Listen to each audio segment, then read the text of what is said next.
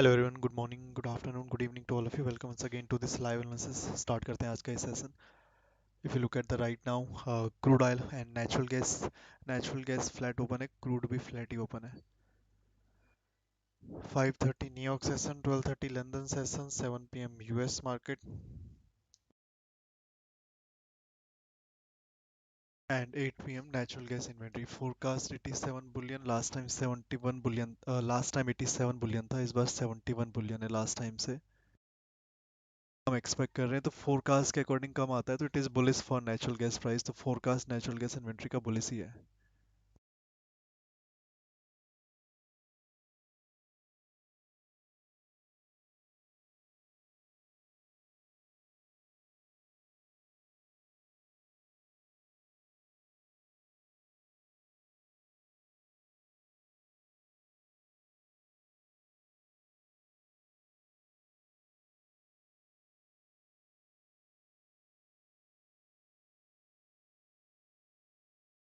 बाकी ट्रम्प और सी जिनपिंग के बीच में ऑलरेडी मीटिंग हो चुकी है. They reduce the tariff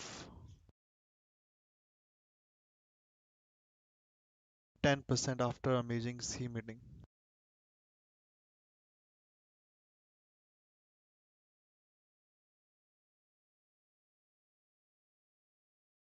Waves cooled jumps after Trump C meeting.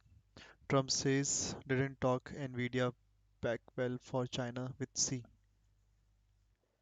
Trump reduces fentanyl tariff to 10% after amazing C meeting. Huh? President of the People's Republic of China. Good to meet you. Great pleasure to see you again. Good to see you again. Me too. And we're going to have a very successful meeting, I have no doubt. 我肯定我们今天会有非常成功的会议。 But he's a very tough negotiator. That's not good. 但是他是很强硬的谈判者哦，这不好。 We know each other well. 我们相互之间非常了解。 Mr. President, do you plan to sign a trade deal today? Could be. 有可能。 I think we'll have a great understanding. 但是我们会达成很好的 We 理 have a 解。 great relationship. We've always had a great relationship. 我们之间的关系很好，关系总是很好。我们之间的关系。那问他是不是还在为买美国的大豆？ Will you discuss Taiwan, sir? 现在下面问题。 Which way?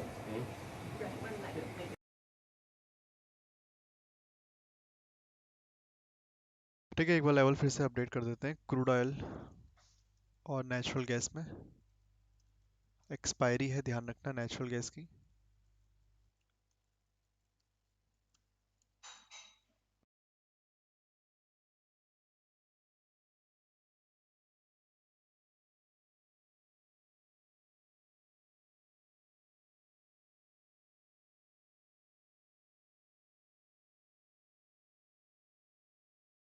Market अच्छा खासा थोड़ा fall किए हैं upper level से. आज नीचे support के आसपास ही है निफ्टी, तो Nifty 50 future.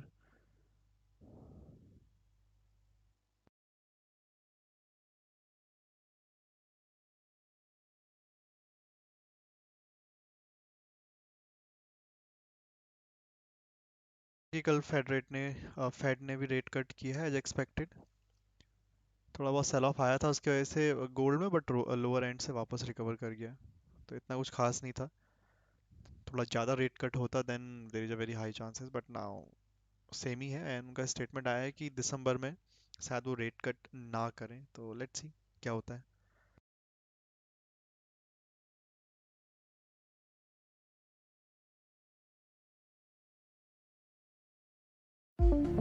When the rest of the markets slow down, the futures market keeps moving. Did you know that CME Group S&P 500 and NASDAQ 100 futures trade nearly 24 hours with great liquidity? In the ETF markets, volume and liquidity lessens after 4 p.m. until the next morning. But with futures, you get trading opportunities both day and night. Learn more at cmegroup.com/equityfutures. News when you want it with Bloomberg News Now. I'm Doug Krisner. We begin in South Korea, where President Trump and Chinese President Xi Jinping are meeting at this hour. Both leaders are expected to hammer out details on a trade framework agreement, and that would include China pausing its export controls on rare earth minerals and, at the same time, resuming the purchase of U.S. soybeans. All of this in exchange for lower tariffs. Before the meeting, President Trump praised President Xi. It's a great honor to be with a friend of mine, really for a long time now, if you think about it. The very, very distinguished and respected president of China. And we will be having some discussions. I think we've already agreed to a lot of things, and we'll agree to some more right now. But President Xi is a great leader of a great country. Trump went on to say that the two sides have already agreed on a lot of things. And from the China side, President Xi said he was again ready to work with President Trump to build a foundation for U.S.-China relations. We move next to the Federal Reserve. Today, as expected, policymakers cut their key interest rate by a quarter point. Fed Chair Jay Powell said risk to inflation are tilted to the upside, while risk to employment tilted to the downside. Although official employment data for September are delayed, available evidence suggests that both layoffs and hiring remain low, and that both households' perceptions of job availability and firms' perceptions of hiring difficulty continue to decline. Importantly, Powell also cautioned against assuming the Fed would cut rates again in December. In the committee's discussions at this meeting, there were strongly differing views about how to proceed in December. A further reduction in the policy rate at the December meeting is not a foregone conclusion. Far from it. Policy is not on a preset course. Now, two Fed members dissented. We had Governor Stephen Myron favoring a larger half-point cut, while the head of the Kansas City Fed, Jeff Schmid, preferred not to cut at all. And we got reaction from Diane Swank, chief economist at KPMG. Well, instead of a dual mandate, we have a dueling mandate, and that's what you saw. We had 7 people that had on their dots either no cuts or only the one cut that we had, and dissents are rarely done in a vacuum. And I think Schmid's dissent was also in line with another 6 of those 19 participants that did not think we needed any additional cuts right now. And I think that's what was important. That is Diane Swank from KPMG. OpenAI is reportedly preparing for an initial public offering. Reuters says the IPO could value the company at as much as $1 trillion. After the bell, we had a flood of earnings news. Microsoft reported a steeper increase in spending than Wall Street had expected. That's due to building out those data centers. Now, for the latest quarter, Microsoft's Azure cloud computing unit posted an increase in revenue of 39%, beating Wall Street estimates. And we got reaction from Bloomberg analyst Anurag Rana. When you look at Azure growth of 39%, I mean, given that size, that's pretty good. The margins actually stood out way higher than what we were anticipating. We thought there was going to be pressure on margins because of all the spending. And then lastly, when you look at the CapEx number, substantially higher than the $30 billion that they talked about. Now, to some people, maybe that's a disappointment, but for us, that's a good thing because I think they have so much demand coming in. Anurag Rana there, he is senior tech analyst at Bloomberg Intelligence. Shares in Microsoft were down by more than 2% in late trading. We also heard from Meta Platforms. The company reported third quarter earnings above expectations. However, net income fell short of forecast because of a one-time non-cash charge for income tax. Perhaps more worrisome, Meta is expecting total expenses to significantly increase in 2026. Now, that's due to spending on AI data centers and other equipment. We got reaction from Ivan Feinseth. He is Research Director and Chief Investment Officer at Tigris Financial Partners. We have seen investors make a mistake consistently in selling Meta platforms on capital investment increases. They continue to invest in driving their AI capabilities, which drives increased user engagement. It drives increased return on ad spend investment. So I like when they continue to invest, and we've seen this multiple times. Ivan Feinseth there from Tigris Financial Partners. Shares in Meta were down as much as 9% in late U.S. trading. We also heard from Alphabet. The company reported quarterly sales above estimates tied to its cloud unit. Alphabet is investing record amounts to push more AI into popular products like Google Search. We got reaction from Brooke May, managing partner at Evans May Wealth. Alphabet is the horse that I would put my money on right now. They've blown their earnings out of the water. Not only did they have good earnings growth, but the cloud growth was very strong. Search is strong. Brooke May there, managing partner at Evans May Wealth. Shares in Alphabet were up nearly 5% in late U.S. trading. President Trump is planning to nominate Ryan Bash for a slot on the Federal Trade Commission. He is currently serving as a staffer at the National Economic Council.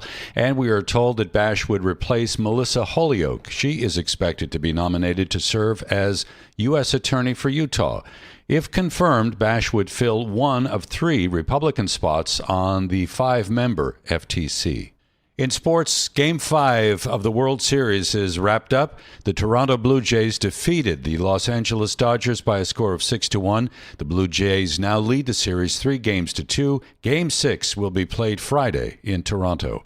And that is news when you want it with Bloomberg News Now. I'm Doug Krisner, and this is Bloomberg.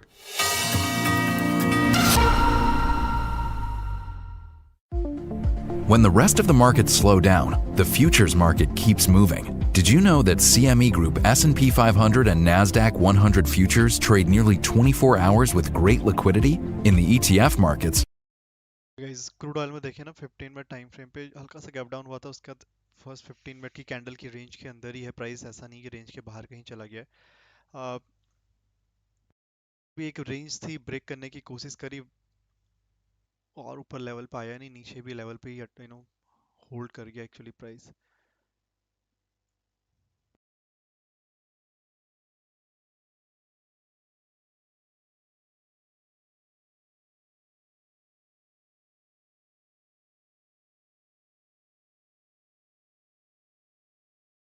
नीचे support पर ही मानेंगे इसको अभी फिलहाल के लिए। यहाँ पर एक बाइंग का प्लान करते हैं, और तो कुछ अभी प्लान नहीं है इसमें।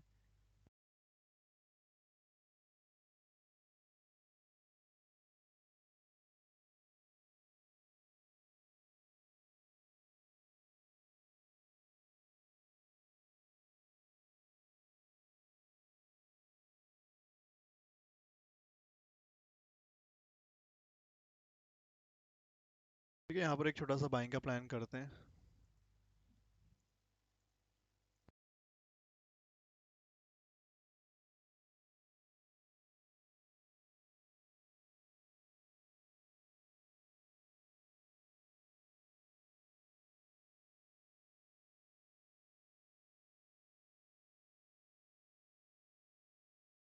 कि अगर ऊपर रेजिस्टेंस देखें तो एज सच अभी ऊपर और कोई रेजिस्टेंस नहीं है, रेजिस्टेंस कल वाला ही लगाया था, वही एक रेजिस्टेंस है।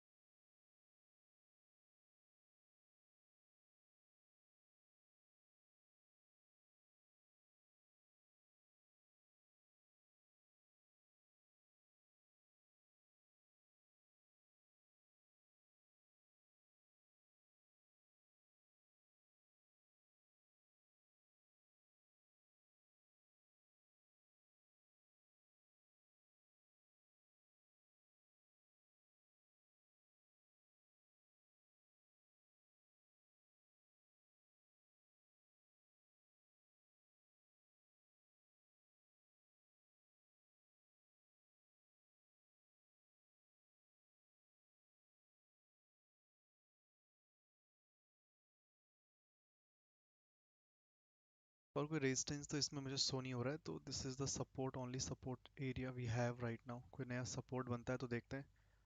एक छोटा सा बाइंग का ट्रेड इन क्रूड,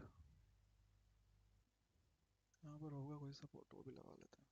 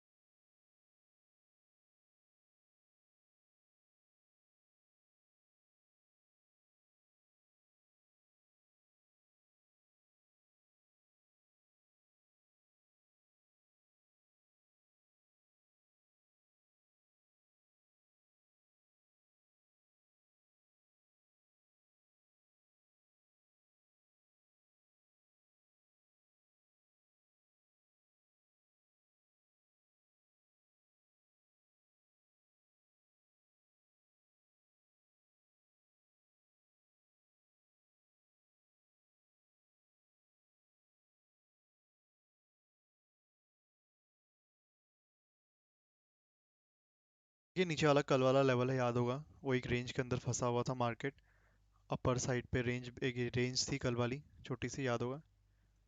ठीक है, इस रेंज के अंदर फंसा हुआ था, प्राइस हाई लेवल पे ब्रेक किया, ऊपर वाला जो छोटा सा रेजिस्टेंस था उसका ब्रेकआउट हो गया था, तो वो तो काम का है नहीं अब। नीचे वाला एक और जो सपोर्ट था वो रुका हुआ है, उस पर लगा रखा है ट्रेड। उसके नीचे एक रेंज पे था सपोर्ट, वही नीचे वाला है, वो सबसे स्ट्रांग है। तो नीचे वाले पे थोड़ा क्वांटिटी नॉर्मल ट्रेड कर सकते हो, इस वाले पे थोड़ा क्वांटिटी कम ट्रेड करना, क्योंकि यहाँ पर ना रेजिस्टेंस दिख नहीं रहा है मुझे कहीं पर। तो ऐसा ना हो फॉरेक्स में कहीं पर रेजिस्टेंस बना के बैठा हो और फिर वो एमसीएक्स में भी इम्प्लाई हो जाए, तो इस चीज़ का ध्यान रखियो।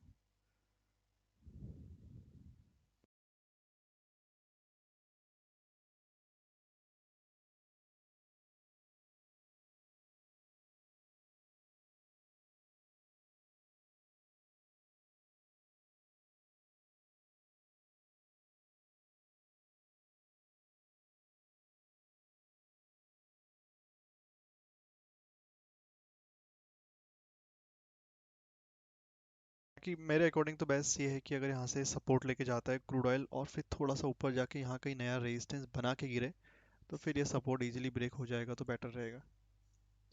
क्योंकि यहाँ पर अभी जो मुझे दिख रहा है वो रेजिस्टेंस काफ़ी ऊपर है, वहाँ तक तो जाएगा नहीं डायरेक्टली, इतना तो जाने वाला नहीं है। तो बेस्ट के सिनेरियो थोड़ा सा ऊपर जाए, रेजिस्टेंस बनाए, फिर वहाँ से गिरे और नीचे वाला सपोर्ट ब्रेक कर दे। क्योंकि ओवरनाइट क्या कोई रेजिस्टेंस बना है, we don't know yet in forex, forex में, क्योंकि एमसीएक्स में।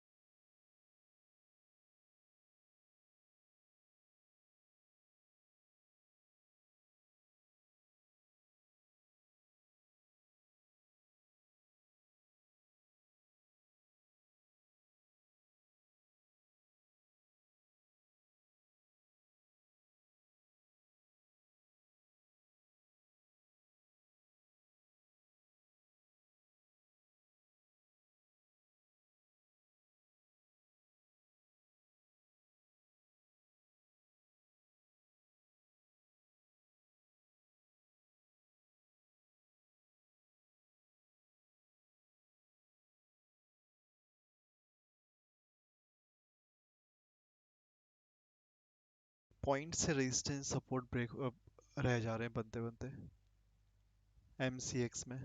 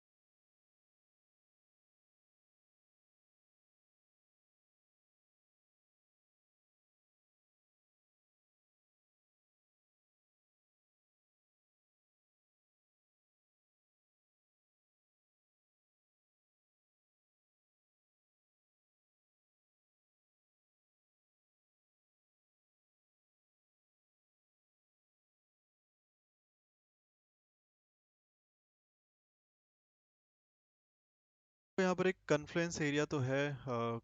क्रूड ऑयल में मैं वो लगा दे रहा हूँ, एग्जैक्ट रेजिस्टेंस बना नहीं है, फॉरेक्स का ही चार्ट देखना पड़ेगा, otherwise we don't have any other option. कल का हाई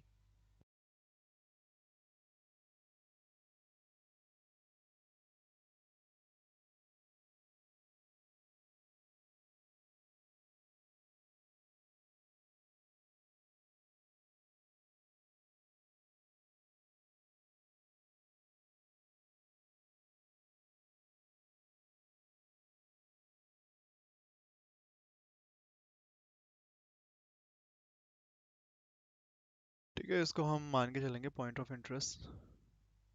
कोई नया रेजिस्टेंस बना के गिरे तो मेरे अकॉर्डिंग ज़्यादा बेटर है rather than point of interest पे रिलाय होने के। फिर भी देखते हैं, अभी के लिए यही पॉइंट ऑफ इंटरेस्ट है।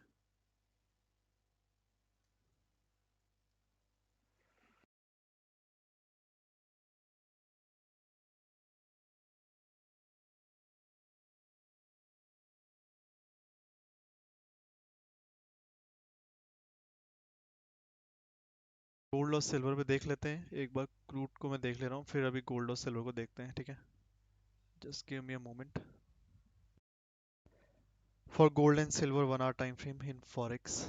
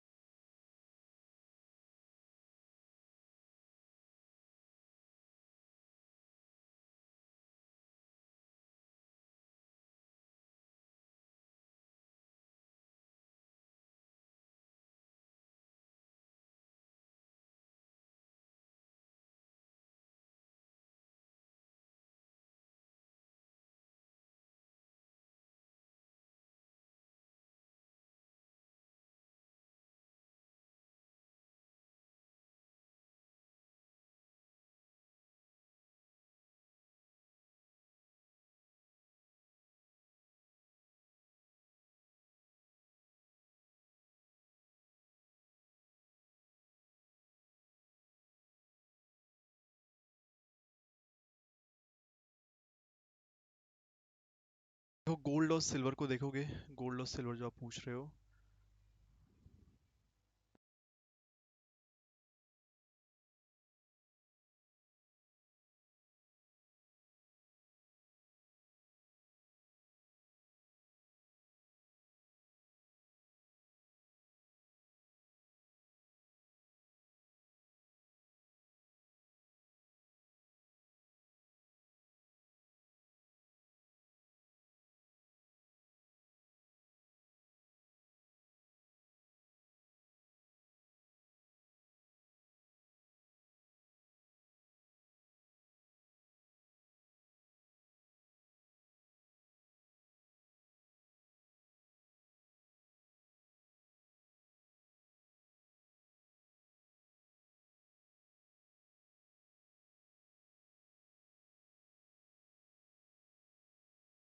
नेचुरल गैस में भी देखते हैं अभी थोड़ा सा एक बार। गोल्ड और सिल्वर को देख लेते हैं 1 आवर टाइम फ्रेम पे फॉरेक्स।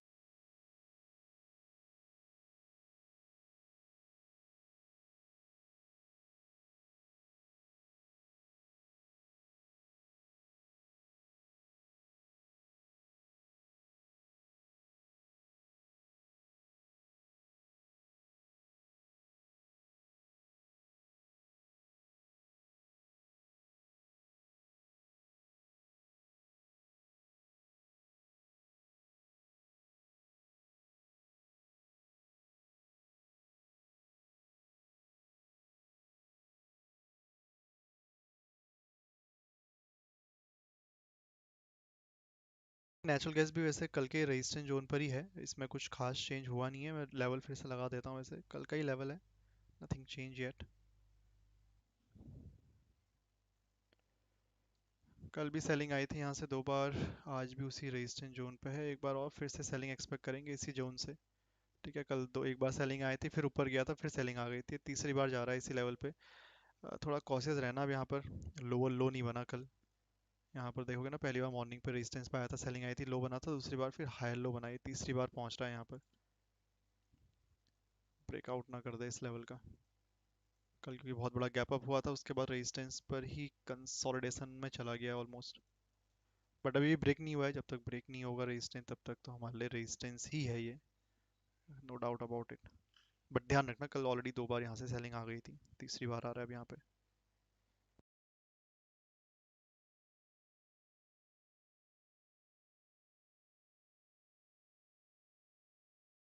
तो स्ट्रॉन्ग ही है रेजिस्टेंस। इसको होल्ड कर लेते हैं यहाँ पे ना, फिर देखते हैं ऊपर कहाँ पर आ रहा है।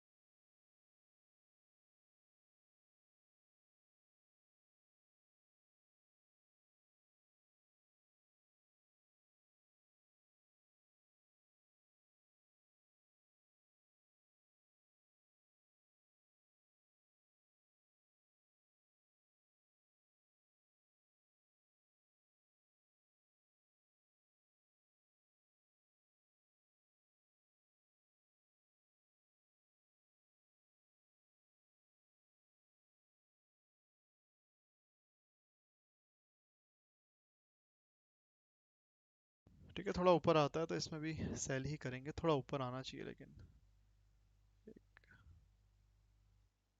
इस जोन के अराउंड इसको थोड़ा सा मॉडिफाई कर देना पड़ेगा।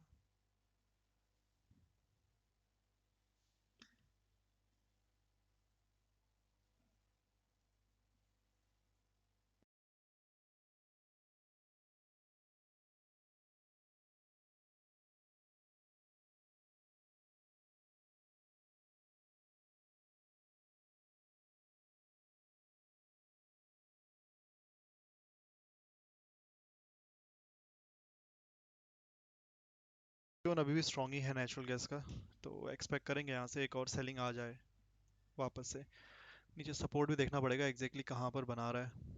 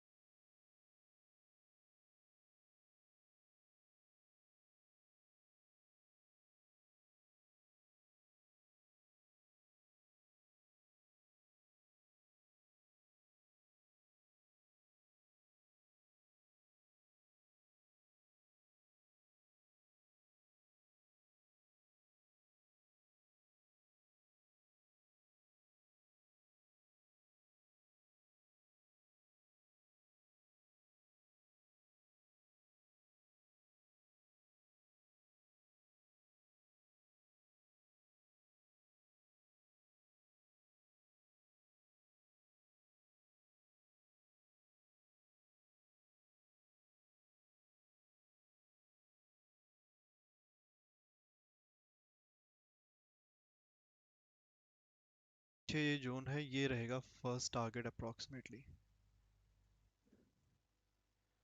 336-37 के अप्रॉक्सीमेटली। इसके नीचे अगर सस्टेन किया तब थोड़ा सा बड़ा टारगेट रखेंगे, नहीं तो अभी के लिए इतना ही टारगेट रहेगा।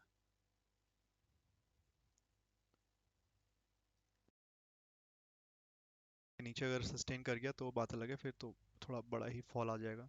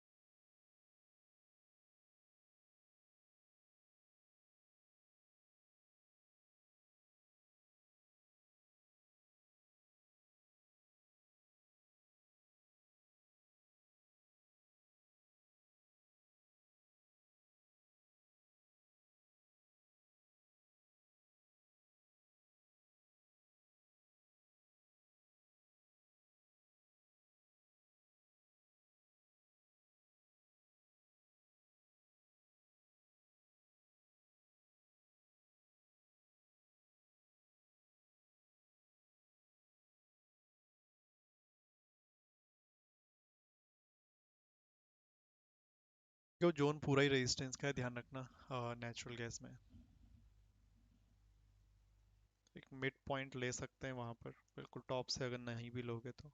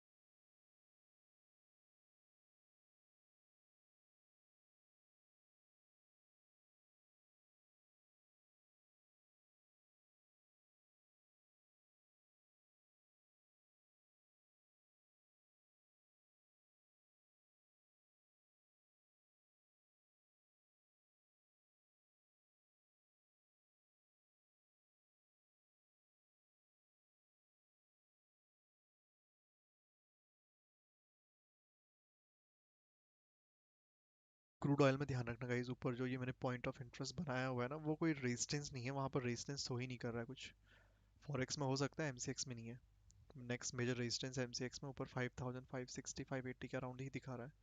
तो ये थोड़ा सा पॉइंट ऑफ इंटरेस्ट वाले लेवल से क्वांटिटी का ध्यान रखना।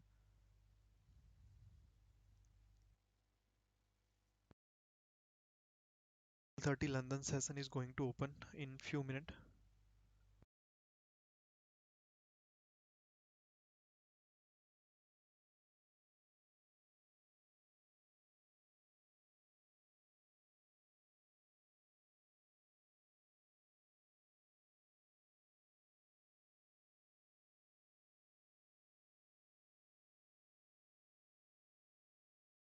Do it constantly. We tweak constantly because the important part is not just obviously looking at what's happening now, but we try as much as possible to look behind the corner and we think where the next signs of stress might come. Now, if you ask where do we see the next sign of stress, today we don't see much of it. And so we continue to be very vigilant. We have the advantage that we start from a very, very strong balance sheet that we have built over the past decade, and today our exposures toward corporates are 75% investment grade.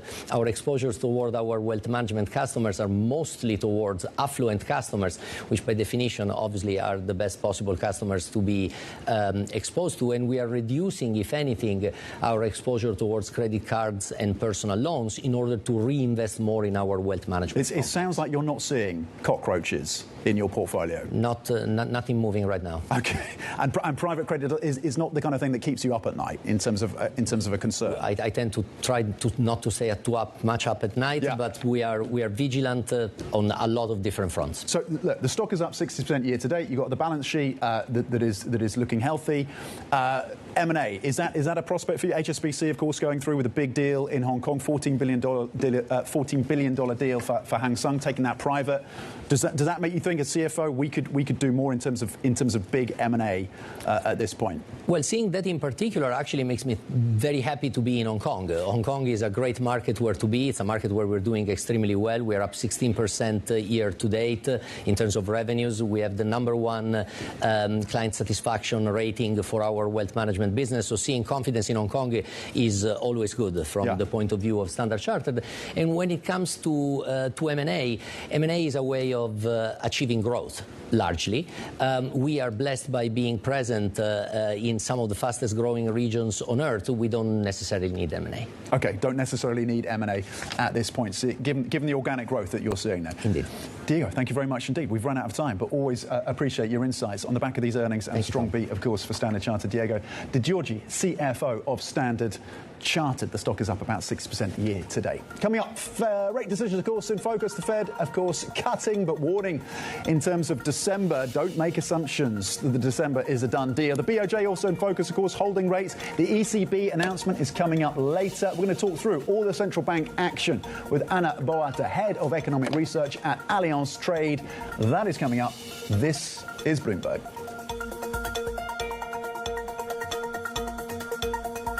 With 5 of the world's fastest growing economies, Africa is the next frontier for trade, investment, and innovation. Foreign investment has grown tenfold since 2000, and by 2050, GDP could hit $29 trillion. Powered by the tech and data that bring global markets into focus, Bloomberg is putting Africa's story on the world stage. The future is being shaped in Johannesburg at the Bloomberg Africa Business Summit.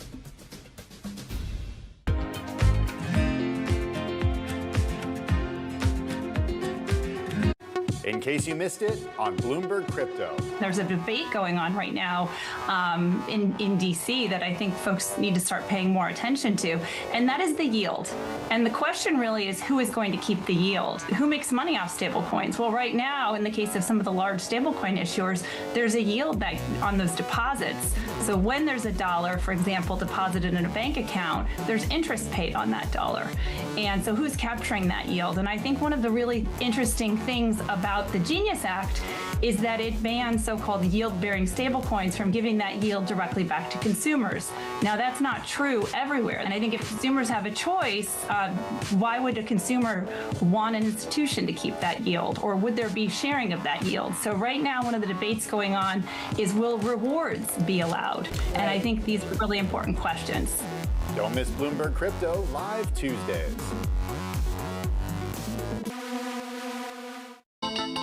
The countdown is on. Everything you need to get the edge at the end of the market day. Get ahead of tomorrow's trading with The Close. Weekdays on Bloomberg. Context changes everything. It's a multi-trillion-dollar industry. We'll show you what's happening in ETFs like no one else. ETF IQ. Mondays on Bloomberg. Welcome back. We have lines crossing from the BOJ Governor Ueda after, of course, the Bank of Japan kept rates on hold. The Japanese yen falling 0.5% at 153 versus the US dollar. That's the weakest level per dollar since February on the back of these lines from the BOJ Governor, wanting to watch, he says, the wage trends, particularly when it comes to manufacturing and cars. Not enough material yet to predict the next wage talks result. We know, of course, the focus on wages, of course, crucial in Japan when it comes to expectations around inflation. The BOJ keeping rates on hold at 0.5%. The yen moving lower on the back of these comments from the BOJ's Ueda. We'll keep across those for you, of course, as he continues to speak, also touching on the tariff impact for the Japanese economy. From the BOJ to the ECB right now, because the European Central Bank is set to keep rates unchanged for a third meeting today. For more, let's bring in Bloomberg's Lizzie Burden, who joins us from Florence. Lizzie, more talk then expected than action from the ECB today. What is going to be in focus for you and the team? Good morning from Florence, Tom, and indeed we are here not in Frankfurt. Once a year the ECB takes its meeting on the road, and apart from the beautiful scenery, I can't tell you there's a lot to see here because, of course, the ECB right now is the envy of the central banking world. Christine Lagarde repeatedly has told us that the euro area economy is in a good place. We are therefore expecting, markets and economists expecting, the third straight hold today, and our survey says that that could be the result for the next 2 years as the Governing Council awaits more clarity on trade, but also on French politics, and as they hope for a Goldilocks scenario whereby the trade weakness offsets some of the upside risk to inflation from that German fiscal stimulus. So the question then becomes, what direction will the next move take, whenever that may come? And the Governing Council incredibly divided on that question. We'll perhaps get a bit of a clue from the data deluge that comes today. We've already had French GDP numbers beating expectations, 0.5% growth in the quarter, so shrugging off the collapse of the French government. But the highlight of the day has to be the Eurozone inflation numbers coming at 10 a.m. London time. Then we get inflation numbers tomorrow. This could be more market moving than the decision itself. And Tom, I really can't promise you fireworks from Florence today, unfortunately. OK, no fireworks from Florence, but the details and the context coming through from Bloomberg's Lizzie Burden on the ground for us in Firenze. Florence, thank you, Lizzie, very much. Let's get more analysis across these central banks right now, because, of course, Fed Chair Jerome Powell has been upending markets after warning that a December cut is far from certain. Anna Boata, head of economic research at Allianz Trade, joins me now. Anna, we'll get your views on the ECB, of course, but let's start on the Fed. Good morning. Thank you for joining us. Good morning. Your expectations then for December, Jay Powell pushing back on some of these market bets, and yet I still see a 70% chance, at least in terms of the markets and traders pricing around December. Is there more work to be done on that front to dispel expectations that December is a go for the Fed? Well, we have long not expected a December cut. Basically, we were pausing in December, and we still expect a pause and 50 basis points in H1 next year. Why? Because with this cut, basically the rates are around 50 to 70 basis points below the Taylor rule. So we do have some worries because the output gap, basically the growth in the US economy compared to its potential, it's not only positive, but it stands at a very high level of 1%. So indeed, the Fed starts to get much more worried about potential inflationary spirals, because if you think about the past, the only moment where they were below the Taylor rule was back in 2022. So we remember what the narrative was back then about the transitory inflationary risks, right? So I think they want to gauge more data, and we don't have data until mid of December because of the shutdown. And clearly, the risks on inflation are more to the upside. We expect inflation to peak at 3.2% at least in the first half of next year. And the labor market doesn't look so soft. I mean, it's a combination between demand and supply, and it is very much entrenched also by the immigration flows. So to be clear, you think that is the narrative that will crystallize in 2026, one of higher inflation and a more benign picture when it comes to the job market? Is that how things swing next year? Exactly, because if you think about the growth prospects, I mean, we expect 1.8%, but we still have some upside risks to that growth forecast. We see it that the art of the deal is ongoing, and even now with the China deal, even if some details are still missing, we are going down the road of having effective import tariff in the US being relatively contained, companies being relatively still motivated to invest and clearly to mitigate the impact of the tariffs. And of course, I mean, with these rates now being below the equilibrium rate or going further down that road, that will also stimulate much more credit demand, right, and credit supply. And clearly, we see that there is no urgency to cut interest rates below 3.5% next year. And clearly, markets still expect 3%, but the worry would be to see rates below 3% even, because this is when medium-term inflation expectations could actually start to be de-anchored. And it's a bit the case that it's happening now in the UK, for example.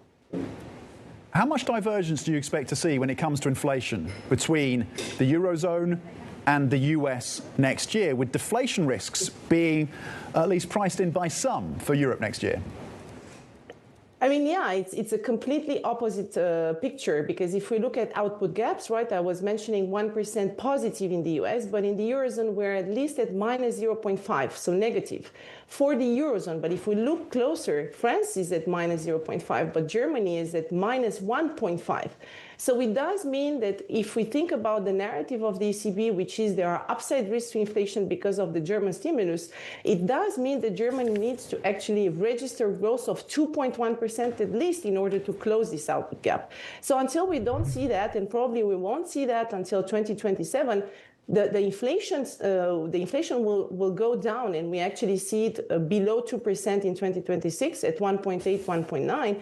And to be honest, there's a lot of downsides that come either from China with the oversupply that we know about, but also from energy prices, because energy prices are going to be revised much further down, and we will have this inflation coming also from energy into 2026. So I'm not worried about inflation in the Eurozone. So we do have a differential between the Eurozone and the US of more than 1 percentage point. Wow, a divergence of more than 1 percentage point when it comes to the inflation story between Europe and the US next year, potentially inflation of 1.8% in Europe. Anna Boata, Head of Economic Research at Allianz Trade, thank you for the analysis on these central banks. We look ahead, of course, to the ECB later today. There's plenty more coming up. Stay with us. This is Bloomberg. In a world where we're moving so fast and we have all this digital technology, I do think you have to slow down to speed up a bit and reflect.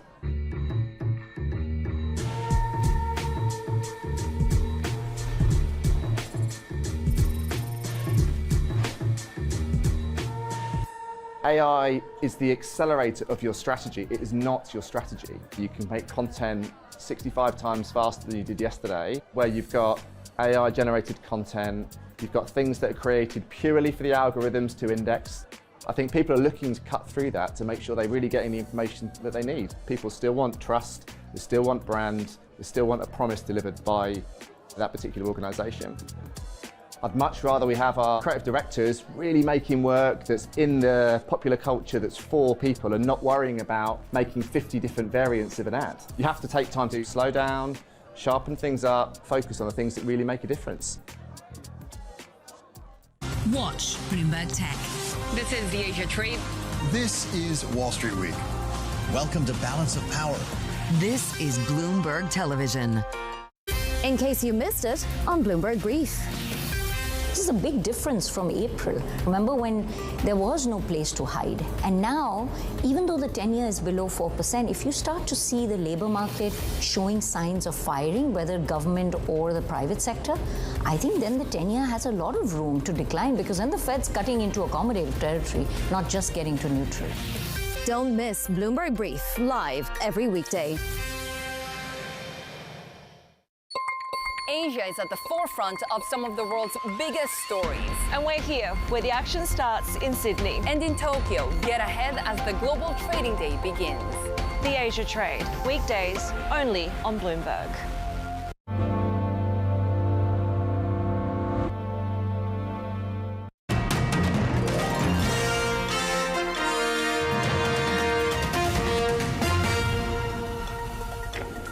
Welcome back. So we've had the readout from the Chinese side on the back of the meetings between President Xi and Trump. President Xi saying China is willing to work with the US on trade. We're still waiting for details. President Trump, of course, calling the conversation amazing, talking about a reduction in tariffs, particularly related to fentanyl, and also some progress in terms of soybean purchases and China's rare earth restrictions. Here's the context in terms of the market story leading up to this meeting. CSI 300 up about 20% year to date.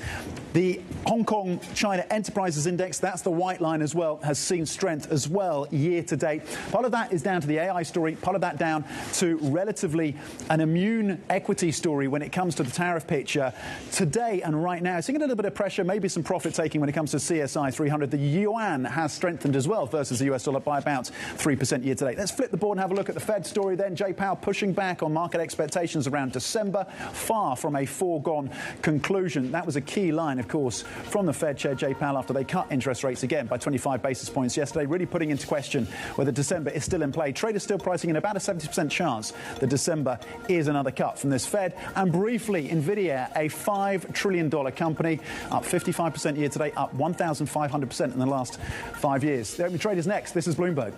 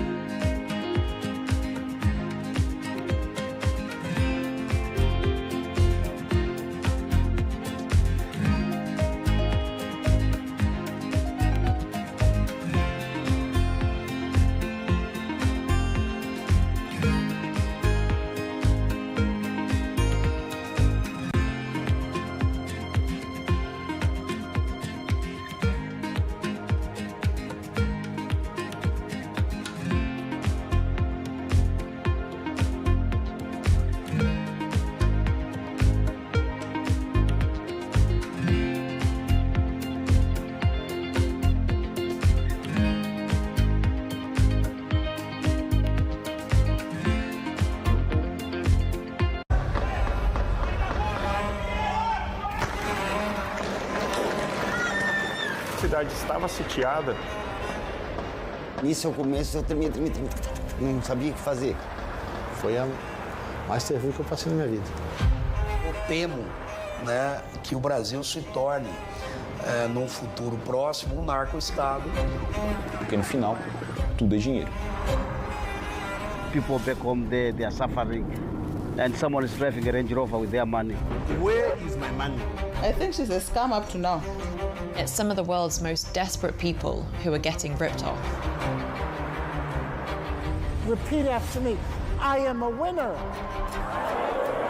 I didn't know how big it was. I didn't really understand what I was getting myself into.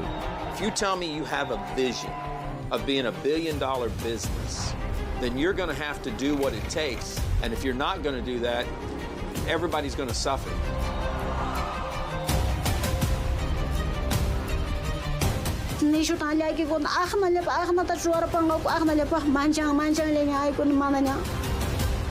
Una batalla a muerte. Money can do a lot of good. It can really transform people's lives, but it can also hurt them.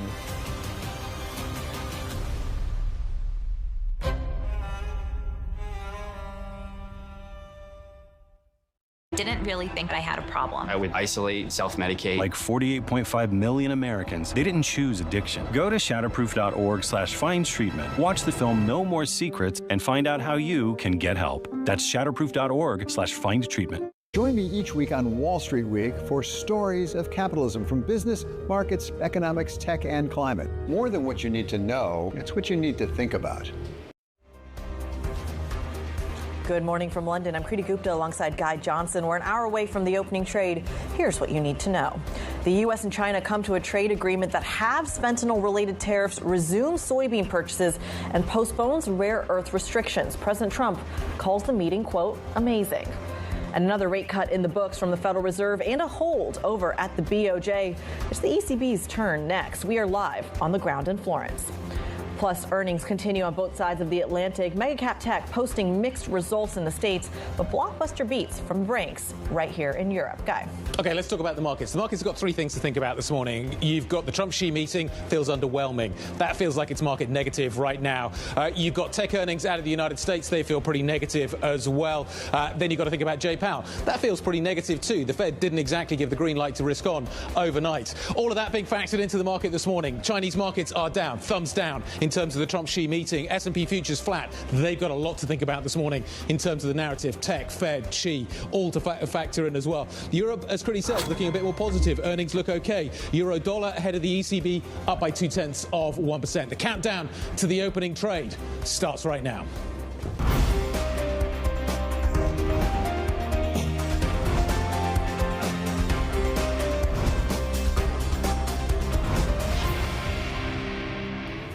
President Xi is a great leader of a great country, and I think we're going to have a fantastic relationship for a long period of time. Apparently it was an amazing meeting. Amazing. Looking at the market reaction this morning, I'm not quite so convinced. It's not for me to judge, but I do defer to the markets. And we're definitely getting a thumbs down from Chinese equities this morning. US futures have got a lot to think about. You've got to factor in tech. You've got to think about all the other things that are going on around the US markets, including Powell. But this is a factor in it as well. What is happening with the Trump-Xi meeting and where we go with China and the United States. Let's get an on-the-ground update on what we are looking at here. Yvonne Mann, who's monitoring events in Busan, in South Korea, joining us now. What should we take away, Yvonne? What is the real takeaway from this meeting, if anything at all? Guy, it seems like this is more of a pause to keep things going more than any sort of significant turning point, right? You mentioned about the Chinese readout that we just brought to you half an hour ago. It was very, in terms of tone, was positive, but short on details once again, and was in contrast to what we heard from President Trump on Air Force One as he departed Busan, South Korea, and headed back to the White House. In this Chinese readout, no mention of fentanyl tariffs, no mention of chip curbs, no mention of when it came to soybean purchases as well.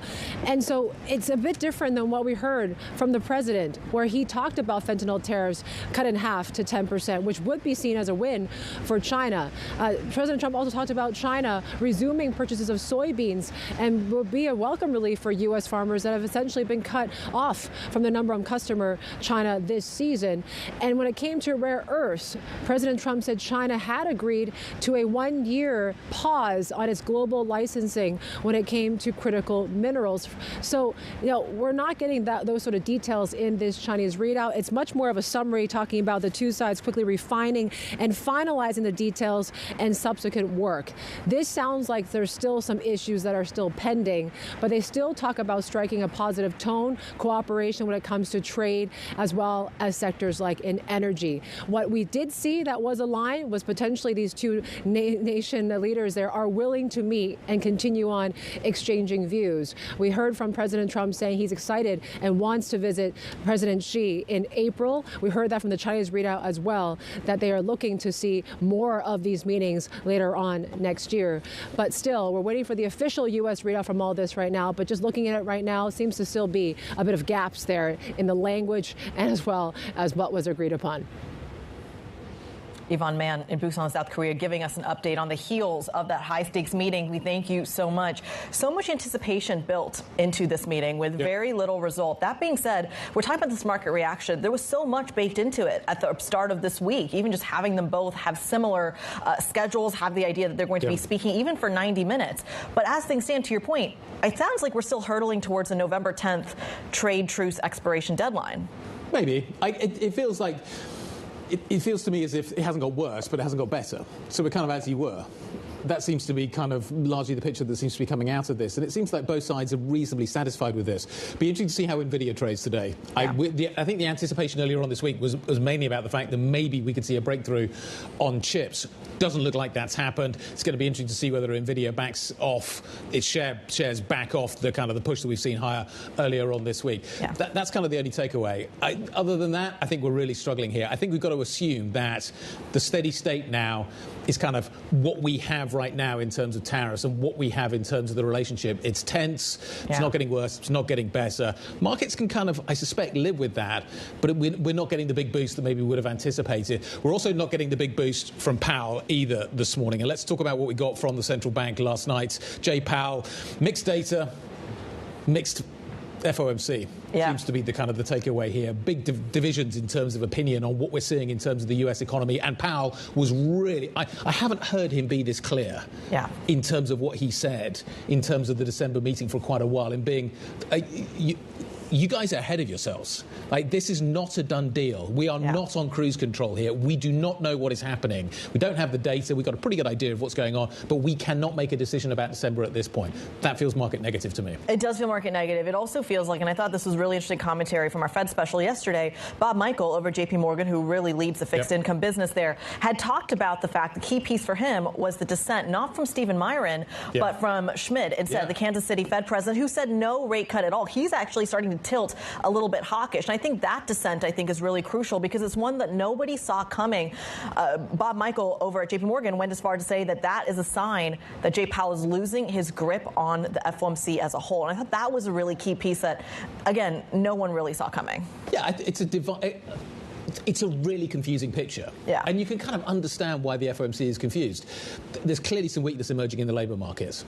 Okay, but how strong is that weakness? How weak is that weakness? But on the other hand, you've got spending. Spending looks amazing in America. But is that related to what is happening in the stock market? Is that related to what is happening with AI? The data is super confusing.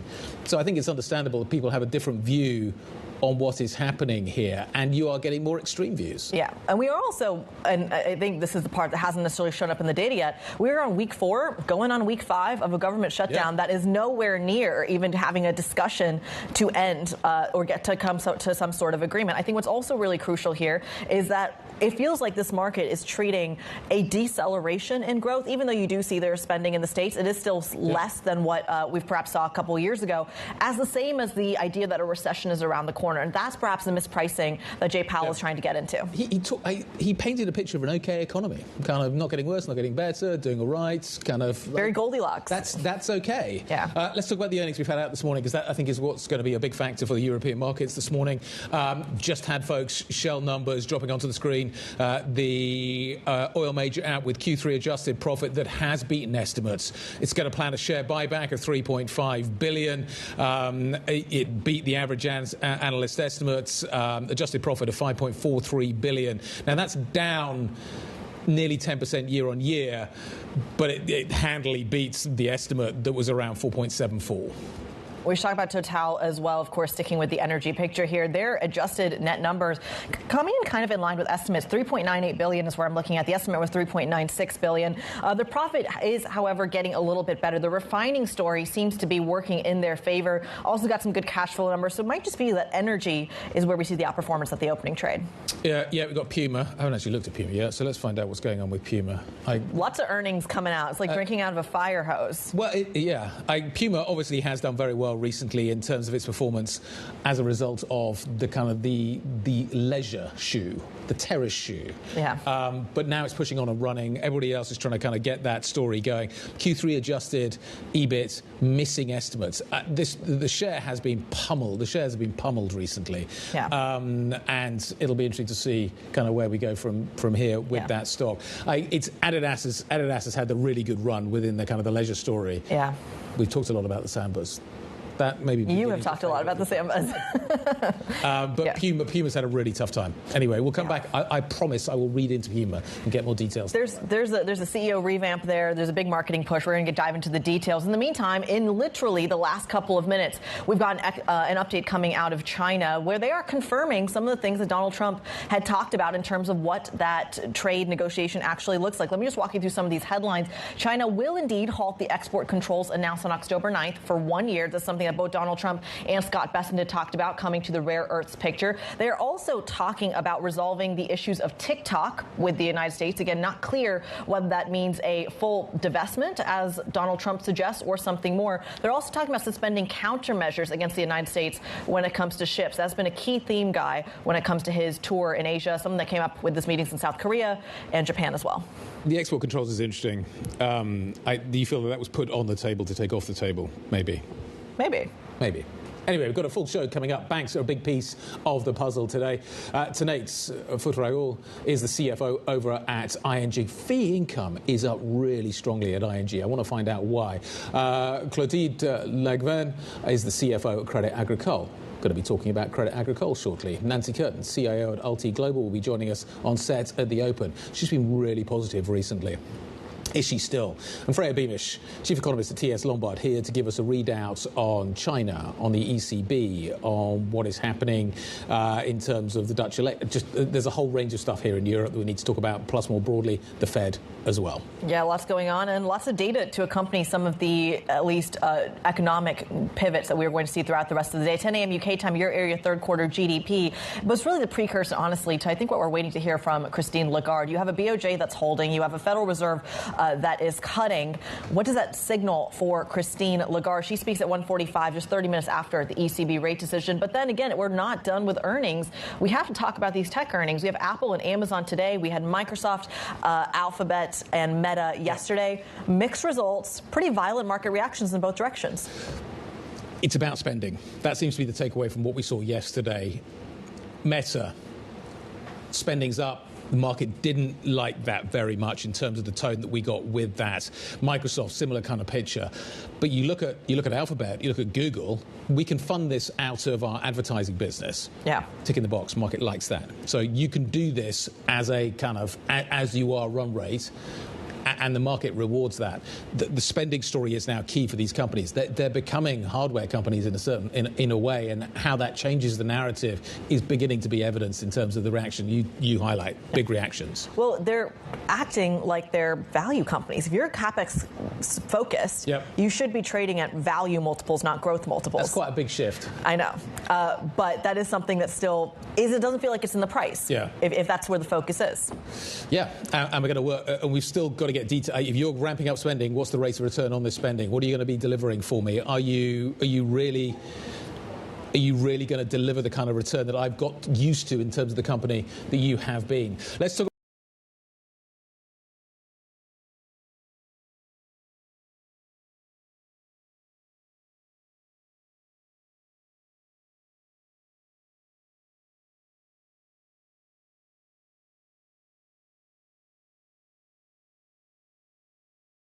Those guests are on the chairman list. I mean, we got to move it out from 5 people to 6 people. I'm sorry, where is Clarida? How can he not be on that list? I think maybe things have changed down at the Federal Reserve, TK, the kind of names in the mix. Secretary Bessent's name is still doing the rounds. Neil Dutta heated on this. The longer this goes on, Anne-Marie said this a few times, the longer this goes on, the more likely it will be that it could be the Treasury Secretary. It's an eclectic mix. I give him credit for that, but there's some names that are obviously missing. How you can not have the gentleman from PIMCO in Columbia not on the list, I just think is absurd. Rich Clarida just around the corner with us right now. Bob Michael of JP Morgan Asset Management. Good afternoon, Bob. Good to see you. Happy to be here. What are you focused on and what are you expecting at 2 p.m. Eastern Time? What we're expecting it to is a 25 basis point rate cut, and they're going to end quantitative tightening at the end of the month. I think those are pretty much baked into the markets. What are we looking for? It's all going to be about the post-meeting statement and the number of dissents. Are we going to see just Stephen Myron frozen out by the rest of the FOMC and that one lone dot? I think pointing to 75 basis points in rate cuts, and everyone else at 25, or are we going to see a couple others down in the 50 basis point rate cut cap? Do you think dissent can cut both ways at this particular meeting? I don't think so. I think the Fed believes that this is a risk management exercise. They've seen some softening in the labor market. They do believe that the neutral rate is somewhere below where they are now. So 25 basis points to me looks like the obvious place to go. I don't think there are going to be any dissents to the hawkish side. With all your experience, we have a shutdown, we're blind, and we clearly have two Americas. The food line stories are heartbreaking, weighing in November 1. We've got a military that may or may not get paid. Who does the Fed think about today when they make this decision? Who does the chairman address at the press conference? Well, I think they think about the broader economy, and they look to relieve pressure on businesses and households. So bringing down the Fed funds rate by 25 basis points does have an impact on corporate America. Yes. A lot of corporate America, we know from private credit, a 50 million EBITDA company could carry 350 million worth of debt. So it means a lot. And if businesses feel that the pressure is being relieved, then they may start hiring again or retain their workforce into year-end, into the One Big Beautiful Bill Act. So that tells me this is a snooze fest this afternoon, but it's not, because his mandate, given the politics of the nation and the national uncertainty, is he's got to get out front and surprise with a more dovish cast. Perhaps that comes out at the press conference. Yes, at the press conference. I don't know, because as John started off, equity markets are at a high. Credit spreads are very tight. The labor market, you look at the low fours unemployment, 4.3%, doesn't look bad. I got a question for you. Given everything we've got, John, what would the dissent be at the Bank of England today if they had the same cards? There'd be visible back and forth. So I think this is potentially a question for next year. I remember a time when Governor King dissented on his own committee and was pushing for more QE, and his committee was voting against him. And maybe that's a question for 2026. If you get someone super dovish in the seat for 2026, can he get the rest of the committee to come with him? I think a question for today, Bob, is just how divided this committee is. And you point to the labour market, and I'm right there with you.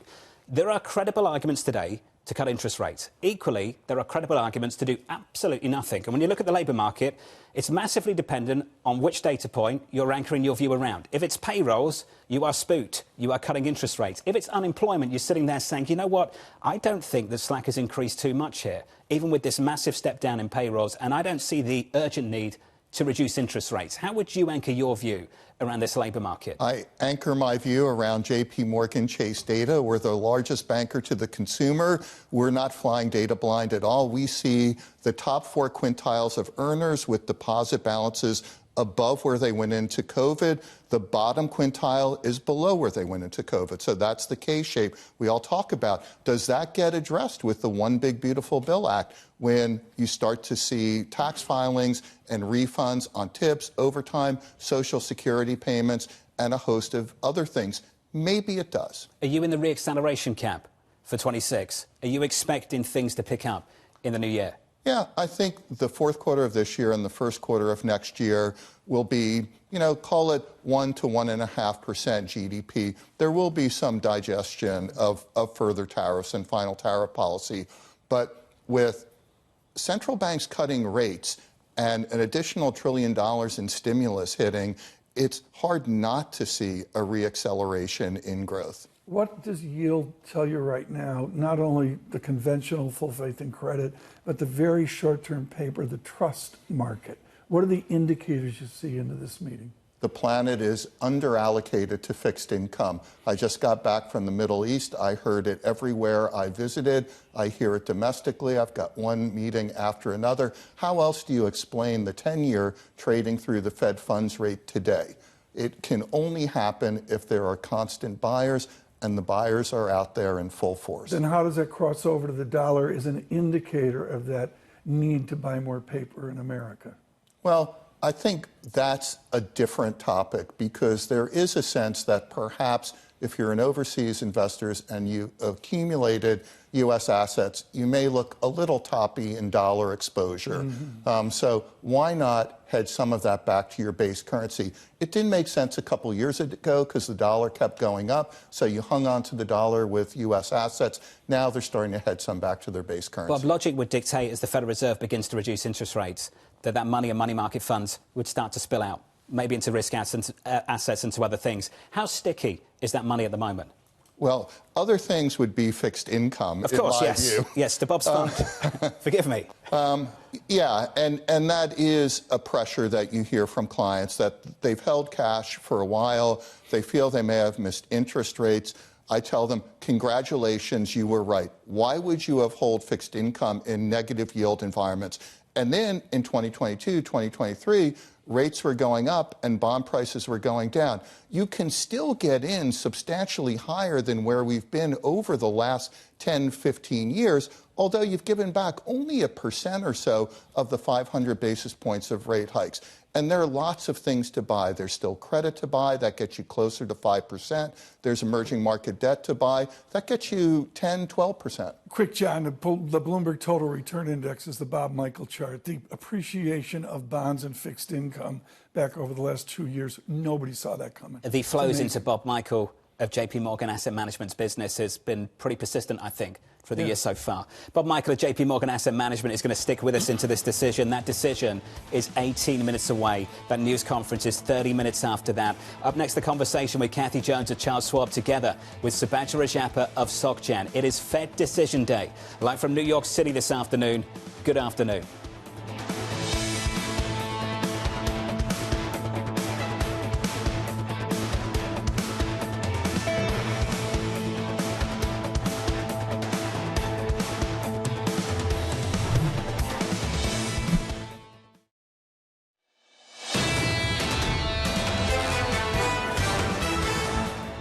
The Fed wants to cut interest rates, and we know the Fed's going to cut interest rates. The Fed is going to cut. The Fed is, we believe, is going to cut. And I would cut. They cut 25 basis points. They're expecting to be lower over the next few quarters. The most natural thing to do is to continue on that path. It's very pragmatic for the Fed to be delivering what's priced into markets. If you look at the economy itself, we're slowing down to a crawl. Labor market activity has slowed quite dramatically. Labor demand is cooling. We're waiting for that next shoe to drop. The risk for the Fed is to have a repeat of last year. They're going to be very flexible in their message. You have to go off the data that you have. And I know that's very tricky, and it puts the Fed in a very tricky position. We don't really know how they're using the data that they do have right now. Data or no data, you still have to make policy. It's a tough situation for the Fed at the moment. You might see dissents on both sides at this meeting. They have to be pretty careful about how much they signal more cuts going forward.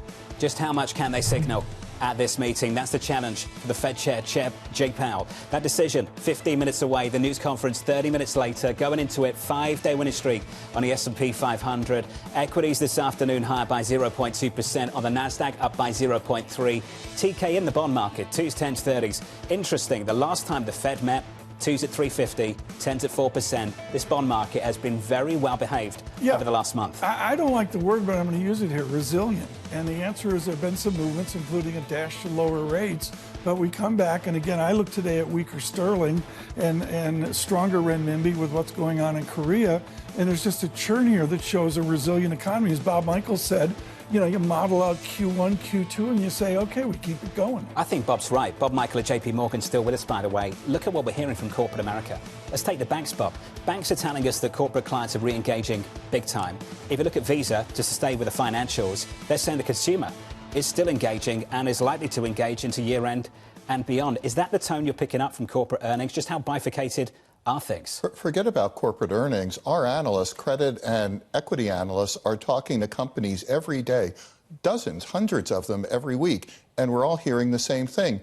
Tariffs are yesterday's news. They've absorbed it. They're over the hump. They've stopped moaning. They're getting on with life, and they've underinvested in themselves this year, deliberately. It's flattered earnings. Now it's time to invest. Maybe there's more capex in AI. There's a bit more hiring to go. They'll see how it all plays out, but they're not seeing the consumer fall off a cliff here. Subhadra Rajappa of SocGen joins us now for The View from SocGen and a whole lot more. Subhadra, welcome to the programme. Let's just start with the basics. In about 13 minutes' time, a decision, a statement. How much dissent are you expecting this afternoon? Probably one dissent from Governor Myron for a more deeper cut, because he's been calling for the Fed funds rate to be moved down to neutral. There could be some dissents coming from some of the regional Fed presidents, but I think it's unlikely. I think the last meeting was very clear that Chair Powell was able to build a consensus, and I think this time around, the likelihood that we see just one dissent is what I'm expecting. Subhadra, I'm fascinated where this fits in within the international landscape. Each story is different. The United Kingdom, the ECB, who knows what's going on in Japan with the new government as well. How much is Jerome Powell central banker to the world at 2 o'clock today? He's always the central banker to the world. Of course, I'm a little bit biased coming from the U.S. because everybody, my colleagues in Paris, are going to be up late watching the Fed meeting. So I think that policy in the U.S. is going to be very important. That said, we're watching what the other central banks are doing as well. The Bank of Japan's been quite interesting this year. The ECB looks like they're almost done easing. So the Fed definitely leads the way, and you're seeing that price action in the bond market as well, where treasuries are rallying while other global bond yields are actually rising, and you're seeing that spread start to widen a bit. There's a backdrop, Bob Michael, here. I read very carefully, I think in the FT, about JP Morgan's new retail effort in Germany. Fascinating to see what digital banking is going to do. But part of it is a bang-up year for EM, a bang-up year of prosperity across the emerging markets, at least in the equity markets as well. So Jerome Powell, he's getting it done. Maybe even President Trump's getting it done. He's central banker to the world. That's all there is to it. It feels like it, and also emerging market debt has performed very well too. But it also feels to me that something's different about the ECB this go round. And I think Christine Lagarde looks at the ECB and looks at Europe and says, the sands are shifting. We have to ring fence Europe ourselves and deal with what's going on in Europe. So I expect them to veer away from the Fed over the coming year or so. Extremely well said. And this is John. How much of the Draghi mandate has Europe actually got done? Not enough. Not enough. Not enough. You know, the narrative around Europe this year is so interesting. I think it's been defined by much of the price action of the first quarter of 2025. If you look at the forecast from the ECB, you mentioned the European Central Bank, let's go through them. Real GDP for 2025, 1.2%, 26, 1%, 27, 1.3%. If Chairman Powell was putting out forecasts like that in this news conference later on this afternoon, he'd be flat out embarrassed. And we've got analysts and strategists coming on the programme celebrating a new dawn for the European economy. Bob, that feels like a stretch based on the ECB's own forecasts. Is it a stretch? Well, since those forecasts, you've also had Germany announce that they're going to embark on quite a large fiscal spend. You've got much lower policy rates now. I think you have to look across Europe and watch. I also think that the ECB is in a position where they could push through more unified issuance, create a joint vehicle that can fund projects across Greater Europe rather than being raised in one particular region or another. So I expect good things to come out of Europe in the next year or so. The focus this afternoon, of course, on the Federal Reserve and the US Central Bank. That decision 10 minutes away. Subhadra Rajappa of SocGen still with us. Subhadra, TK said it at the top of the programme. It's about QT. Potentially today, maybe you've got to wait until December in early next year. Is today too early, Subhadra, to make that call to end QT? It's not too early, but I wouldn't be surprised if they decide that they want to wait. I mean, I don't see the rush either. I mean, yes, you are seeing some pressure on the repo markets. You are seeing the availability of collateral go up because there's been a lot of bill supply. The Fed could quite proactively engage in ending QT, but they can potentially employ other tools like temporary open market operations to allay some of the fears in the repo market and perhaps have a later start. Either way, the way I look at it is it's $5 billion or so in treasuries that they're running off their balance sheet every month, which is really a small amount. So if they end it, I don't really see that as a big market moving event. What it will do is help allay some of the fears in the repo market potentially. Explain, Bob Michael. We need to do this, folks. It's a course here on the Fed Decides. Treasury Bill 101. We have more debt than God. The Secretary of Treasury has made clear he's comfortable with Treasury bills. Should our audience worldwide be comfortable that we're going to have massive issuance of Treasury bills in the coming quarters? I don't think they should be concerned about it. When you look at money that's in cash, you can look at a narrow measure of money market funds, or you can look at a broader measure of M2, which includes deposit balances, checking accounts, and so on. There's a lot of money sloshing around in the system, and if Treasury bills cheapen up a little bit, that money will circle into it. There are also other things that could happen. One, stablecoin is growing wildly in the U.S. Treasuries are collateral for stablecoin, so you have a natural buyer base forming there, and nobody's talked about relaxing the SLR calculation for banks and removing treasuries from the denominator. The Treasury can do that. So you can even create larger buying pools for the front end of the Treasury market than what exists now. I got to rip up the script here. It's too important. Richard Portis and his leadership at London Business School. I spoke to Professor Portis today. He has great concern about stablecoin. Your bank is known for a cautious approach here. You've amended that. But should we have worries when we study stablecoin, or can we say it's removed from the things John owns, Ethereum and Bitcoin and all that? Well, I think you have to separate crypto and stablecoin. Stablecoin, which operates through the banking system, can be digitally tracked, it can be regulated, it operates within a banking framework. If it's collateralized by treasuries, it's safe, and then it allows transactions to occur 24/7, 365. There's none of this nonsense that on Thanksgiving, the rest of the planet's open, not in the U.S., you can't wire money around. Stablecoin allows you to do that. I feel like you try and get me in trouble every time we have this show and do this program. I have to do this on a frequent basis. I am not limited on crypto. I wish I was. You don't. I wish I been had been for the last 10 years. Too bad, right? But I am not. A question, though, does remain about the broader asset class and what's happening with risk assets beyond just crypto. We've seen some stellar rallies this year. In fact, Bob, everything has rallied. Stocks have done well. Government bonds, 10-year bond yields have done well in this country. Beyond, say, just FX and the US dollar, risk has done well, credit's done well, crypto's done well, gold's done well. What hasn't done well, and is this Fed getting lulled into playing a role in blowing up some kind of asset bubble? Well, that's the interesting question. For me, I learned a long time ago, in the world of bubble spotting, you take the price of something and plot it on a logarithmic chart. When you start to get upward curvature, jump in, because that last year is the big one, and that's when the bubble's forming. We don't see a lot of that yet. You can plot the NASDAQ, and it's going up at a pretty steady pace. I think there's a healthy recovery post-COVID and still post the GFC. And I feel the U.S. economy and corporate America, it's finding its feet. Yes, everything has gone up in price, but the Fed does have specific things to respond to. The labor market, and also what looks to be a neutral rate, and inflation's not at this 5 or 6%. Subhadra Rajapra of SocGen still with us. Subhadra, I want to bring you into the conversation on that. Is this an issue that the Fed has to weigh? Maybe not at this meeting, but over the coming meetings, how they're contributing to broader financial conditions? Yeah, I think it's definitely a concern for me. And to me, at least the way I look at it, this doesn't feel like the environment where the Fed should be delivering a lot of preemptive cuts or, cutting as much as what the market is pricing in by the end of next year.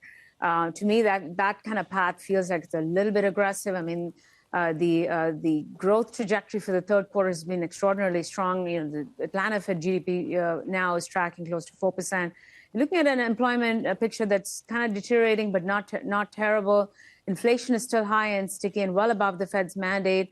So to me, the market kind of getting ahead of itself and pricing in too many cuts seems like it's a bit much. And then you add in easy financial conditions, you're left with an environment where maybe the Fed has some sort of leeway in trying to not ease as much in this environment. Subhadra, I'm going to pick up on Bob Michael's insight there about what I call log convexity. Are you seeing out there not bubble tendencies, but are you seeing on a log plot, a logarithmic plot, a convex acceleration where things are getting a little bit effervescent out there, a little bit exuberant? So to me, what is concerning is the fact that there's absolutely no volatility in the market. Look at, bond volatility. You look at implied volatility in the bond market or in the equity market. There's absolutely no concern. So to me, the lack of volatility in this environment is also troubling because you tend to see a lot of investors kind of getting lulled into a sense of security and continuing to sell vol anytime you have a pop and vol. And that's an environment that is concerning, given the fact that we do have a decent amount of risk. We're going through a shutdown right now.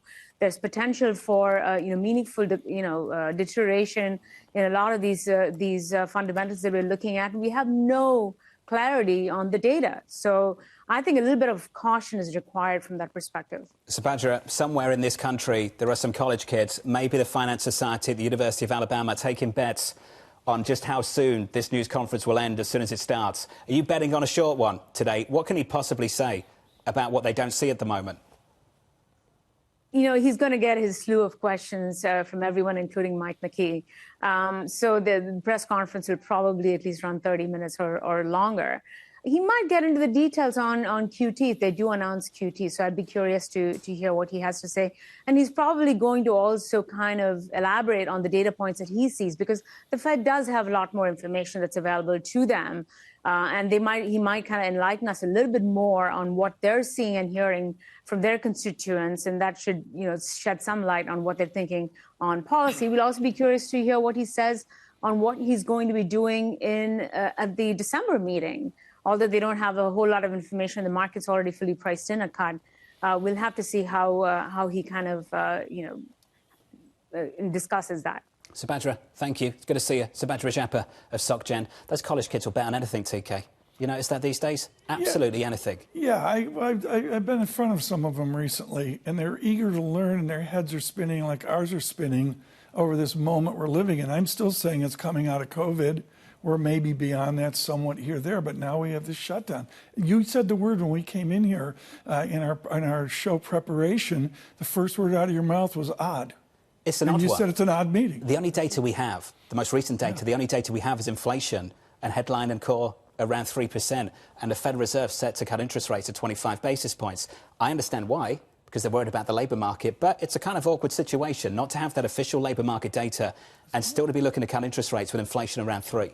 And again, the dovish, hawkish tilt of a traditional Fed meeting, maybe it's out the window. We'll have to see. That Fed decision just around the corner. Let's check out the market. Start with equities. Equities this afternoon positive for a fifth consecutive session on the S&P 500, up by 0.2. In the bond market on 2s, 10s and 30s, a snapshot of fixed income yields higher at the front end of the curve by 2 basis points, likewise on 10s. With that Fed decision, here's Mike McKee. A divided Fed cuts their benchmark lending rate by 1/4 percentage point and says they are going to end QT December 1st. There are 2 dissents as policymakers reset the target range to 3 3/4 and 4%. No surprise, Stephen Byron dissents in favor of a 50 basis point cut as President Trump wants. And Kansas City Fed President Jeffrey Schmidt dissents on the other side in favor of no move. The Fed's administered rates for interest on reserves and the primary credit rate mechanically decreased by 1/4 percentage point along with the Fed funds target. As for the balance sheet, the Fed will stop redeeming maturing Treasury securities at the end of November. Principal payments will be rolled over going forward. The mortgage cap of $35 billion a month remains in place, but as of December 1st, all principal payments on maturing agencies will be reinvested in Treasury bills. Fed officials gave a nod to the government shutdown in their economic assessment, noting that, quote, available indicators suggest that economic activity has been expanding at a moderate pace. Job gains have slowed this year, the statement says, and the unemployment rate has edged up but remained low through August. More recent indicators are consistent with these developments. They changed the tense on the balance of risks, noting downside risks to employment rose in recent months instead of have risen. And uncertainty about the economic outlook remains elevated, they say. There is no change to their forward guidance. The statement still says, in considering additional adjustments to the target rate, they will consider many factors. Guys? Mike McKee, stay there. What a decision by the Federal Reserve. So you cut interest rates 25 basis points, widely expected. They MQT. A lot of people were talking about that coming into the decision. But the headline here is just how divided this committee is. Dissent cutting both ways. One saying keep policy unchanged, another saying let's go even harder and cut by 50 basis points. Equities stay elevated, up by 0.25% on the S&P 500, but a bit of a turnaround in the bond market. Switch up the board and gets the fixed income. 2s, 10s and 30s. Bond yields just slightly higher by 3 basis points on 10s at 4.01%. TK, these aren't major moves in financial markets, but there is a subtle shift in this Federal Reserve. It's divided. And when you're this divided, it's difficult to provide guidance about what you're going to do next. Because if you're trying to lead this committee, trying to reflect a consensus that doesn't exist is basically impossible. Edge of Bank of England. It's the first thing I thought about. I've got to go back and study when the last time this really happened, where you had one up, one down, one hawkish, one dovish as well, pushing against the chairman. And it speaks to the two parts of the country that are out there. My idea that there's two R-stars. You see it with the shutdown again, and part of America flat on their back. You've got, it's amazing to me to see Myron 50 beeps in, John, and let's say you want to go the other way, it's a 75 beep gap. I don't believe I've ever observed that. I'm sure I'll stand corrected, but there it is. The last time we had a dot plot, there was massive dispersion. I think you know whose dot's at the top now, and we knew whose dot is at the bottom. Mike McKee, I believe, is still with us. Mike, the credible argument here, are there credible arguments to do nothing and credible arguments to go even harder? Well, the credible arguments to go even harder are a little bit harder to make because financial conditions are pretty easy right now, and the markets have been soaring in recent weeks. No change there. We did see interest rates rise a little bit this week as perhaps the markets got a little concerned about inflation going forward. Jeff Schmidt's case is probably easier to make in the sense that inflation is still rising, even if we are seeing the Fed cut rates. That could only be a problem going forward, is his view. And there are people on Wall Street who certainly share that. Michael McKee, thank you, sir. You get into the news conference. Mike McKee there breaking down this decision. The Federal Reserve reducing interest rates by 25 basis points this afternoon. 2019, we had George and Rosengren say no rate cut at all, and Bullard said a dovish dissent. That's some of the tension, but I would suggest today's meeting has even greater tension than what we saw in 2019. Bob Michael at JP Morgan Asset Management still with us. Bob, just your early reaction to this call and that dissent. I don't think it was at all surprising. The two dissents could have been a bit more interesting. I think Myron could have gone for 75 basis points. After all, he wanted 50 last time. Sure. So there's 25 that he's owed, plus another 50 this time. That would have been fun. And Schmidt, where was he last meeting? Where was he last meeting? Now you've had more evidence that the labor market is feeling a bit spongier, and inflation's not as much of a threat as we thought back in September, and suddenly he reemerges. To me, it tells me that Powell is losing his grip on the Fed. Let's extend the conversation with the former Fed Vice Chair, Rich Clarida. Rich, welcome to the program. Bob Michael saying the chairman might be losing his grip on this Fed. Do you agree? I don't think so. You know, going into the September meeting, I thought we might see President Schmidt dissent. And so I do think Powell really focused in September on keeping the committee together. But I expect to see more of this in the remainder of Powell's term for sure. If you just looked at the dots in the speeches, you have a pretty divided committee in terms of the case for preemptive cuts from here with inflation at 3%. Richard Clarida, I've got to ask you the important questions here about the future of the Fed as well. John Farrell mentioned the Secretary of Treasury would make a pretty darn good chairman. That's out there in the zeitgeist right now. How important is this date of October and moving into December and really firming up the debate over the next chairman of the Fed? Well, they have indicated, and I do expect that the White House will announce the nominee by the end of this year. And I think it is important because it will take some time for that person to get confirmed, and the transition will be relevant to markets. You know, the short list says anywhere from 3 to 11 names, and perhaps you could add Bessent to that. So still a lot to figure out. I mean, it'll be interesting to see how we figure it out if we assume a December rate cut. John, that's pretty much consensus, right? I don't know, Tom. You know, I really don't. Are we going to have some data? Does the government shut down? We may get some data. We'll have to see. Do you get a bounce Professor back in the labour market? Where are we going to be in January? I need to understand the vision to get to January in that room that you as vice chairman have been in. Well, I think you go one meeting at a time. I think, especially where we are, given the uncertainty about the data flow. But Tom, I do agree with you. I think it's just natural as we move into 2026. You know, markets are forward-looking, and markets are going to have to telescope in what they expect the new Fed chair and what his or her priorities to be. And so I think December is something we'll be looking at, but then as we get into next year, that becomes relevant to markets. Hey, Rich, TK often brings up the Bank of England and the amount of dissent we get over in the UK on Threadneedle Street and the difference with the United States. I think we've been conditioned by the leadership of Greenspan just to believe that the chairman has this immense power to lead the whole committee. Rich, do you think it's going to be getting difficult and more difficult to govern this committee into next year, even if you select a super dovish Fed chair? How hard would it be to get things your way? It's a good point, John, because in practice, you know, and I do it myself, the Volcker Fed, the Powell Fed, but it is a committee. It requires votes of the Federal Open Market Committee. Oftentimes inside the building, the power of the chair is the power of persuasion. We've had some pretty persuasive Fed chairs, but there have been dissents. I think the key thing that we might start to see more of is dissents by governors. In the last 30 or 40 years, dissents really since Greenspan have been typically concentrated among the Reserve Bank presidents, and so that could also become a factor as well for the new Fed chair. Rich, let's spend some time on this news conference. I imagine there'll be questions about what is guiding this interest rate decision, and for that matter, to Tom's point, what will guide the next one? Let's assume the government's shut down. Rich, what is the data they can point to right now they're going to be leaning on, and how do they really flesh out their reaction function to non-traditional indicators? I think we're all familiar with how they respond to, say, non-farm payrolls, the unemployment rate and CPI. But if you don't have that anymore, Rich, how do you communicate? Well, it's tougher. You know, there are alternative sources, ADP for employment and, you know, the Billion Prices Project for prices. But I would agree, John, the further this goes on, the trickier it gets really to make an affirmative case, especially right now. Let's be honest, you know, the justification here in September and now is really a risk management consideration. And, you know, but let's be honest, that goes both ways.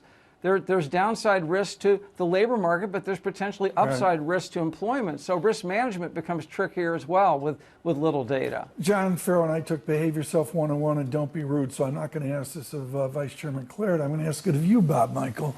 We have Chris Waller with a definitive 1991 paper on game theory and the Fed.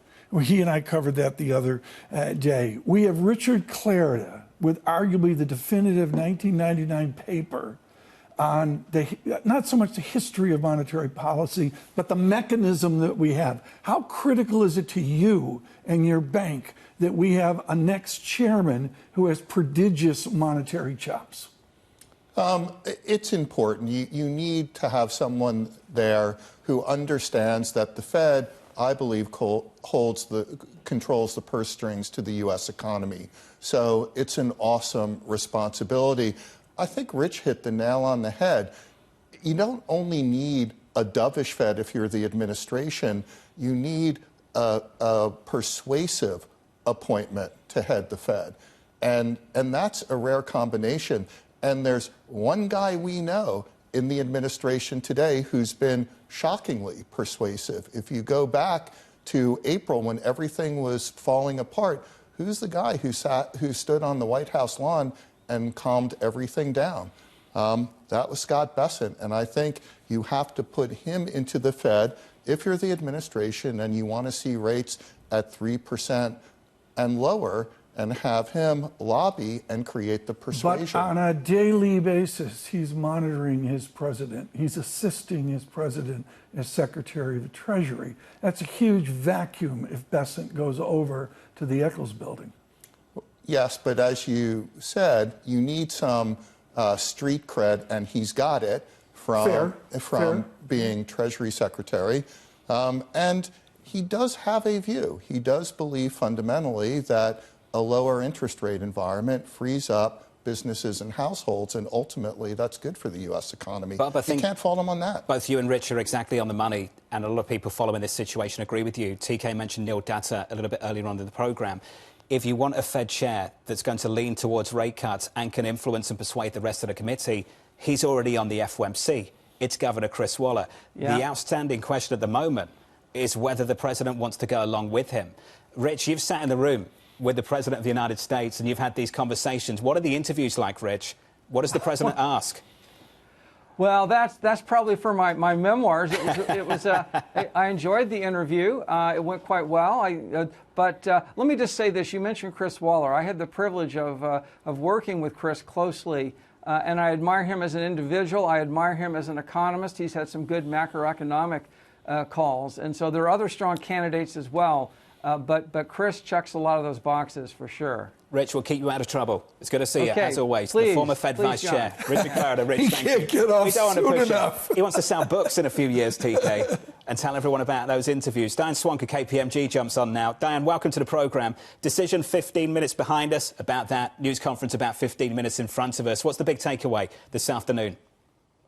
Well, instead of a dual mandate, we have a dueling mandate, and that's what you saw. We had 7 people that had on their dots either no cuts or only the one cut that we had, and dissents are rarely done in a vacuum. And I think Schmidt's dissent was also in line with another 6 of those 19 participants that did not think we needed any additional cuts right now. And I think that's what was important. I think it was very important with the first meeting with Governor Moran at the table, knowing that he was going to dissent and be an outlier on the dot plot, that you showed solidarity within the Federal Reserve. But we are going to see a lot of tension going forward because this is a really difficult time. 1, we're flying blind. 2, we've got inflation is up, and unemployment is edging up as well, and the labor market is slowing. You add all of that together, and you get this sort of stagflation whiff, which is what makes this Fed likely to have more dissents that go in both directions going forward. Diane,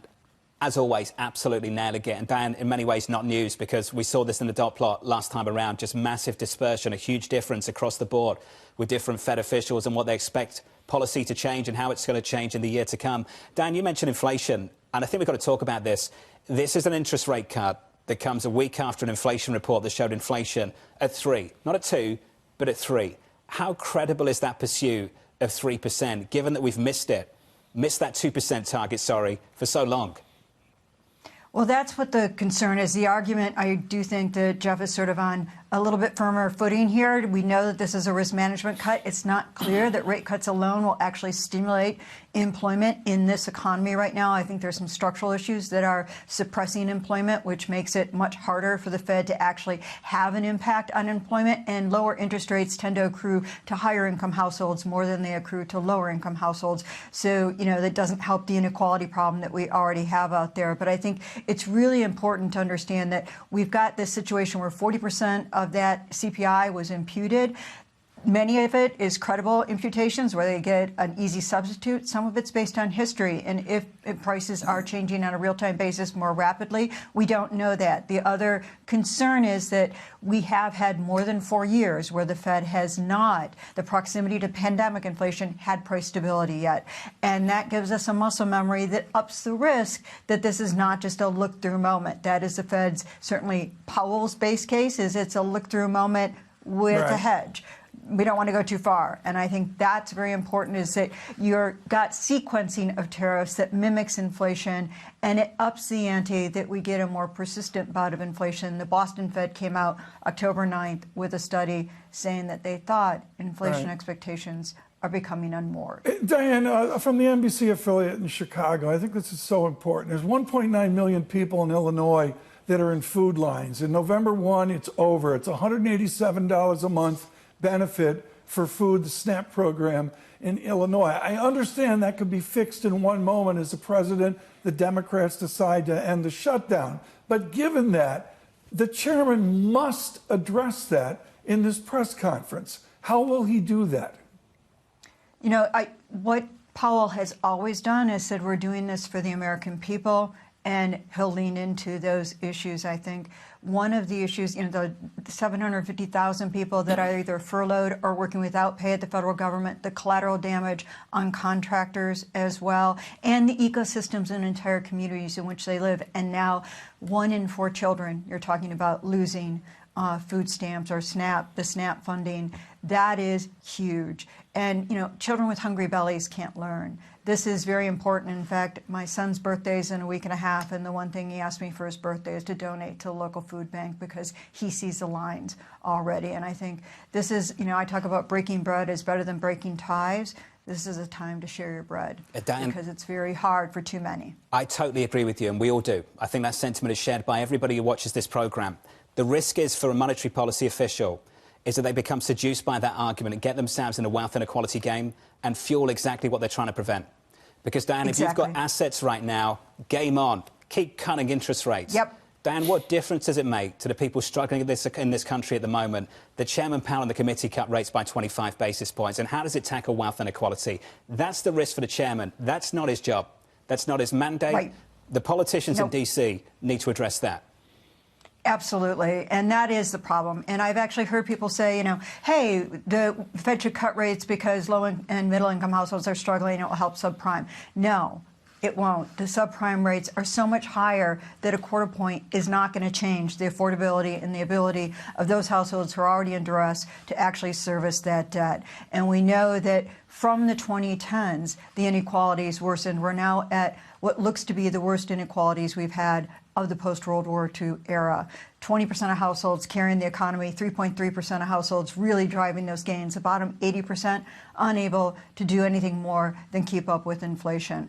That is why the overall consumer, the overwhelming majority of consumers, feel more down about the economy than the actual economy looks like on paper. And that's because we're seeing an AI-driven boom. We're seeing a wealth-driven boom that's concentrated in very few firms and in very few households, and it's not accompanied with jobs. And those productivity gains are not showing up in wages, and they're not ameliorating inflation. So it's a very tough situation for a lot of households, but a rate cut of quarter point here or there may not even change it. And as I mentioned earlier, some of the job losses that we're seeing and the ones that are being announced are structural, not cyclical in nature. And that means that a cut by the Fed is not going to cure that problem. Dan Swunk, Clinic, as always, wonderful to hear from you. Dan Swunk there of KPMG.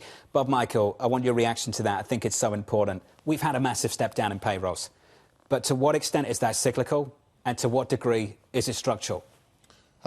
Believe a lot of it was cyclical, and it is becoming structural because we know AI is here today. It's no longer on the horizon. It's being used across businesses to achieve efficiency. I think the question the Fed has to answer is just how blind are you flying? And the only answer Jay Powell can give is we're not flying blind at all. We've got 400 or 500 analysts and economists at just the FOMC alone.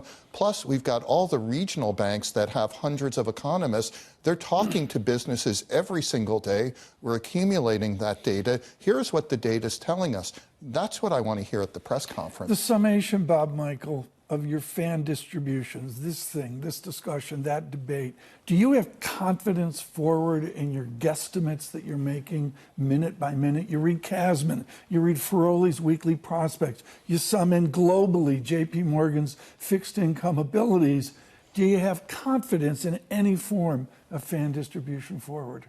I do, because what we see is a Federal Reserve that believes that a neutral rate is closer to 3%. So they're headed in that direction.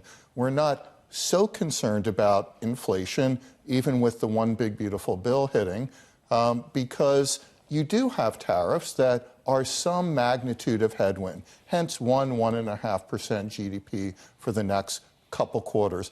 And then you also have AI, and granted it's a two-edged sword, but that will create some efficiency. Those two things are going to be offsets to sticky inflation. We'll see how it all balances out. Should I ask the pregnant question? Go on, Have you please, let Dave. artificial intelligence into your new palace? It's everywhere. Literally. Okay. Pregnant pause there, if we can call that that. Okay, if you're just joining us, welcome to the programme, live on TV and radio. A Fed interest rate decision about 21 minutes ago to cut interest rates by 25 basis points. Dissent cutting both ways. Governor Myron pushing for 50 basis points. President Smith voting in favour of keeping interest rates unchanged. Something that we haven't talked about a lot in the last 21 minutes that we're going to talk about now is an end to QT. The Federal Reserve deciding to stop shrinking the balance sheet. Matt Lazzetti of Deutsche Bank was looking for that move. Matt Lazzetti joins us now. Matt Lazzetti, what are the consequences of that call today? Yeah, I think the Fed is simply responding to the increase in funding pressures that they've been seeing in recent weeks. We've seen the Fed funds rate beginning to move up within the corridor. And I think we've always known that the Fed was going to be very cautious in their balance sheet decisions this time around, wanting to avoid what happened in September 2019, where you saw repo rates really spiking. The Fed funds rate moved outside the corridor. And I think they were just going to be always very cautious in handling that this time around. And I think that's why you got the decision today that you did to end QT beginning in December. Matt, what does this interest rate decision achieve? What does it do? What's the channel through which that rate reduction is going to work? Look, I think these are all quite small moves. 25 basis point rate cut was already priced in, so it's already kind of reflected in broad financial conditions. But I think it'll help to continue to support, equity valuations that are high, credit spreads that are tighter. It'll filter through into lower front-end interest rates, so help on credit cards and auto loans eventually over time. We'll have to see what happens with mortgage rates. As the chart shows there, actually 10-year yields are moving up on this decision, not down, and therefore it may not help on the mortgage rate side of things. But I think it's more so not necessarily the decision today, but what is the Fed going to be doing over the next 3 to 6 months, next 6 to 12 months, and how much are they going to be cutting rates over that period of time? That's what really is going to impact financial conditions. I'm curious, Matt, if the chairman brings up productivity here. The smartest thing I've heard in the last hour as we've done this is from Bob Michael, where he said of his new palace at JP Morgan, AI is everywhere. How is the moment changing? I guess, how is the guess that you have of this moment of AI? How is it changing your view, your overlay of productivity? Yeah, I think the productivity story is really the critical question for the Fed at the moment. And we heard this from Governor Waller in his comments before the blackout period. And it's really because we have this huge divergence between real GDP growth that is very strong, almost 4% in Q2. Atlanta Fed is tracking almost 4% in Q3, but a labor market that's weakening kind of meaningfully at the margins.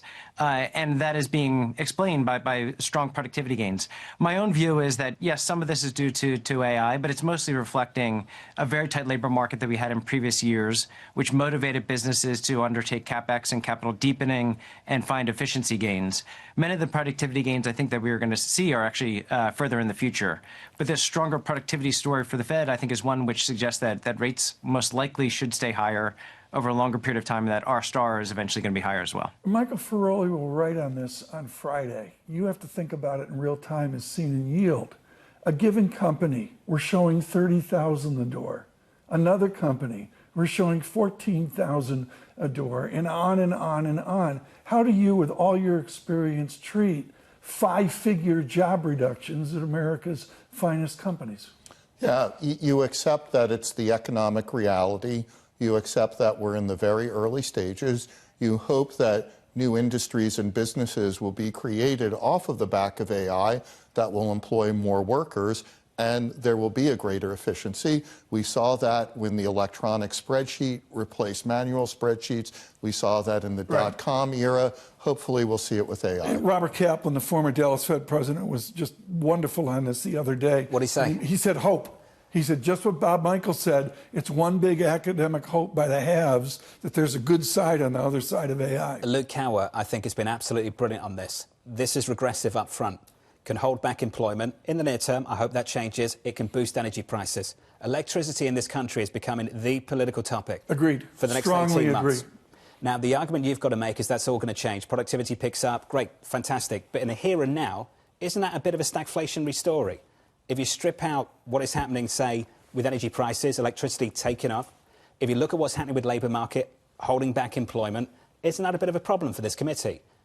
I don't think so. I think that they're comfortable looking through inflation, and if there is a problem, no doubt they've done that for 5 years. But if there's a problem in the labor market, that in and of itself will hold back some inflation. We have 25,000 employees. You are the most qualified one I know to talk about electric bills. What does America face if we have some semblance of the electric bills of Britain? I know, Mum, don't worry, I'll take care of it at the end of the month. It goes something like that. That's how it goes. Yes, it does. Okay, that's real, folks. The energy prices in the UK are absolutely brutal.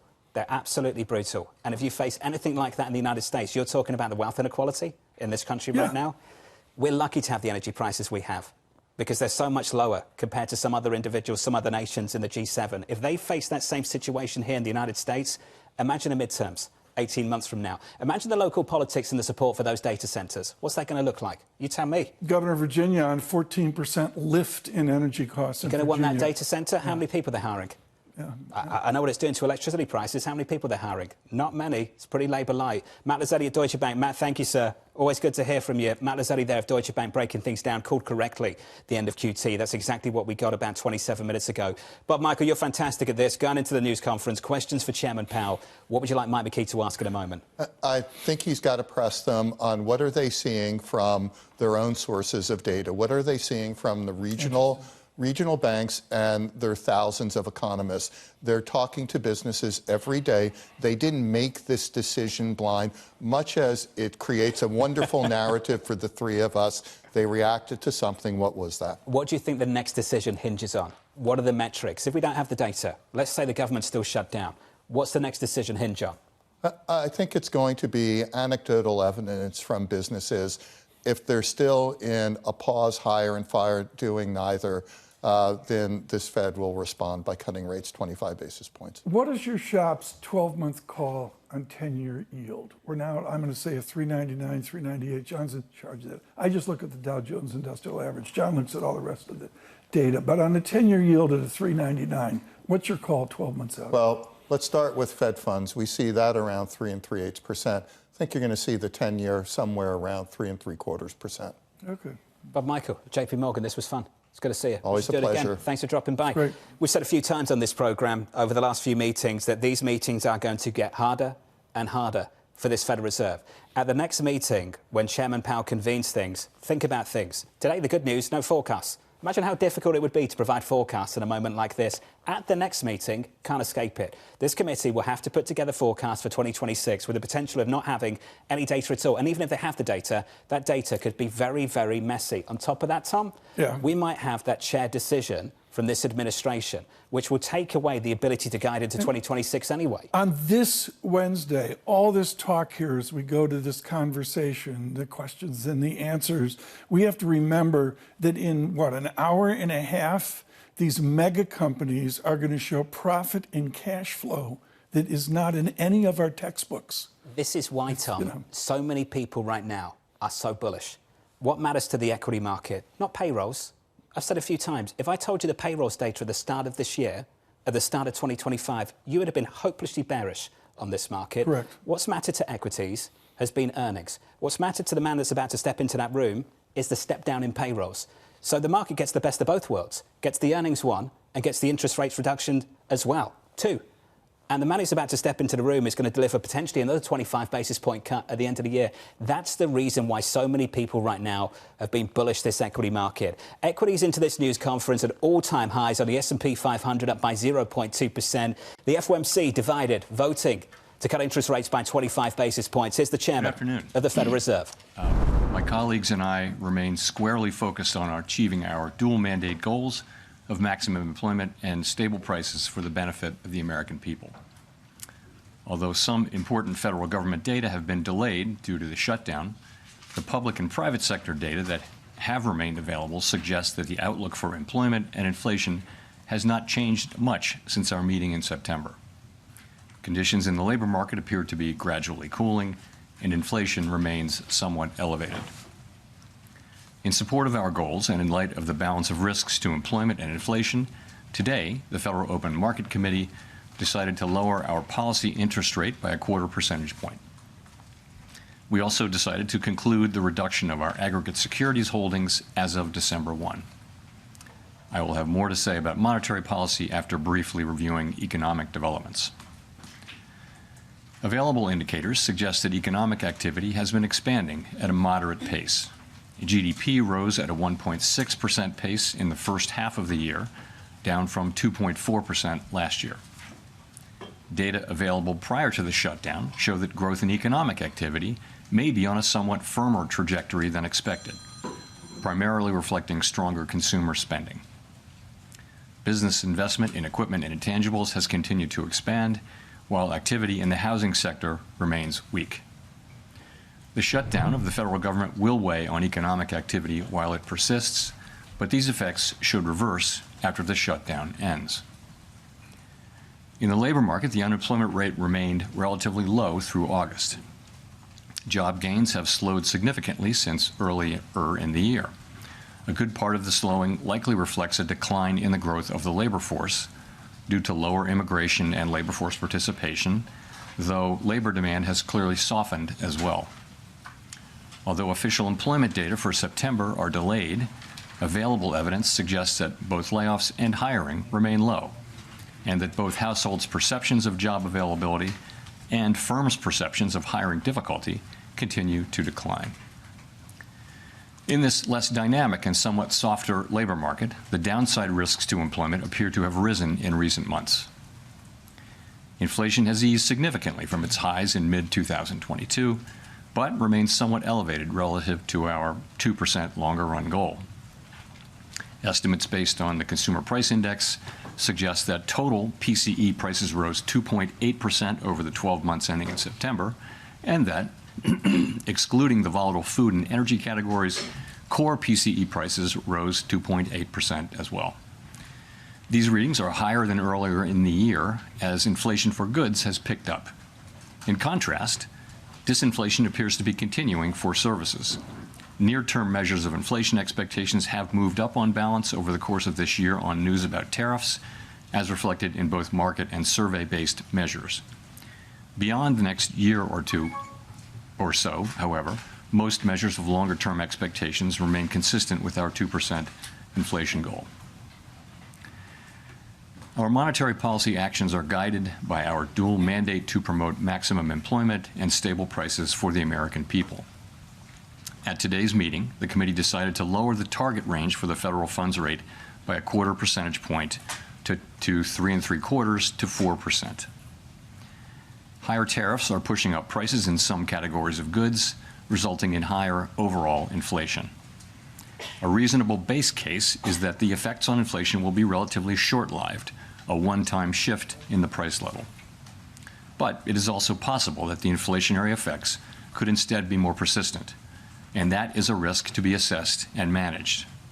Our obligation is to ensure that a one-time increase in the price level does not become an ongoing inflation problem. In the near term, risks to inflation are tilted to the upside and risks to employment to the downside. A challenging situation.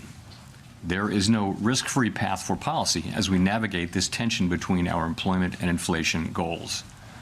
Our framework calls for us to take a balanced approach in promoting both sides of our dual mandate. With downside risks to employment having increased in recent months, the balance of risks has shifted. Accordingly, we judged it appropriate at this meeting to take another step toward a more neutral policy stance. With today's decision, we remain well positioned to respond in a timely way to potential economic developments. We will continue to determine the appropriate stance of monetary policy based on the incoming data, the evolving outlook, and the balance of risks. We continue to face two-sided risks. In the committee's discussions at this meeting, there were strongly differing views about how to proceed in December. A further reduction in the policy rate at the December meeting is not a foregone conclusion. Far from it. Policy is not on a preset course. At today's meeting, the committee also decided to conclude the reduction of our aggregate securities holdings as of December 1. Our long-stated plan has been to stop balance sheet runoff when reserves are somewhat above the level we judge consistent with ample reserve conditions. Signs have clearly emerged that we have reached that standard. In money markets, repo rates have moved up relative to our administered rates, and we have seen more notable pressures on selected dates, along with more use of our standing repo facility. In addition, the effective federal funds rate has begun to move up relative to the rate of interest on reserve balances. These developments are what we expected to see as the size of our balance sheet declined and warrant today's decision to cease runoff. Over the 3.5 years that we've been shrinking our balance sheet, our securities holdings have declined by $2.2 trillion. As a share of nominal GDP, our balance sheet has fallen from 35% to about 21%. In December, we'll enter the next phase of our normalization plans by holding the size of our balance sheet steady for a time, while reserve balances continue to move gradually lower as other non-reserve liabilities, such as currency, keep growing. We will continue to allow agency securities to run off our balance sheet, and will reinvest the proceeds from those securities in Treasury bills, furthering progress toward a portfolio consisting primarily of Treasury securities. This reinvestment strategy will also help move the weighted average maturity of our portfolio closer to that of the outstanding stock of Treasury securities, thus furthering the normalization of the composition of our balance sheet. The Fed has been assigned two goals for monetary policy: maximum employment and stable prices. We remain committed to supporting our maximum employment, bringing our inflation sustainably to our 2% goal, and keeping longer-term inflation expectations well anchored. Our success in delivering on these goals matters to all Americans. We understand that our actions affect communities, families, and businesses across the country. Everything we do is in service to our public mission. We at the Fed will do everything we can to achieve our maximum employment and price stability goals. Thank you. I look forward to your questions. Nick.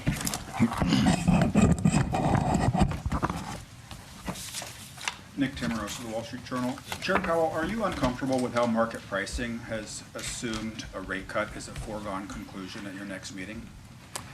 Well, as I just mentioned, a further reduction in the policy rate at the December meeting is not a foregone conclusion, as I've just said. So I would say that that needs to be taken on board. We had, I would just say this, 19 participants on the committee. Everyone works very hard at this and takes their obligations to serve the American people very seriously. And at a time when we have tension between our two goals, we have, strong views across the committee. And as I mentioned, there were strongly differing views today. And the takeaway from that is that we haven't made a decision about December. And, we're going to be looking at the data that we have, how that affects the outlook and the balance of risks. And I'll just say that. You and some of your colleagues have framed last month and maybe today, I won't put words in your mouth, there's a risk management exercise. At what point do you conclude that you've taken out enough insurance? Are you looking for some kind of improvement in the outlook, or could this unfold along the lines of last year, where you made a sequence of adjustments and then waited to gather more information? So the way I've been thinking about it is the risks to the two goals. For a very long time, the risk was clearly of higher inflation, and then that has changed now. And as we saw particularly after the July meeting, we saw the downward revisions in job creation. We saw a very different picture of the labor market, and suggested that there were higher downside risks to the labor market than we had thought. And that suggested that policy, which we had been holding at a I would say modestly, other people would say moderately restrictive level, needed to move more in the direction over time of neutral. If the two goals are sort of equally at risk, then you ought to be at neutral, because one of them's calling for you to hike and one of them's calling for you to cut. So if that got back into balance, then you'd want to be roughly at neutral. So in that sense, it was a risk management. And I would say the same about today, sort of the same logic. But as I mentioned, going forward is a different thing.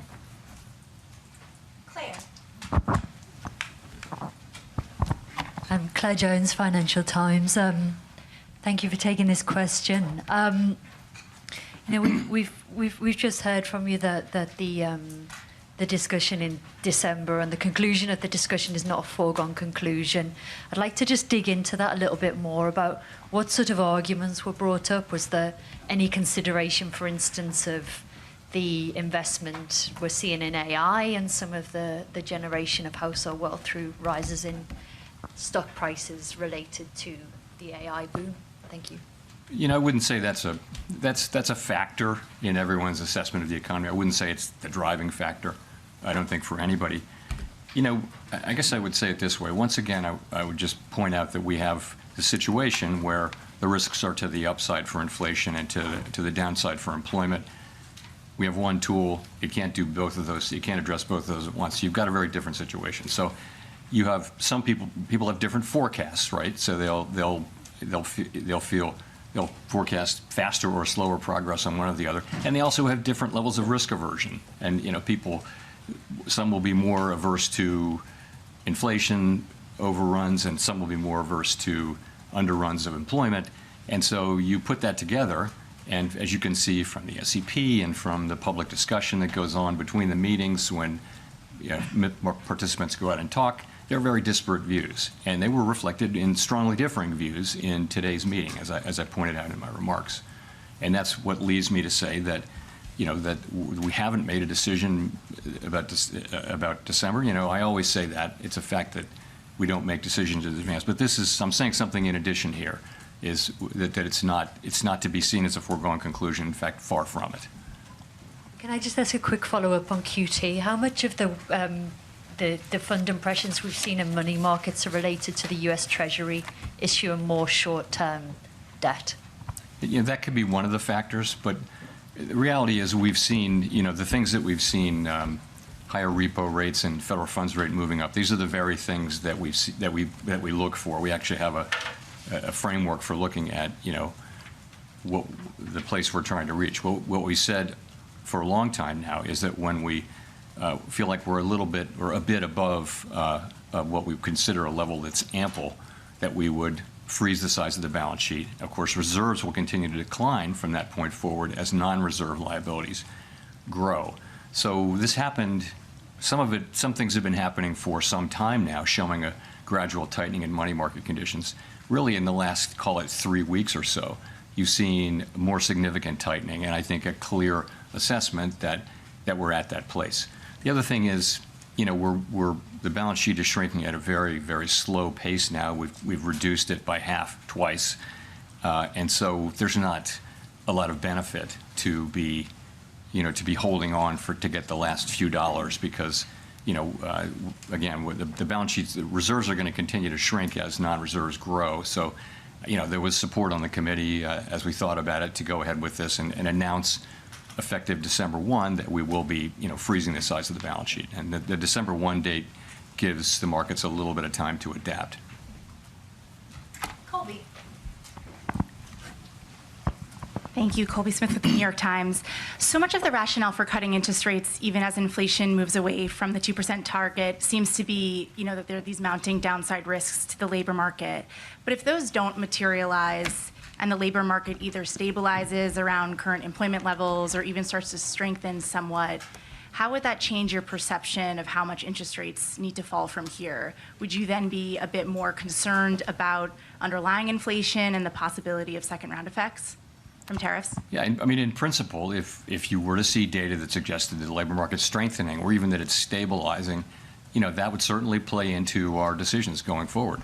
So, we do have, you know, we get some data. The labor market is a place where we get, for example, we get the state-level data on initial claims, which are sending a sort of a signal of more of the same. We also get, you know, job openings, and we'll get lots of survey data. We'll get the Beige Book and things like that. So we'll have a picture of what's going on in the labor market, and you know, the fact that we're not seeing an uptick in claims or a downtick really in openings suggests that you're seeing maybe continued very gradual cooling, but nothing more than that. So that does give you some comfort. But if this shutdown lasts a while longer and you don't have that data in hand, I'm just wondering how that hinders the committee's ability to assess the state of the labor market and make the right policy decisions, and also how much is that factoring into the debate about December? Yeah. So, you know, we get like I mentioned what we get in the labor area. We get some data in inflation and some data in economic activity. And we'll have a picture of what's going on. We also will have the Beige Book again. I would say we're not going to be able to have the detailed feel of things. But I think if there were a significant or material change in the economy one way or another, I think we'd pick that up through this. So in terms of how it might affect December, it's really hard to say. December's, the meeting's, I guess, 6 weeks away. We just don't know what we're going to get. If there is a very high level of uncertainty, then that could be an argument in favor of caution about moving. But we'll have to see how it unfolds. Steve Leisman, CNBC. Mr. Chairman, can you characterize the meeting in terms of, you said strongly differing views. Was this a close call, this cut, or was it a close call maybe the other way because you had dissents on both sides? Thanks. So I was referring to the discussion about, to the extent it related to December. You saw we had 2 dissents, one for 50 and one for no cut. So, that was a strong, solid vote in favor of this cut. The strongly differing views were really about the future. What does that look like? And I think people are saying, they're noticing stronger economic activity. Forecasters generally, broadly, have raised their economic growth forecasts for this year and next year, in some cases quite materially. In the meantime, we see, a labor market that's kind of, I don't want to say stable, but it's not clearly in motion. It's not clearly declining quickly in any case. It may be just continuing to gradually cool. And again, people have different forecasts and expectations about the economy and different risk tolerances. And so there's you read the SEP, you read the speeches, there are differing views on the committee, and to the point where I said what I said. And just to follow up on the balance sheet, if you stop it, the runoff now, does that mean you have to go back to actually adding assets sometime next year so that the balance sheet doesn't shrink as a percent of GDP and become a tightening factor? So you're right. The place we'll be on December 1 is that the size of the balance sheet is frozen. And as mortgage-backed securities mature, we'll reinvest those in Treasury bills, which will foster both a more Treasury balance sheet and also a shorter duration. So that's what. In the meantime, if you freeze the size of the balance sheet, the non-reserve liabilities, currency, for example, they're going to continue to grow organically. And because the size of the balance sheet is frozen, you have further shrinkage in reserves. And reserves is the thing that we're managing that has to be ample. So that'll happen for a time, but not a tremendously long time. We don't know exactly how long. But at a certain point, you'll want to start reserves to start gradually growing to keep up with the size of the banking system and the size of the economy. So we'll be adding reserves at a certain point, and that's the last point. Even then, we didn't make decisions about this today, but we did talk today about the composition of the balance sheet, and there's a desire that the balance sheet be right now it's got a lot more duration than the outstanding universe of Treasury securities. And we want to move to a place where we're closer to that duration. That'll take some time. We haven't made a decision about the ultimate endpoint, but we all agree that we want to move more in the direction of a balance sheet that more closely reflects the outstanding treasuries, and that means a shorter duration balance sheet. Now, this is something that's going to take a long time and move very, very gradually. I don't think you'll notice it in market conditions, but that's the direction of things. Janelle. Janelle Marte with Bloomberg. How are officials interpreting the latest CPI report? So some components came in lower than expected, but core inflation was still at 3%. So at this moment, what are you learning about the drivers? And also, do you view that the risks are greater that the Fed makes a mistake on employment or inflation? So the September CPI report, we didn't get PPI after that, which is important for translation into what we look at, which is PCE inflation. But we can still make a pretty good assessment of what that will be. When we get PPI, there might be some adjustments. But so directionally, it was a little softer than expected, and we always break it down into the 3 components. So basically, you've seen goods prices increasing, and that's really due to tariffs. And that's compared to a longer run trend of very, very mild deflation in goods. So that's moving inflation up.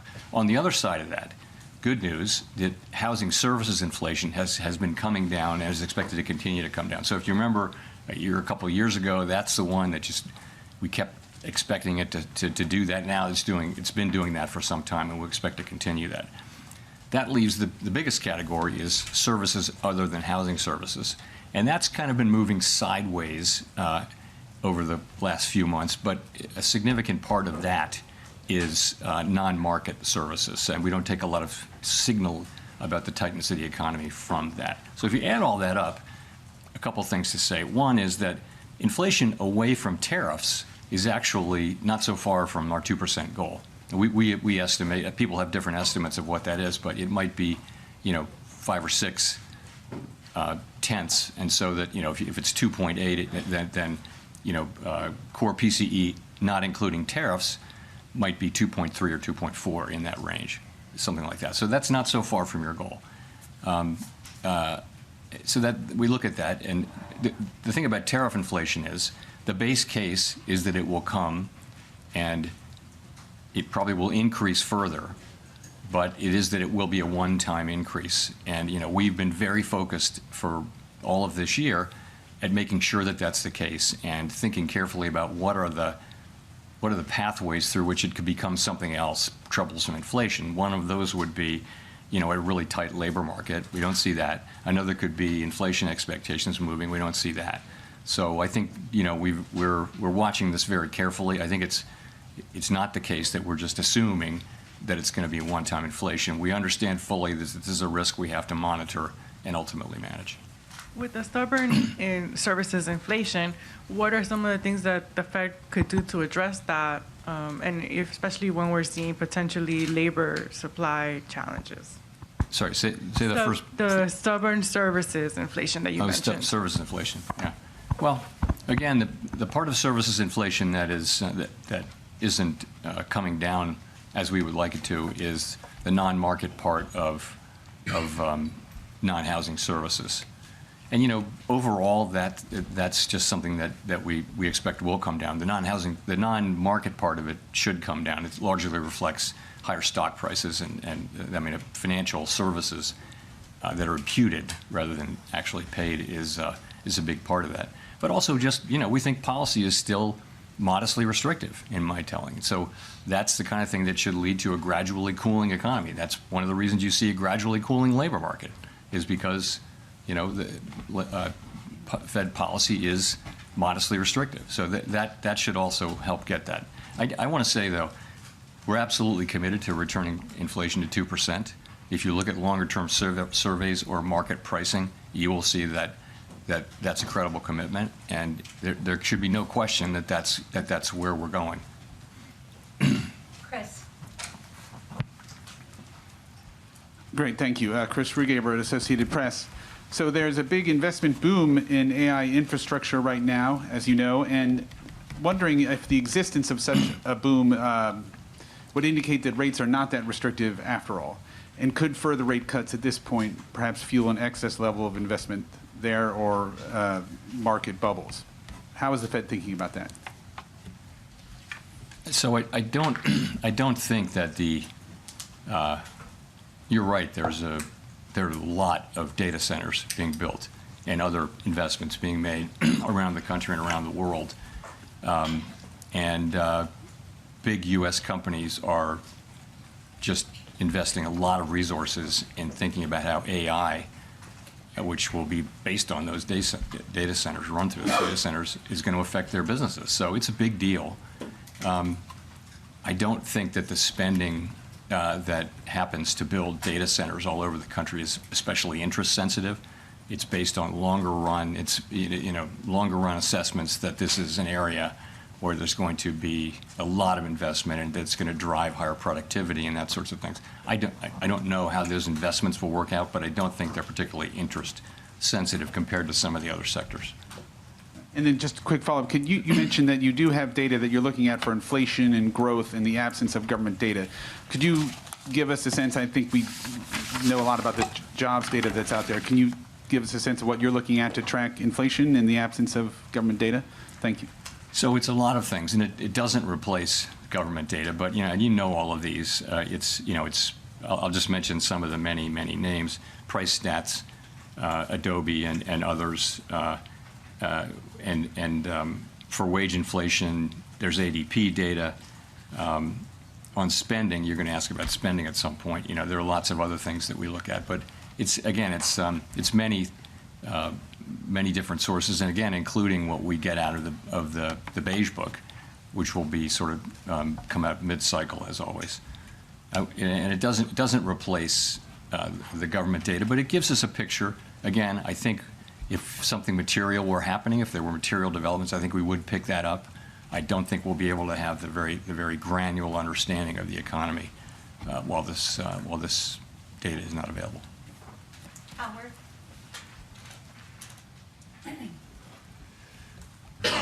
Howard Schneider with Reuters. Thank you. I just wanted you to elaborate a little bit on what you said a moment ago about a continued shutdown, making it more difficult to make a move in December, and that may make you more cautious. To the degree you are relying on private data that isn't the gold standard, or that you're relying on your own surveys or the Beige Book, do you worry at some point you're going to have to start making policy by anecdote? This is a temporary state of affairs, and we're going to do our jobs.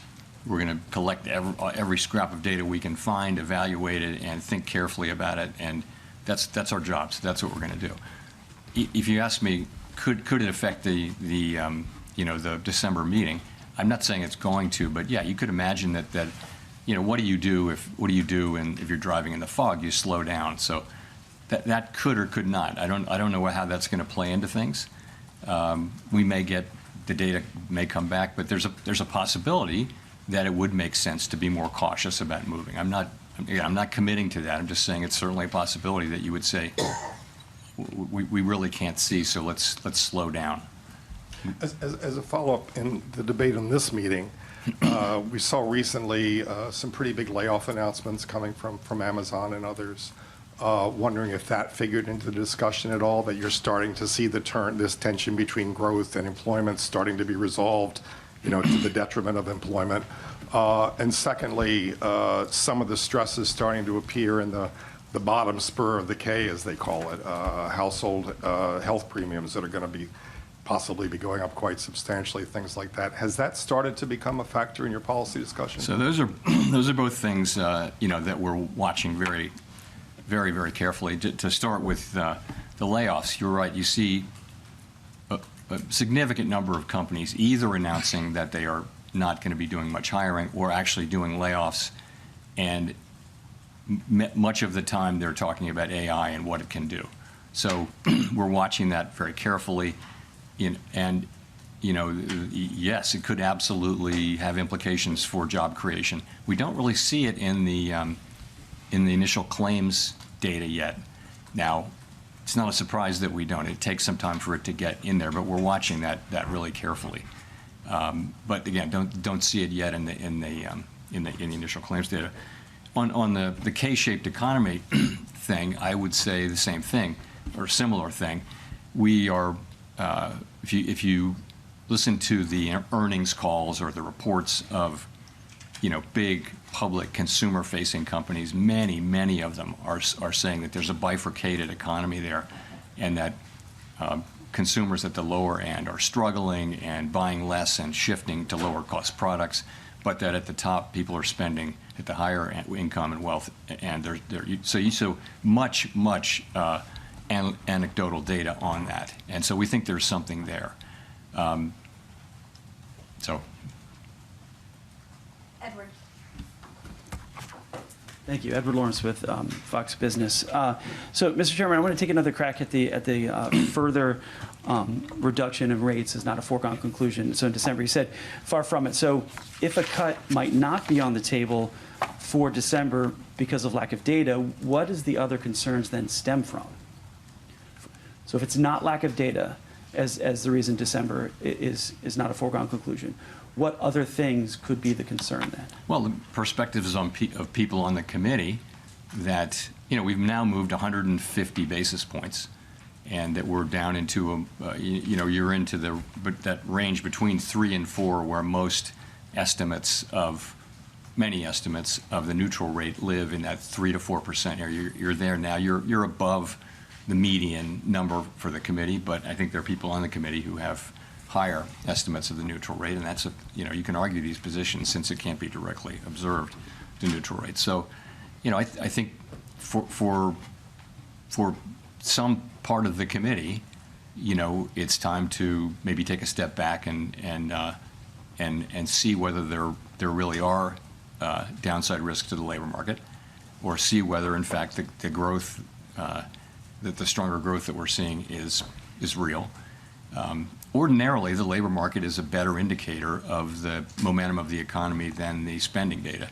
That's the lore. In this case, that gives a more downbeat read. So people just have, again, we've cut 50 more basis points in the last 2 meetings, and there was a sense like, from some, let's pause here, kind of thing, and a sense from others wanting to go ahead. But that's why I say differing views, strongly differing views. And so on that division, then, you're talking about going forward. So what's more important in this division? Is it inflation risks? Is it employment risk? Or is there a deeper philosophy division among the board? Look, everybody on the committee is deeply committed to doing the right thing to achieve our goals, maximum employment and stable prices. You have differences on how to do that. And as I mentioned, some of that is different forecasts, but a lot of it is also different risk aversions to the different variables, which is common through all Federal Reserves. People just have different risk tolerances, let's say. So that leads you to people with disparate views. You will know that from the speeches you've been listening to from my colleagues. And so we're at a place now where we have, in fact, cut 2 more times.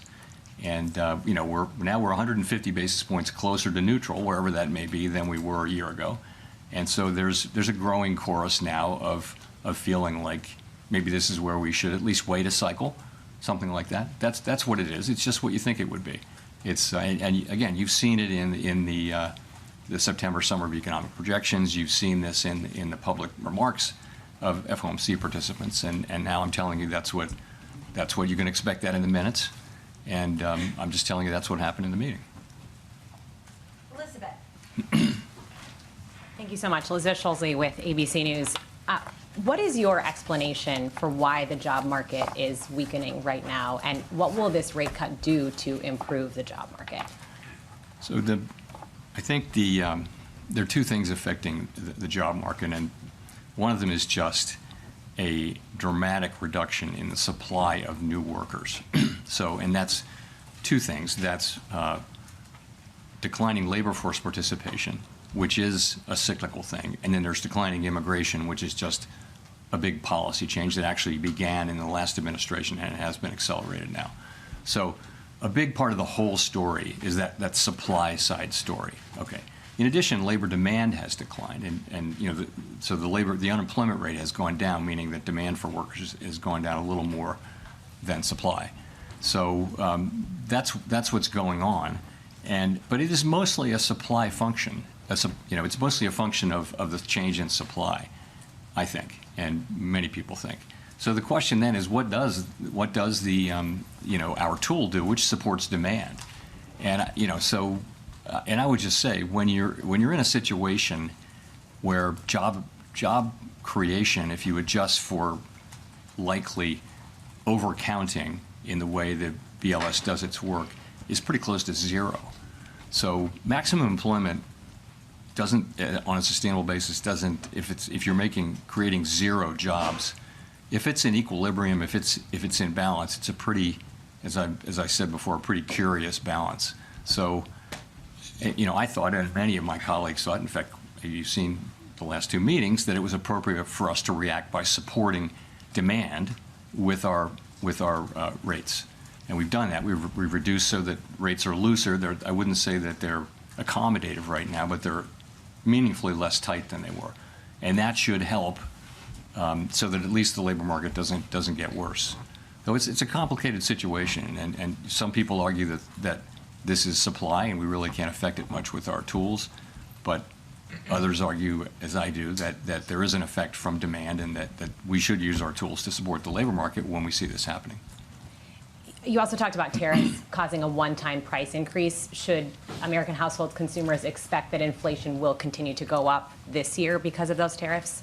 So the basic expectation is that there will be some additional increase in inflation because it takes a while for tariffs to work their way through the production chain and finally get to consumers. And we see this now from the tariffs that were put in place now many months ago. We see those effects, but if you put tariffs in effect, and they've been coming into effect consistently in February, March, April, May, and that's all happening. So that'll continue to happen for some time, probably into the spring. These are not big increases, though. These are a tenth or so on inflation. They may be big increases on a particular product that's been tariffed, but overall, these are fairly modest. I think some projections go, we're at 2.8% inflation. You might get 2 or 3 more tenths or 4 more tenths maybe. But then, as all of the tariffs are in, they stop generating inflation. You've had a one-time price increase. As long as you're not, at least this is the theory. This is how we believe and hope that it will work out. Once the last tariff is put on something, at that point, it becomes a higher price level, but it stops going up, if you will. Prices stop going up. They'll just be at that level, and then measured inflation will come back down to non-tariff inflation. As I mentioned, non-tariff inflation is not so far from 2% now. Now, consumers are not interested in that story. Their prices are higher. More than that, the reason they're so unhappy about inflation is the inflation that we had in 2021, 2, and 3. Because you can say that prices aren't going up as much, but that doesn't mean people aren't feeling those higher prices from the inflation we had 2 or 3 years ago. They are, and that's, I think, a large part of why the public, if you sample people, inflation is still very much making people quite unhappy. Even, and it's nice that, that prices are not going up as fast as they were, but they're still much higher than they were. And it'll take some time for that effect to wear off. As real incomes rise, it will feel better over time, but that's going to take time. Michael McKee from Bloomberg Television and Radio. Do you have any concerns that equity markets are or are close to being overvalued at this point? We don't look at any one asset price and say, hey, that's wrong. It's not our job to do that. We look at the overall financial system, and we ask whether it's stable, whether it could withstand shocks, right? So, banks are well capitalized, while some households are clearly under stress. In the aggregate, households are in good shape financially, relatively manageable levels of debt. At the lower income spectrum, you are seeing rising defaults, particularly around subprime auto, but nonetheless, in the aggregate, pretty good. You don't see too much leverage in the banking system or the financial system. It's a mixed picture, but it's not an overly troubling picture. And again, I'm not. It's not appropriate. We don't set asset prices. Markets do that. Well, you must be well aware that by lowering interest rates, you're contributing to additional asset price increases. And I wonder how you balance the idea that lowering rates would help the labor market with the reality that it seems more likely to be stimulating increased investment in AI, which is the rationale for thousands of job cuts that have been announced in the last few weeks. Yeah, I don't think interest rates are an important part of the AI of the data center story. I think people think they're great economics in building these data centers, and they're making a lot of money building them, and they think they have very high present value and all that sort of thing. It's not really about. It's not about 25 basis points here or there. We use our tools to support the labor market and to create price stability. That's what we do. That's our two jobs, right? So we're here by lowering rates at the margin, that will support demand, and that will support more hiring, and that's why we do it. Now, no 25 basis point or even 50 basis point hike is going to be a dispositive thing, but ultimately, lower rates will support more demand, and that'll support hiring over time. And of course, we also have to be careful about this, which is what we've been doing, because we know where inflation is, and we know that, you know, I've told you the story. It's a complicated story, but this is the best assessment that we can make. But you know, because there's uncertainty around inflation and the path ahead for inflation, that's why we're going. That's why the pace we're going has been a careful one. Victoria. Hi, Victoria Guida from Politico. On AI, I'm just wondering, you know, it seems like a lot of the economic growth that we've been seeing is fed by investments in AI. So how worried are you about what a sudden contraction in tech investment would mean for the overall economy? Is there enough strength in other sectors? And specifically, are there any lessons that you take from the 1990s in how you might approach what's happening right now? Yeah, this is different. In the sense that the companies that are so highly valued actually have earnings and stuff like that. So if you go back to the 90s and the dot-com, these were ideas rather than companies, and you know so there's a clear bubble there. Whereas I won't go into particular names, but they actually have earnings, and you know it looks like they have business models and profits and that kind of thing. So it's really a different thing. You know, the investment we're getting in equipment and all those things that go into creating data centers and feeding the AI, it's clearly one of the big sources of growth in the economy. Consumer spending also, though, has been, you know, is much bigger than that and has been growing and has defied a lot of, you know, negative forecasts, continuing to do so this year. Consumers are still spending. Now, it may be mostly higher-end consumers, or maybe skewed that way. But the consumer is spending, and that's a big chunk of what's going on in the economy, substantially bigger than AI. You could point to growth. I mean, actually, you may be growth as opposed to level, but consumer spending is a much bigger part of the economy. And why do you think that the labor market is slowing so much, even though consumer spending is strong? Why has it slowed so much? Well, what's happened is that the supply of workers has dropped very sharply due to mainly immigration, but also lower labor force participation. So, and that means there's less need for new jobs because there isn't this flow into the pool of labor that, you know, where people need jobs, because there aren't those people now. So there's not a supply of workers showing up for jobs. In addition, demand has also gone down, and so has labor force participation has declined, which is more of a sign, in this case, of demand as well as trend. So I think you're seeing some softening. You know, the economy's growing at a slower rate than it was, 2.4% last year. We think around 1.6% this year. It could have been a couple of tenths higher if not for the shutdown. And of course, that will reverse. But you know, you still got the economy growing at a moderate pace. Andrew. Hey there, Andrew Ackerman with the Washington Post. I wanted to ask if you could elaborate on how you think about policy in the context of the data drought. Does it make you inclined to stick with your plans as set out in September in the absence of the data that might change your mind, or does it make you inclined to proceed with added caution because of uncertainty? Yeah, well, we'll know when we face that question, if we face that question. You know, it'll probably be argued both ways, right? But I've said a couple times here that, you know, if you really aren't getting information you really don't know, and the economy looks like it's solid and stable and hasn't really changed, you know, there will be an argument. I don't know how persuasive it will be, but there will be an argument that, you know, you slow down when you can't see as far ahead. Others may argue, I mean, I'm not sure where this argument will come, but you're perfectly right that you could also argue, well, things haven't really changed, but you might not know that, you know. So I don't know whether we'll face this or not. I hope we don't.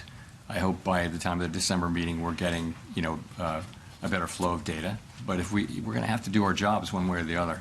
Okay. I also just wanted to ask a FinReg question. I think several years ago you said the overall amount of capital in the system was about right. As the Fed moves forward with a revised Basel proposal, potentially changes to the GSIB surcharge, has that changed at all? Or are you planning to significantly reduce the amount of capital in the system? Thanks. So there are discussions going on, I think, among the agencies, and I don't want to get ahead of those discussions. I continue to think that the level of capital, when I said that in 2020, was about right. And of course, there's been much capital added since then through various mechanisms. But I look forward to. I know those discussions are really just getting going. They haven't come to the point where they're got a whole plan and that kind of thing. So I really don't have much to say on that. Hi, Chairman Powell. Brian Chung with NBC News. Is the weakness in the jobs market accelerating, and who's at risk if the interest rate cuts are not the effective medicine for a further slowdown in the labor market? So we do not see the weakness, as you put it, the weakness in the job market accelerating. I would say, and again, we didn't get the September employment report, payroll report, but we look at the unemployment insurance claims, initial claims, are reported at the state level, and we still get those, and we can accumulate them and get the national number. And there's really, no story. You can look at the numbers. Same thing with the job openings we get from Indeed.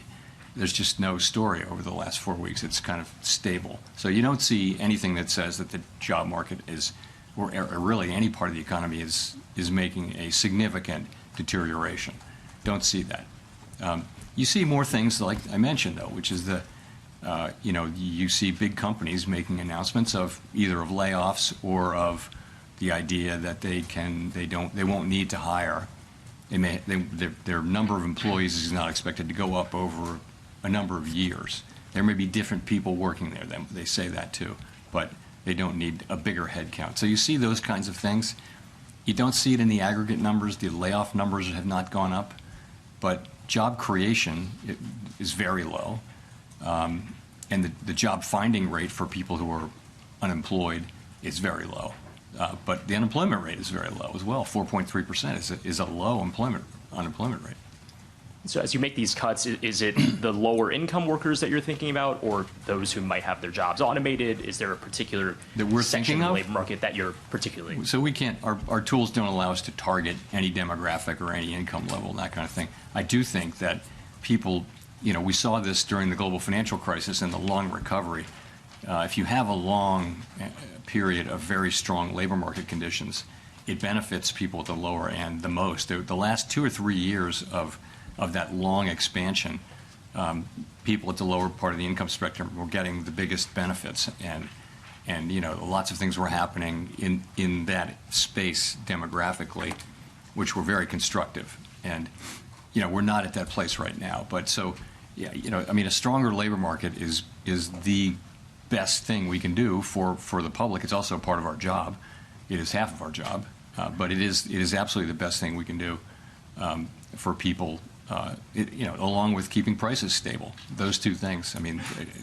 Inflation also hurts people on fixed incomes more than other people. Courtney. Hi, Chair Powell. Courtney Brown from Axios. As you know, the 12 Reserve Bank presidents' terms are up for renewal at the end of February. I'm wondering if you can give us a timeline for when the board will consider those reappointments and whether we can expect everyone to be re-upped or if we can expect some changes. So it's a process that we go through under the law. The way the law works is we have a reappointment process every 5 years for all of the reserve, each of them and all of them. We're in the middle of that process, and we're going to complete it in a timely way. And that's really all I can say. Okay, thank you. Daniel. Daniel Davis, Agence France Presse. You've now had dissents in 3 consecutive FOMC meetings, but in this meeting you had dissents going in both directions, and you've just mentioned there's strong disagreement over the future path of rate cuts. Have these disagreements complicated your role presiding over the FOMC meetings, and if so, how? I wouldn't say that, no. I think you have to take what comes, and what comes right now is a pretty challenging situation where we have, first of all, we have 4.3% unemployment. We have an economy that's growing close to 2%. So, overall, it's a good picture. It's a good picture. But in terms of our policy, we have upside risks to inflation, downside risks to employment, and this is a very difficult thing for a central bank because, one of those calls for rates to be lower, one calls for rates to be higher. We can't do both, so we have to balance the two, and so it's a challenging thing. And as we have worked our way through this process, you would expect that there would be a range of views across the committee on what to do and the speed with which we should do it. And that's what we have. That makes a lot of sense to me. All of these people are, people who take their jobs very seriously, work very hard at this, and just want to do what's right for the American people, but they have different views on what that is. And, it's an honor to work among people who care that much. It is, but I don't feel that it's unfair or anything like that. It's a time when we're making quite difficult judgments in real time, and I believe we'll get through this. And I think we've done sort of the right thing so far this year. I think it was appropriate for us to be careful about this. I think it would not be appropriate to just ignore or assume away the inflation issue. At the same time, I think the risk of higher, more persistent inflation has declined significantly since April.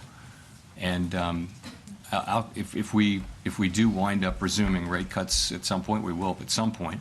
I think we're trying to get to the end of this cycle with the labor market in a good place and with inflation, on its way to 2% or at 2%. So that's all we're trying to do, and we're doing it under, quite challenging circumstances and doing the best we can. We'll go to Jennifer for the last question. Thank you so much, Chair Powell. Jennifer Schonberger with Yahoo Finance. Both regional and large banks have taken losses on loans given delinquencies on subprime auto loans. JP Morgan CEO Jamie Dimon warned, when you see one cockroach, there may be more likely. I'm curious how the Fed is looking at these loan losses and if it poses risks to the financial system or the outlook for the economy. Is it a warning sign? So, we're obviously we watch these things very carefully, credit conditions very carefully. You're right. You've seen rising defaults in subprime credit for some time now, and now you've seen a number of subprime credit, automobile credit institutions having significant losses, and some of those losses are now showing up on the books of banks. We're looking at it carefully. We're paying close attention. I don't see at this point a broader credit issue. It doesn't seem to be something that has very broad application across financial institutions. But we're going to be monitoring this quite carefully and making sure that is the case. And then separately, many, you yourself have said that we're in a bifurcated economy right now with high net worth individuals continuing to spend with the lower income pulling back. How much of consumer spending continuing hinges on the stock market remaining strong? In some odd way, does the market help keep the economy buoyant? So there's some relationship there, but remember, the more wealth someone has, the lower an additional dollar of wealth matters. So your marginal propensity to consume declines quite dramatically as you reach levels of stock market wealth. So, the stock market. It would affect spending if the stock market went down, but it wouldn't drop. It wouldn't drop sharply unless there were quite a sharp drop in the, in the stock market. People at the lower end of income and wealth have a much higher marginal propensity to consume of an incremental dollar of income or wealth, but they don't have the stock market wealth. So I think it's certainly a factor supporting consumption right now. But you would see it if you saw a material correction in spending, but it wouldn't be. You shouldn't think that it'll dollar for dollar stop consumption, because that wouldn't be the case. Thanks very much. That wraps up the news conference from Chairman Powell following a decision to reduce interest rates by 25 basis points. Credit to that reporter and to Mike McKee for actually asking about financial conditions and financial markets. If you are just joining us, welcome to the programme. Equities recovering. There was a drop-off as soon as Chairman Powell started to speak. We're back to about negative 0.2% on the S&P. The bigger losses on the Russell, the small caps down by 0.8. In the bond market, off the back of these comments from Chairman Powell, bond yields higher at the front end of the curve by 9 to 10 basis points. A 25 basis point reduction from the Federal Reserve, two-way descent, the limited ability to guide from here, and these comments from the Chairman of the Federal Reserve. Take a listen.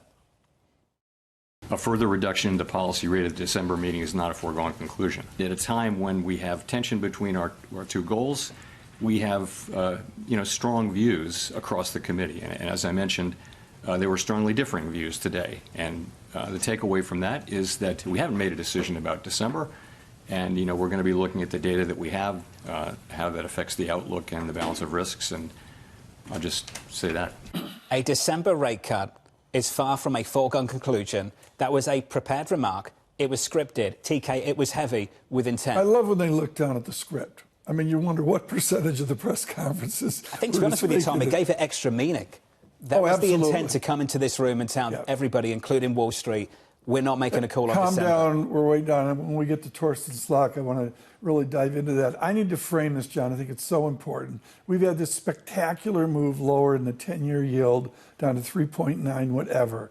OMG, we've come back 4.05% at 7-8 beeps move. It's only center tendency on 2 standard deviations. We're by no means, price has not cratered in the last 20 minutes. Low end of the range for the year still. Totally with you. Bond market's been super well behaved. When the Fed last met back in September, 2s were near 350, 10s were near 4%. Right now, TK, 2s near 360. 10's near 4%. There's going to be a lot of hyperventilation about this tomorrow. I'm also looking at the currency market, which I think is extraordinary, into the Trump-Xi meeting. And, it's a side story. I get it. It's not the Fed decides. It's maybe the president decides on trade. But it's a backstory to this that will be interesting the next couple of days. Dollar strength this afternoon. Euro dollar 115.82. Euro dollar down by 0.6%. TK mentioned it. Torsten Slok of Apollo with us around the table. Torsten, good afternoon. Good to see you.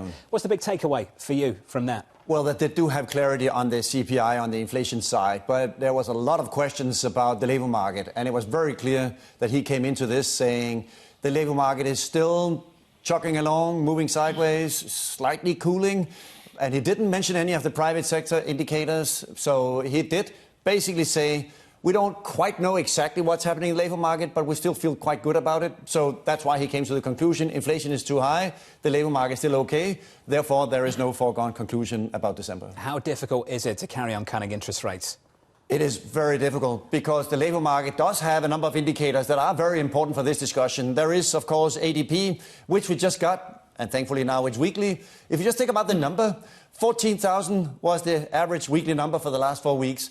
If you multiply that by 4, you get some estimate of what that means on a monthly basis. That means that monthly job growth at the moment is in round numbers around 50,000. We just got a Fed paper a few weeks ago saying that the new equilibrium rate for non-farm payrolls is 30,000. So by that measure, the labor market is actually strong. In other words, job growth is stronger than what the Fed itself thinks that it should be in the long run, because 50 is higher than 30. And the conclusion, therefore, is now you suddenly have that both the labor market is actually doing a little bit better than expected, and inflation is still at 3, which, of course, makes it very difficult for them to begin cutting again in December. Let me follow up on that, though. Is that politically acceptable to have a mid-100,000 number, 30, 40, 50,000? There's no way that plays in Washington. Well, at least the Dallas Fed, who produced the number, had some very good arguments for that. There were 2 reasons why the equilibrium rate had gone down from 200,000 last year to only 30,000 today, which was immigration has been slowing down significantly, and the demographic headwinds also weighing on the overall number. This is so important, and with your heritage, I think it really works out. What is the level or the new of their ex post right now? To me, they're almost redefining a way. Did you hear forward guidance in the press conference? I don't think that. Forward guidance. I don't think that. In this environment. Maybe backward guidance is the new phrase. Okay, paint the character, Dr. Slok, of our ex post nature now. Well, the challenge also is not only did they not only mention forward guidance, but also he didn't talk about data dependent, because there is not much data. And if you say data dependent, that means that they're putting a lot of data on the private sector data. And he didn't mention some of the private sector data that actually is very important for the labor market. Not only ADP, there's also the, of course, Challenger Gray and Christmas job cut announcements. There's also a new data from Macro Edge that also looks at job cuts. John, and you love ISM. There is also the ISM data that still says that the labor market is okay. There's also link up job openings. There's also Indeed job openings. There's also Paychecks, which is also looking at employment. All these indicators combined still tell a story of the labor market actually still hanging in there. So it's not the case that the labor market is falling out of bed. It's still the case that the labor market is okay. And combined with inflation at 3, Remember, the Fed's target is 2. So inflation is still way above the Fed's target. There is just not room to cut rates more, in particular not, as he also talked about, if you begin to worry about if inflation expectations begin to become entrenched. Torsten, what you're saying begs an obvious question. What I'm hearing from you is we've seen a step down in payrolls growth. We haven't seen an increase in labour market slack. Inflation is running at 3. Unemployment's still close to 4. GDP's tracking around 3% at the moment in this country. If that's the case, why did they just cut interest rates? Well, his argument was also very, very carefully articulated, namely that we are trying to get closer to our star. So it's back to this, peculiar interest in that there is some very academic Kalman filter you can do and figure out where is the level of interest rates where we should be and say this was recalibrating monetary policy to that level. It really is a very, arm-wavy and academic discussion relative to what the actual data that you just listed. And if you add also the Atlanta Fed GDP now, almost 4% for last quarter. Where are we in terms of thinking about this slowdown? There is just not much sign of a slowdown when it comes to the real Please economy. forgive the snark, but the way they talk about things like neutral and R-star, do these lights start flashing off in the FOMC room, in the boardroom at the Federal Reserve? You've hit it. Well done, guys. Stop right there. What are they actually looking at to guide that decision? Well, I do think that there is an intellectual camaraderie around our star of saying, yeah, I know what you mean when you talk about our star, and of course we've got to get down to our star. But the interesting thing about also this is that if you really are saying at the Dallas Fed that there is now a 30,000 non-farm payroll level, that actually means that our star is actually lower. John, Greg Ip has been wonderful about this. Where in God's name is the output gap right now? With Meta here in 25, 35 minutes, at Google, what we see tomorrow with Apple, Microsoft, the speech that Nvidia gave the other day. Are you kidding me? We have no clue where the American output gap is. Well, and that's why from a monetary policy perspective, it is really interesting because if you look at the Magnificent Seven, they are all financed by equity prices being high. They're not sensitive to the Fed funds rate, whereas the S&P 493 is very sensitive to the Fed funds rate. Is Apollo Global Management part of the Magnificent Seven? They should be. They should be. Mike McKee was in the room. He was in the news conference. And Mike McKee, thank you for asking about financial conditions and financial markets. Mike McKee, what was the takeaway for you, sir? Well, I think the absolute takeaway is that the Fed is probably going to pause in December unless there's some data that forces them to do another cut. There was a sort of almost Freudian slip by the chairman close to the end of the news conference when he said, if we cut again. And then he quickly backtracked and said, we will at some point. But I think that the mood of the committee now is we've done enough. Let's sit back and see what happens, especially without any data. And given the fact that inflation is still rising, you noted at the beginning when he was giving us the rundown of the economy, he said extrapolating the CPI into PCE suggests that it rose at 2.8%. Well, it was 2.7% in the prior reading. So it just shows you that inflation is still rising at a time when he had a hard time making a case that unemployment is a real problem. So I think the takeaway is don't expect much from the Fed in December unless the government gets back to work and we get some data that change their mind. Michael McKee, you have covered the Federal Reserve for decades. Volcker through Greenspan, Bernanke, Yellen, the likes of Chairman Powell. Mike, is the era of almighty Fed chair dominance and power on the committee, has it come to a close? Well, I think that's another way of saying that I'm old, John, but I don't think it's come to a close. It's just changed a lot. When you had Paul Volcker, he was very firm in what he wanted to do, but he came in during a crisis, so he was able to marshal the troops to do that, and then they rebelled against him. Greenspan did it differently. He ran the Fed as if it were his own, and they did what basically he wanted them to do. But starting with Ben Bernanke and following with Janet Yellen and Jay Powell, it's become much more collegial. And the chair now is more in a situation where they are taking the temperature of everyone there and trying to figure out what the best consensus move would be. And I suspect that that's what members of the board and the Open Market Committee would like to see happen going forward. Don't know, given the names of various people who are among the finalists to replace Jay Powell, whether we would have an attempt to go back to the strong chairman view or whether we would still continue with consensus. Can they wrestle control from that committee? Mike, thank you, sir. Fantastic work. You're not old.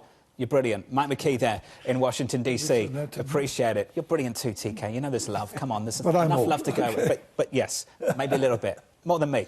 Torsten, you're still with us. Torsten's Lock of Apollo, by the way, if you're just joining us. Torsten, Bob Michael of JP Morgan was on the programme with me and TK earlier on this afternoon, and he made the case, after this decision dropped and we saw the two-way dissent, that the chairman was losing grip of this committee.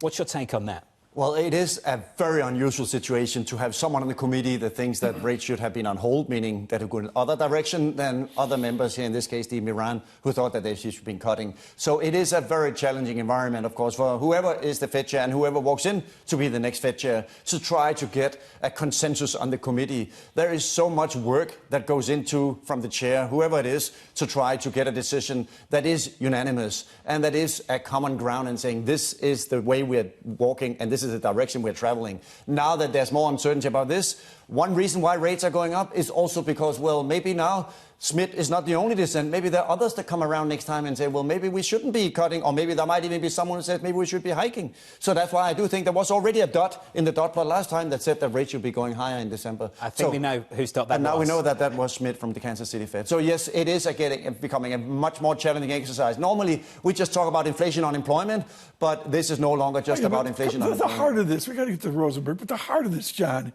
is he's lame duck. That's all there is to it. Totally agree, TK. It's October. He's supposed to begin to be lame duck. So let's fast forward to December. Just think about for a moment how much harder that's going to be. Put out forecasts, probably know who the new Fed chair is. How much power is Chairman Powell going to have at the December meeting? Knowing who his replacement is potentially once we come around to May. Yeah, I agree. And of course, as we've said 3-4 times today, not me, but others are saying the Secretary of Treasury could be involved as well. Jeff Rosenberg of BlackRock's running. Jeff, welcome to the programme. I won't mention Rick. We'll leave that to one side. We'll keep you in, good company over at BlackRock. I'll keep you out of trouble. What about it? No, Jeff, seriously. Right. Jeff Rosenberg, number one takeaway from that decision this afternoon and that news conference too. Yeah, I mean, the number one takeaway is the comments on December, the comment on slow down when you're driving in the fog. It's interesting you guys were picking up on him reading in the notes and whether that was, very much pre-planned. I think what you see here is a repricing of market pricing to December. Going into this meeting, it was basically a foregone conclusion. It was 100%. When you come out of the meeting and you see the dissents on both sides and you recall the division within the committee, you could say that that is an appropriate repricing to the realization that there's more two-sided risks to the Fed's decision than the market was pricing in it. And perhaps that comment was engineered to kind of push that forward. Maybe it wasn't, but the reality is that's what the market reaction is. And you can see that that's, a very reasonable reaction to what we saw from the committee today. I'm going to do an audible here. We got Torsten Slok and Jeffrey Rosenberg with us, and that is good and wonderful with their financial and economic knowledge. Torsten, you have a blistering sentence in your note of your concerns over private credit. I would suggest for global Wall Street, into the next Fed meeting and beyond, there's going to be further challenges here about the opaqueness in private credit. With all of your resources at Apollo Global Management, how blind are we to where we're heading in the pricing of private credit? That discussion is totally misguided. In public markets, I can get something that's safe. I can get something that's risky. In private markets, I can get something that's safe. I can get something that's risky. So there is no difference. It really is all about, do you want a risky investment? Do you want a safe investment? Something in the public market is investment grade, something in the private market is investment grade. So this discussion around what's happened in the last few weeks, yes, there might be a few cockroaches in the sense that there have certainly been some things that have been going under. But interestingly enough, those were basically all broadly syndicated loans. Meaning these were things that were trading tick by tick, minute by minute in the public market. So why is the discussion about what's happening in private credit relevant for this? These were cockroaches in the public market that showed up in public balance sheets. Jeff Rosenberg, will this affect the Fed? I mean, it's just as simple as that. If we have Wall Street instability and fear about this with all your work at Carnegie Mellon, can they ignore those cockroaches? Well, it gets back to some of the earlier comments about, the questions that he got on financial conditions. Yes. And, to what extent does financial conditions sort of factor into the Fed's decision? And I think what we see is an asymmetry here, that financial conditions aren't really factoring into their decisions to cut rates here. Financial conditions, you saw him parry the questions around interest rates and AI, basically, brushing them aside, saying AI financing has nothing to do with rates, which is true on a first order effect, but not necessarily necessarily on the second order effect to the extent that interest rates broadly are creating very easy financial conditions, and they're contributing to the increase in financial conditions easing, especially that we saw since the Fed pivoted, to the labor market slowdown. That took us from, measurements that were sort of more optimistic to measurements that were kind of more on the euphoria side. But I think the asymmetry here is that the Fed will respond to tightening financial conditions after they're realized. To the earlier, interchange on, ex post and data dependence, this is a Fed that will be reactive. And I think what's very clear is the Fed's not really paying a lot of attention to financial conditions going into this cycle, but they will, as they have been, ever since the GFC, that they'll be very responsive if financial conditions for things that have nothing to do with the Fed end up tightening. The Fed will react into that with a massive cut in interest rates, restoration of zero interest rates, the forward guidance that you just talked about, balance sheet, all the tools that were once thought as kind of not normal are part of the normal playbook, but they'll be in reaction to something that is outside the Fed's control here and in a tightening of financial conditions. Jeff, is that still a green light then? A bright green light just to stay long risk, stay long equities? Well, it's a light that says you can't really predict that on a directional basis. The Fed is supportive here. That's part of, again, what we saw in kind of the movement in the metrics from optimism to euphoria around August, September. And the Fed's continuing to send that signal with market pricing coming down a bit, but basically pricing to normalization of 3%. And the expectation that under any circumstance where the Fed is faced with an outsize, and you heard in that last question right at the end, the Fed talking about the impact on consumption. This is understated. I mean, he said it in a very small way, but a large shock downward has a significant effect on consumption. And what was a little bit understated here is that the large increase in the wealth effect has been the support for consumption. It is why we're surprisingly strong. In addition to the lagged implementation and tariff inflation not being as worrisome, it was really the surge in the wealth effect and consumption that's leading to the upside surprise. But that has a double-edged sword to a larger decline. And that's, I think, the concern around financial conditions tightening. Jeff, before you go, I promised I wouldn't mention Rick, but I think it's worth it. I've known Rick a long time. You've worked with him a long time. Can we just spend a second or something? Just how cool is it that Rick Reader's name is associated with the Fed chair position? It is very good for you to talk about that, and I look forward to hearing more from you on that subject, Jonathan. Okay, Jeff Rosenberg of BlackRock. You avoid it, Jeff. You avoid it. I think it's fantastic. I did. To have someone like that. To have the mix, absolutely. It just makes the process all the more credible, which I imagine was the objective of the Treasury Secretary. Mr. Reader brings an entrepreneurial sense here that you don't get from grizzled economists. And understands the this market. president is to be hugely lauded for that with his secretary. Can I point out in the time we've got left something back to the late July meeting? Sure.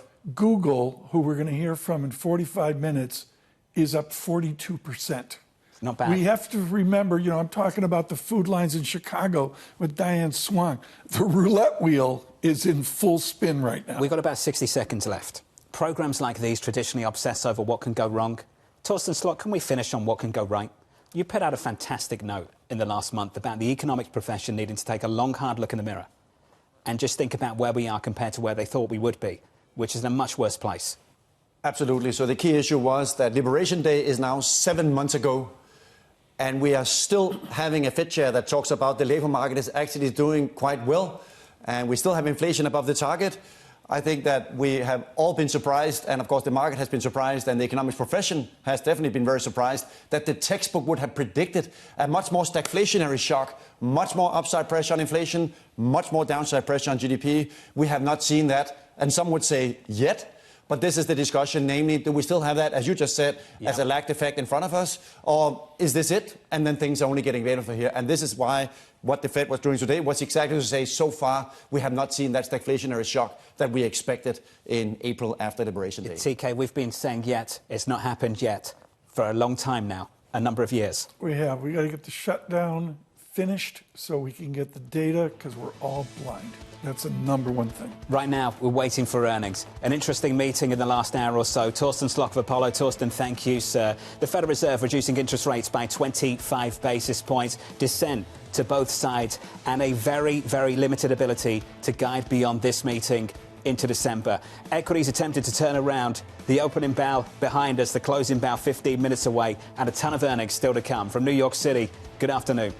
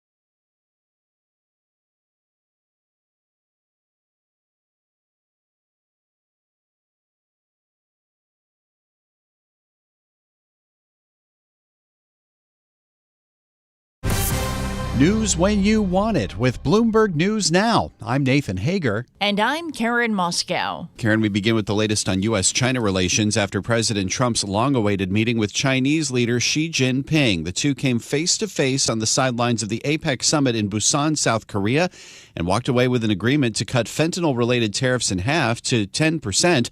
President Trump says China has also agreed to buy U.S. soybeans again. On a scale of 1 to 10, he says he'd rate the meeting a 12. I thought it was an amazing meeting. He's a great leader of a very powerful, very strong country, China. President Trump spoke aboard Air Force One following the meeting. China's response was a bit more muted, as we hear from Bloomberg's Stephen Engel in Busan. He did say that China will cooperate with the United States on trade, again, after that hour and 40-minute meeting with Donald Trump. But he also went on to say, with a little bit of a cautionary tone, he said the U.S. and China should not fall into a vicious cycle of retaliation, and says the U.S. should continuously reduce the list of problems. China and the U.S. should continuously reduce the list of problems, and that the two nations should eye long-term benefit from cooperation.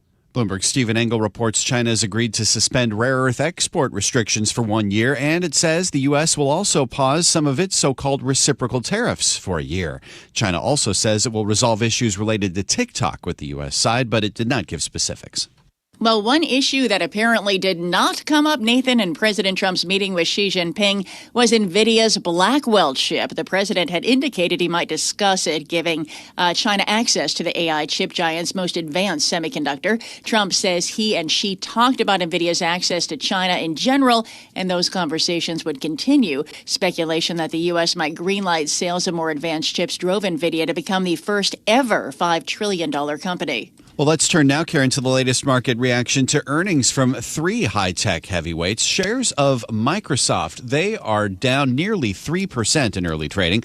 The world's largest software maker reported a steeper climb in spending than Wall Street expected, though profit and revenue did top analyst estimates, and the Azure Cloud Computing Unit posted a 39% revenue gain in the quarter. That was also a beat. Anurag Rana is a senior tech analyst at Bloomberg Intelligence. When you look at Azure growth of 39%, I mean, given that size, that's pretty good. The margins actually stood out way higher than what we were anticipating. We thought there was going to be pressure on margins because of all the spending.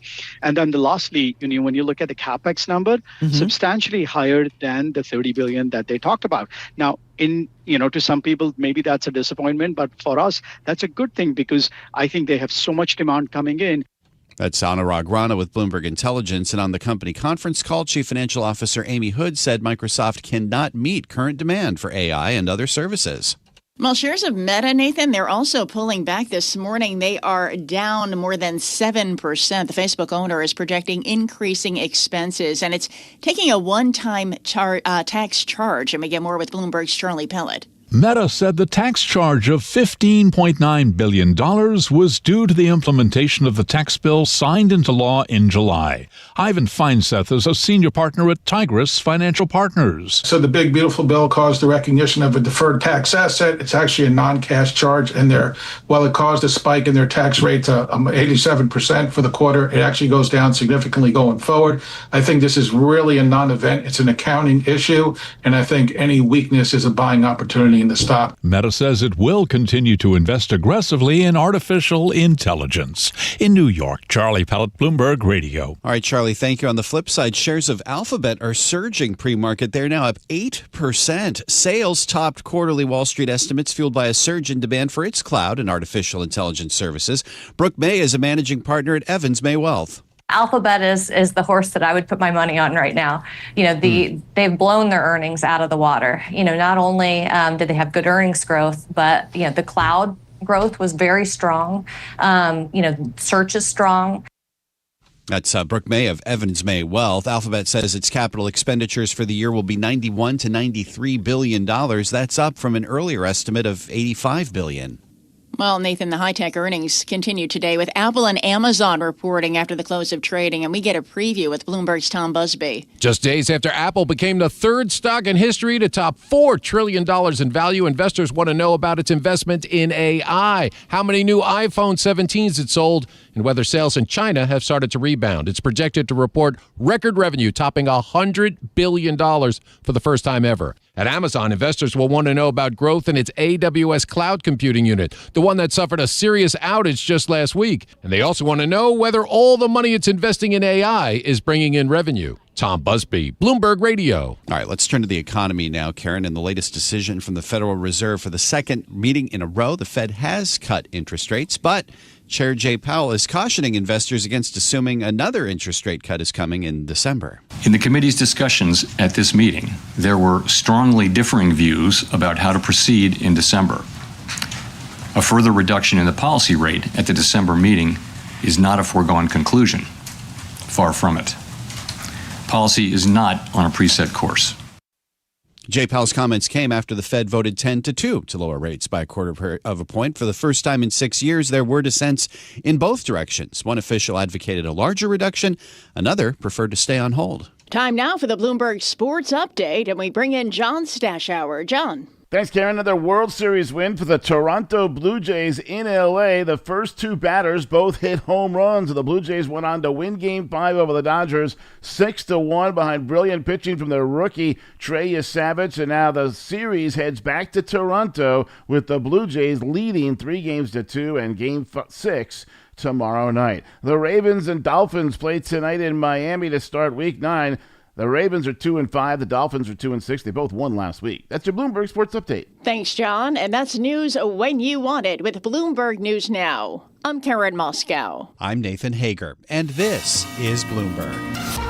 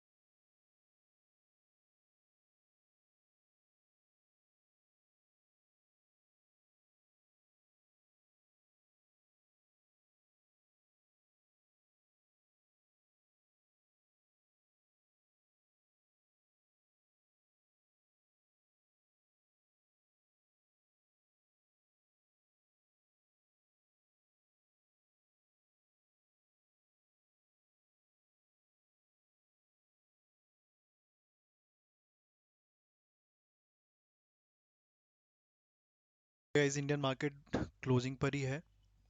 Crude oil देखोगे वहीं अटक गया, बिल्कुल भी momentum ही slow है। ठीक है, यहाँ पर बुक करना है इसको। थोड़ा सा ऊपर आता है तो एक सेलिंग का प्लान करते हैं।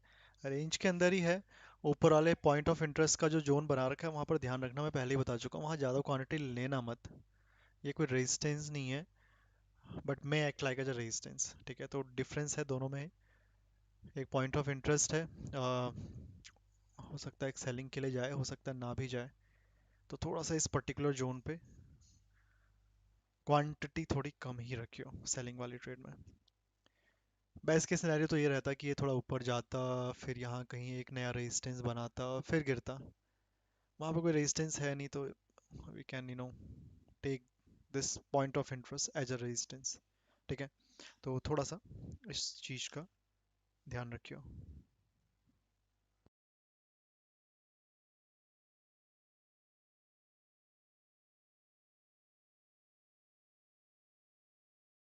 भी करते रहो guys, don't forget to like the stream.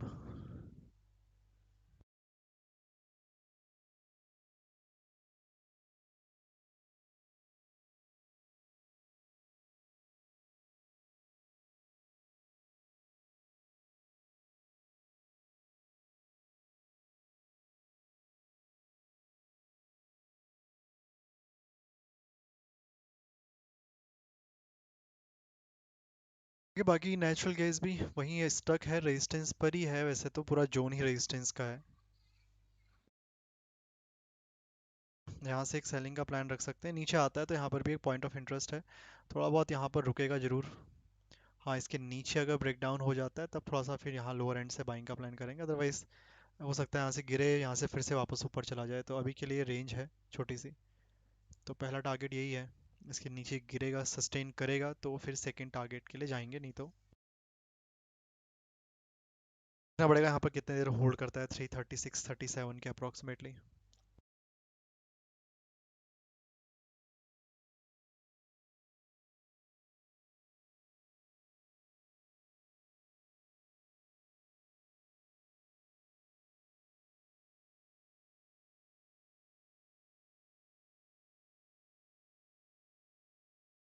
ठीक है, मॉर्निंग पे गिरा निफ्टी, उसके बाद से साइडवेज ही हो गया पूरा।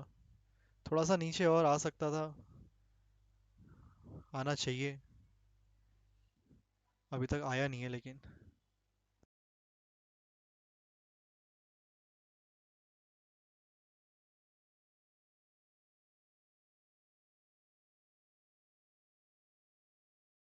का चार्ट देखोगे ना निफ्टी फ्यूचर का 15 मिनट टाइम फ्रेम पे, था तो रेजिस्टेंस पर ही। मॉर्निंग पे कल ही आ गया था रेजिस्टेंस पे, तो वैसे वहां से फॉल किया था,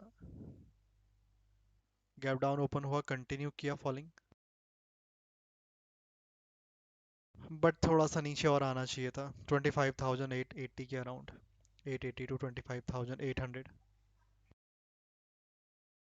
कल क्या पता गैप डाउन ही ओपन होती तो बाइंग करेंगे। यहाँ पर देखते हुए जाएंगे, यहाँ पर कोई रेजिस्टेंस क्रिएट करके ना जा रहा हो 15 मिनट में क्लोजिंग बेसिस पे।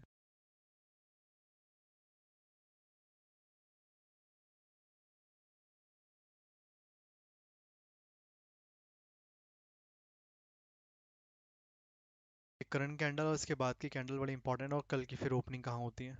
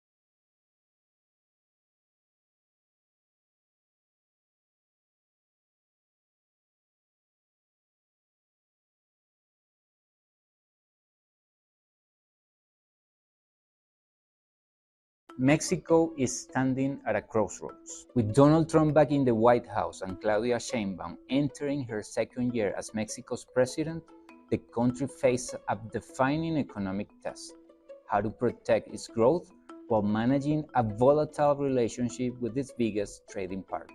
The US buys nearly 80% of Mexican exports, from cars to electronics to avocados to oil.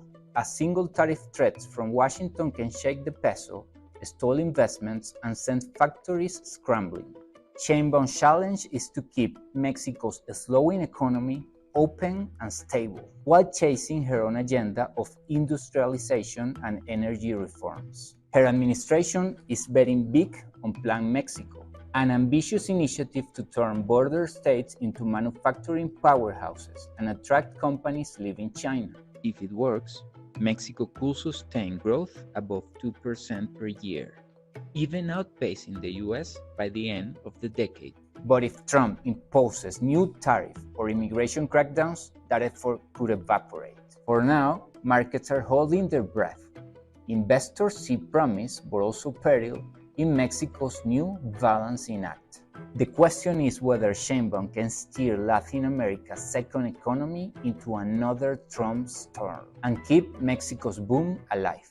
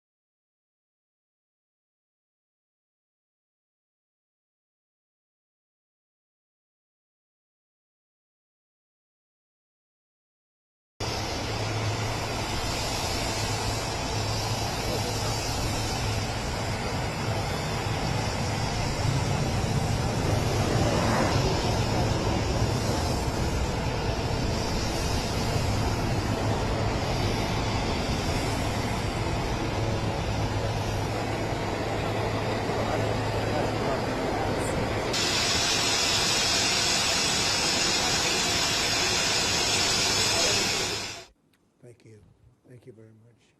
It's great to have you all. Thank you very much.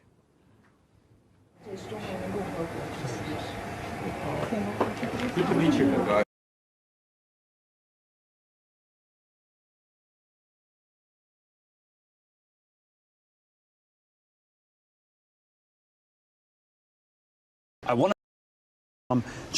I want to try and understand something you mentioned very briefly, which is the strategic importance of not just the equity stake, but the partnership on technology, and not just for Nvidia, but for America. Why are you moving into this domain?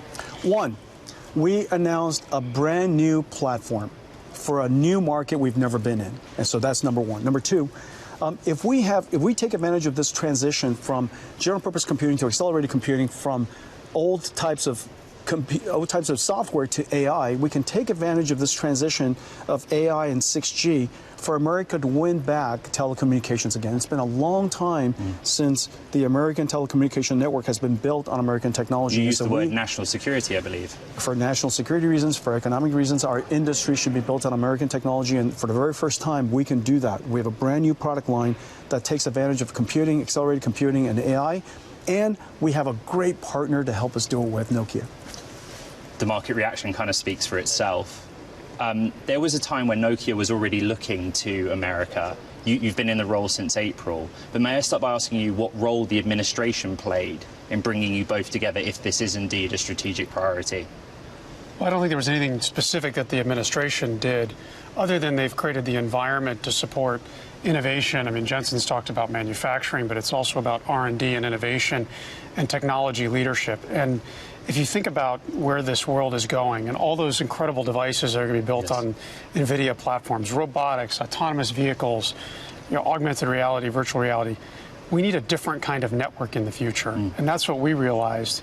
And that's why we wanted to forge this partnership, so that we're building a network leveraging AI for AI services. And that's really the big change here. And the technology is flowing both ways. I mean, what is it that you will be able to do with Nokia, Jensen, that you weren't able to do on your own? Well, first of all, Nokia is in all of the world's base stations. And this AirScale platform of Nokia is in millions of base stations around the world. If our computers are not inside that base station, it doesn't help. It's no different than NVIDIA's tech computing platforms not inside a car, it doesn't help. And so the first thing is we need a partner to get us into the world's space stations. We also, remember, we're bringing AI to radio networks, AI to RAN, so that we can make wireless tech communications a lot more efficient. Second, we're bringing AI for the radio, meaning on top of these radio networks and these telecommunication network, we're going to be able to provide AI services, which is going to be able to make it easier for us to do robotics and autonomous vehicles and industrial automation and reach all of the different places around the world. That's kind of hard to do with Wi-Fi. Cellular reaches everything. And so we now have this fabric that we can deploy AI computing services on top of. It's going to be completely revolutionary. In your world and in your market, Huawei is an influential player, not just in Europe, I think also about the Middle East and Africa. How important is the relationship with Nvidia to be able to counter, what Huawei does in those markets? Yeah, look, I think for us, one of the principles I've had with my team since coming in has been do what we can do that no one else can do, and that is AirScale, what we do with any RAN software, the software that runs on it that we're going to be putting on the Nvidia Arc platform. That do what we can do well and partner with the best everywhere else. And this is a clear opportunity to partner with the best. And by the way, that's where America and the Western world succeeds, because we don't necessarily have one company doing everything like Huawei. We succeed because we partner aggressively. And if you watch GTT today, it was hard to not find it obvious that you're partnering with everybody. But that's the advantage, is this partnership. So we do what we do best. We let NVIDIA do what they do best, and ultimately our customers win, and ultimately for America, I think America will win because there'll be more innovation faster here. Nobody knows telecommunications better than Nokia. They've been at it for a long time. They're all over the world. And between our two partnerships, we now have wireless telecommunications, we have AI, and we have accelerated computing, all in this partnership. And so all of that capability is going to be brought to bear for the next generation of 6G. And I think that's the capabilities we bring together in this partnership is quite unique and formidable. Why was it important, Jensen, that Nvidia ends up with almost 3% of Nokia? What was the rationale behind that? The work that we're doing is so intensive, and quite frankly, I was so optimistic about it and so excited about it, and that we wanted to invest in Nokia so that we could be part of this incredible success that we're creating together. And I got to tell you, that move was pretty genius, wouldn't you say? That's not for me to comment on. What I'd observe is, a 25% jump in the ADRs. What does that signal to you? Nvidia, with respect, Jensen, I've known to be about speed. Is it that they're giving you a technology that you wouldn't otherwise have, or have you now a way of just moving faster? Yeah, it's both. I mean, there's obviously, there's no way we're going to have NVIDIA's technology and accelerated computing. I mean, the CUDA software stack, all of the capabilities, even the fundamentals of what's in Aerial, the software stack that NVIDIA has built, is an accelerator for us. And then it's about speed, because now we can innovate much faster. And for us, it's that shift into adding value in software and thinking more like a software company, or really not like a software company, like an application company that's going to use AI and AI models to continue to innovate and move faster. And I think the market recognizes that this is the kind of innovation that this industry has needed. Look, this industry has a history. 3G, we were building better voice networks when the internet was getting started. 4G, 5G, we were building data networks behind where the market was. And today, 5G, when you look at it globally, is still only partially deployed. So as you look ahead, in order to innovate, you've got to move much faster. And we need to enable our customers to have different and better technology. And with this partnership, all of us, speaking of speed, we're in Blackwell today. It's going to go to Rubin. It's going to go Feynman. And it's going to go on a clip. That basically is at the speed of light. And I've got to ask you to clarify something, Jensen. You showed a slide behind you. $500 billion over what I think illustrated 6 financial quarters, but 20 million Blackwell. 5 financial quarters. 5 financial quarters. Does that figure include networking? We know it doesn't include China, because it seemed to be technically above consensus, right? But you seem to be suggesting that there is near term actually an acceleration beyond what you were expecting. All of that was only data center. Just data That's the amazing thing. All of that is only data center. Today we announced several new platforms. The Nvidia Drive Hyperion platform, our ARC platform, our Quantum platform. None of that is included in that $500 billion. No networking. No networking whatsoever. Well, that's data centers, so networking, NVIDIA networking for data centers, but not wireless networking, not wireless telecommunications. When do we see a real-world manifestation of the work that you're both going to do together? Yep, there's work going already. You can see a demo actually at the booth here in GTC. You'll also see customer trials early next year, and then we think in full commercial production in 27. And the great thing about the partnership with Jensen is I know he'll be pushing me to go faster, and I'll be pushing his team to go faster, and together that means that we can get to market as soon as practical for our customers. And ARC is backwards compatible with AirScale. Right. And all of those millions of base stations could be upgraded to 6G and AI. There's a lot of skepticism on 6G, though, right? Like, we're agreeing standards. Just a simple yes or no question, really. Is the 6G timeline accelerated because of this partnership? I think it is, because what you can actually do now is, exactly to what Jensen said, you can deploy with ARC, and then if something happens or the standard evolves or there's changes, it'll just be a software model update that we deploy in applications. It's a completely different model than what we're used to back in the days of deploying these complex integrated legacy appliances. It's general purpose accelerated computing, and that's why we think it's so compelling. If the standards change, you got to go fix a chip. If the standards change, you're and I just upgrade the software, the CUDA software. That's the amazing thing. Jensen, you are traveling onwards now to Asia. I don't know what your schedule is for the jet, and I don't know if you and the president will be at the same place at the same time. He seemed to think you would be. But the main point is that you're here in Washington, D.C. We're a few blocks from the White House. You called it the AI Super Bowl. Others called it that too. But everyone is inferring from this that this was about all of the things we talked about all year, that you want to be closely aligned with this administration. And while in Asia, that there is something that the president needs to work on in the context of China trade negotiations. Whether you get to meet him or not, what is it that you need the president to do for Nvidia to accelerate on its plans? We need the president to do what's right for America, and I'm certain he's going to go do that. The reason why we're here is because technology is now so important in politics and geopolitics. It is the single most important industry in America. It is our national treasure, and it's important for us to make sure that Washington, D.C. and the policymakers and all of the people who serve our country to make it great understands the technology as it stands today and where we're going to go and the companies that matter to us so that we can make America great. And so that was the primary reason. Well, first of all, whenever there's an opportunity to see the president, I always love that. He's incredibly engaging. He's always learning, and he wants to help America win. He wants America to win. This is my final question. I was trying to interpret what you were saying. It was a detailed presentation, but you talked about how AI is now worth paying for.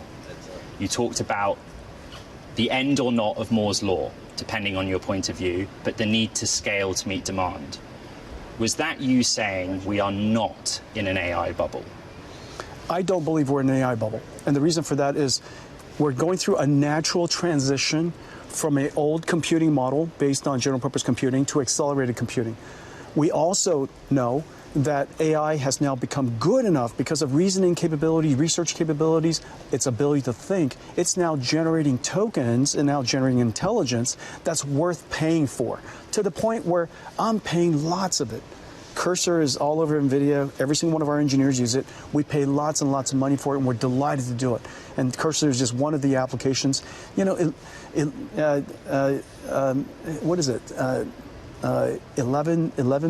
11 Tech, I forget. But anyways, all of these different AI models that we're using plenty of services and paying happily doing it.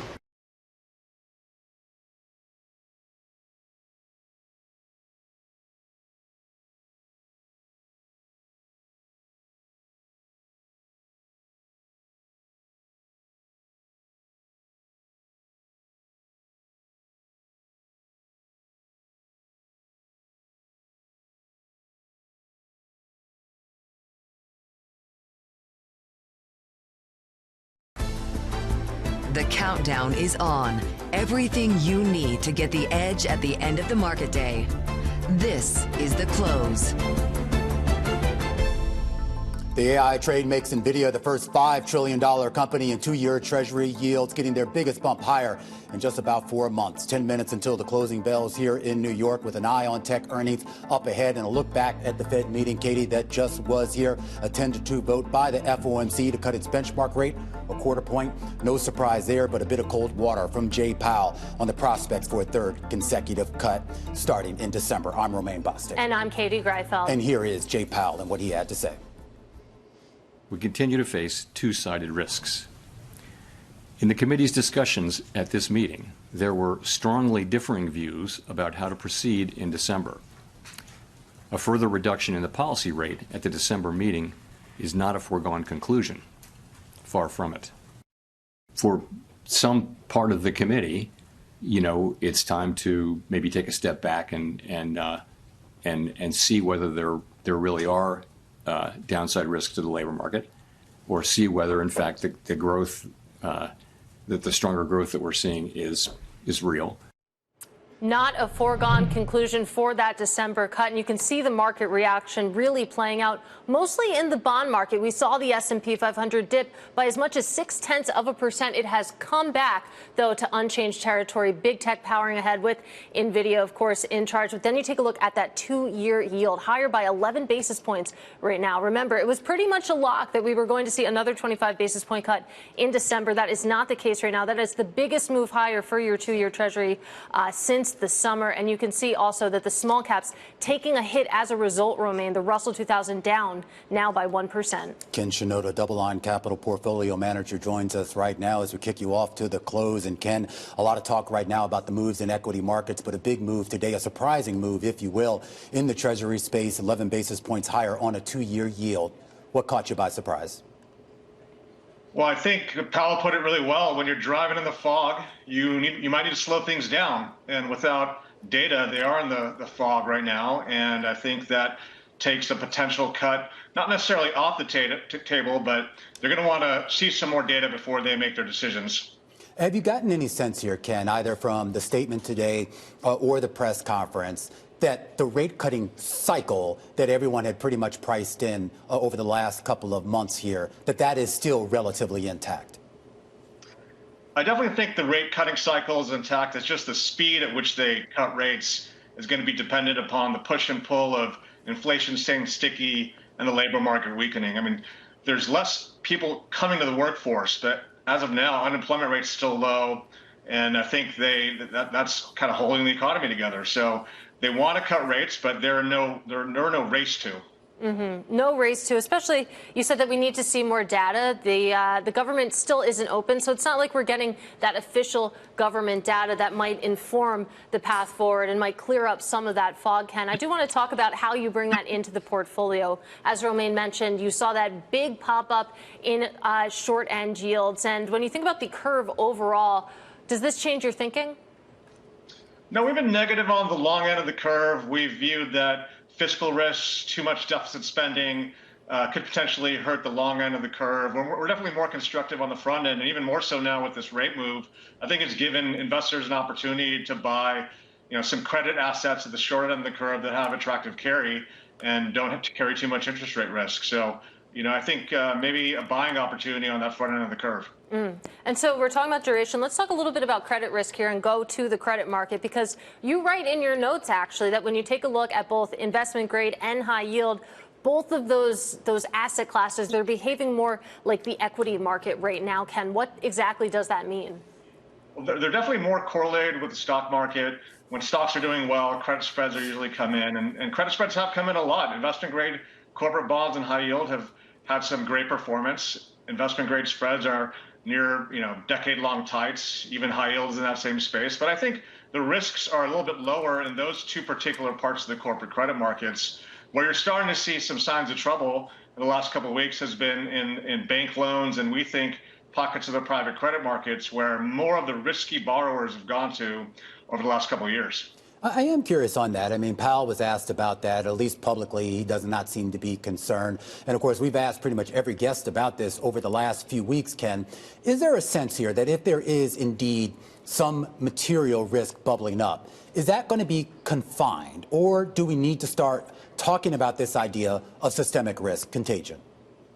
No, I think when people talk about systemic risk, I think about the banking system. And I think the banking system has done a good job cleaning itself up for the last 10, 15 years post GFC. And then it's in a good spot. You could actually argue that they should be more aggressive in expanding balance sheets to help the economy go along. So I think a lot of this stuff's kind of moved off balance sheet. A lot of the risks are off balance sheet and in private pools of capital. So I don't think it's a systemic risk, but there's going to be a default cycle. I mean, there's borrowers that are going to default. It doesn't mean that there's, a million cockroaches out there. Everyone seems to be talking their own book these days with these cockroach analogies. But, I think just investors should tread cautiously, know that there is risk in, below investment grade credit and allocate appropriately. Well, it does seem like the war of words when it comes to the big banks versus what private credit firms are saying certainly continues, Ken. But to your point that we're going to see a default cycle, it sounds like you're preaching quality here, that you're not reaching down the risk spectrum necessarily. With spreads as tight as they are and the credit curve so flat, meaning you don't get paid as much to take additional risk, we definitely like going to higher quality parts of the market. Agency mortgage-backed securities, they've done well recently, but, they're government guaranteed, quasi-government guaranteed, and they can give you some interesting downside protection. So we think you should look to kind of diversify away from corporate credit into other parts of the bond market. I am curious, Ken, before we let you go, I just want to get your thoughts here on the, I guess, what is effectively the end of quantitative tightening. I mean, assuming they don't restart it up again here. Does that actually matter to you? No, I think that they're doing that because it's, if they're lowering rates, ending QT is just another way to ease policy. You're also starting to see a little bit of stress in the repo market, so I think they want to battle that. It's not really going to change much for investors in mortgage-backed securities. On the margin, they're going to take the dollars that are coming back from their MBS book. They're going to recycle that into short-term treasuries. So I think it's kind of a minor event for the bond markets that I traffic in, and I think it's a good thing for those short-term repo markets.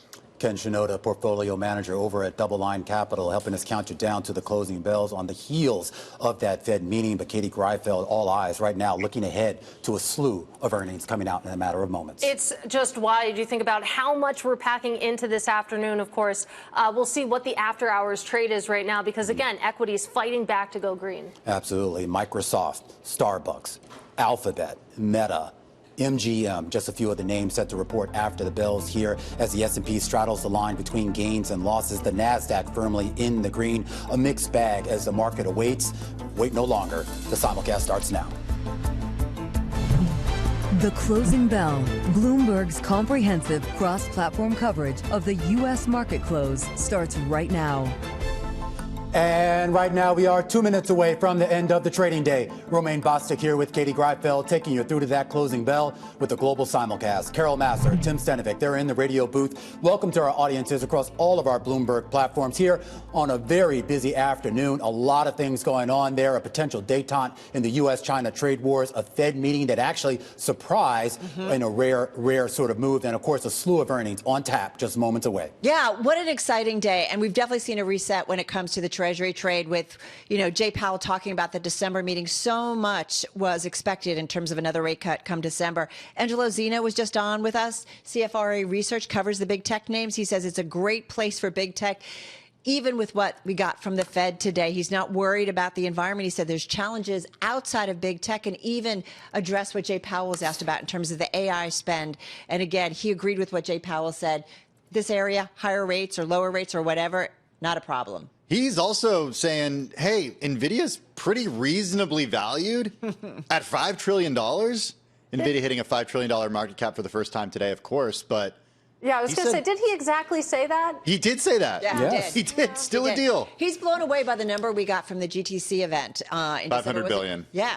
So, yeah, well, I thought it was interesting, too. He said that, this AI spend, it's not like the 1990s tech bubble because these companies have earnings. So we should point out some of these companies have earnings. Of course, there's a lot of players in this space here that have not shown a whole lot of anything. We are going to see some of those cards put on the table in just a matter of moments. We're expecting earnings out of Meta, out of Microsoft, out of Alphabet, and that's just in the tech space. Also expecting Carvana, Starbucks, Chipotle, and a few others. As we get the closing bells here in New York, the S&P straddling the line between gains and losses. I'm just going to call it right now, unchanged on the day, but it does look like it could potentially, maybe, finish in the green or maybe not. The Dow Jones Industrial Average is decidedly down more than 70 points or 0.1%. The Nasdaq is going to finish firmly in the green, up about 130 points or 0.6%.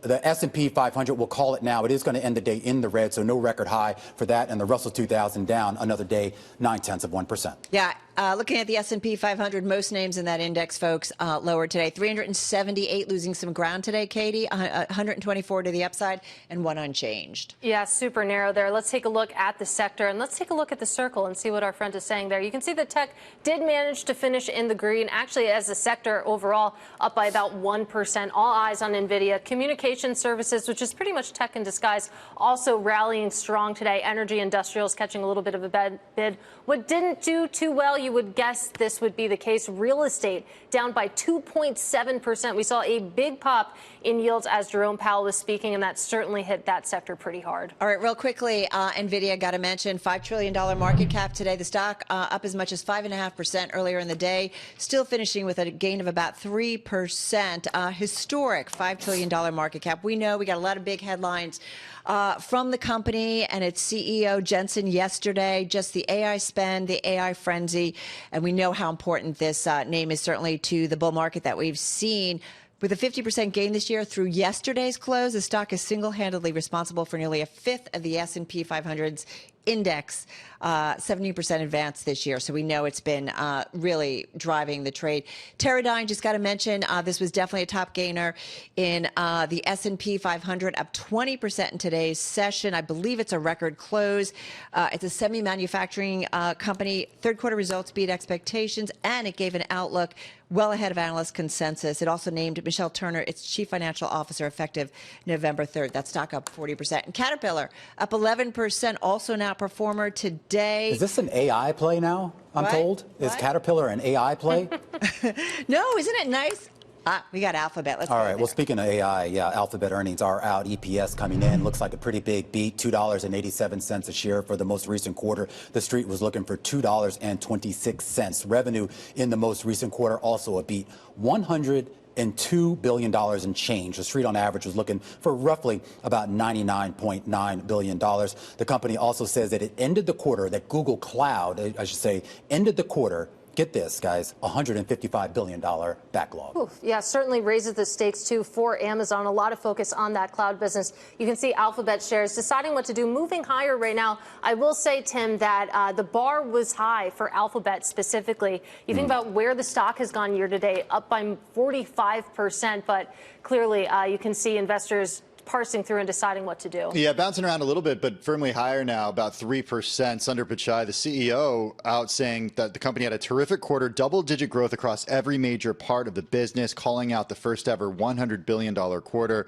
He also called out Gemini. It now processes 7 billion tokens per minute and alludes to the full stack approach to AI at Google that's delivering strong momentum, shipping at speed, including the global rollout of AI overviews in AI mode in search in record time. Shares now up by about, 4%. All right, from one hyperscaler to another we go. Let's go to Microsoft, folks, just crossing with its numbers.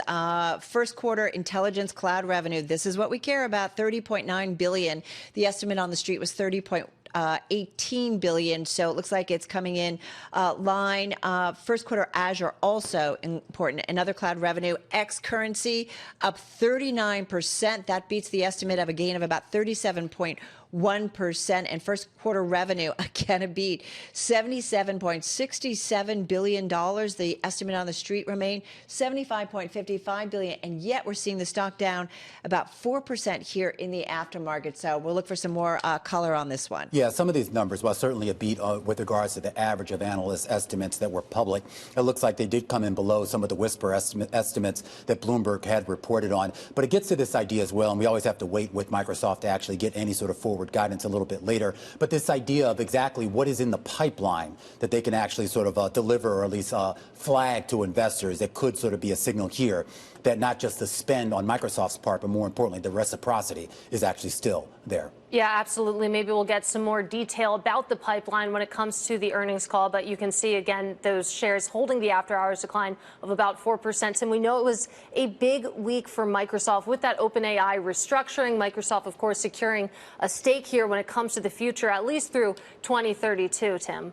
All right, I'm taking a look at Starbucks, ticker SBUX. That company out with earnings as we speak. Fourth quarter China comp sales up 2%. The estimate was for 2.16%. Fourth quarter comp sales up 1%. The beat estimates of just about negative half a percentage point. Fourth quarter net revenue coming in above estimates at $9.6 billion. Fourth quarter adjusted earnings per share coming in shy of estimates at 52 cents.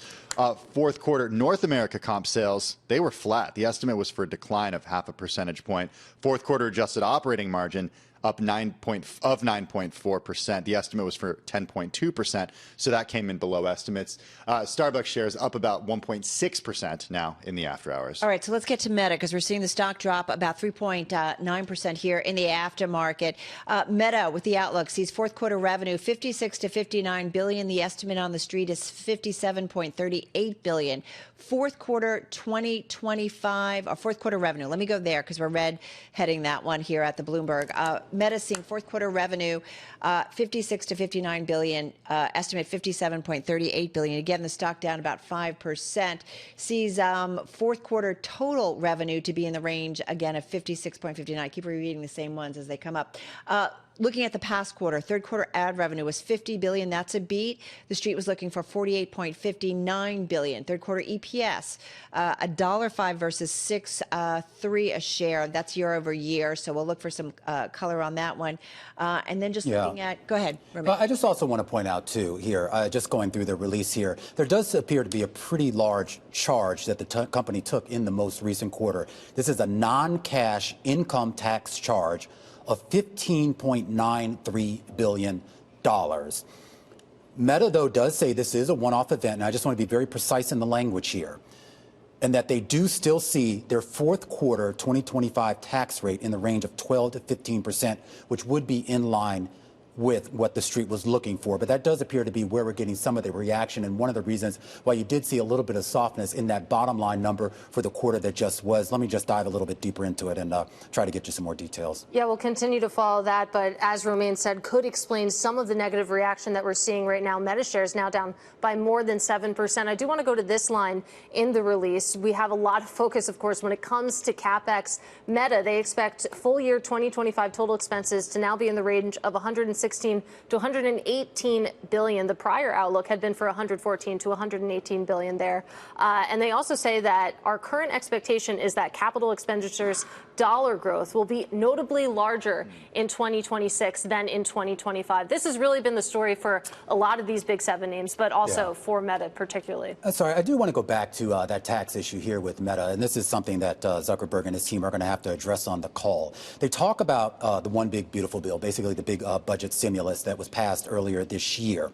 They did say that they expect a significant reduction in their federal cash tax payments for the rest of the year because of that bill. However, they're saying that for the quarter that just passed, they had to recognize a valuation allowance change that basically amounted to a $16 billion charge. Again, they are saying that this is a one-time charge, and then effectively they will revert back to something that actually a little bit less with regards to the effective tax rate for the current quarter, the current fourth quarter that we're in. Yeah, the company continues on there. Romain says net income would have increased by 15.93 billion to 18.64 billion compared to the reported net income of $2.71 billion. The company also saying, Mark Zuckerberg specifically saying that leading the industry when it comes to AI glasses, which we know that, and he sees a big opportunity there. A lot of analysts see a big opportunity there. He says if we deliver even a fraction of the opportunity ahead, then the next few years will be the most exciting period in our history. All right. Well, those are some big words, but let's tear our eyes away from Meta for just a moment and talk about eBay, also reporting earnings. Fourth quarter net revenue, that is seen between $2.2 $2.83 billion to $2.89 billion. The estimate had been for $2.8 billion. So a bump up of that range. Take a look at shares down almost 9% at this point, though. So certainly some disappointment coming through when it comes to eBay. Some disappointment as well when it comes to Carvana. Those shares down 10% in the after-hours trade, with third quarter EPS coming in at $1.03 a share, revenue coming in at $5.65 billion. But here's your guidance. The company says that full-year EBITDA will be at least $2.2 billion. It had previously pretty much guided towards that. It had a range of $2 to $2.2 billion, so maybe potentially trying to nudge slightly above that with regards to expectations. We should point out, though, the company is also saying here with regards to retail unit sales, 155,941. We'll just round up to 156,000 here. Again, that did beat the average of analyst estimates, but there was a whisper number out there that was a little bit higher, maybe partly responsible for why you're seeing the shares down in the after-hours trade. Yeah, costs and expenses too up about 32% year over year. Kurt Wagner, though, on our live blog talking about this net income and how we see this shortage and then attributing it to this one-time tax charge. Definitely a lot of questions on what this is, because it does feel like it's come out of nowhere. Sorry, one quick one. Chipotle crossing the wire right now. Adjusted EPS coming in line with estimates at 29 cents a share. Revenue roughly coming in line with estimates at $3 billion.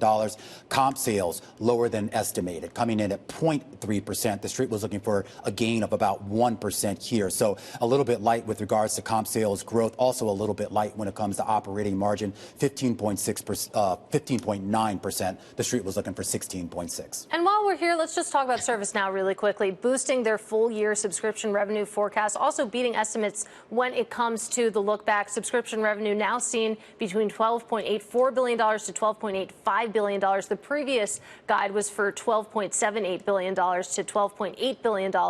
So you can see, of course, a little bit of a boost there to ServiceNow when it comes to that full-year subscription revenue. All right, so Microsoft down 3.3%. You've got Alphabet up about 3.5%, and you've got Meta down about 5.7%. So those are big ones that we'll keep a watch on as we go into those calls with analysts and investors. Folks, that's a wrap.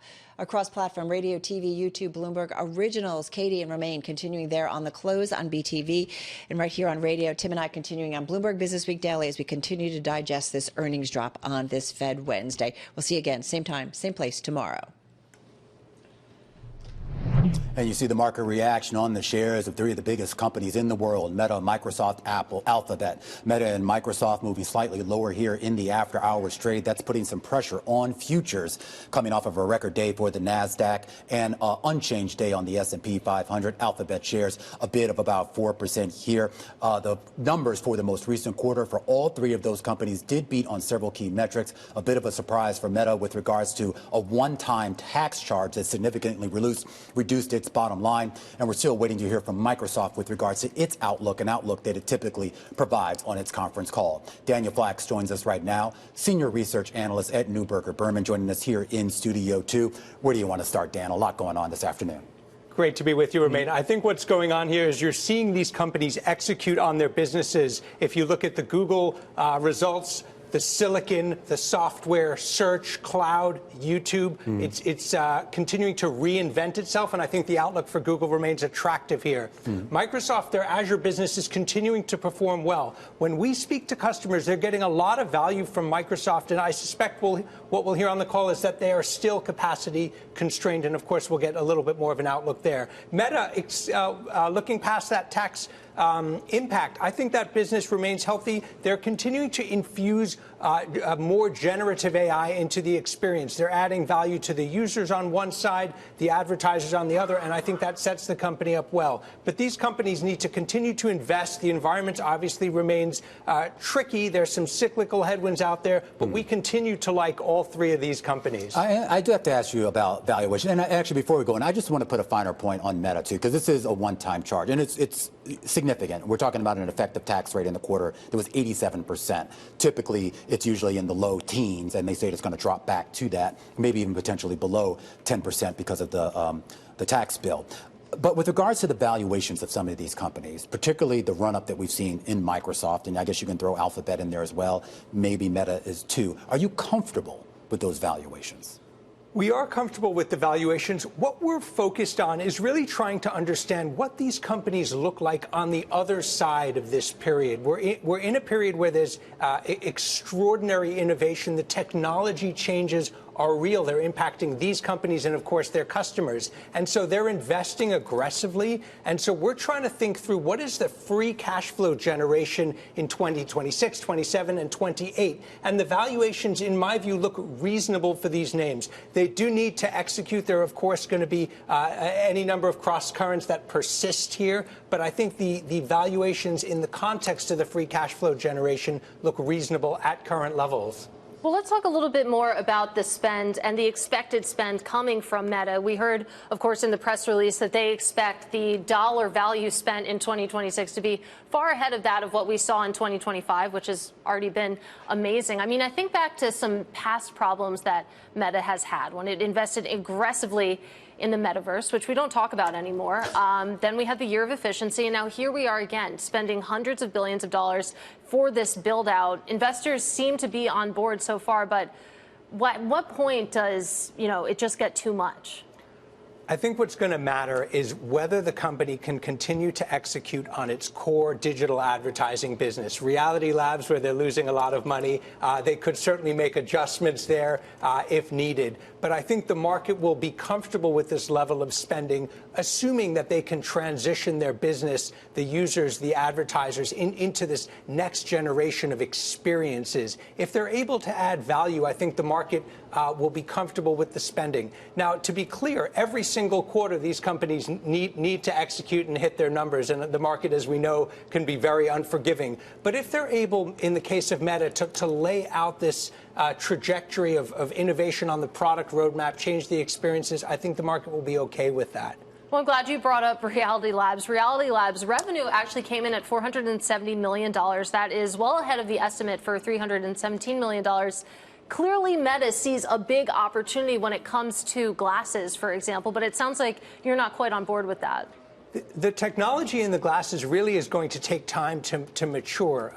The silicon, the optics, of course, you need to bring the developers. The developers really sit at the heart of what all of these companies are trying to do in terms of empowering them to write apps and give users a reason to spend time, in this case, in the metaverse. I think the metaverse is going to take quite some time. We're seeing other industry players, of course, invest there. No one wants to be left out of the next platform, and so Meta's trying to own it. In the current environment, it's of course Google and Apple that have the largest platforms. I am curious, Dan, and when we talk about this idea of the hyperscalers, the investment they're making, and the potential long-term benefits of that. We still have to hear from a couple of other big tech companies, primarily Amazon, which also in this space. Apple is kind of a completely different story, but they report tomorrow. When you look at the AI trade overall, I mean, you go back to 3 years ago when we first kind of became aware of ChatGPT and November, December of 2022. Is there a sense now that this trade is much broader than big cap tech or just the Mag 7 or the Mag 5, if you will? I think it is much broader. Clearly, there's impact to a variety of industries as you build out these data centers. Power, of course, as we all appreciate, is a very big factor when planning 5, 10, 20-year projects.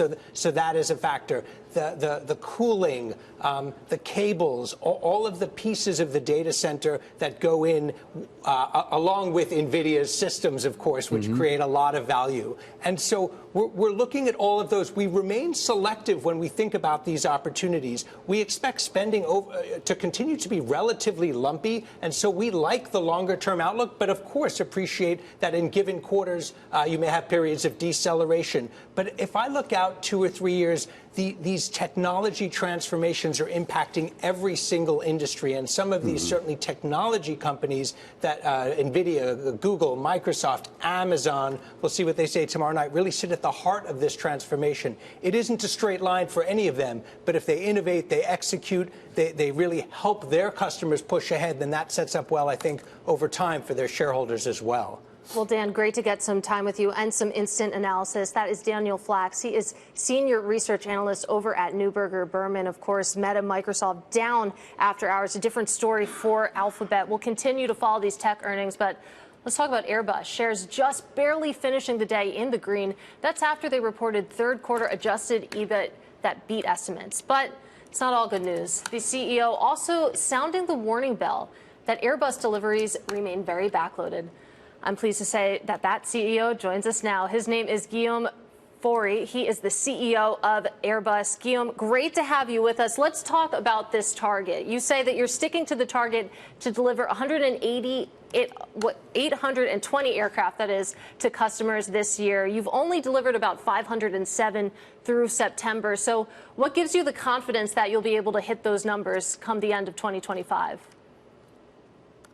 And the fact that we're fully prepared, that we're already close to end of October, and the fact that one of the reasons for being backloaded is the lack of availability of engines for our single aisle. We were with 60 gliders mid-year. We closed the third quarter being down to 32 gliders, and we think we're going to have the engines we need to deliver those planes before the end of the year.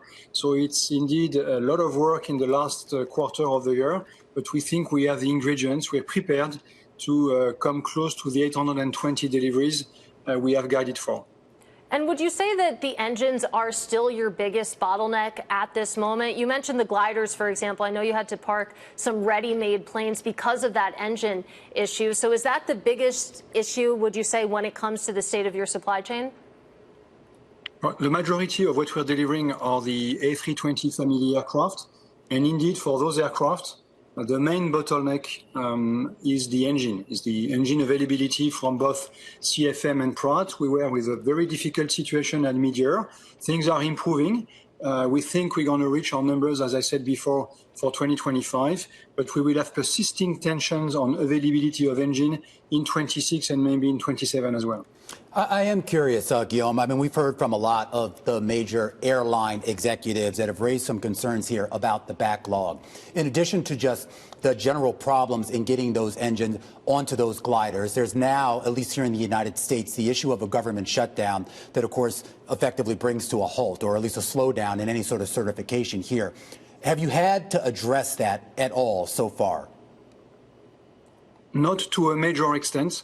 We are not significantly exposed to this situation.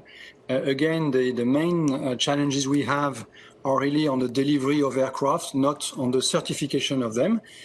We have recently certified, last year, the XLR that's behind us, and the XLR, the A321 XLR, is a great airplane. It is now in service. That's behind us. And the next certification moving forward will be for the A350 freighter, but that's not today a short-term bottleneck. We have to start flying with the aircraft. That will be the case in 2026. So certification is for later. We plan entering into service in 2027. So we hope that in the meantime, we will be able to restart or to have appropriate and efficient certification work with the FAA. The primary certification authority is EASA, and we're currently working with EASA for preparing the certification file of the 350 freighter. With regards to your operations here in the United States, whether it has to do with the certification, whether it has to do with the shutdown or the broader issues, what are the deliveries, the timeline for deliveries coming out of the plant in Alabama? Well, Alabama is one of our production sites. You know that for the A320 family, we are now relying on Mobile in the US, in Alabama, in Toulouse and Hamburg in Europe, and on Tianjin in China. For Mobile, we have recently inaugurated the second final assembly line for the A320. So we are clearly ramping up proportionally more in the US than in the rest of the world. And we have an A220 final assembly line. So Mobile, Alabama will soon become the fourth largest production site of commercial aircraft in the world. And it's an Airbus site in the US. But basically, we're ramping up A320 globally towards the rate 75. And Mobile, Alabama will take its share. And you mentioned the A220. When it comes to your production target, you actually lowered that as well. And I would love a little bit more detail on what led to that decision and when, we might see some of these supply chain challenges that you're dealing with be unsnarled when it comes specifically to that body. Yeah, well, I'd like to highlight the fact that we are not reducing production. we are reducing the speed of ramp up on the A220. We are actually doubling production roughly within 2 years, from 24 to 26. And we have decided to go from what we were anticipating for next year, that was rate 14, to actually rate 12. So moving up from rate 6 a few years ago, to the rate 12. We are on that trajectory. Things are moving forward quite well in 2025, but rate 12 is a challenging target. We have to integrate as well the work packages from Spirit on the A220, the wings and other smaller work packages. So we have a lot on our plate. We're also introducing progressively engine improvements to improve the durability of the engine for our customers. So a lot of work on the A220, very fast and steep ramp up, and we think that's good enough in terms of quantity of work and challenges moving from 25 to 26. I have to ask you about the defense business. Obviously, that was a bit of a boost for you in the most recent period, Guillaume. Is this a long-term story or a one-off? It's a mid-term story for sure, maybe a long-term one as well. You know that Europe has relied on the United States for a very long time when it comes to security of Europe, and we are now in different times. Europe is really ramping up in its ability to secure itself, to defend itself, which means significant increase in defense budgets for the main countries of Europe and the NATO members in Europe. So from that perspective, it's a midterm or even long-term perspective. And on the short term, it comes with orders for more equipment, for development of new ones. And indeed, we have a tailwind when it comes to our numbers and our growth coming from defense against that backdrop. And we should also talk about your ambitions when it comes to space as well, and to compete against Elon Musk's SpaceX. I know that you're merging some of your operation with regional peers, trying to create a regional venture. That project expected to be running in 2027, Guillaume. Would you anticipate, though, you might run into any sort of regulatory challenges here, or is 2027 looking like a firm date?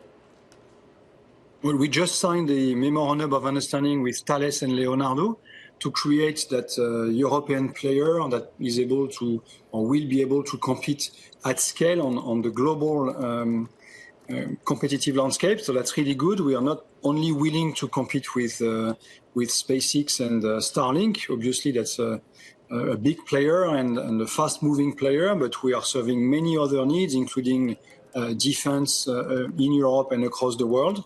That creates a company that has the potential to be very competitive, to serve the interest and the needs of the European players and more global players, as I said. We have to go through the regulatory process to the antitrust. That's something that is now ahead of us. Well, I think Europe has moved forward as well, understanding that it needs to be able to compete globally. Yeah. And we hope that we will be supported for what we're doing. We have to demonstrate compliance with European regulations and other regulations. We're starting that work now. All right, Guillaume, really appreciate you taking time for us. The CEO of Airbus there, Guillaume Faury, on the heels of the earnings just out most recently, but a big focus right now on potential delivery delays. When we come back, we turn back to the big tech companies that just reported right here on The Close on Bloomberg.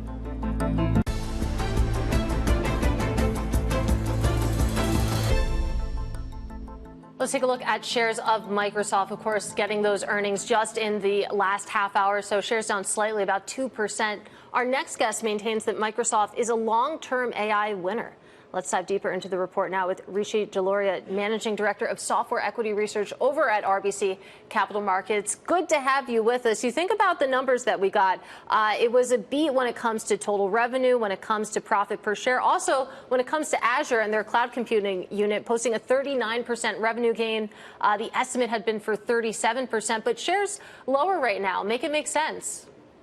Yeah, absolutely. No, thanks so much for having me. Look, the short answer to this is a very fickle market we're in, right? When anything that's AI is trading at all-time highs, as Microsoft was at the close today, you just have heightened expectations. And this is, I think, a situation of the market just being a tiny bit fickle, where maybe investors, especially post the OpenAI restructuring and the $250 billion Azure deal yesterday, were looking for something more like 40% constant currency. Now, don't get me wrong, 39% constant currency Azure growth is a fantastic fantastic number, especially given the scale of numbers that we're talking about here. This is a very broad-based beat across the board. I would be surprised if the stock is still down tomorrow morning. I think it's going to come down to, what Satya and Amy have to say on the call that begins in about an hour and what the guide, especially on Azure, looks like. But just given all the moving pieces here, given AI, it really feels like this is really well set up. And if there is, in fact, a pullback tomorrow morning, we would use it as a buying opportunity. Yeah, there you have it. For a lot of folks, 39%, you can round that up to 40. Not when you're in such rare air as we are with these valuations and these price levels. A few notes have pointed to the fact that you did have first quarter capital expenditures coming in a bit higher than expectations, coming in at $34.9 billion. That is up from $24 billion in the preceding quarter. Does that give you any pause? No, if anything, I think the opposite would give me a little bit of pause, right? Like, I think it's been clear that Microsoft has been a lot more picky about what sort of physical infrastructure and CapEx they're willing to commit to. And I think you've seen that play out in deals that have gone to Oracle Cloud Infrastructure and Microsoft negotiating out the rights of first refusal that they had with OpenAI. And so I think they're being a lot more deliberate about having fungible architecture that can be repurposed, whether it's for training or inferencing or reasoning. And so to me, the fact that, fully burdened CapEx, including capital leases, came in above expectations is just a signal that there really isn't this slowdown in AI demand that I think everyone's waiting for, right? I mean, with valuations where they are and kind of AI expectations where they are, there are worries around that. But I think this is telling us Microsoft is still well positioned, and we know that the team is being very disciplined about their spending. So I'm not worried about the fully burdened CapEx number coming higher than expectations.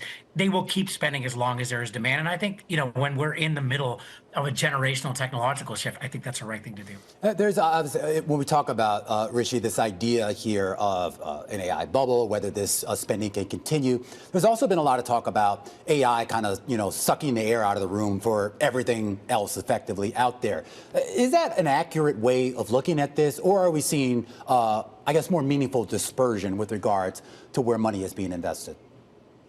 Yeah, look, no, you hit it right on the head. We've used this term, the AI crowding out effect. And the idea is, every board is focused on AI. Every company's trying to figure out their AI strategy. And so literally that has to be priorities 1, 2, and 3 is how do we, what do we figure out with AI? How do we use this to not only generate productivity improvements and cost savings, but also over time, make this a competitive advantage, generate new revenue out of this. And so we're still in the middle of just like AI is the top priority. And that's where all the time and attention is going, and so I think that's absolutely happening. It's crowding out other areas of software. Now, Microsoft is well positioned. I think they're probably one of the few companies that can benefit from AI throughout the stack, and that puts them, I think, in a very unique situation. But that is absolutely happening there. In terms of the AI bubble, look, I have no question that we are in an AI bubble when it comes to valuations and the amount of hype around it. At the same time, I would say this is society-changing technology, and even if there's a digestion period that we have to go through at some point, I believe the way that we use AI 10 years from now will be leaps and bounds beyond what even your most fervent bull, myself included, can imagine. So it's a matter of honestly timing and picking and choosing your spots at this point. And for me, I care about really durable advantages and durable ways to benefit from AI rather than where's the biggest benefit over the next 1 or 2 quarters. As we wait for the conference call, Rishi, what do you want to hear out of the executives? Yeah, I think I want to hear 2 things. Number one, I want to hear that they are committed to co-innovation with OpenAI. And, with the announcement yesterday, I think that seems to be indicating that to me. I think the second thing I want to see is that there is just continued AI demand throughout the stack, that it's not just at Azure, although that would obviously be great to see, a nice Azure number, and maybe you have more OpenAI in there, you have Sora 2 in there, who knows? But if we could start to see evidence that AI is benefiting them in Office, in Dynamics, at, GitHub Copilot, that they're really showing ways to demonstrate AI throughout the stack, and maybe even seeing the move from pilots to actually in production. That's what I really love to hear, Satya and Amy talk about on the call in about an hour.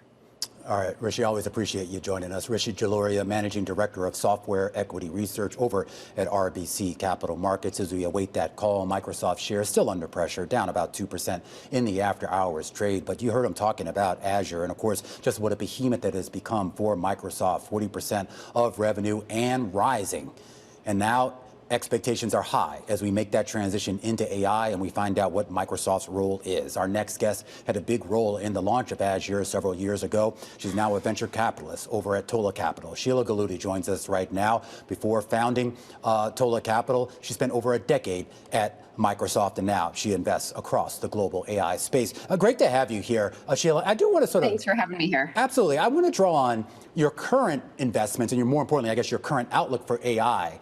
But I want you to draw a thread kind of back to kind of the evolution, not just with Azure, but really just of cloud computing overall, because it really has now basically become central to this AI theme that's playing out.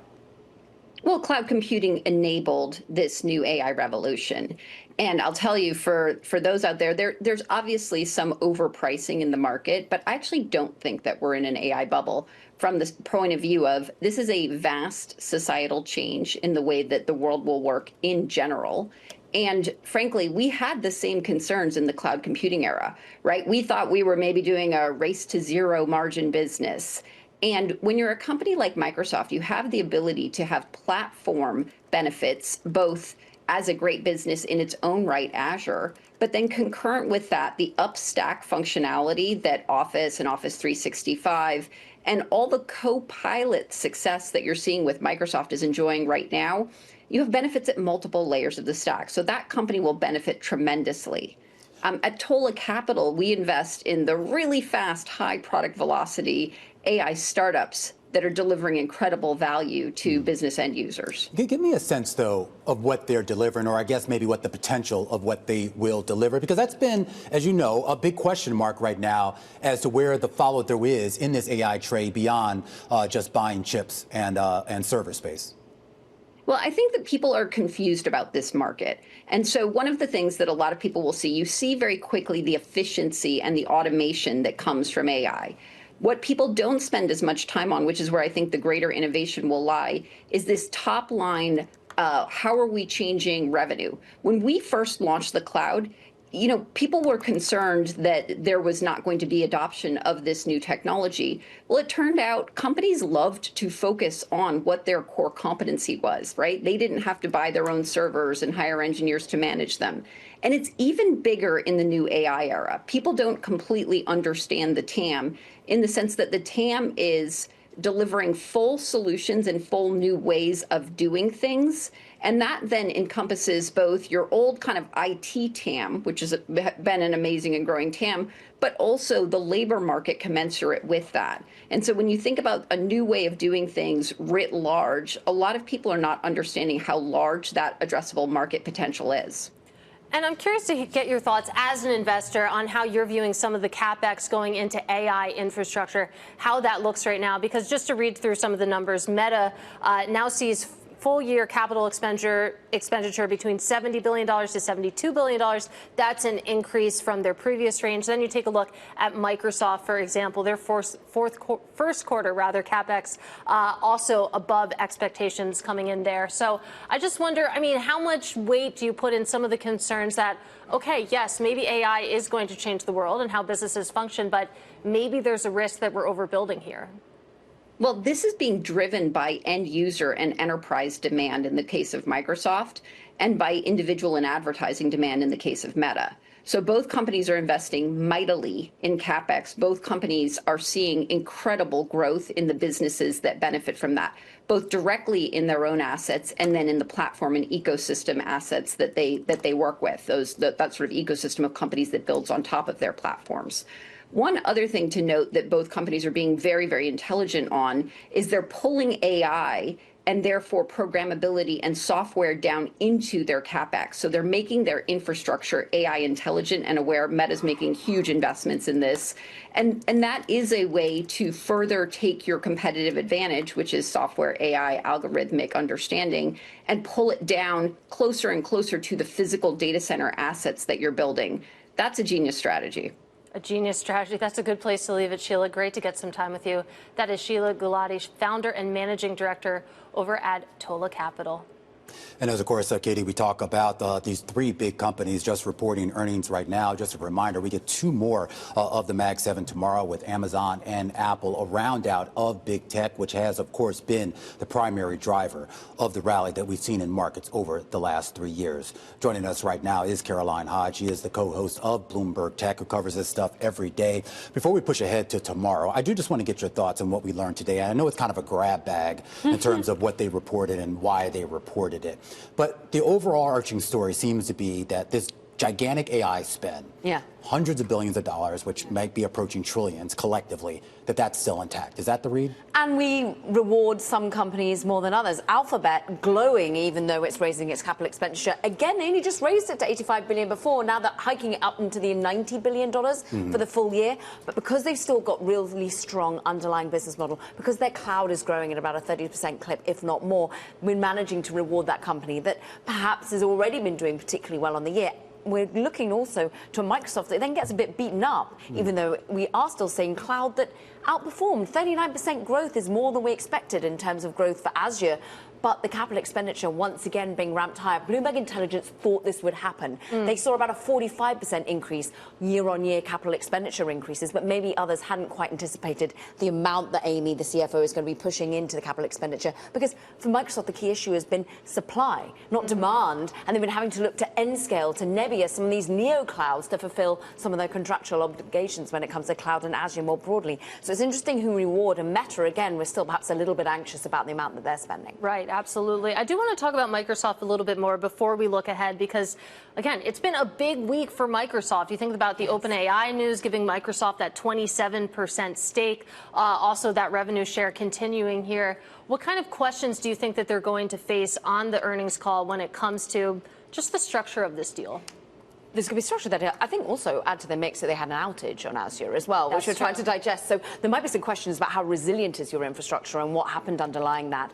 But then looking at the deal with OpenAI, there was relief, wasn't there? The $4 trillion market cap came back into sight, largely because we've got that 2032 date. They're able to keep on using generative AI models, coming large language models developed by OpenAI up until 2032, even if we do get, quote unquote, artificial general intelligence. We don't know who's on that independent board, who's going to decide when they meet it, but it seems as though Microsoft's still going to be able to use those APIs. I just want to get you to push ahead real quickly, too. I mean, you talked about the Microsoft outage. I just remember it was just almost last week where we had another outage with Amazon. We're going to hear from Amazon tomorrow. What are you expecting? We are. Look, cloud growth is, again, the watchword. But when we've got 39% growth at Microsoft, when you've got one at 30% over in Alphabet, but you're only getting 18% growth in AWS, people want to know, look, are you eroding market share? How are we starting to see a pickup? And a re-increasing number of growth coming from AWS. But Amazon's still showing resilience. They're still going to be posting growth overall in terms of the bottom line of the business. How are they navigating? What is their bread and butter, which is e-commerce as well? But I think we're likely to see Amazon. Remember, this is an underperforming stock compared to others over the course of the year. 20 seconds. Apple also reports, is there an AI story or does it not matter? It's all about just iPhone sales? iPhone 17, iPhone 17 Pro, and of course the Air. How are they selling? We only got 2 weeks glimpse into that. Do you own all three?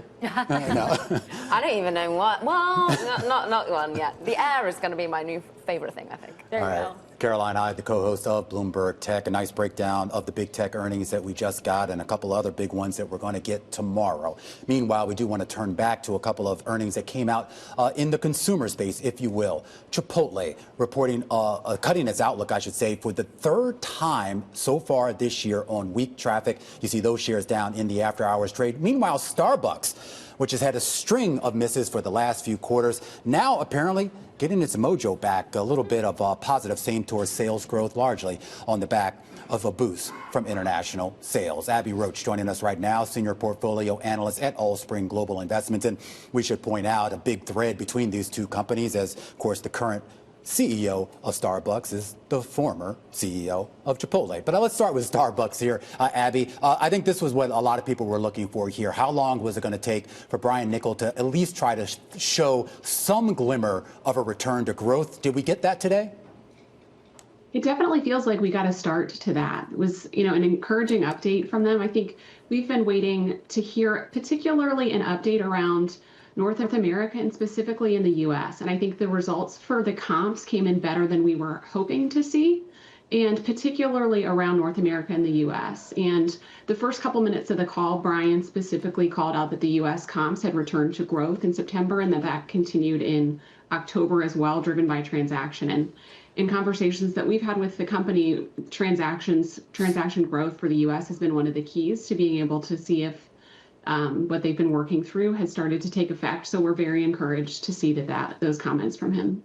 Abby, it's interesting. You think about Brian Niccol taking the helm at Starbucks. One of his initiatives was back to Starbucks, basically to make the actual stores more inviting so people spend more time there. A really interesting story on the Bloomberg terminal today, though, that you take a look at the share of visits that are longer than 10 minutes. They've actually shrunk since Niccol took the CEO job in September 2024. So this is an initiative that they've spent millions of dollars on. Given that it seems like things are returning to normal and growing here, do you think that this is something that maybe they'll put behind them? I think it's an important metric to be able to continue to watch, and specifically the comments around the stores that they have made the improvements to specifically. I think that's really important, sort of looking at the stores as a whole and the time that's spent in the stores versus looking at those stores where they've made the improvements. I think any commentary that they are able to provide with an update on those stores specifically is going to be important because, like you said, they've made a significant investment, and we want to be able to see that customers are spending more time in those stores. Abby, I want to get your thoughts here on Chipotle cutting its guidance once again here in 2025. The CEO saying in the statement that they saw a broad-based pullback in frequency across all income cohorts. The company also saying is still contending with higher costs for chicken and beef. Yes, it's a bit of a challenging environment for them. And I think, we're particularly disappointed with the 3/4 of reduction to guidance. I think expectations were low coming into the print, particularly around the guidance for Q4 comps. So not surprised to see them take that down from flat to down low single digits. But it continues to be a challenging environment for the consumer. And the company has talked about continuing to see, some challenges in terms of the customer coming into the store. So we're encouraged. We think we're long-term investors, and we think this continues to be a great brand long-term, and we think that they will navigate through the price challenges that they've seen in terms of chicken and beef and other of the input costs. But still long-term, we continue to like the stock despite the near-term challenges with the consumer. So you still like the stock, but when it comes to weak traffic, we know that they've been trying to offer more limited time menu items. They've also been boosting their advertising. It doesn't seem like any of those efforts are bearing fruit here, Abby. So what other levers does Chipotle have to pull here? Well, we think one of the things around the limited time offerings, the LTOs, they talked about last quarter of increasing the frequency of the cadence of those offerings. We think that will be important because they've talked about seeing really great results when they reintroduce or introduce new LTOs, specifically on the protein side. So we think that will continue to help just drumming up more excitement for the offerings. They've also talked about the dips as another area to be able to increase from a ticket standpoint. So we do think those things will start to help. Yeah. What we see here is, we think, just challenged from a, broadly a consumer standpoint. On that consumer standpoint, and maybe this is a question not only for Chipotle, but also for Starbucks itself here, and it has to do with just the state of the consumer and pricing. I know Chipotle has been a little bit more amenable to sort of finding ways to either reduce the price that they're charging the consumer or at least offer them some more incentives. Starbucks to a little bit less extent, but do you think we can see more of that? It's a very challenging environment for these restaurants. I think you're spot on in terms of how the two different companies are approaching this. I think Chipotle has been much more cautious around the pricing. I think with Starbucks, we've seen them take different initiatives, whether it's sort of the non-dairy milk charge, removing that. So they've been kind of playing with things in different ways to be able to try to help the consumer while still trying to absorb price as much as possible, while still continuing to try to grow margin. So it's a quite difficult environment for both restaurants here. All right, Abby, great to get some time with you on the heels of these earnings reports. That is Abby Roach. She is Senior Portfolio Analyst over at Allspring Global Investments. And make sure to tune into The Close tomorrow for an interview with the CEO of Starbucks, Brian Niccol, of course, the former CEO of Chipotle as well. But we've been hit with a tide of earnings. Let's get you a roundup of some of the most notable movers and bring in Bloomberg's Nora Melinda and Bailey Lipschultz. And Nora, we'll start with you because I know you're keeping an eye on shares of eBay. Shares of eBay are down in the after-hours trade. We're looking at shares falling more than 6%. This is after the company reported a weaker than expected profit forecast for the fourth quarter. This, of course, really underlying concerns here about the company's profitability moving forward, but also just about this holiday season that we're really entering here, which tends to be a key season here for companies like this that's an e-commerce space. So we are seeing a lot of people really concerned about the consumer here and what this means for the overall trend, especially given the fact that there's been so many price hikes here in regards to tariff hits here. So we really are seeing the street clearly looking at these results and really heavily scrutinizing it here. But what do you got your eyes on here, Bailey? I'm watching ServiceNow up right now, 4% post-market, beating on the top line, beating on the bottom line, subscription growth continuing to play out. The company talking up the fact that they are actually now saving money thanks to artificial intelligence. That's been long part of the story that they've been pitching to investors, but that's also why the stock's down about 15% before the results this year, because a little bit of that AI fatigue, but beating expectations. Also want to call out that the company is authorizing a 5-for-1 stock split, so leaning into maybe catering to retail investors who we know have been flocking to stocks that at least have lower nominal prices, though granted that doesn't actually change the fundamentals. But also just want to call out, guys, that the fourth quarter subscription revenue guidance, 3.42 to 3.43 billion, beating estimates for 3.41 billion, though seeing a remaining performance obligation of around 23%. So a good print from ServiceNow. It'll be interesting to see how it trades throughout the rest of the week. Katie, Romaine? All right, thanks, Bailey. We should point out ServiceNow, one of the biggest gainers on a percentage basis in the after-hours trade. Alphabet also up about 5%. Align Technology up about 16%, and to the downside, Meta leading the charge there. A big drop there of about 7%. Cleveland Cliffs down about 8%. Right now, taking a look at CVS, those shares unchanged after dropping earlier in the session on the back of its earnings. And I felt like, Katie, just a little while ago, maybe about a year ago, we were talking a lot about CEO changes at some of these big companies and the attempts to turn around these companies. You had a chance to actually sit down with the relatively new CEO over there, David Joyner. I guess he's been on the job about a year for right now. Is there some hope here for a turnaround? Yeah, actually almost exactly a year. I believe it was the 17th of October is when he took over.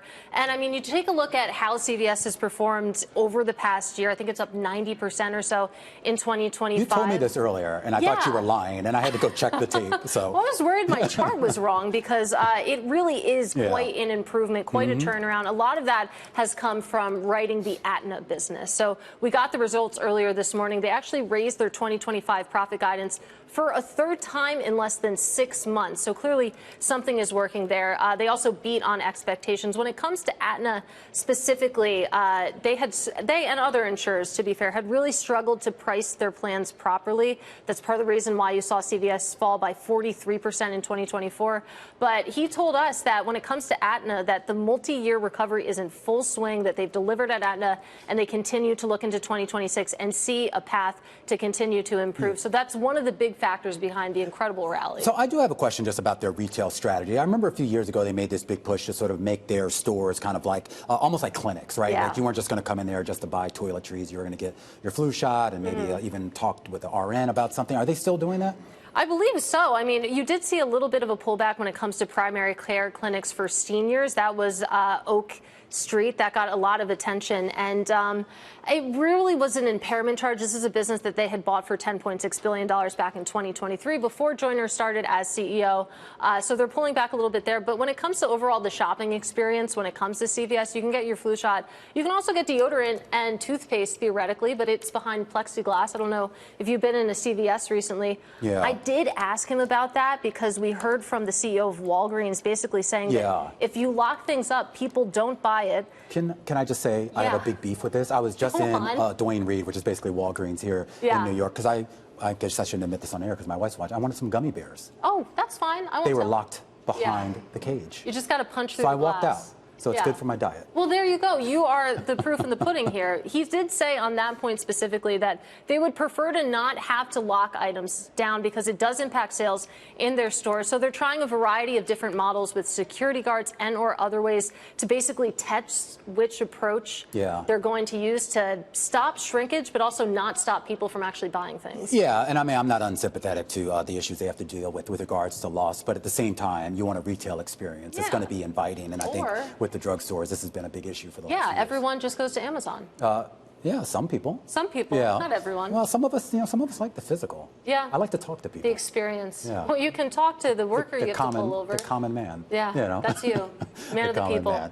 All right, a great conversation Katie had a little bit earlier with the CEO of CVS, David Joyner here. As we wrap up, what I'm told is actually the busiest trading day that we've ever had, at least in terms of the breadth of companies reporting and, of course, the market cap of that here. It continues tomorrow, Katie. Yeah, right? and not to mention we had a Fed decision, too. I forgot about the Fed decision. Yeah. Wild. And do we have a trade deal? A lot of other things we never got to talk about here. But let's push ahead here to what the markets will have their eyes on over the next 24 hours. And it does include a lot of attention on a potential trade deal, or at least a détente here in the trade tit for tat between the U.S. and China. Yeah, theoretically happening at 10 p.m. tonight. Then tomorrow morning, you think about the earnings on deck: MasterCard, Roblox, Estee Lauder, Eli Lilly. That'll be interesting. Merck as well. And then after market, more tech earnings out of Amazon, Apple. Let's throw Coinbase, Reddit, Cloudflare, and Strategy in there as well. And one thing I'm actually keeping an eye on is CoreWeave Core Scientific, a big mashup that, well, might not happen. There's a big shareholder vote on this tomorrow,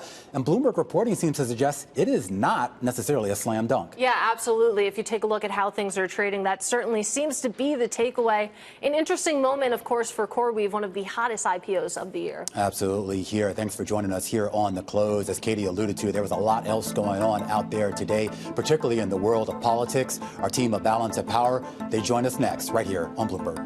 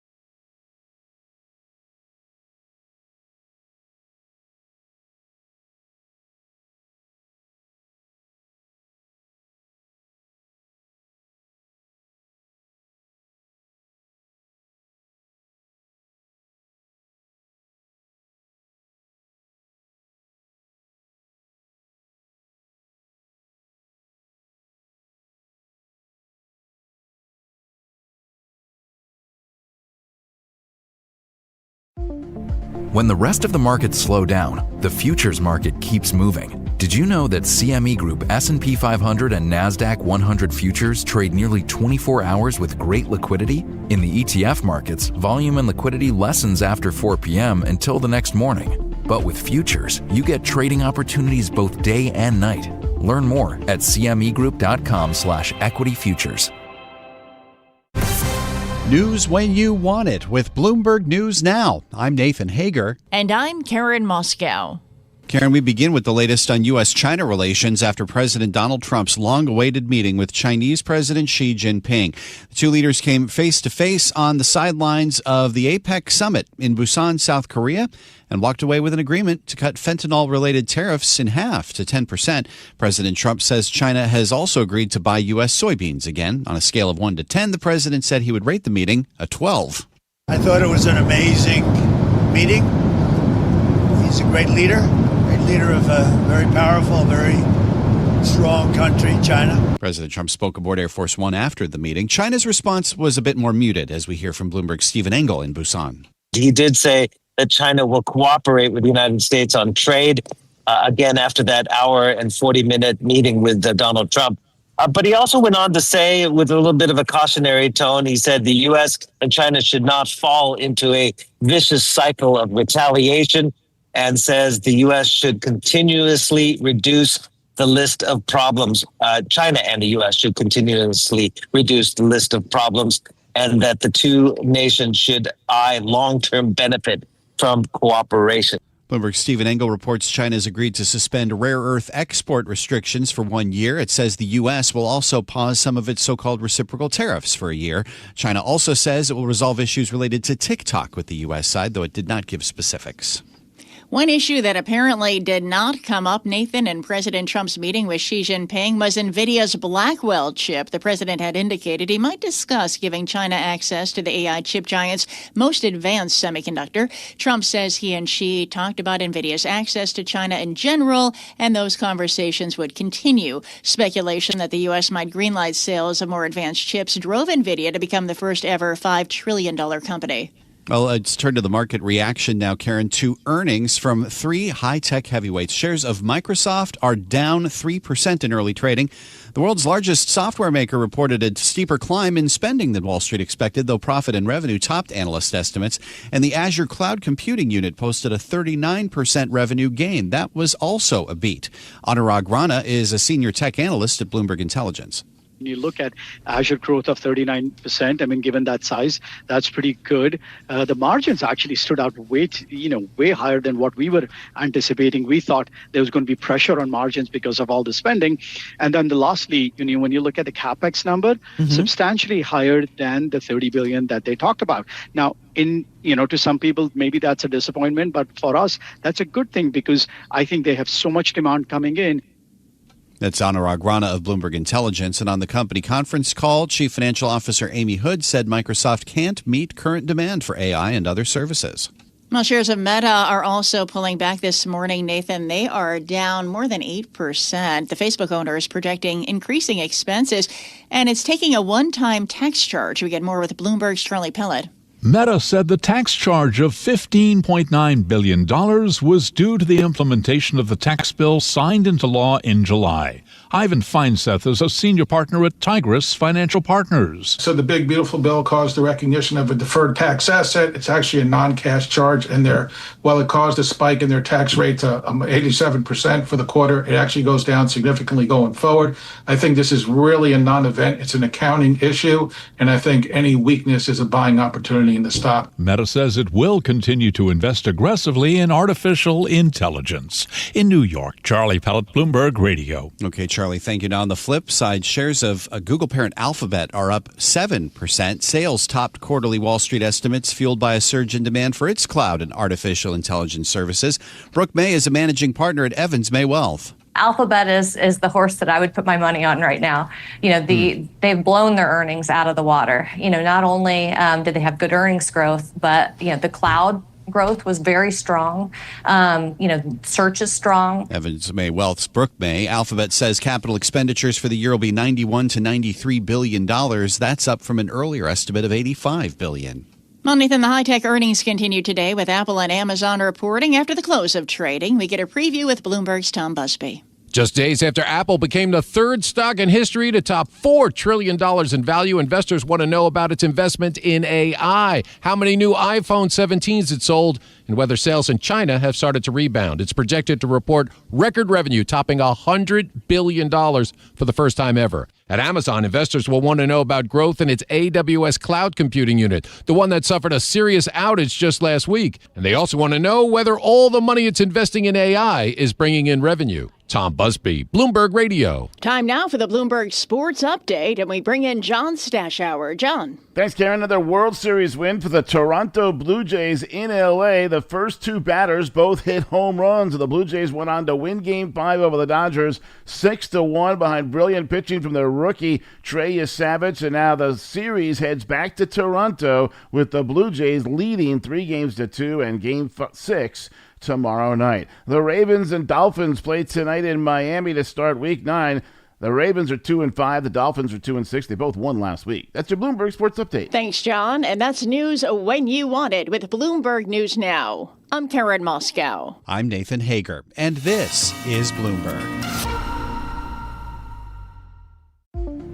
When the rest of the markets slow down, the futures market keeps moving. Did you know that CME Group S&P 500 and NASDAQ 100 futures trade nearly 24 hours with great liquidity? In the ETF markets, volume and liquidity lessens after 4 p.m. until the next morning. But with futures, you get trading opportunities both day and night. Learn more at cmegroup.com/equity-futures. Hello, I'm Caroline Hepker, introducing you to the new Stock Movers report from Bloomberg. There are so many big names in equities to keep track of, and our Stock Movers report is the best way to find out which individual names are making the biggest moves every day. Stock Movers consists of short audio reports, they're 5 minutes or less, delivered right to your podcast feed throughout the day. We'll bring you conversations on the day's biggest winners and losers in equity markets and explain the news and the data that's driving those gains and losses. Listen a couple of times throughout the day to find out what's moving equities and why. Just search for Stock Movers on Spotify, Apple Podcasts, or anywhere you listen. Get the latest stock news and data backed by reporting from Bloomberg's 3,000 journalists and analysts across the globe. Subscribe to Stock Movers wherever you get your podcasts.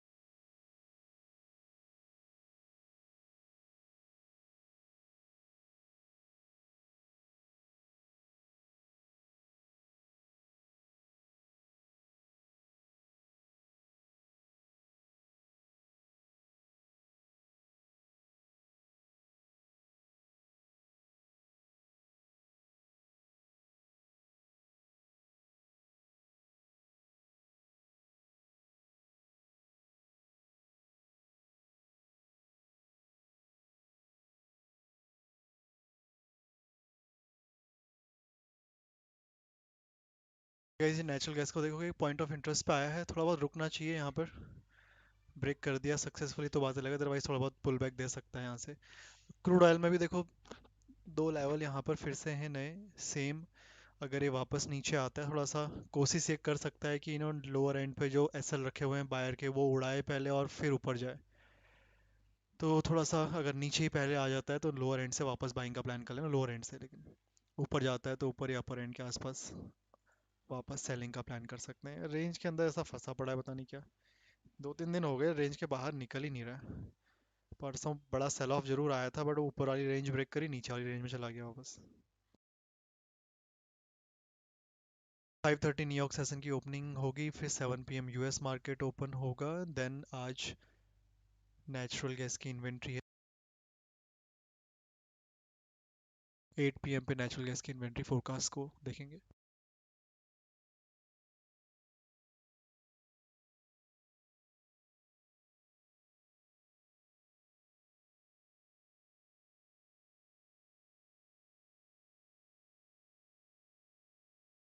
और data वगैरह आता है तो will see that as well. कोई question हो तो comment box में पूछ सकते हो।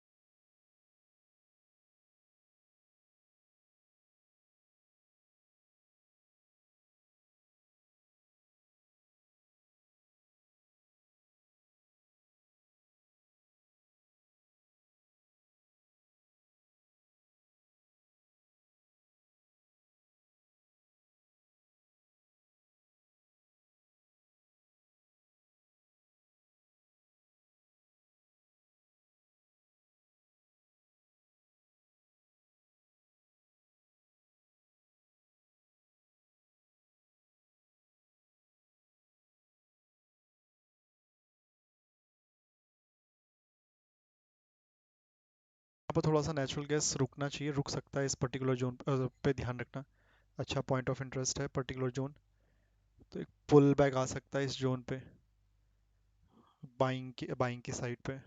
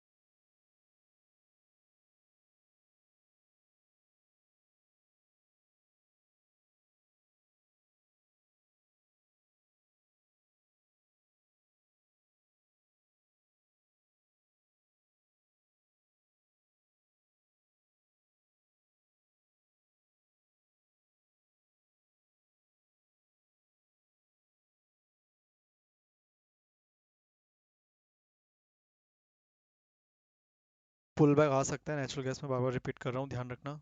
Natural gas a good pull back level. वैसे एग्जैक्ट सपोर्ट तो थोड़ा सा नीचे है, बट ये पॉइंट ऑफ इंटरेस्ट भी अच्छा है यहाँ पे।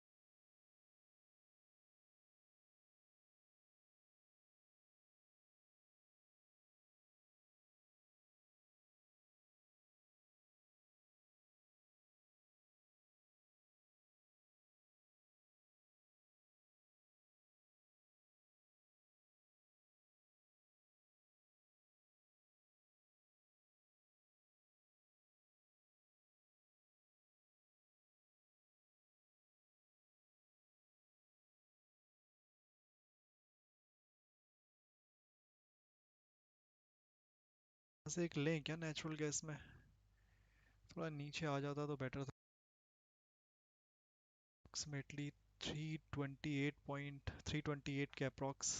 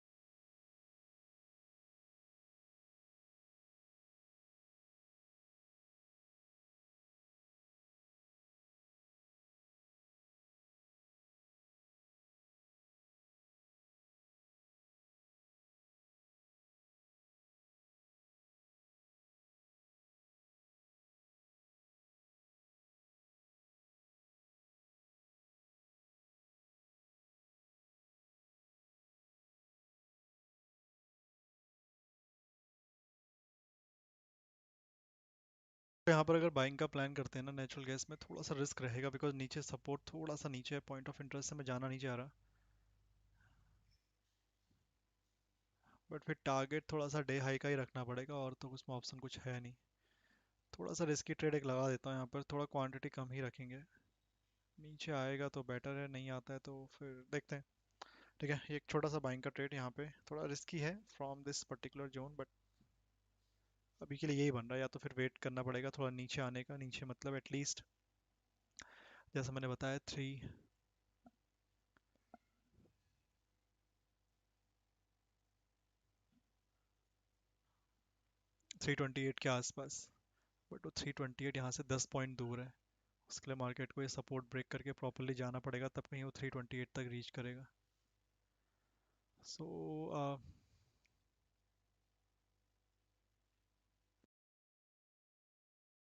ये जो ट्रेड लगाया है बाइंग का इन नेचुरल गैस, इस पे थोड़ा सा क्वांटिटी कम ही रखना। इवन तो मैंने एसएल भी कम ही रखा है वैसे तो, बट इसमें अब रिस्क थोड़ा कम ही लेना। ठीक है, ज़्यादा रिस्क मत लेना इस ट्रेड पे। टारगेट थोड़ा ऊपर का ही रखा हुआ है, ऊपर से फिर सेलिंग करेंगे वापस। बट ये थोड़ा सा बीच में ही है पॉइंट ऑफ इंटरेस्ट के दौर पे, तो थोड़ा सा इस लेवल का ध्यान रखियो। मोमेंटम आता है तो 5:30 होगा, थोड़ा सा न्यूयॉर्क सेशन ओपन होगी तो और वॉलेटाइल हो जाएगा, नहीं तो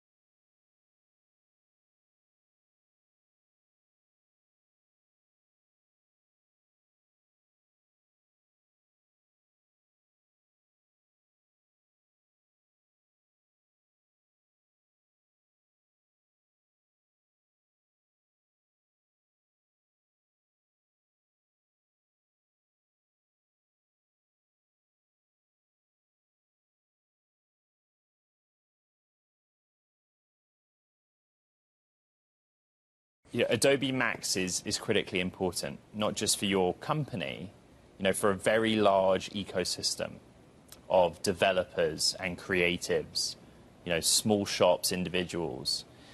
I'm trying to find the thing that everyone has in common, and that is probably the relevance of agentic AI right now, which you are recognizing in the first instance through Adobe Express. Is that the signal here? Adobe Express is recognition of something much bigger happening in agentic. Well, Ed, first, it's great to be on the show. And Adobe Max is really about celebrating creativity. And if you think about the importance of creativity and the importance of design, certainly we believe that everybody has a story to tell. And enabling them to tell that story is something that's in the DNA of Adobe. But it's not just creative professionals, it's marketers, it's consumers, it's business professionals. Every single individual, we believe, has the opportunity to use technology to be more creative, to be more expressive. And Adobe Express is just one of the various innovations that we will be demonstrating today to help push the envelope forward in terms of how people can use generative AI to be able to tell their story with different modalities. What those groups want is conversational experiences, irrespective of the platform that they're using. We will get into the models that you've worked on in-house and via third parties, but in the context of the agentic offering, how big a leap was that for Adobe to come up with such a product? I think it's been an amazing leap by our product teams. And if you think about creativity and decompose what creativity is about, first it's about ideation.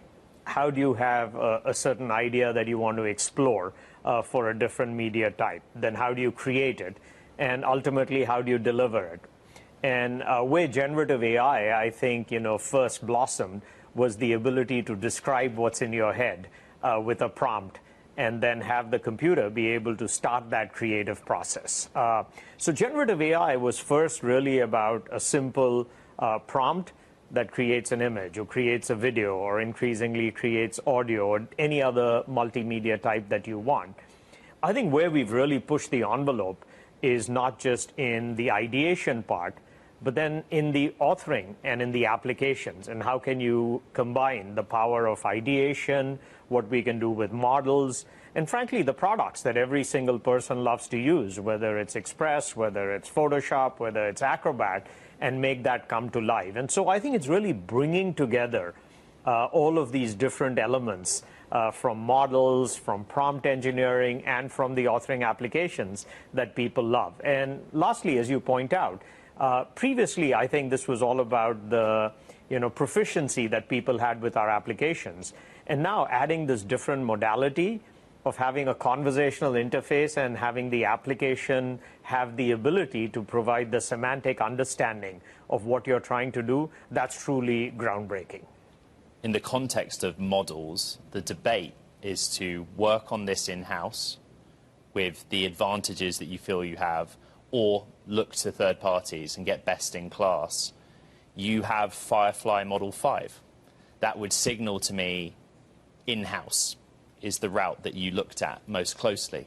Well, I think when you think about Adobe and what we had to do with models, the first thing is, we're an intellectual property company. So understanding the power of these models, what they're capable of, and how you can control them to accomplish the output that you want, that was incredibly important to Adobe. And so Firefly had two real things that we innovated around. The first was how do you create these best-in-class models that were designed to be commercially safe. We represent the creative community. It's incredibly important for us to be able to train the models on content that we had licensed for and to understand the power of these models. So we started off with Firefly. We've integrated that within our products. Actually, the usage of features that come from Firefly, like generative fill in Photoshop, are perhaps the most oft-used features in our products right now. But if you think about it, you are going to have multiple models. And for us, each of these models will have a different personality, a different style, a different match.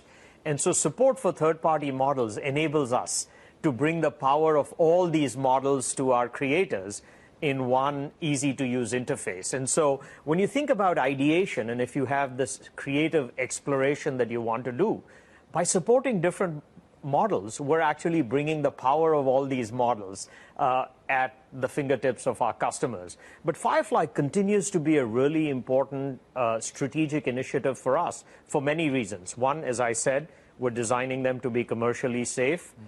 Two, we're actually enabling any enterprise who has their own data where they want a proprietary custom model for them to be able to create. So if you're Coca-Cola, or if you're Nike, or if you're Disney, you have all this incredible content and you want to create a custom model. Well, Firefly is a great on-ramp for that. And last but not least, we have this technology that we call Firefly Foundry. And what Firefly Foundry allows a company to do is leverage the billions that we've invested, all the incredible IP that we have, to be able to create a controllable model for them. So Firefly Image is just one part of this entire ecosystem that we built. I want to get to whether inside Adobe, inside the company, this is a philosophical debate or if it's simply driven as a practical one. Cost, data, speed. You know, you talked about commercially safe. How much weight would you put on that argument in a world where, at least from what we see, you know, the copyright concerns are fading a little bit? Well, you know, from our perspective, as the company that's the preeminent provider of creative technology in the world, we take the responsibility that we have to represent the entire community and the industry very seriously. If you are a high-end filmmaker today, you are still protecting your intellectual property zealously.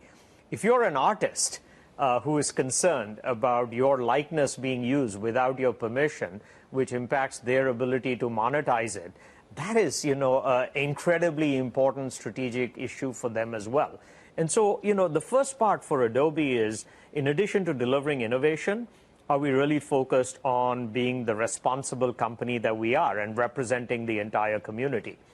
I think to your point, we also see that in the ideation part, perhaps not in the production part, people are a little bit more comfortable saying, we want to just see what these models enable us to do, because that might trigger some ideas. And so I think you're seeing a lot of the third-party models more in ideation than you're seeing in production, because that's when people are like, do we have the rights to use this in the intellectual property that we will then claim as our own? And so, you know, I think Adobe is the only company that has the entire offering and, you know, provides the appropriate interface to our customers. So the customers can decide what they're comfortable with, but we have to represent the creative community in terms of having the choice to use something that's designed to be commercially. So I will go to the existential question, which is how Adobe succeeds and differentiates itself in a world where, particularly, I suppose, on both ideation and production, you have Midway and you have Runway, Midjourney, and you have Runway that are offered as free tools, as an example. And what's so interesting about that is that you recognize content from those platforms I named quite widely across social media, the internet. Well, firstly, the success of Firefly represents clearly the fact that we are doing an incredible job on behalf of our customers. I think in order to answer that question, you really have to think about it in terms of the different customers that we serve. If you're a marketer who's creating this content in order to be used in a creative campaign or to place an ad, it's incredibly important that you use the power and precision in the tools that Adobe provides. And the models is just an on-ramp to this entire process. It may be used at the beginning part of the process, but 95% of that content creation is still happening in tools where Adobe is the best in terms of the creative professional.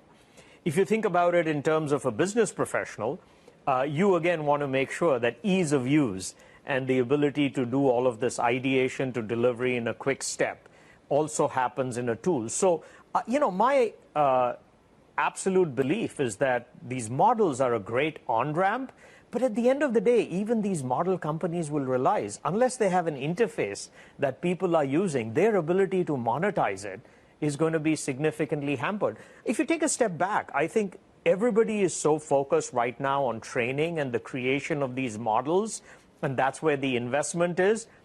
Until that moves to inference and you're starting to see, you know, the usage of that, all of this investment is not going to be monetized and you're not going to get a return. So, I'm very confident that Adobe is already at the path where it's the inference, it's the usage, it's the workflows, it's the actual value that we provide to customers that's going to be the long-lasting value. And I think you're seeing that across different industries, because the people making money on inference are the people who are providing the software, the tools, the workflows. You took me exactly to where I wanted to go. How big is your training operation in-house, and what kind of pressures are you under securing compute capacity to achieve what Adobe wants to? Well, we're really fortunate in that, we have incredible partnerships with all of, the major hyperscalers. So if you think about the work that we do, whether it's with Nvidia on chips, whether with Microsoft on Azure, whether it's Google with GCP, as well as Amazon with AWS, they're all providers of technology to us. And, we spend a lot of money on it, but we're fortunate. Now, if you're an engineer, you're always wanting for more GPU chips. I mean, that's sort of the new way in which... I have a workload, give me some capacity. Correct. But, we're fortunate in that we were very early to acquire a lot of these GPU and workloads. And, while engineers are... I haven't met an engineer yet in my life who doesn't want to do things faster and quicker. But we have great capacity and great partnerships in this particular space. And you'll continue to see today at Max and tomorrow how we're going to be announcing more partnerships with all of these hyperscalers, because they're just as interested in Adobe being successful, because then it's transferring to inference. So you're taking us now to end markets. We actually started the conversation by talking about how at Max you have creatives, the marketing industry, the advertising industry. What signals are you getting as all these people gather about the health of those end markets? And now that you have all of these new technology offerings, their willingness to pay for them? Well, if you continue to look at Adobe's results, I mean, we report record results every single, quarter, which just shows the underlying health of the business. I mean, we are the largest provider of creative tools, and we continue to believe that the opportunity ahead of us is greater than the opportunity that we've had. I think what we've done particularly well, Ed, is we've segmented our products. So at the high end, where people want, the creative professional wants power, they want precision. But they also want to be able to take on more jobs. So with AI, if we can accelerate the creative process so they can take on more jobs. And, I haven't met a creative professional who wants to take a few hours to do something that they can do in a few minutes. So we're providing great value to them, and they're more than happy to say, if you can make me more productive and help me make a better living, then we, are willing to give you money. At the marketing side, people want to create these campaigns with agility. What we have with the product called Gen Studio, which allows an entire organization to say everything from workflow to this content creation to activation and understanding the analytics of what content is actually working. At the end of the day, every CMO that I know, as long as you can demonstrate the ROI of marketing spend, that's the ammunition that they need to go talk to their CEO and CFO and demonstrate why whatever they're doing for customer acquisition or customer retention is working.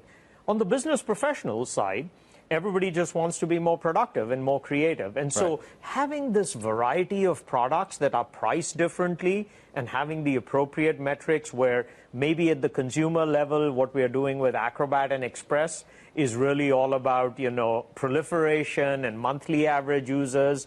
For the next generation of creators, the people we call creators, having Firefly, which is an all-in-one AI ideation all the way through delivery platform, that's best in class, is the right one. And with Creative Cloud for creative pros. So, we're really pleased with how we've segmented the products. We provide the right value, very little friction for people to try to use our products. And that's what we have to continue to do. You present a picture, a human-generated picture of a business in rude health. Do the markets give you enough credit for that? Well, I think it's fair to say that, the stock price right now, I don't think represents, because there's a question about software at large that I think is misunderstood. When you look at how profitable we are, the growth prospects that we have, models are going to be an on-ramp. And what we have to do at Adobe is just to continue to focus on driving the innovation, on demonstrating the metrics that are powering this underlying business, the early metrics and adoption of all of this technology. And that gives me great confidence that the innovation that we're doing, innovation is alive and well at Adobe, as well as it's being recognized by our customers. So, we recognize that inference is where the action is. We're skating to where the puck is. And, I think the stock will take care of itself, but it's certainly undervalued right now, which is why we're buying back a lot of our stock. Let me address this head on. Wall Street does not see Adobe as a place where AI innovation is happening. And you just said, when inference comes, you will be there. What's the counter argument to the statement that I just made? I actually think Wall Street has recognized that AI and Adobe and the way we've innovated has actually been stellar. I think they're wondering where the monetization of training and inference, I think this incredible focus on chips and the infrastructure for training is where the action is right now. And, my belief is that it will switch to inference. So I would actually dispute the fact that they are not recognizing the innovation that we're providing. But I think they're waiting to, see how that accelerates on the inference side. There has been some news I'm duty bound to ask you about. There was a report at another publication that you looked at some M&A with the British name Synthesia. I invite you to comment on that, but also then take the opportunity to talk about your M&A strategy more broadly. If the report on Synthesia is accurate, you can tell me, then that speaks to our debate earlier on in-house versus third-party capabilities. Well, first, Ed, you have to take a step back. And, at Adobe, we have so much organic innovation that's happening that we continue to be incredibly excited about it. At the same time, every company on the planet has to look at inorganic opportunities all the time because, that's the way in which we can deliver more value to our customers. And when you take the platform approach that Adobe has done, even if you look at the history of Adobe, we have grown through organic innovation and inorganic acquisition. I'm not going to comment on any specific rumors, but we're always looking at technology. We're always looking at people, where their intellectual property and the culture fits in with Adobe. And we will always be, very prudent and fiscally responsible as we think about M&A.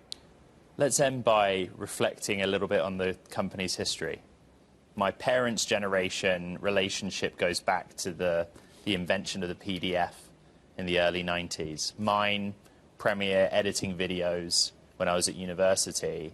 When people gather for Macs, what is the Adobe of today that they're confronted with, that you want them to see and that you want them to take away from their time with you? Well, Ed, even for me personally, I had actually started a company that was doing photo sharing on the web in the early 90s. And so what brought me to Adobe at that point was, the realization that Adobe had this incredible brand, passion, and vision to change the world through creativity and digital experiences. What we want the entire creative community today to reflect upon is that we believe that our opportunities ahead of us are greater than ever before, that we continue to be focused on innovation, that the breadth of creativity from individual consumers all the way to the largest enterprises in the world has never been larger, and we want them to consider Adobe their trusted party and partner to help them, bring their creative ideas to life. And so, we're not going to rest until we have billions of people, like the generations prior to us, continuing to acknowledge that Adobe is the premier partner in the creative space.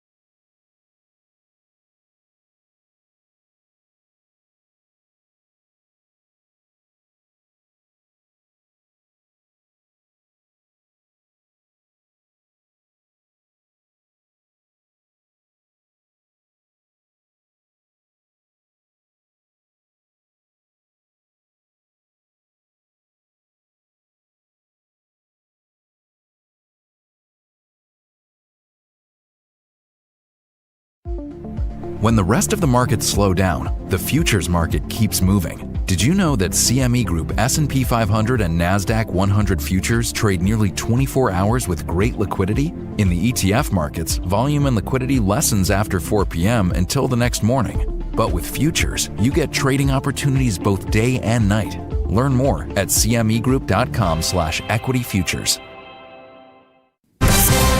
News when you want it with Bloomberg News Now. I'm Karen Moscow. President Trump says he had an amazing meeting with China's Xi Jinping in South Korea. It ended with an agreement on what the president called his biggest issue, fentanyl. I put a 20% tariff on China because of the fentanyl coming in, which is it's a big tariff.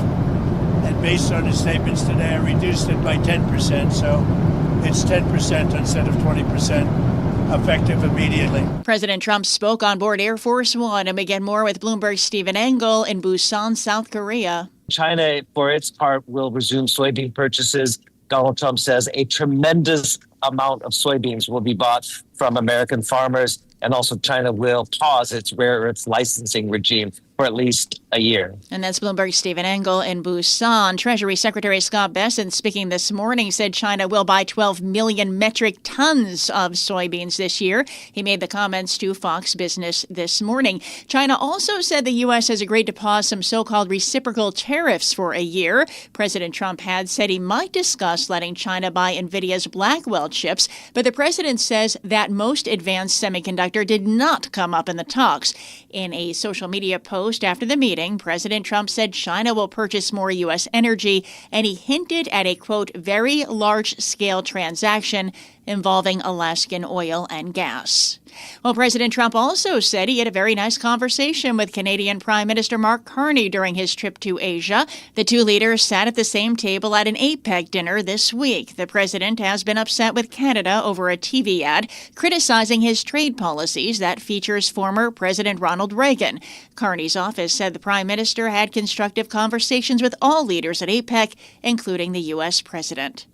Well, now to the markets and revenues at Alphabet. Microsoft and Meta all beat estimates in the last quarter, but investors are instead focusing on their spending on AI. Together, the three firms racked up some $78 billion in capital expenditures last quarter. That's up 89% from a year earlier.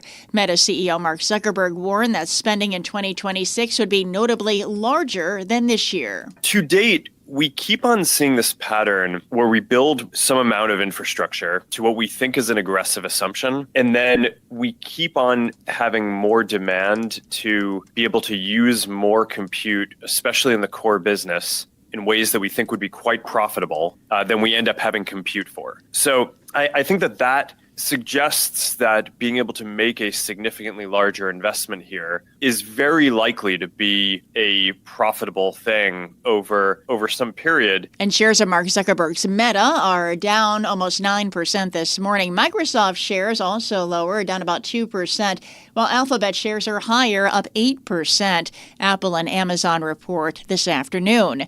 While drug makers are in focus this morning, Eli Lilly raised its full-year guidance as revenue from its blockbuster weight loss and diabetes drugs beat analyst estimates in the third quarter. Bristol-Myers Squibb raised its revenue outlook for the year after newer medicines outperformed expectations. Merck beat third-quarter sales expectations on strong results from its pneumonia vaccine, and Biogen cut its profit guidance. Danish drug maker Novo Nordisk offered to acquire obesity startup Metsera for at least $6.5 billion. It's seeking to trump an agreed-to deal with Pfizer so it can consolidate its position in weight loss medications. Metsera has declared the Novo proposal as superior. The devastation from Hurricane Melissa coming into focus after the record-setting storm moved past Jamaica, Haiti, and Cuba, with at least 33 deaths and almost $8 billion of damage in its wake. Across the Caribbean, the storm's powerful winds have torn apart homes and buildings, blocked roads, trapped people on roofs, and knocked out electricity. This woman is in Montego Bay, Jamaica. It was horrible. We absolutely don't know how we're going to recover from this, honestly. The U.S. military is sending a team to Jamaica to assess the damage. Officials say thousands of tourists are stranded on the island and thousands of residents remain in shelters. The Paris prosecutor says 5 more people have been arrested in the investigation into the theft of crown jewels from the Louvre Museum. The 5 were detained late last night in Paris. No other details were released and the jewels remain missing. We now turn to the economy, where the Fed lowered rates by 1/4 point for a second straight month. The vote was 10-2, with dissents in both directions, with one official advocating a larger reduction and another preferring to stay on hold. Fed Chair Jay Powell cautioned investors against assuming another interest rate cut in December. The market is pricing in a chance of a 70% rate cut in December. In sports, the Toronto Blue Jays beat the Dodgers 6-1 last night to take a 3-2 lead in the World Series, and the series resumes tomorrow night in Toronto. And futures this morning struggling for direction as traders navigate that U.S.-China trade truce, mixed technology earnings, and a cautious Federal Reserve. This comes amid a host of moving parts shaping markets. S&P futures up about 0.1%. Dow futures down 0.2%. NASDAQ futures little change. 10-year Treasury yield at 4.08%. And that's news when you want it with Bloomberg News Now. I'm Karen Moscow, and this is Bloomberg. When the rest of the markets slow down, the futures market keeps moving. Did you know that CME Group S&P 500 and NASDAQ 100 futures trade nearly 24 hours with great liquidity? In the ETF markets, volume and liquidity lessens after 4 p.m. until the next morning. But with futures, you get trading opportunities both day and night. Learn more at cmegroup.com/equity-futures. I'm Barry Ritholtz, inviting you to join me for the Masters in Business podcast. Every week, we bring you fascinating conversations with the people who shape markets, investing, and business. CEOs, fund managers, billionaires, Nobel laureates, traders, analysts, economists, everybody that affects what's going on in the market. Whether you own stocks, bonds, real estate, commodities, crypto, you really need to hear these conversations. Sometimes it's behaviorists like Dick Thaler or Bob Schiller. Sometimes it's fund managers like Peter Lynch, Bill Miller, Ray Dalio. Sometimes it's authors, Michael Lewis, author of The Big Short and Moneyball. Regardless of the conversation, these are the folks that move markets each week. That's the Masters in Business podcast with me, Barry Ritholtz. Listen on Apple, Spotify, or wherever you get your podcasts.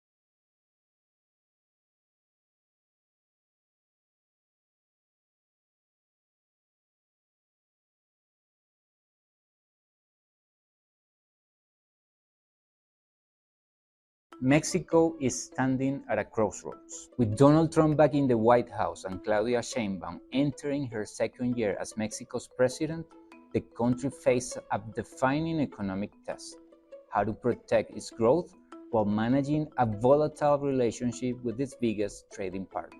The U.S. buys nearly 80% of Mexican exports, from cars to electronics to avocados to oil.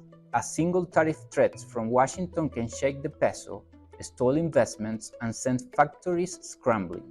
Sheinbaum's challenge is to keep Mexico's slowing economy open and stable, while chasing her own agenda of industrialization and energy reforms. Her administration is betting big on Plan Mexico, an ambitious initiative to turn border states into manufacturing powerhouses and attract companies leaving China.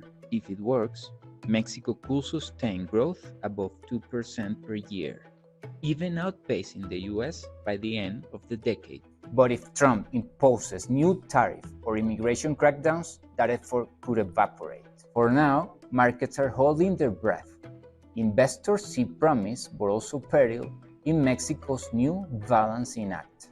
The question is whether Sheinbaum can steer Latin America's second economy into another Trump storm and keep Mexico's boom alive.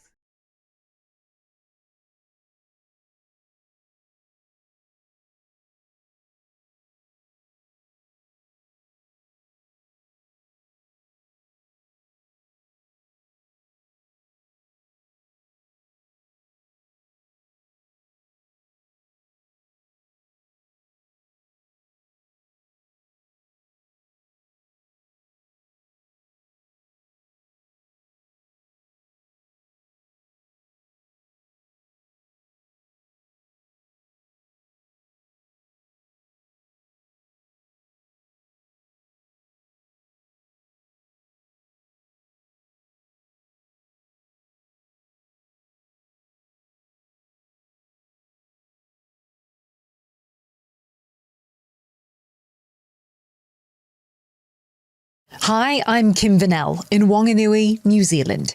It's Thursday, October 30th. Today, Trump touts an amazing meeting with Xi Jinping and says a tariff cut and rare earths deal have been agreed. Hurricane Melissa kills dozens in Haiti. Brazil's deadliest police raid leaves more than 100 dead in Rio. And the Dutch centrist party wins big as the right loses support. This is Reuters World News, bringing you everything you need to know from the front lines in 10 minutes, 7 days a week.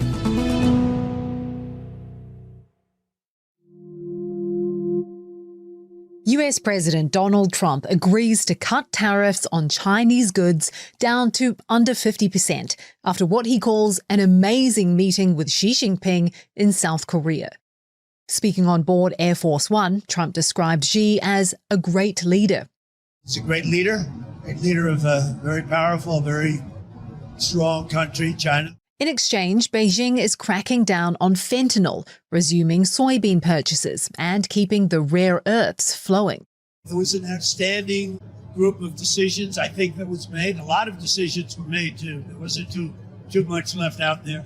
It's the first face-to-face talks between the leaders since 2019, marking a potential thaw in the trade war that's been rattling global markets for months. But markets are showing skepticism. Asian stocks veered between gains and losses as some traders are not convinced that this calm will last. While en route to the meeting, President Trump made the extraordinary announcement that the US is going to start testing nuclear weapons immediately. Reuters White House correspondent Trevor Honeycutt, who is traveling with the president, has more. Trump was flying on Marine One when he issued a statement on Truth Social saying that he intended to resume nuclear testing. This was a huge surprise that sent shockwaves through the global community, and it was extremely unexpected, and it set interesting, intense backdrop to a meeting that was supposed to be about economic issues primarily, but now has this kind of security question looming over it as well. The move comes as Trump gives Seoul the green light to build a nuclear-powered submarine of its own. In recent days, North Korea tested ballistic missiles capable of carrying nuclear warheads, while Russia tested nuclear-powered weapons. The US hasn't conducted a nuclear weapons test for more than 30 years. And President Trump, after repeatedly teasing the idea of running for a third term, which he is not allowed to do, is now saying it's not on the cards. Based on what I read, I guess I'm not allowed to run. So we'll see what happens. The president's comments coming after his top ally in Congress, Speaker Mike Johnson, said there was no legal pathway to make it happen. And I've talked about the constrictions of the Constitution as much as so many of the American people lament that. Trump's flirtation with the idea has alarmed opponents and constitutional experts. Hurricane Melissa is storming through the northern Caribbean, leaving devastation in its wake. In Cuba, hundreds of rural communities are cut off. And in Haiti, more than 20 people are dead, 10 of them children, after a river burst its banks in Petit Goâve. The scale of the destruction in Jamaica, meanwhile, is becoming clear after Melissa made landfall there as the strongest hurricane ever to hit the island. Entire communities are devastated, and nearly 80% of the country is without power. Zara Burton is in Kingston. So you had areas like St. Elizabeth, which was really badly hit. That parish was badly hit in 2024 last year because of Hurricane Beryl. They spent a lot of money putting back things together, and now they've been hit again. Black River Hospital, we're hearing that it's just devastated. The hospital is the only hospital, public hospital available in that parish, St. Elizabeth. I know crops are going to be affected, vegetables, fruits, that kind of thing. And then you have, Westmoreland, that was another parish that was also impacted. St. James, the Montego Bay Airport is impacted. They're waiting to get a full assessment of it. Melissa has weakened as it continues tracking northeast through the Bahamas, but Zara says its slow crawl is making it one of the Caribbean's most destructive hurricanes on record. So the whole focus right now is getting relief to families that have been displaced, families affected, families who are hungry, families who are hurt, people who are hurt, homeless population who may have been, again, displaced. So it's a recovery going on right now. Just a warning now, this next story contains some disturbing imagery. Bodies line the street of Rio de Janeiro after the deadliest police raid in Brazil's history. The state government says the raids were targeting a major drug gang. Well over 100 people were killed. Toa Brito, whose son was killed in the raid, called it a massacre. It comes as the country prepares to welcome heads of state from around the world ahead of the COP30 climate summit. Brad Haynes is our bureau chief in Sao Paulo. Rio State Police say they've been planning for at least 2 months a strike on the Comando Vermelho leadership that was gathered in Rio this week. They say that they had plotted a very deliberate strategy to flush gang leaders out of the Peña neighborhood into the forested hills behind them, where another special operations unit was lying in wait. Ambushed them. There was gunfire throughout the morning, but no one could have expected a death toll this high. So officials in Rio had already cataloged over 60 people dead in public morgues by the end of Tuesday. But on Tuesday night, the residents in the Peña neighborhood went out looking for missing relatives. They found dozens of dead bodies in the forest behind their neighborhood. By midday, there were 70 of those bodies lined up almost the length of a city block in the center of the Peña neighborhood. Some of them covered in blankets, tarps, and bags. Others stripped down to their underwear. Even in Rio, which can be quite violent at times, we've never seen anything like it. Palestinian man Abed Awaida carries the tiny body of his nephew, killed in the latest Israeli airstrike on Gaza. He says they were attacked at 4 a.m, while all of the children were sleeping. More than 100 people were killed in the strikes, according to local health officials. Reports that over 100 Palestinians were killed overnight, most of them children and women, in a wave of Israeli airstrikes across the Gaza Strip are appalling. The UN's Ravina Shamdasani warning Israel that it's accountable for its violations of the agreed ceasefire. Israel says it carried out the airstrikes because one of its soldiers was killed by Palestinian militants. Hamas says it's not responsible. Israel now says it has resumed enforcing the agreed ceasefire. Dutch voters woke up to a new political landscape. The centrist party making huge gains in Wednesday's election, and a narrow lead likely giving it the edge to form the Netherlands' next government. The D66 party and far-right leader Geert Wilders virtually tied for first place at the time of recording this podcast. De beste uitslag van D66 ooit. The leader of D66, Rob Jetton, telling supporters they've shown the world it's possible to beat populist and extreme right movements. At 38 years old, he may become the country's youngest ever prime minister. Geert Wilders, who brought down his own coalition government over immigration, says he's likely headed back to the opposition.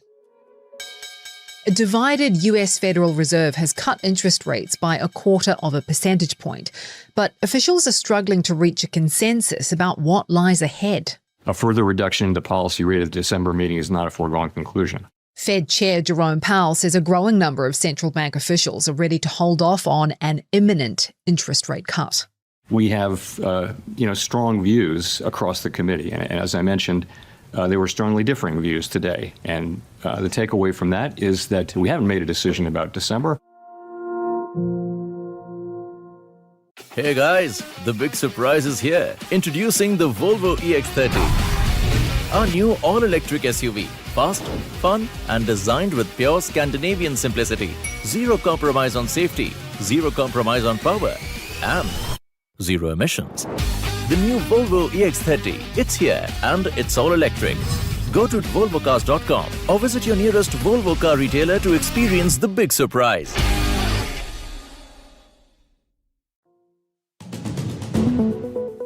And for today's recommended read, a Naples museum has created photographic fingerprints of over 10,000 gemstones in its priceless collection.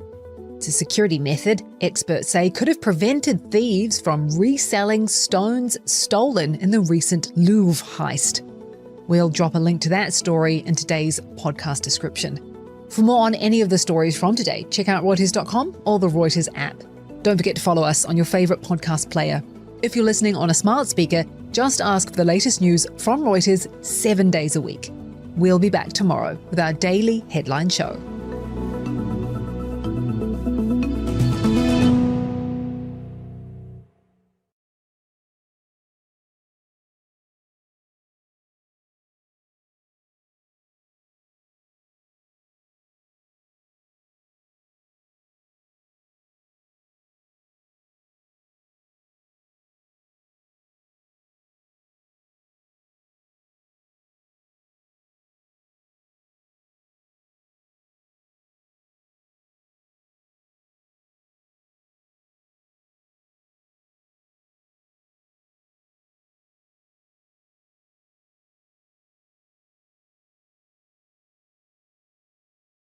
The views expressed on this podcast are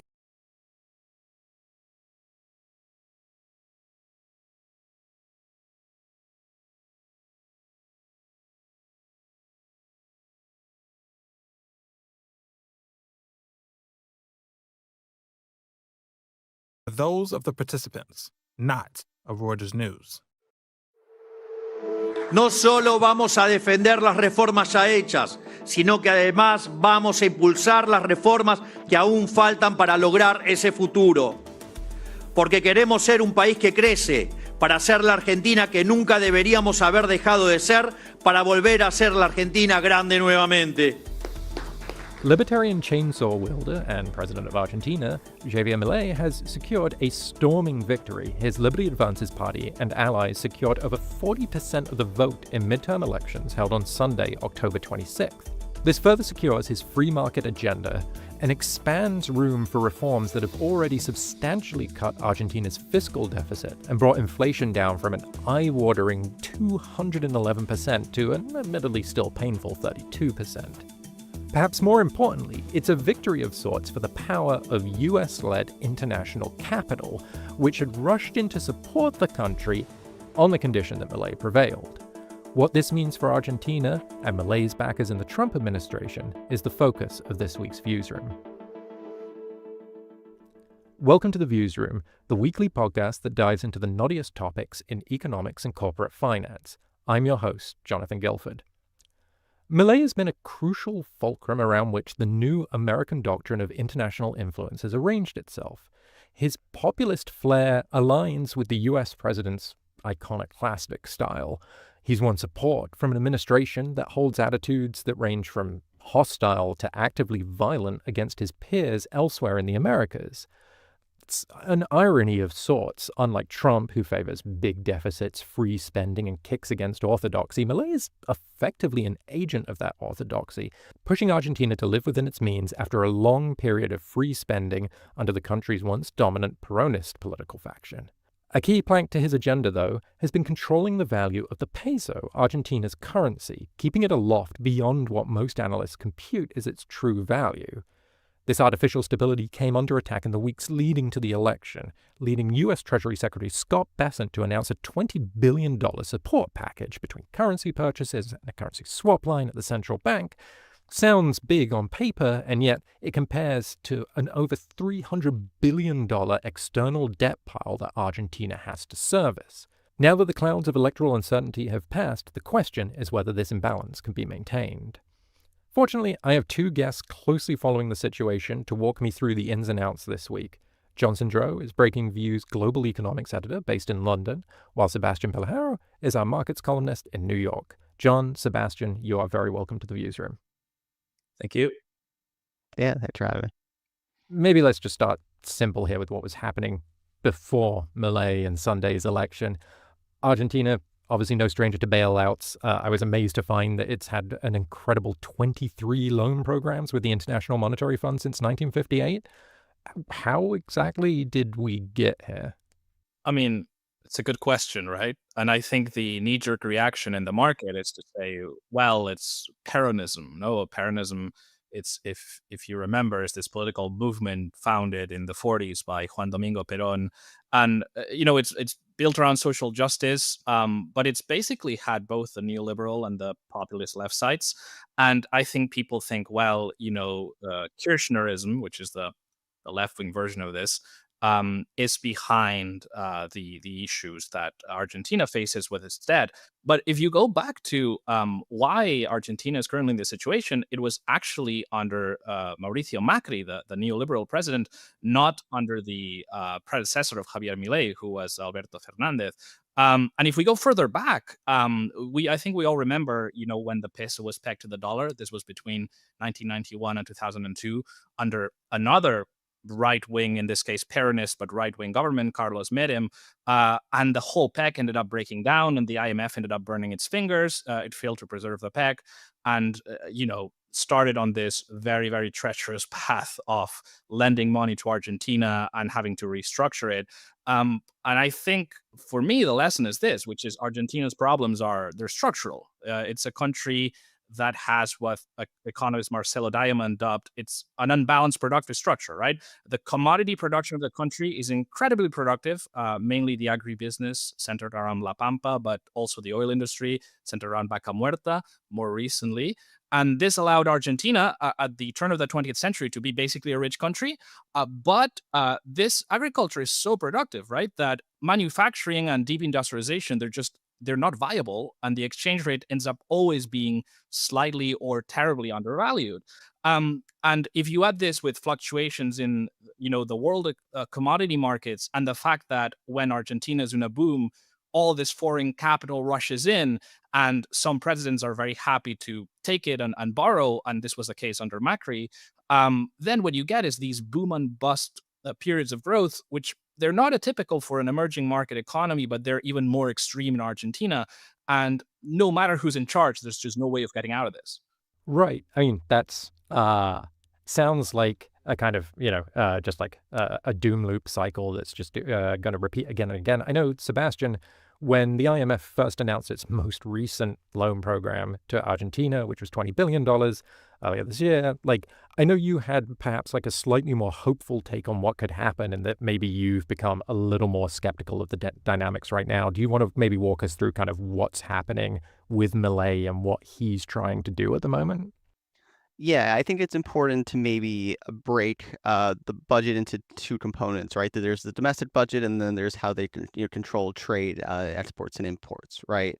Milei has targeted, balancing the fiscal budget, which has resulted in large spending cuts, right? That has helped bring inflation down to 2% month over month as of, August and September, which if in a country that was experiencing 60% plus 100% plus inflation is a significant gain, as well as a minor surplus in its domestic budget.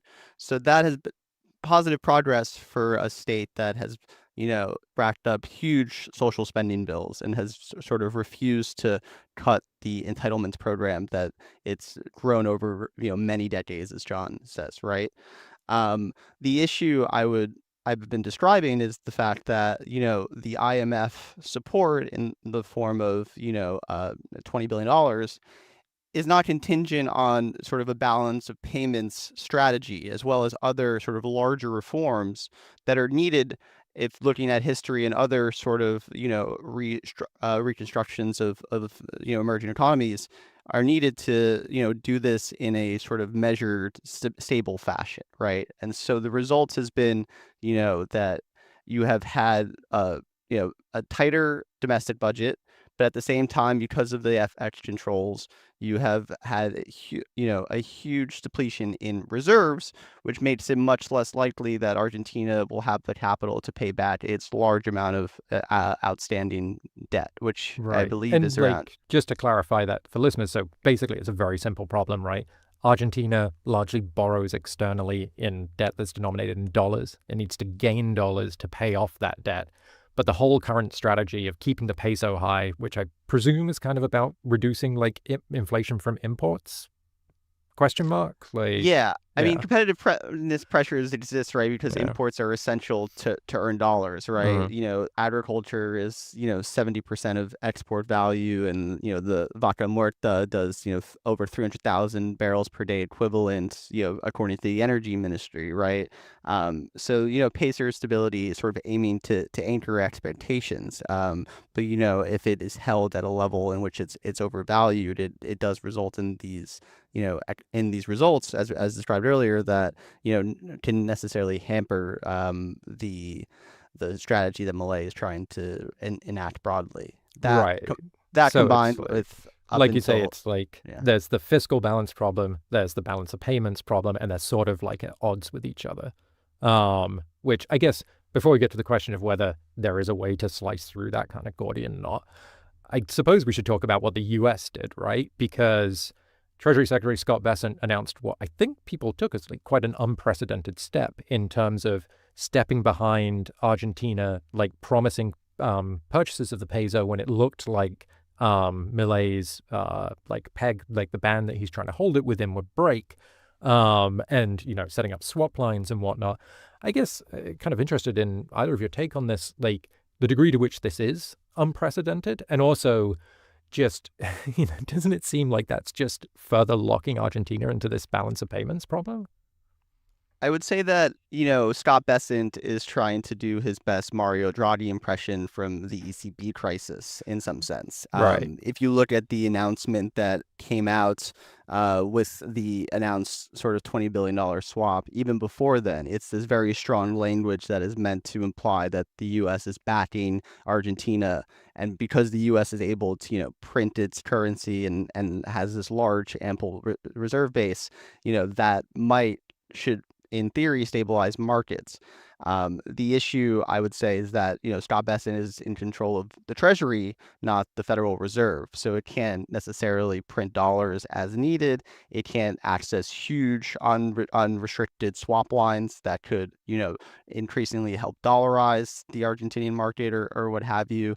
And so he's sort of stuck between this rock and the hard place, where he's trying to project American might through these programs, but is limited by the terms of the stabilization fund from the Treasury that he's using to supplant this. And so in recent weeks, we've seen that he is stories of him looking to recruit banks and other American enterprises to sort of also invest capital or lend capital to Argentina.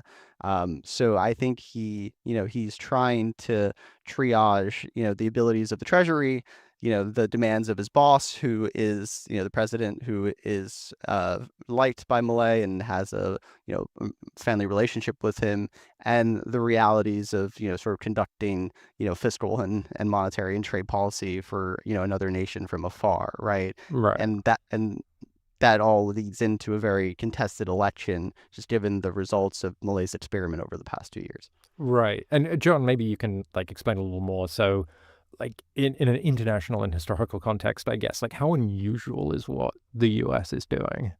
I mean, the US has, for example, held Mexico in the past, right, during a currency crisis. But I think what's unprecedented here is the fact that there are no significant trade links between Argentina and the US to warrant this type of intervention. Also, there's no conditionality, right? And here we go to the point that usually when you bail a country out, you impose some changes to policy and you say, well, I'll lend you money, but you have to change the way you do this and this.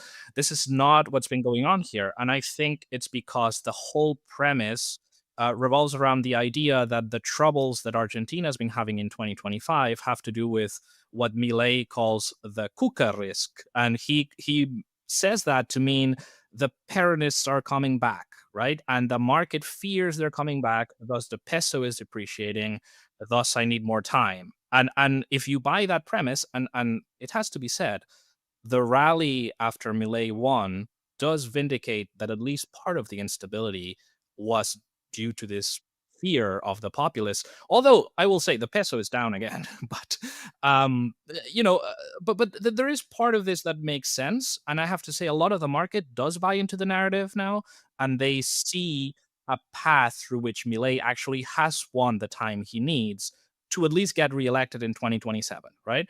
Because the restructuring of the debt that happened under the previous administration means that even though the external debt's very large, about 45% of GDP, the payments are actually pretty low. They're under 5% of GDP a year. They're projected to remain so by the IMF. This is far less than many other emerging economies have.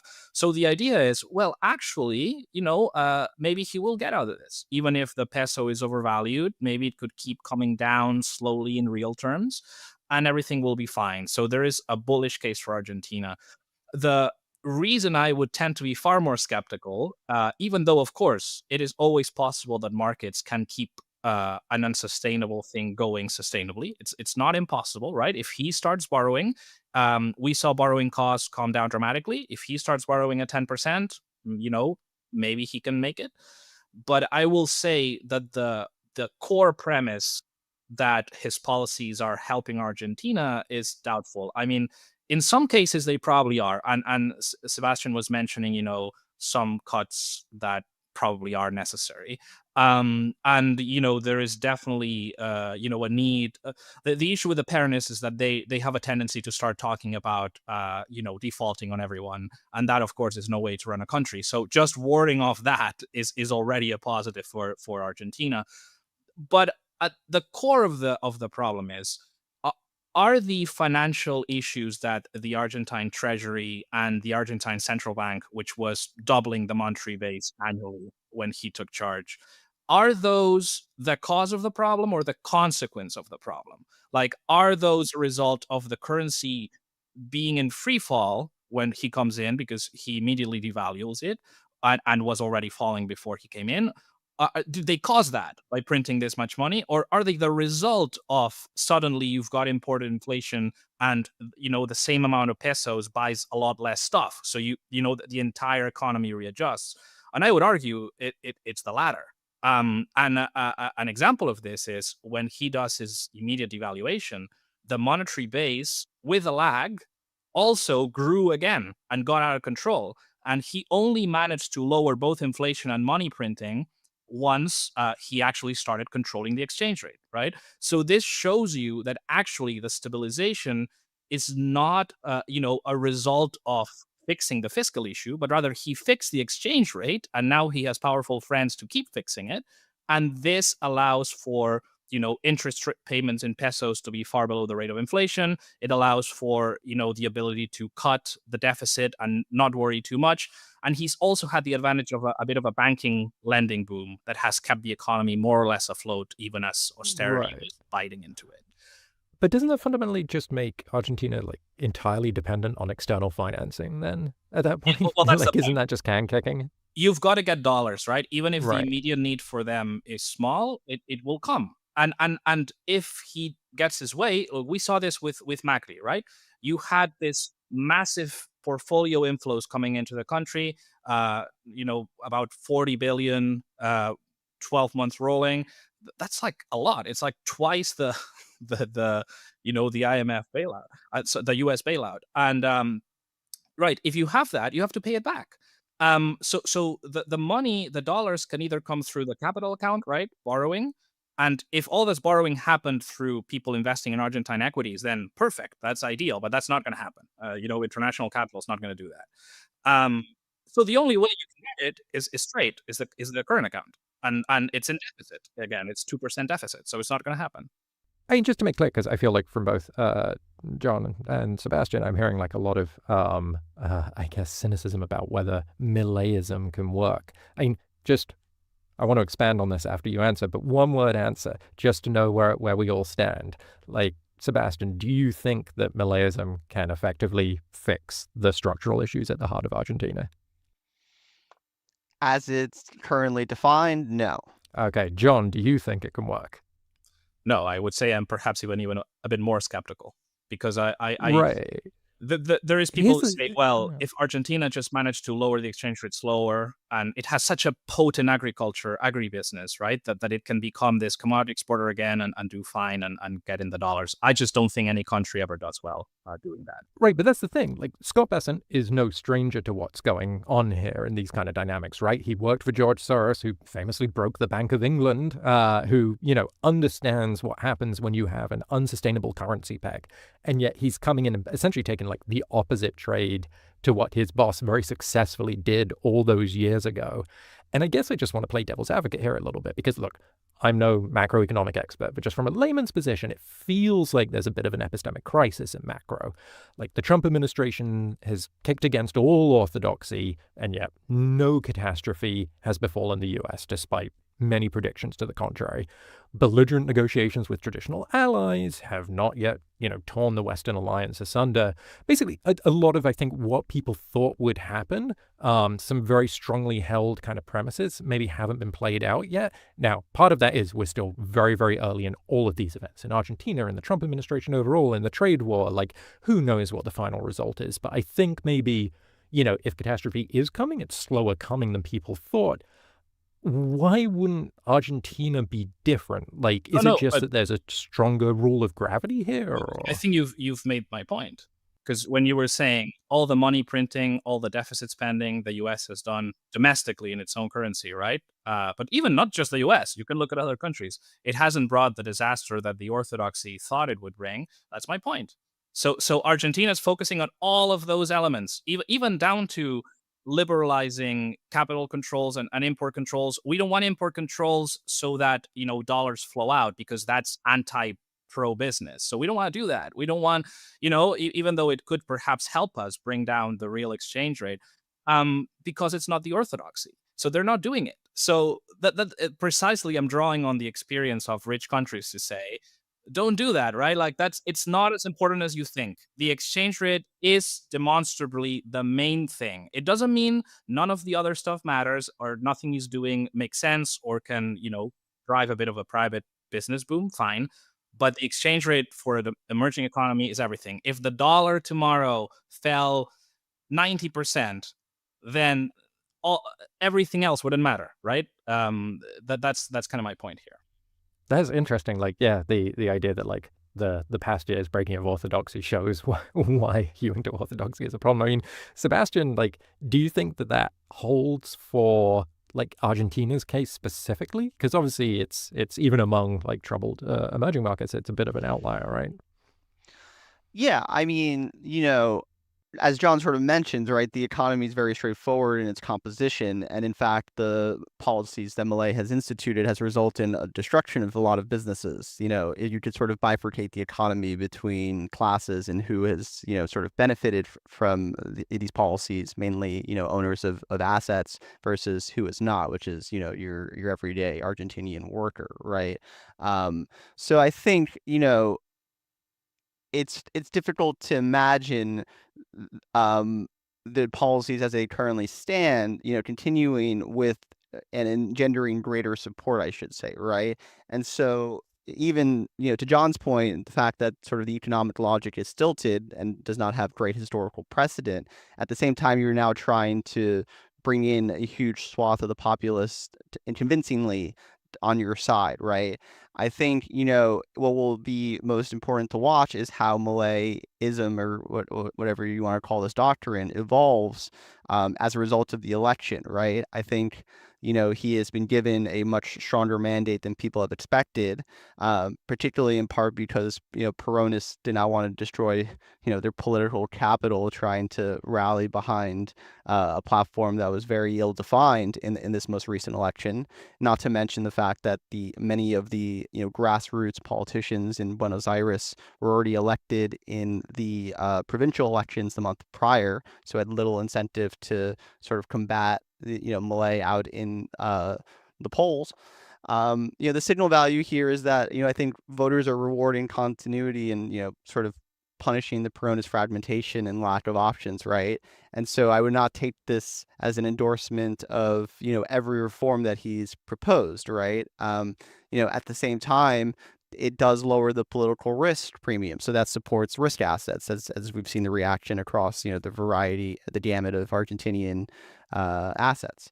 But so durability is going to hinge on sort of converting this mandate into legislation and policy that is not only sort of sensible economically, but accepted by the public. And given the variety of balls to juggle there, it's difficult for any leader, let alone one who is very divisive and very combative in his rhetoric as well, right? I think the question the Argentina bulls have to answer really is, how is this different from Macri? It's not straightforward that it is. You look at the path of, real exchange rate, inflation, everything. You can say Milei's more committed to it, I guess, to the free market reform. But I think that's the question that needs answering if you have faith that this can work. And I guess as an addendum to that is, what is the United States resolve towards actually seeing some form of, success in this endeavor that they've taken, right? Like they've, to some degree, successfully helped keep the currency in control for the 2 weeks leading into the election, from the announcement of the swaps to this past Sunday. But this will require, if they intend to keep it, much greater support as well.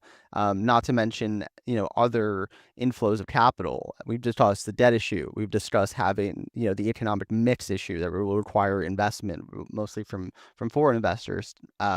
So the combination of all this requires, some backing of U.S. support. Banks are currently deciding what level and on what terms to provide capital, facing pressure from the Treasury and the White House.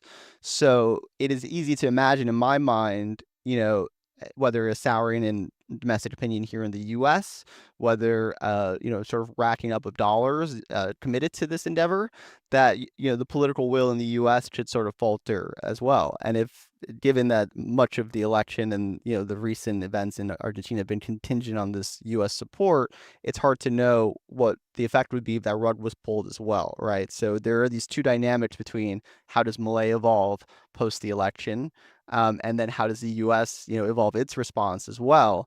But as John has sort of mentioned, the problem is squarely economic, and trying to sort of address it from the sides instead of directly is not going to lead to the outcomes that they desire. So I'm not necessarily despondent that they're going to be hard-fisted on this matter, but there is momentum in the policies that they've had, and how you interpret the election results will be key in evaluating how Argentina progresses. Right. Will the Argentine Sisyphus continue to get a helping hand behind the boulder from Uncle Sam? All right. I think that's as good a place as any to leave it. Sebastian, John, thank you so much for your time. Thank you. Thanks so much. Thanks for tuning in. This podcast was produced by Cheryl Pena in New York and Gregory Garner in Toronto. You can listen to a new episode of The Viewsroom every Thursday on the Reuters app or your favorite platform. And don't forget to tune in to our sister podcast, The Big View, every Tuesday, as well as the other great podcasts from the Reuters team. If you like what you heard, please follow The Viewsroom and let us know what you thought.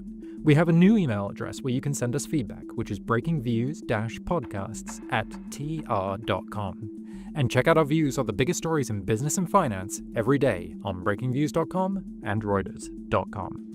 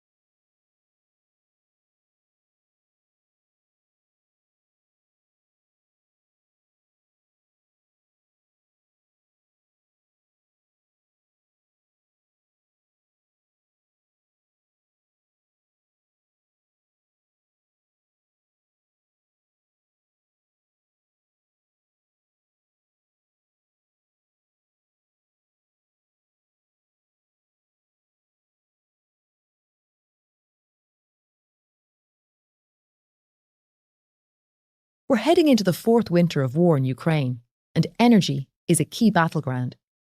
Each side is ramping up attacks on each other's energy infrastructure, and international restrictions on Russia's oil and gas sector have been significantly boosted by President Trump. He's imposing sanctions on Russia's two biggest oil companies to try and pressure Vladimir Putin into accepting a ceasefire. President Putin says that US and Western sanctions are an unfriendly act, but they won't significantly affect the country's economy. So what impact is all this having on Russia's economy and the global energy sector? Let's try and find out. I'm Carmel Crimmins, and this is Reuters Econ World. Every week, we go deep on the economic principles and ideas driving the biggest news around the world. This week's show, the energy war. Hey guys, the big surprise is here. Introducing the Volvo EX30. Our new all-electric SUV. Fast, fun and designed with pure Scandinavian simplicity. Zero compromise on safety, zero compromise on power and zero emissions. The new Volvo EX30. It's here and it's all electric. Go to volvocars.com or visit your nearest Volvo car retailer to experience the big surprise.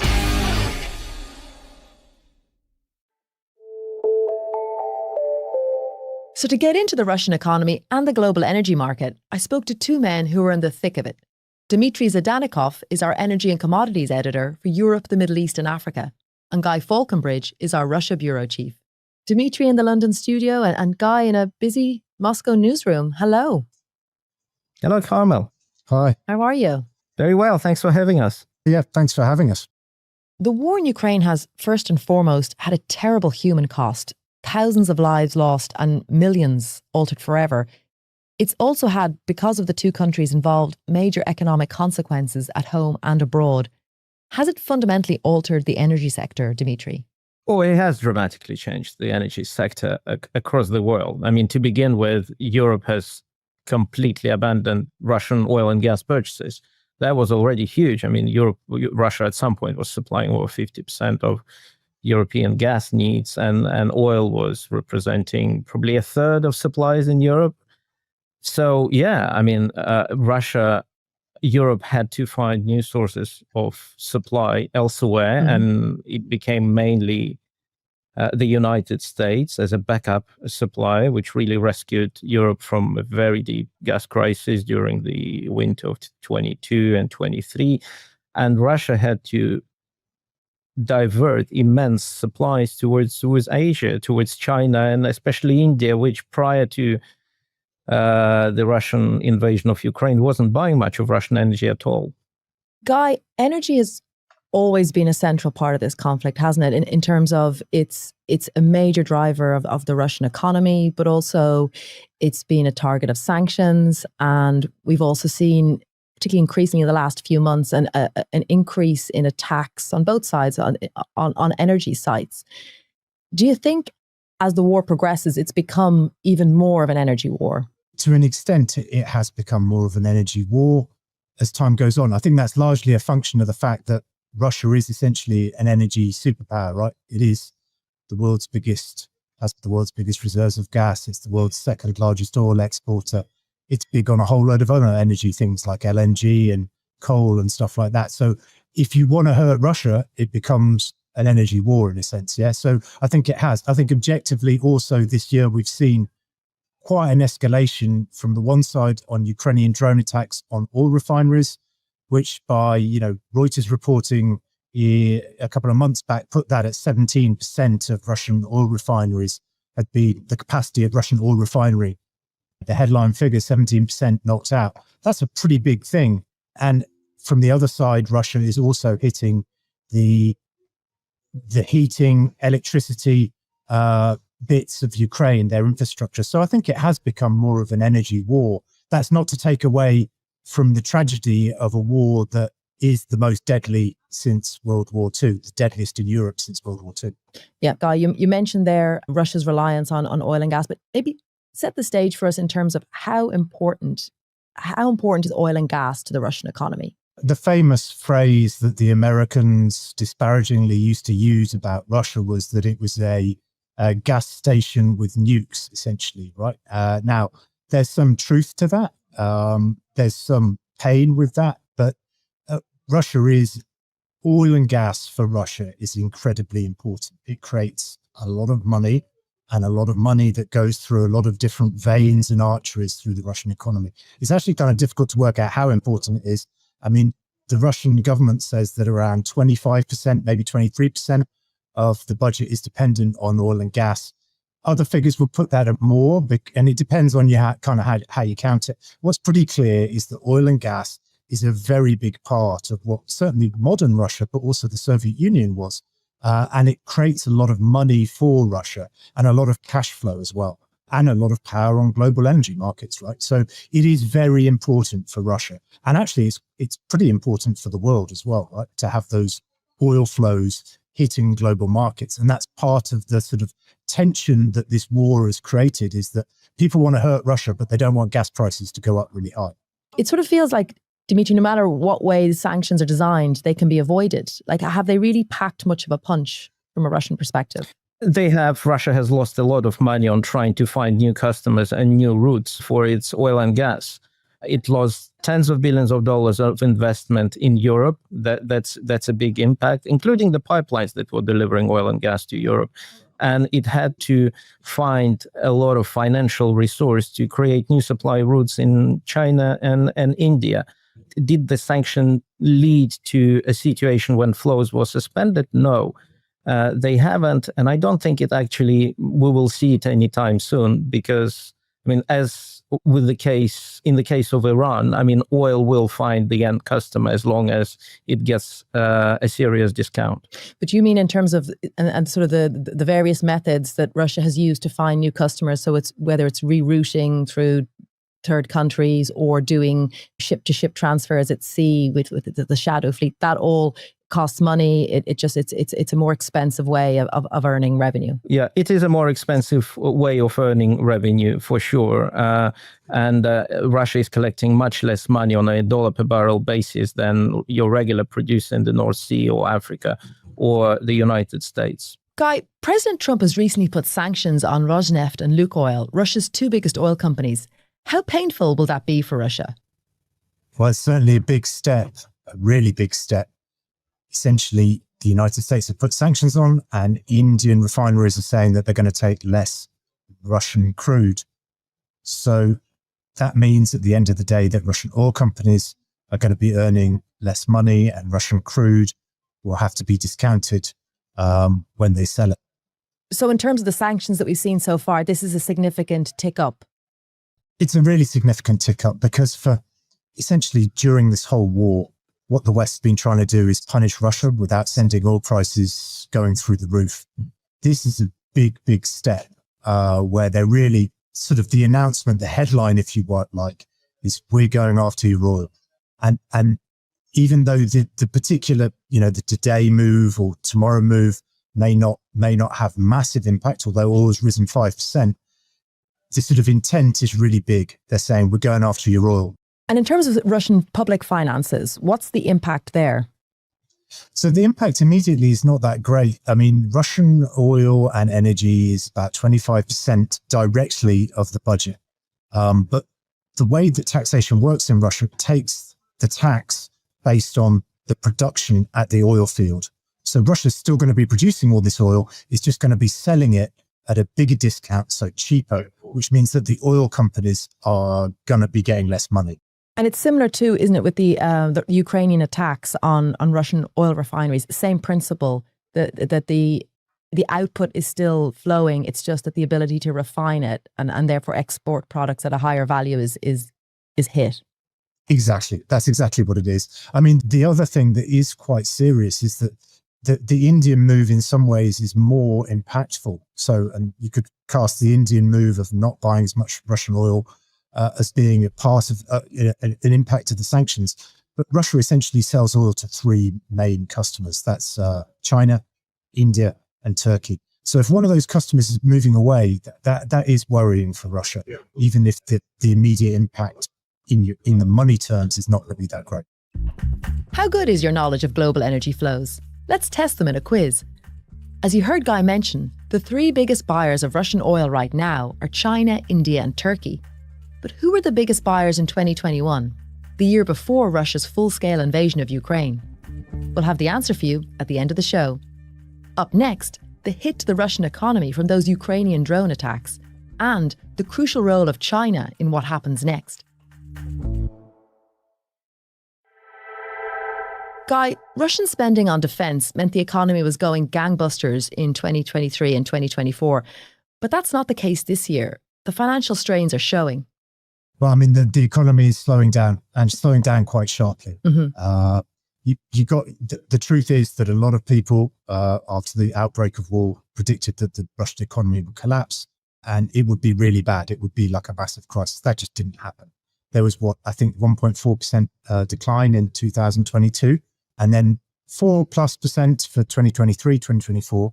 So that's way faster than G7. And this year, they're looking at 1% growth. The IMF reckons 0.6%. What's clear, if you sort of can munch those statistics, is that it's a big slowdown, right? Yeah.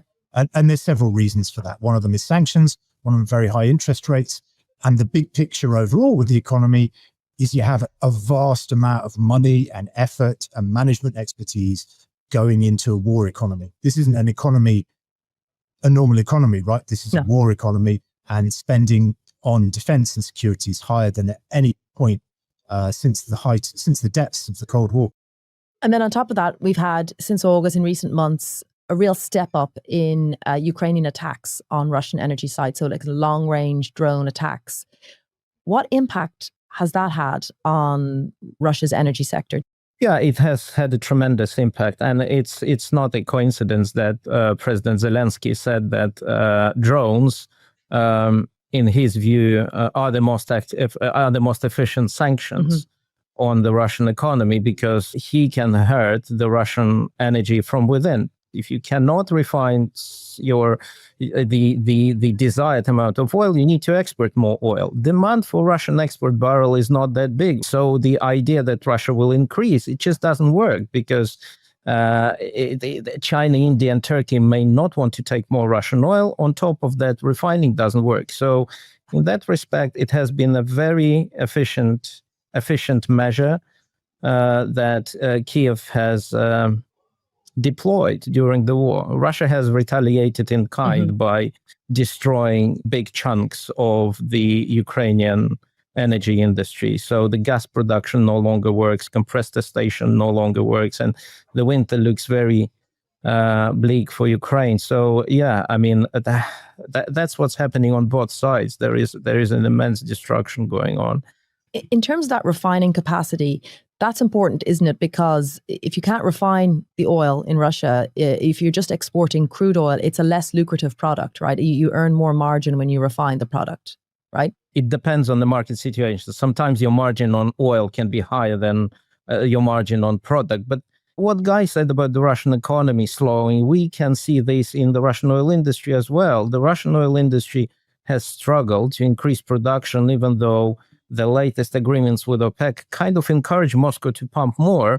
And we've seen that this is not happening. And then you see a ripple effect as well. We've had this month, Chevron and Shell, actually, it was stopping production of oil output from a site in Kazakhstan because they normally send that oil to Russia to be refined. And that's no longer possible right now. So you're seeing a ripple effect beyond Russia. This is where it gets very complex and interesting. Mm-hmm. So the oil industry is very interconnected. So you have nearly 1.5% of global oil produced in Kazakhstan by US oil majors such as Exxon and Chevron, and Western majors like European majors, BP and Shell and Eni and Total.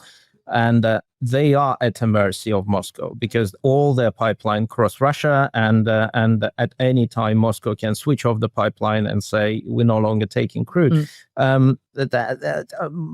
Russia has averted this has refrained from using this nuclear option so far, even though it can do it very, very easily. Because then if you take out 1.5% of global supply, prices do rally, and then you go into a direct clash with Washington and US oil companies. So that scenario has not yet played out, but you have certain kind of episodes which remind the entire global market that the industry is extremely interconnected. And Guy, within Russia, the impact of these Ukrainian attacks, refining capacity is one thing. We've also seen impacts on the ground for ordinary people. There's been rationing, price increases because of these attacks. Is that right?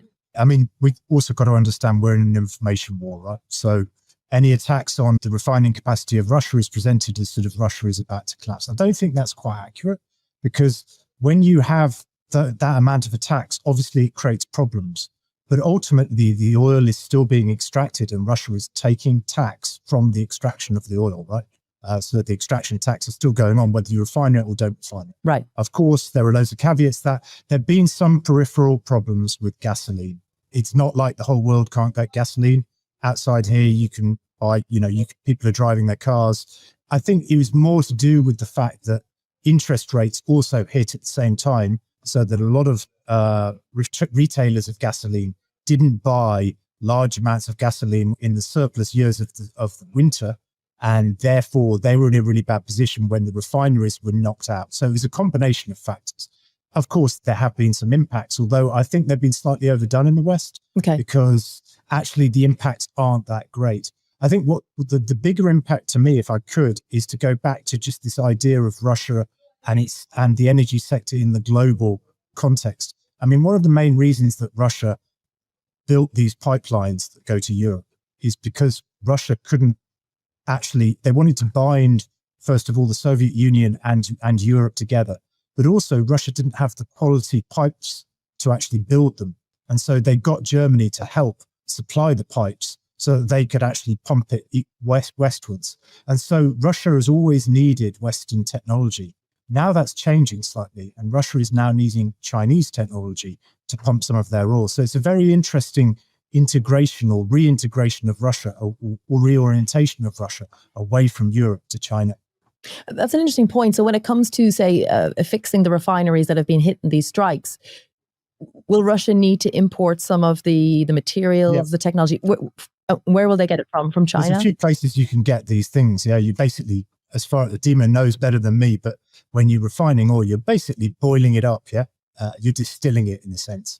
When you're making these products, there's a few places you can get that stuff. Basically, the United States, Europe, and China. Right, and the United States and Europe. And you ain't going to be buying them from the United States, exactly. Right, so it's going to be China. Yeah.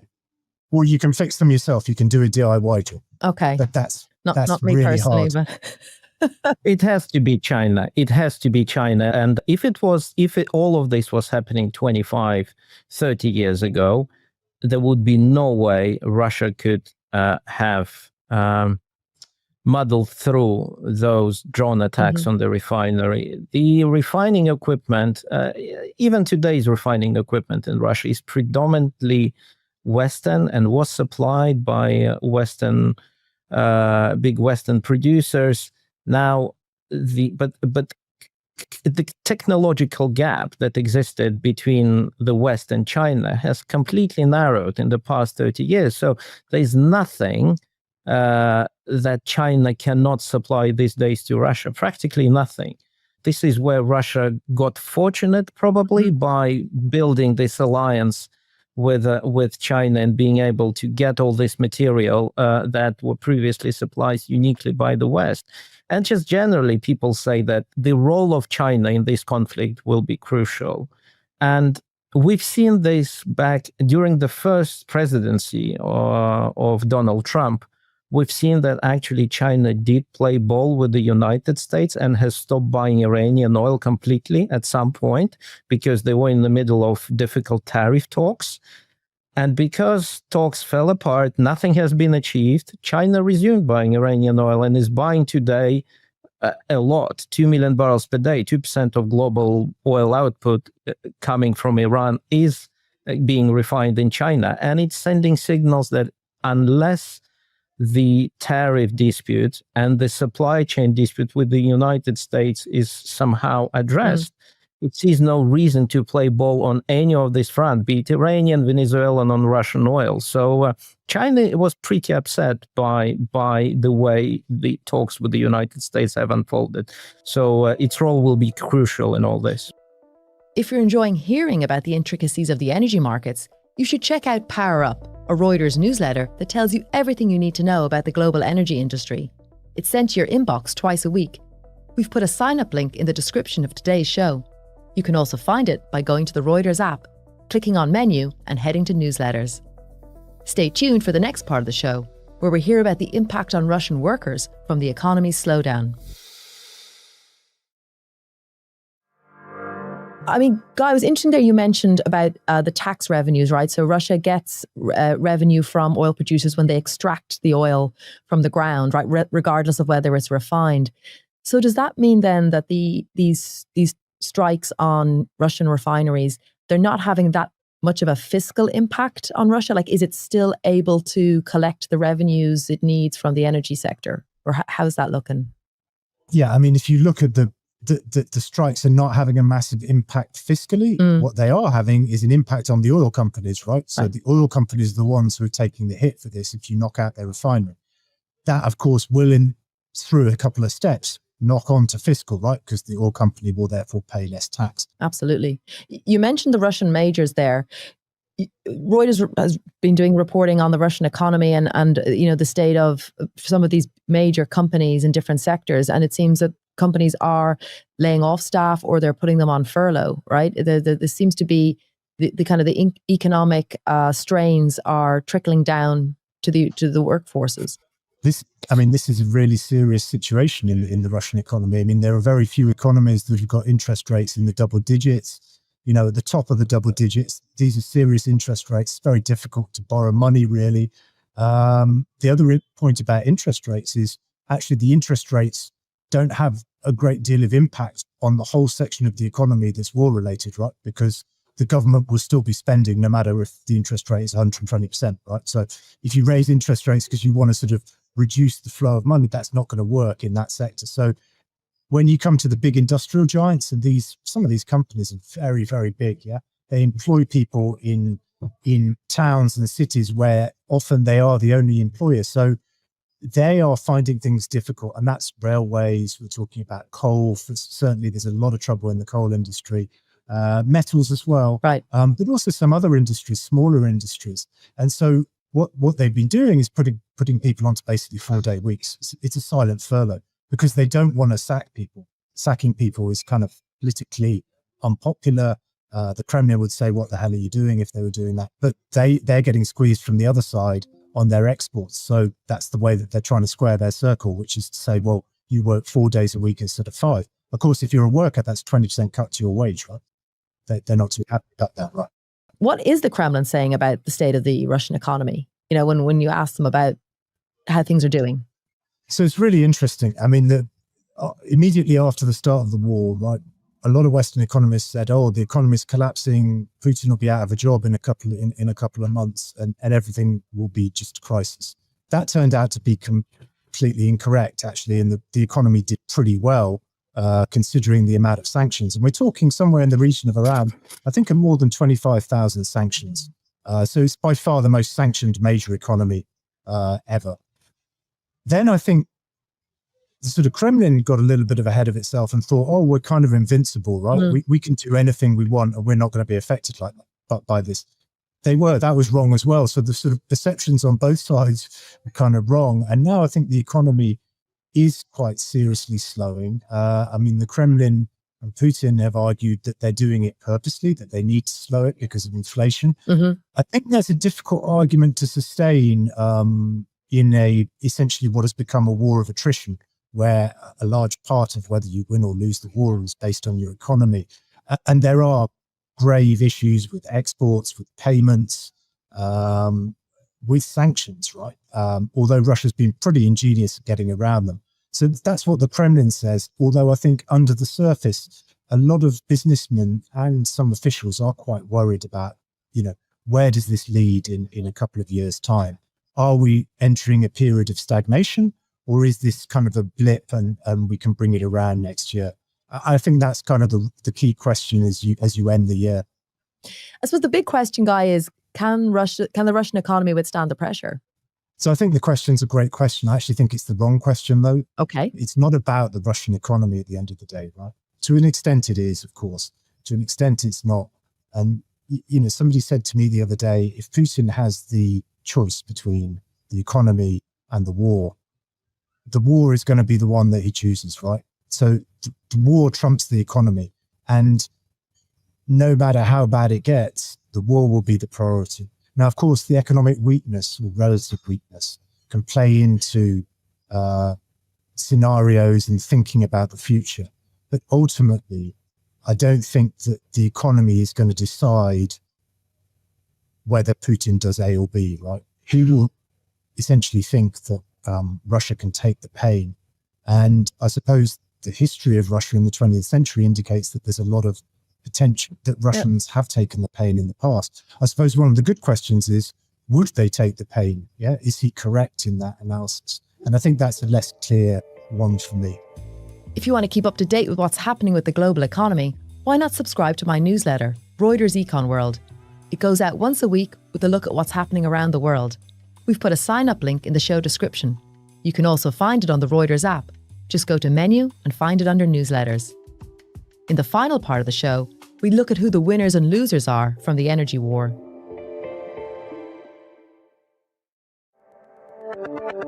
Dimitri, it is remarkable, given what's going on in Russia, this major oil producer, that we haven't really seen that much of a price impact from what's happening.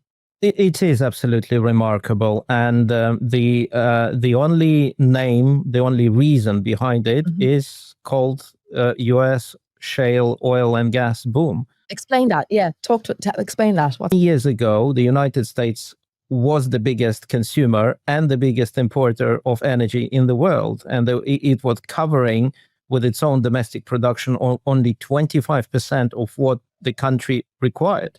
And today, they're covering 100% of what they require and even exporting some of oil and gas to the world. And the United States has saved Europe from a very deep crisis, during the winter of 2022 and 2023 by supplying immense amount of liquefied gas to the continent. They've made a nice profit as well, right? It's not been all. They've made a very nice profit, and this profit will only rise. This profit will only increase because it's clear. It's clear what strategy the United States has taken: pump out as much oil and gas as quickly as possible before all these reserves become stranded by an inevitable energy transition. And here is an interesting dilemma for Europe.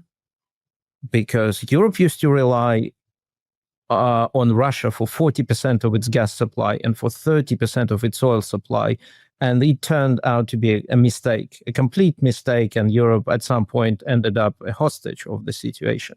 Now, today, the United States is supplying 50% of Europe's LNG, liquefied gas, and will probably supply 75% next winter. 75%. Now, regardless of the current and imminent relationship between Europe and the United States, no one wants to rely on anyone for 75% on anything. Yeah. So they kind of swapped from one dependency to another, right? Absolutely. Whatever that is, 75% is this too much, regardless of whether you are friendly, less friendly, etc. So Europe has a big dilemma here. I mean, not only it lost completely its competitiveness after losing access to cheap Russian energy, it has become extremely reliant on the United States. So Europe is in deep crisis here. It needs to figure something out. The answer is obvious, but it's not obvious. It's to develop wind, solar, and nuclear. But how to do this in an efficient way without employing too many state subsidies, it's a big question, and no one has got a clear answer at the moment yet. They could buy some of the equipment pretty cheaply from China, but I don't think they want to do that, right? Well, exactly. That will increase the dependency on China. Absolutely true. And we've seen, I mean, the story of the past couple of months was the supply chain argument between the United States and China, which when each party is telling each other, well, when we will stop you, then we will stop you supplying this. And the other side says, oh, then we will retaliate by stopping you supplying with this. And it does seem like there is no end, especially with rare earth material and all of the equipment and chip. And it's just like the interdependency is huge, but everyone is using it as a weapon against each other. China's also a big risk factor for Russia, though, isn't it, Guy, in the sense that they're obviously becoming increasingly reliant on China as a big customer for oil and gas. But China is, far ahead than others in terms of the energy transition. That is a risk factor for Russia, right? It's definitely a risk factor for Russia. And to be honest, one of the most interesting speeches I heard this year was from Igor Sechin. He's one of the most powerful people in the oil sector. He's the head of Rosneft, which is Russia's biggest oil company. And he basically said, hold on a second, guys, you've got to take into account the fact that China could be actually exporting energy within the foreseeable future. And to Dima's point about, the rise of China and its diversification of its energy sources, obviously, if you look down the line, there's a risk there if China doesn't need to import all of that gas and oil from Russia. At the moment, it certainly does, and it is. And they've got plans to obviously export more. They've got plans for this, an additional gas pipeline, it's Power of Siberia 2. They've got a lot of great plans, but there is a risk there. What is the end game for the energy sector here? If and when this conflict ends, is there, will the Russian pipelines be switched back on, the gas pipelines to Europe, or have things changed forever? Yeah, it does look like things have changed forever and the pipelines are not being switched back. Maybe a sporadic deal here and there. But the way things look at the moment, again, with Trump, it's impossible to predict. But the way things look at the moment is that the US will be the biggest winner by supplying more oil and gas to the world. China will be a significant winner by buying discounted amount of Russian energy. Europe is a huge loser in terms of competitiveness as long as Europe doesn't speed up energy transition and stop relying on any sorts of imports and try to produce more energy domestically. And Russia, I mean, yes, reputationally, huge damage, no way of switching back the pipelines. Reroute, maybe finding new customers in Asia, maybe finding new routes to grow business. But yeah, I mean, from the point of view of reputation and even volumetrically, there's a big loss there.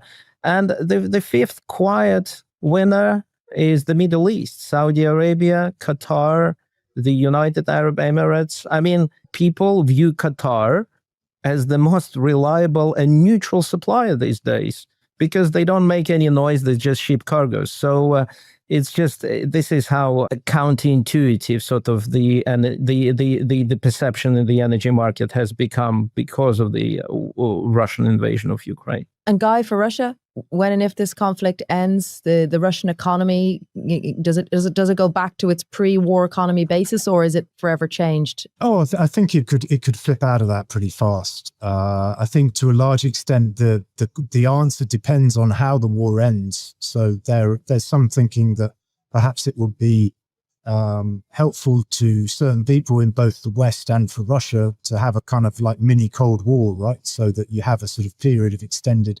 hostility where either side looks at the other and says, oh, they're terrible enemies, we've got to rearm, right? Because that's in the economic interests of certain people on both sides.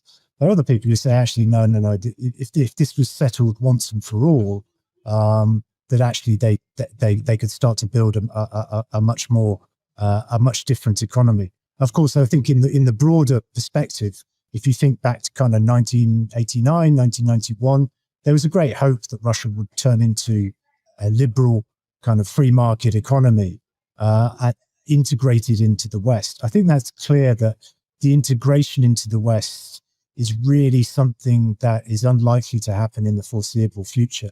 And to Dima's point, and I agree with him a lot, and I fly on these planes back and forth through the Middle East, the economic relations with the Middle East, with Africa, with Asia have really, grown and strengthened over this period between Russia and those countries.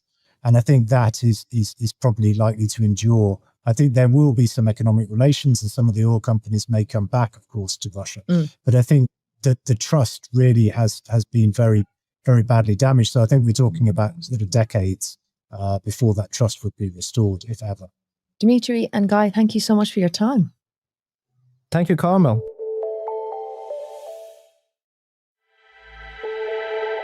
A big thank you to Guy and Dimitri for their time and insights.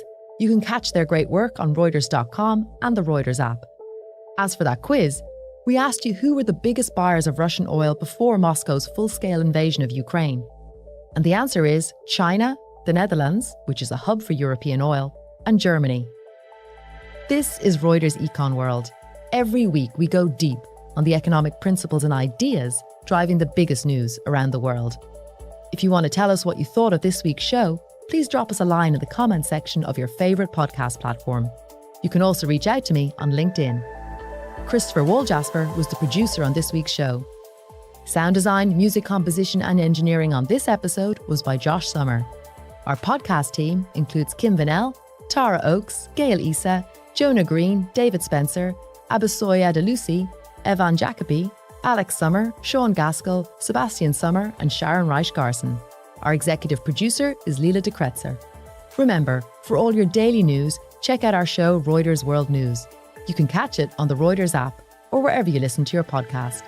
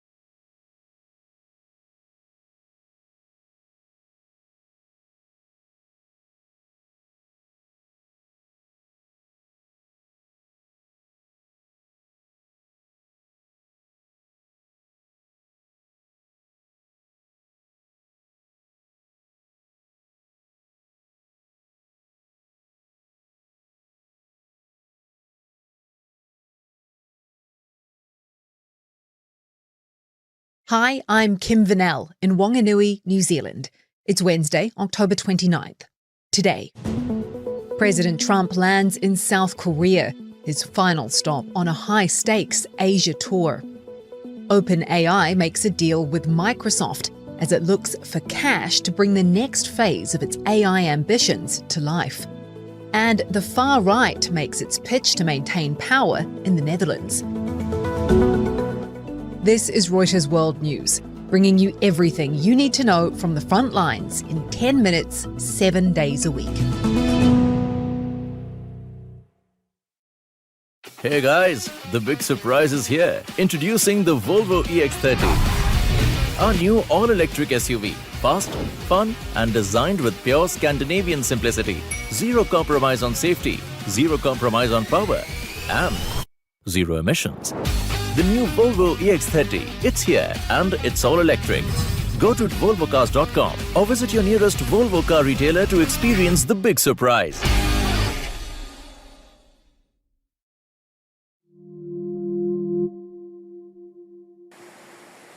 Hurricane Melissa has made landfall in Cuba, along with warnings of life-threatening flooding on the island, prompting the evacuation of 750,000 people. Its path leaving a trail of destruction in Jamaica, the extent of which is only now becoming clear. Melissa made landfall there with winds topping 185 miles per hour, the strongest cyclone ever to hit the island. In St. Elizabeth, homes were left in pieces, with pylons strewn across roads, leaving more than 500,000 people without power. The hurricane has weakened slightly to a still very powerful Category 4 and is slow-moving, meaning more potential for damage. The US National Hurricane Center is still warning that, quote, total structural failure is still likely in Melissa's path. Follow along on Reuters.com or the Reuters app for developments. US President Donald Trump has arrived in South Korea for the final stop of his Asia tour. He's set to meet with President Lee Jae-myung, with trade talks topping the agenda. Our deal with the Republic of Korea will be finalized very soon. The two countries struck a deal in August to avoid steep tariffs, but negotiations over $350 billion in South Korean investments meant to keep those tariffs at bay have stalled. Just hours before Trump's arrival, North Korean state media says Pyongyang tested a nuclear-capable cruise missile. Trump has made repeated calls for a meeting with North Korean leader Kim Jong-un, but no word yet on whether that's something Kim is up for. Trump will, however, sit down with China's Xi Jinping on Thursday. I think we're going to have a deal. I think it'll be a good deal for both.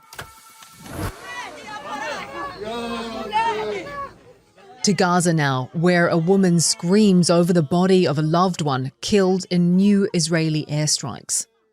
The hospital in Khan Yunis once more treating the injured, including children.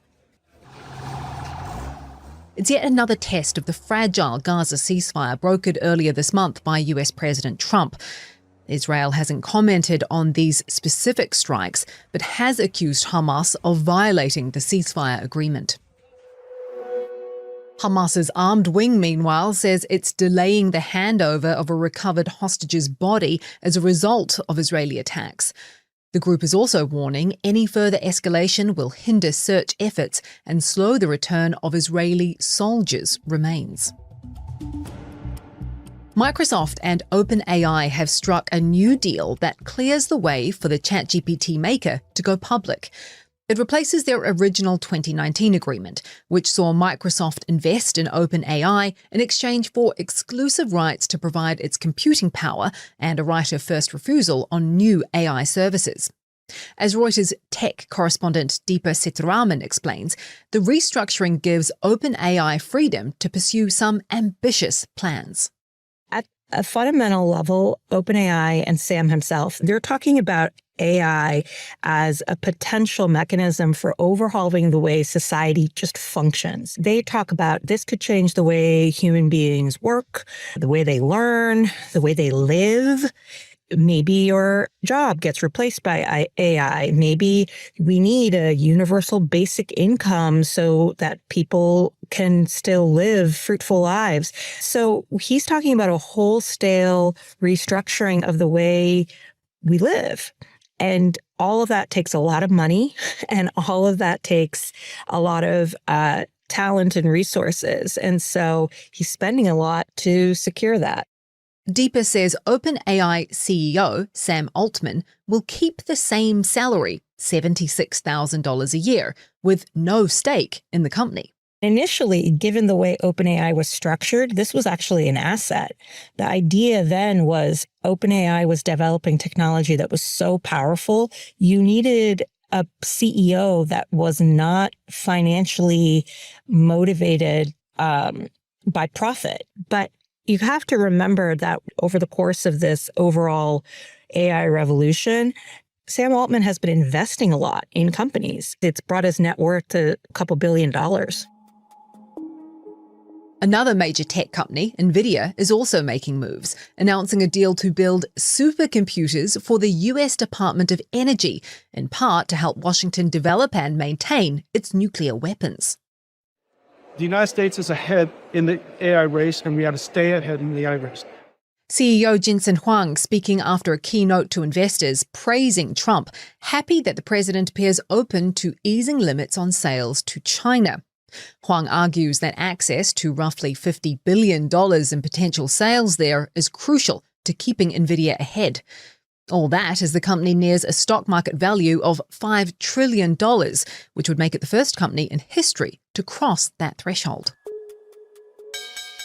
The Federal Reserve is expected to cut interest rates a 0.25 percentage point later today for the second time this year. But there's another tool in the Fed's toolbox that's getting some attention. The buying, and in this case selling, of bonds, known as quantitative tightening.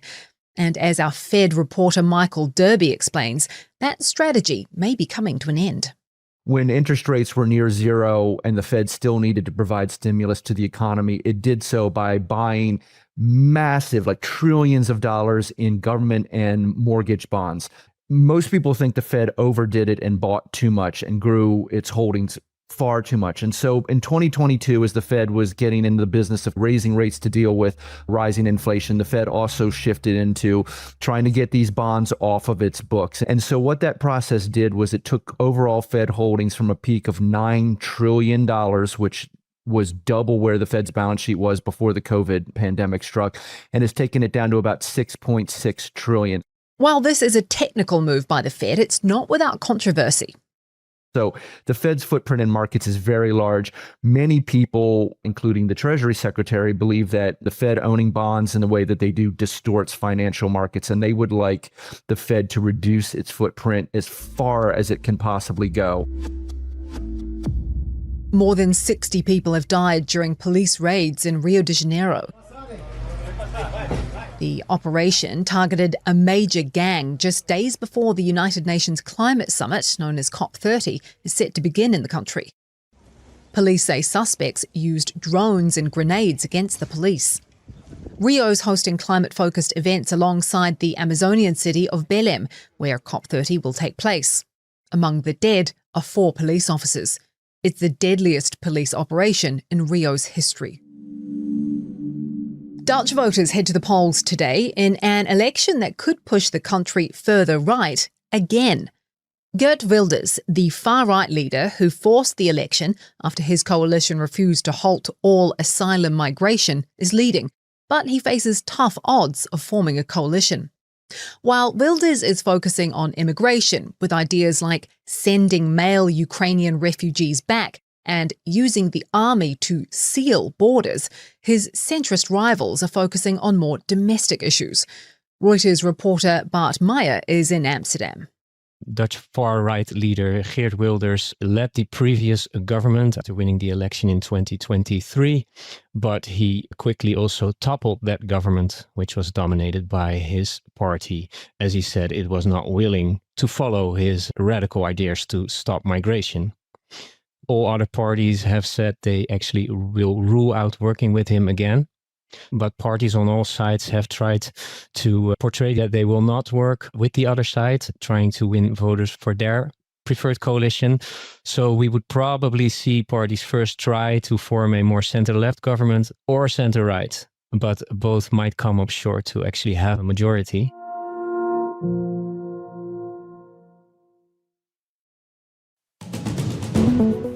Our recommended read for today is one not really suited for a podcast due to it being ultra quiet, which in this case is the whole point. NASA has tested its experimental supersonic jet designed to break the sound barrier with little noise, paving the way for supersonic and therefore much faster commercial air travel. We'll put a link to that story in today's pod description. For more on any of the stories from today, check out Reuters.com or the Reuters app. Don't forget to follow us on your favorite podcast player. If you're listening on a smart speaker, just ask for the latest news from Reuters 7 days a week. We'll be back tomorrow with our daily headline show.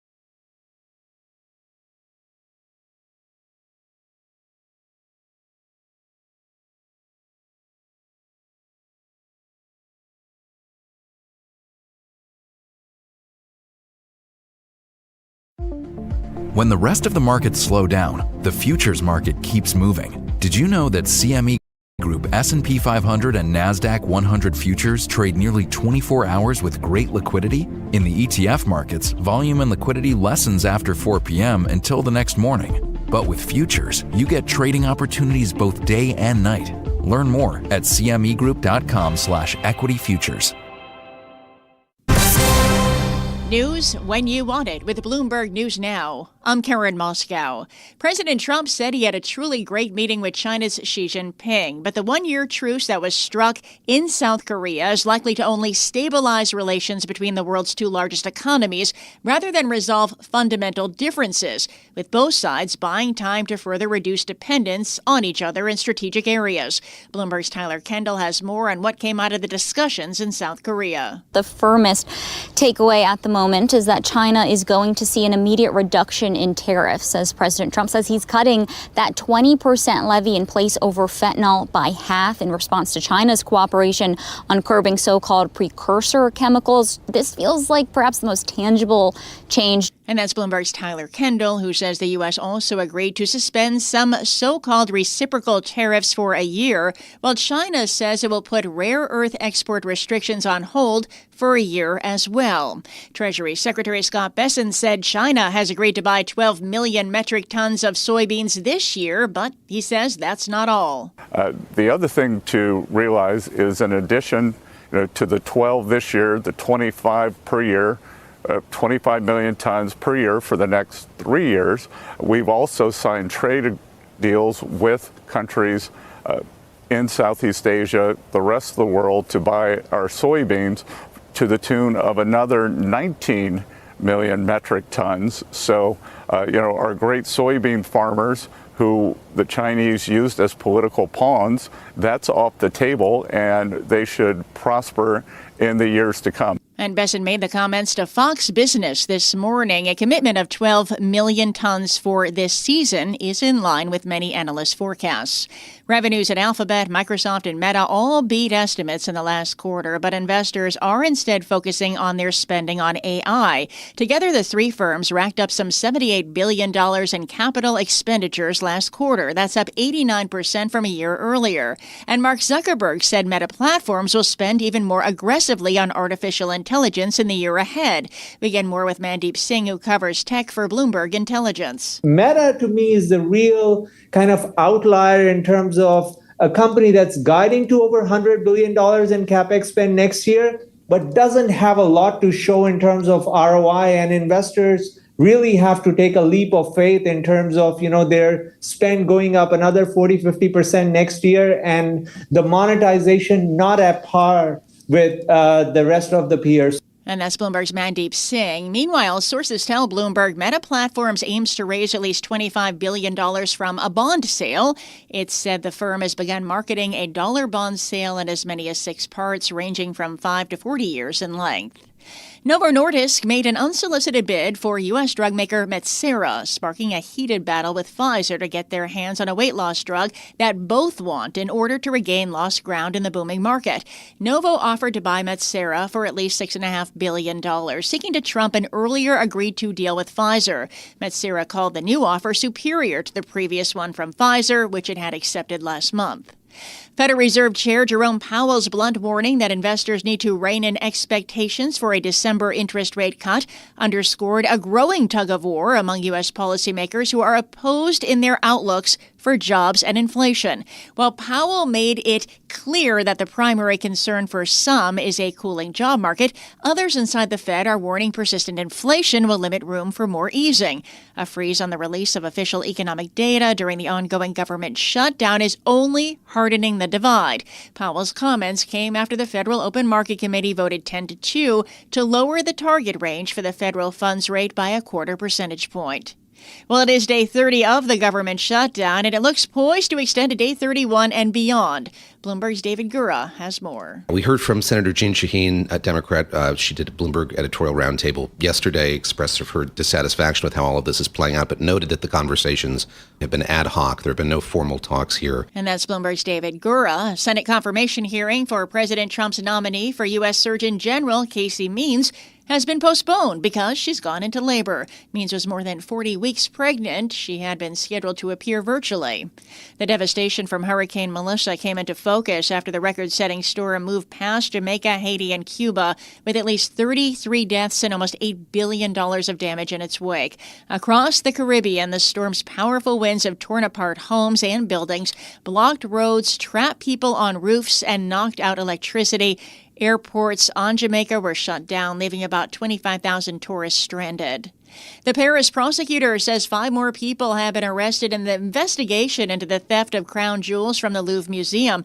The 5 were detained late last night in Paris. No other details were released, and the jewels remain missing. The Blue Jays beat the Dodgers 6-1 last night to take a 3-2 lead in the World Series, and that series resumes tomorrow night in Toronto. And S&P futures, they are lower this morning, down about 0.33%. Dow futures also down 0.33%.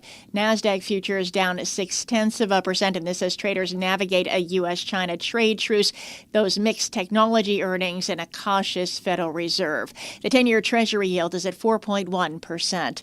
That's news when you want it with Bloomberg News Now. I'm Karen Moscow, and this is Bloomberg.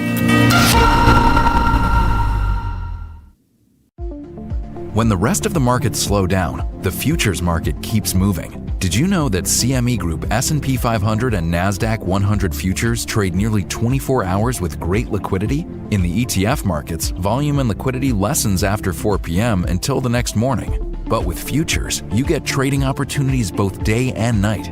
Learn more at cmegroup.com/equity-futures. Bloomberg Daybreak is your best way to get informed first thing in the morning.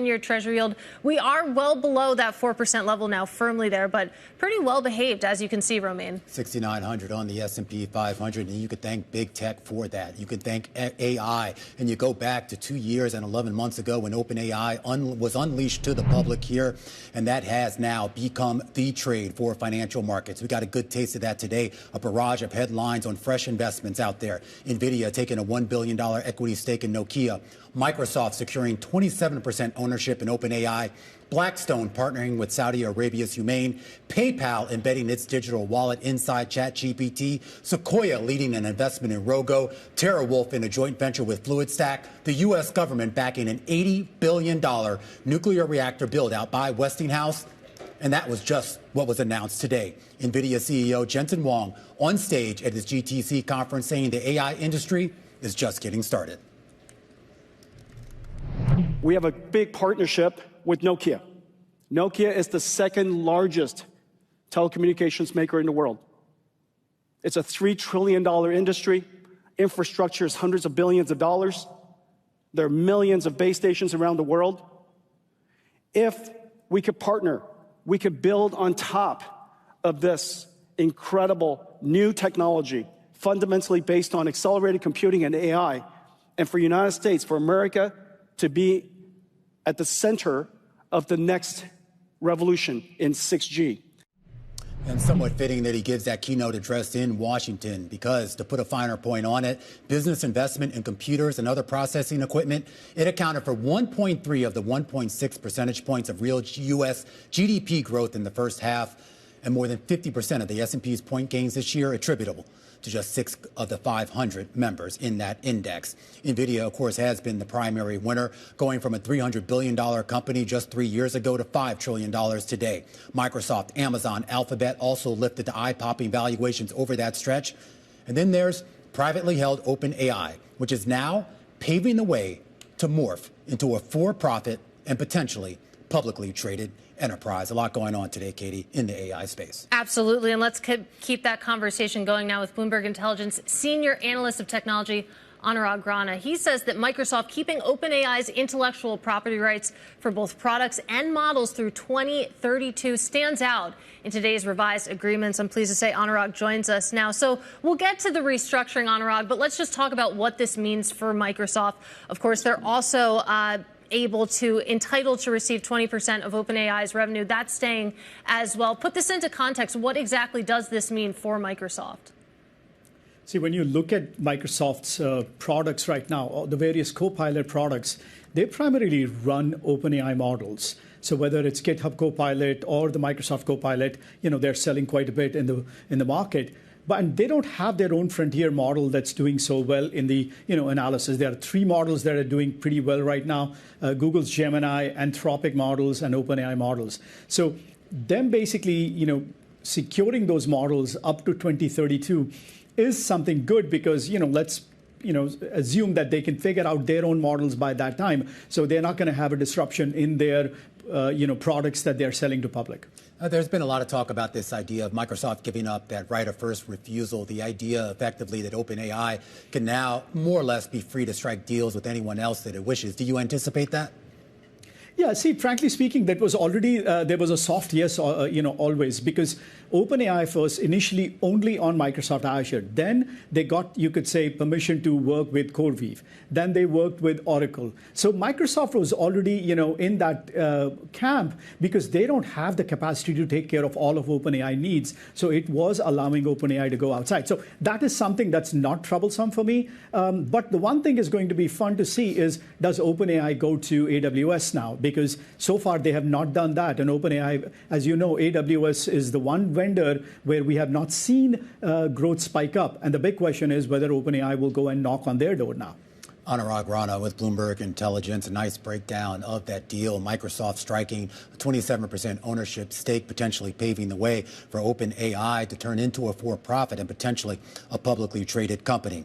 AI is the talk of the town on Wall Street and in D.C. Jensen Huang just off of his keynote address on the GTC stage. But we should point out, this is a multi-day conference. It's been going on for a couple of days, and it continues tomorrow. U.S. Representative Sam Liccardo, who represents the 16th District District of California, which includes the heart of Silicon Valley. He's going to be on a panel to discuss AI's future in America and the innovation agenda. I'm pleased to say that Representative Liccardo joins us right now. And Congressman, there's been a lot of talk about the AI build-out. I feel like if we had had this conversation a couple years ago, we would have just been talking about private companies or companies, I should say, investing in this space. Over the last few months, we've seen the U.S. government take a huge role in facilitating investments, facilitating partnerships, and potentially facilitating our AI future. Are you in sync with that? Well, Romain, good to be with you. I feel that first, we do need to be leaning in. Frankly, what we've seen from the federal government and frankly from Congress for too many years has been really a lack of engagement.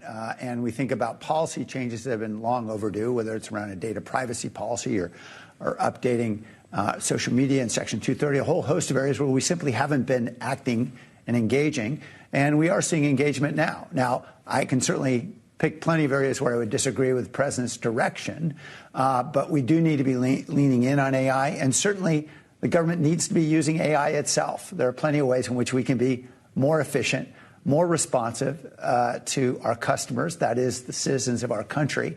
And I think there are plenty of us who are recognizing this opportunity for us to improve how government functions. I am curious, particularly in your seat in Congress, and obviously prior to that, you were mayor of San Jose. You're basically in the heart of, at least for what in the U.S. is the tech industry.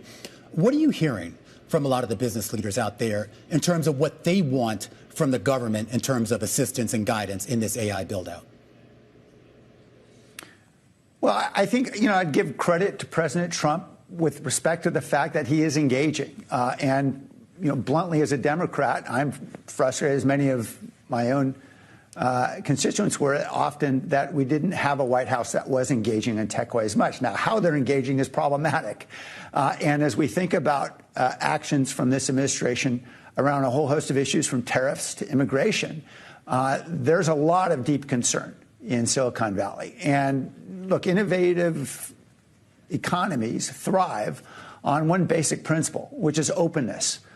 We need openness to people. We need openness to new markets. We need openness to technology. We need openness to new ideas.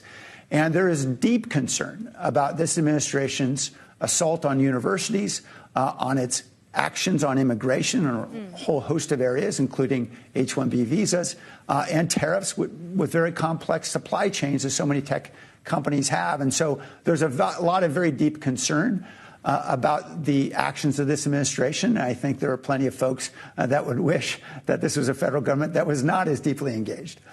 Well, Representative, I want to follow up on that conversation about openness with the idea that the chip industry, in particular the semiconductor industry, has really been in the crosshairs of a lot of these trade negotiations happening between the U.S.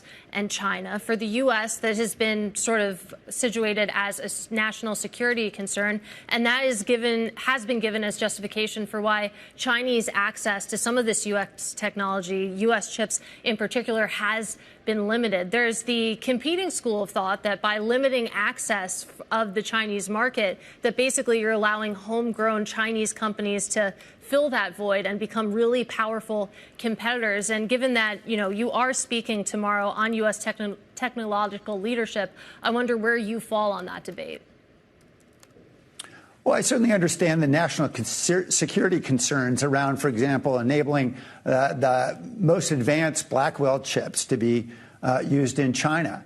But as we look at some of the recent changes, for example, in export controls around H20 chips or chips that AMD was looking to sell there, I think we need to have frankly, a more forward-leaning approach around trade and trust that we are going to win this race as long as we are more innovative than our competitors, and particularly China. And that means, yes, we need to let go of some of these export controls, which are constraining our ability to ensure that the best American technology becomes the technology that's used globally. And we think particularly around AI, it's not just NVIDIA's chips that need to be used throughout the world, but the software, the entire technology stack. And if Huawei supplants NVIDIA in China and elsewhere as the dominant provider, then we have a much bigger national security problem on our hands. And so, again, openness is the key here. And I would side with those who would say, yes, we need to relax some of these export restrictions within reason.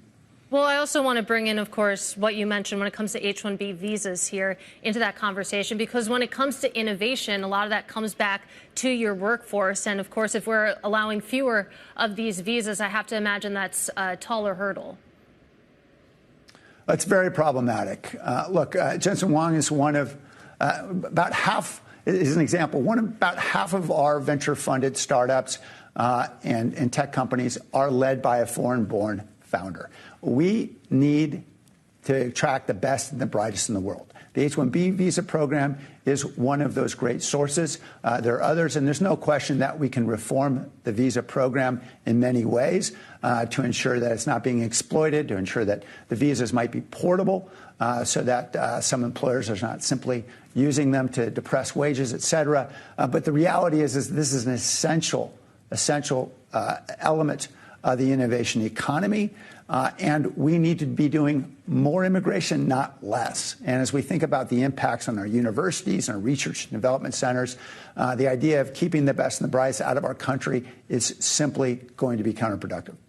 All right, Representative, great to get some time with you. Really appreciate it. That is Representative Sam Liccardo, a Democrat representing California's 16th District. Meanwhile, Nvidia's $1 billion investment in Nokia to pivot into artificial intelligence, it's just the latest in a string of AI deals that have raised concerns about circular financing and increasing debt loads that are contingent on this massive build-out actually bearing fruit. Joining us to discuss is Nisha Patel. She is SMA Fixed Income Portfolio Manager over at Parametric. Great to see you in person. Good to see you, too. So let's talk about this a little bit more. We've raised this stat on the program before that if you take a look at the investment grade corporate credit market right now, there's more debt that's tied to AI than there is to financials. And I keep coming back to that. So basically, if you see companies relying more on debt, tapping the debt markets to basically fund this build out, I wonder what that means for the world of fixed income investing and how specifically investing in tech changes. Yeah, I think the messaging is a little bit more the same that you might be hearing a little bit on the equity side, right? I mean, are we at the beginning of this AI boom or are we a little bit in the later cycle? And so when you talk about AI names, it's really going to be dependent upon the actual companies themselves, what the plans are for these capital investments, and then more importantly, you have so much priced into credit spreads today, right? It's priced to perfection, as the market experts would say. So now that may be fine here in an environment where the economy still looks very resilient, right? We see a lot more momentum for growth with some of these specific companies, but there's a little bit of a cautionary tone that we're taking, right? And that all comes down to individual idiosyncratic type of credits, and you really want to be staying ahead of that. For our clients at Parametric, where capital preservation is key, that may mean, right, underweighting possibly some of these sectors that have run a little bit too much, and then possibly, you know, kind of evening that out across financials, where that typically has been more resilient in these types of economic cycles. Well, to focus a little bit more on spread, it has been amazing to see the resilience there. We stay at these very, very tight levels. And for a lot of folks, the question comes down to, do I care more that spreads are very tight right now? You could say that's very expensively priced, or you could look at the all-in yields and say that looks okay. And it sounds like maybe you lean more towards those expensive valuation concerns.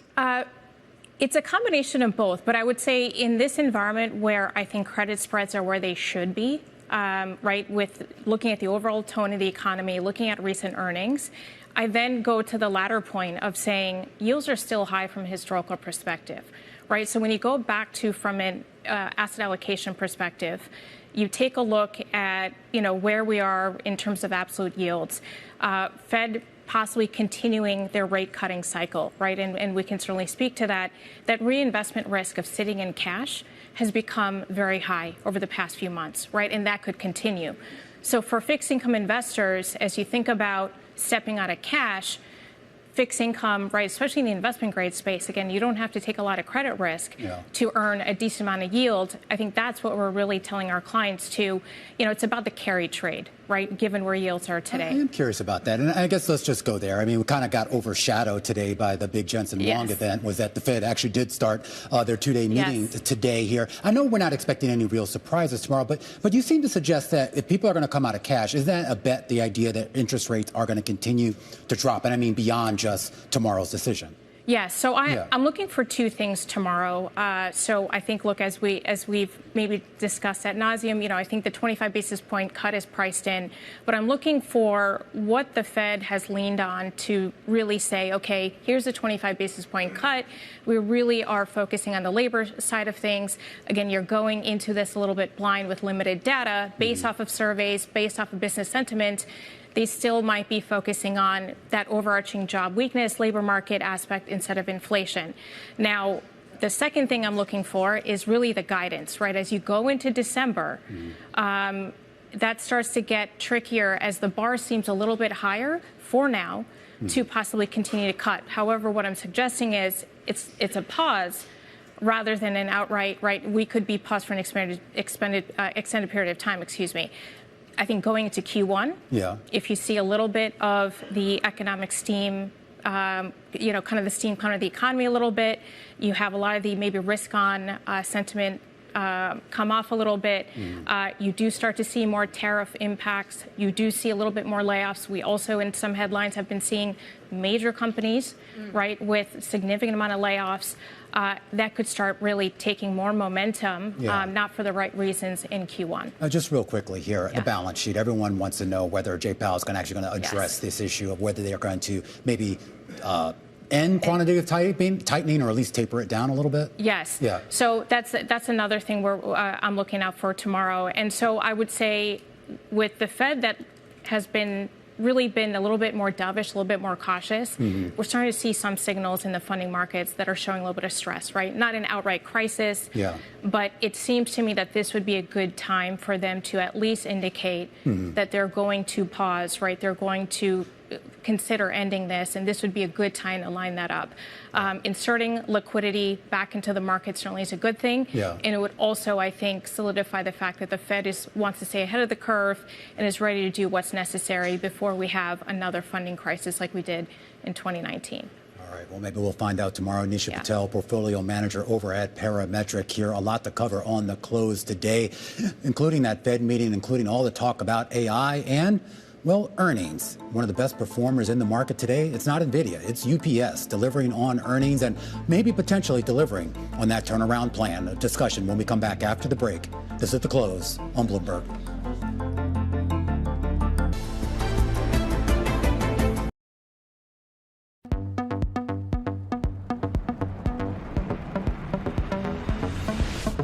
As I reach a milestone in my life, I'm humbled by my good fortune, yet well aware that I still have much to learn. And if I stay true to myself and follow my instincts, my legacy will be looked on kindly by my friends, my family, and hopefully generations to come.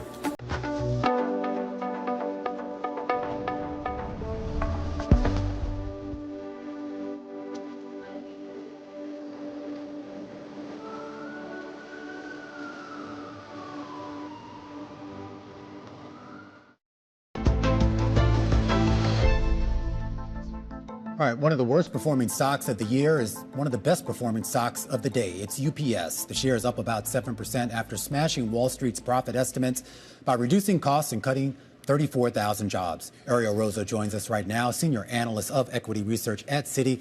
He's at a buy rating on the stock. All right, there's been a lot of discussion right now about why UPS has not been able to get its mojo back. We knew that there were cost-cutting efforts in place. We learned today that those cost-cutting efforts seem to have been supercharged in a big way. You see the pop in the stock today. Do you think that carries beyond today? Yeah, absolutely. I mean, you look over the longer term, and the stock is really down quite a lot, right? And it's been cut in half since kind of the COVID period.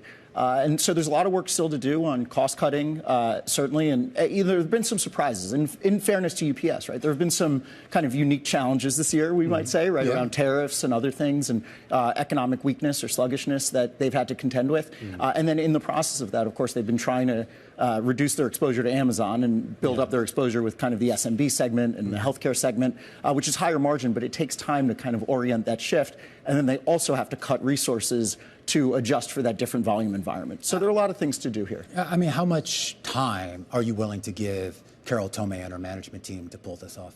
Well, certainly, I think the timeline has been extended with today's earnings. And so it's clear that they have some positive momentum, right? And I think that's what the stock's positive reaction is today. I'll tell you, kind of looking at our broader transports universe, I think UPS was one of the most out of favor stocks. And maybe this brings some people back back to the table. Yeah, certainly. I mean, looking at the share reaction today, it seems like someone was brought back to the table. But talk us through, of course, the end of this year as we get into holiday season. That was why a lot of eyeballs were on this company and this report as we head into that crucial period. I mean, looking through the numbers today, listening to the earnings call, in your view, how is this company set up? So fourth quarter is always the most important quarter of the year for UPS, right? Not surprisingly, with kind of the peak season and the holidays. We're going to get a really good read on how's the consumer doing, how much demand is there for kind of holiday shopping. UPS benefits from there's actually one more day in the holiday period this year, and so that actually should help kind of smooth out demand.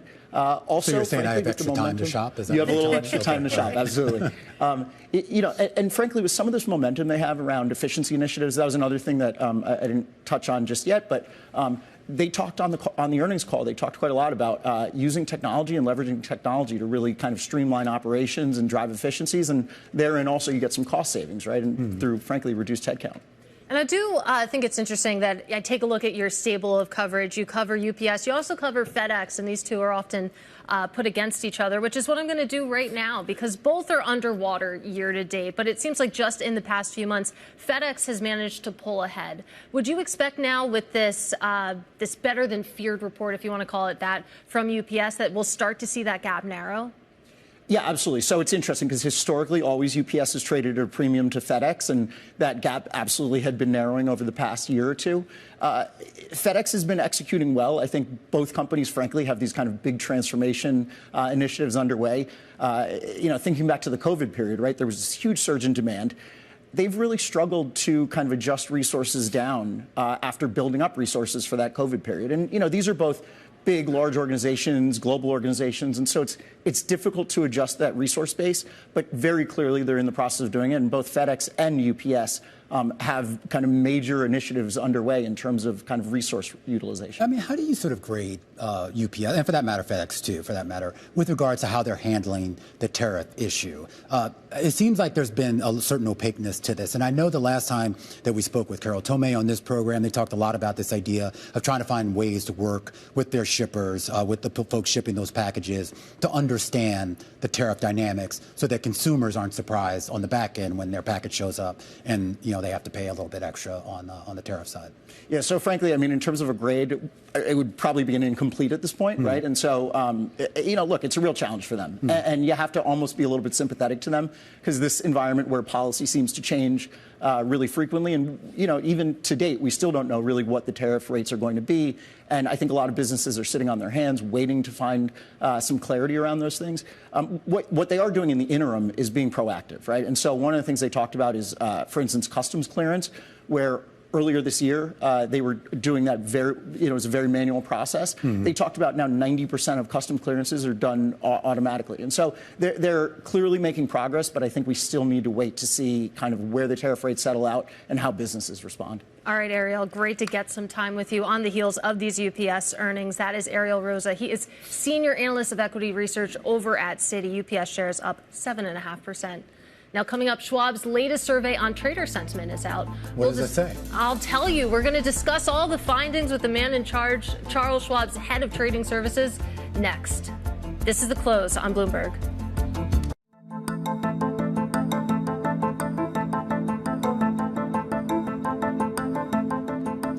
3:30 p.m. here in New York.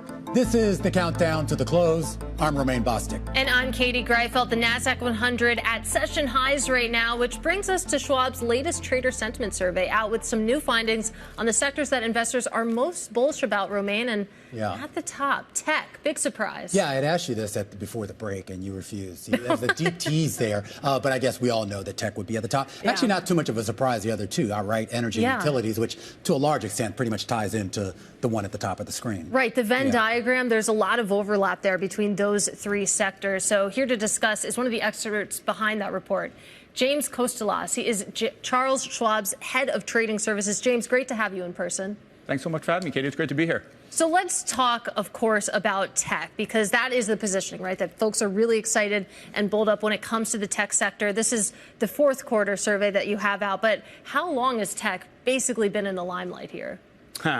Pretty much the whole time, Katie. And so this is the second consecutive survey where we've seen bullishness at record levels at 7% of our clients, of traders, actually bullish. But tech's remained at the top for a while, but it's a little bit of a nuanced story, to be honest. They're bullish, but they're cautious, right? And so there is a sense, roughly 2/3 of those surveyed said that they think the market's a bit overvalued. And so what we are seeing in tech is long a lot of the names you would think of in your Mag 7 and your AI trades, but cautiously long. So hedging some of those positions with options as examples, and maybe taking some off when we see big pops in stocks, and then returning to those positions a little bit when we see dips. That's really interesting. I mean, there is the notion out there that when the music is playing, you have to dance. And hearing you talk, it sounds like that's sort of the mindset that you're describing of some of the folks that you surveyed. Yeah, I think they want to be participating, right? They see overall a longer-term bullishness, but maybe in some cases they're using options as a stock replacement strategy, right? Because if, in fact, the market is a bit overvalued, I'm actually taking risk off the table with an options position as opposed to an equity one. And then to your point, which I thought was a really good one, Romain, around sort of utilities and energy sort of driving tech in the AI trade, we are seeing a little bit more, especially in crypto, of clients looking at sort of some of the less household names in the pure play crypto space. So maybe something like an IREN as opposed to a MicroStrategy, where they're looking a little bit away from their straight crypto play and into more of the mining or the data center or the energy providing space, which is interesting too. Yeah, and it's kind of interesting too. At that Nvidia event, they announced sort of a slew of agreements with a wide variety of companies, from Lilly to Nokia, et cetera, et cetera. So you get a sense here that that trade is broadening out a little bit, at least the opportunities there. I am curious though, outside of tech specifically, are you seeing any bullishness in any other sectors? Yeah. So we saw a little bit of bullishness in healthcare, I think partially because it was just beaten up for so long.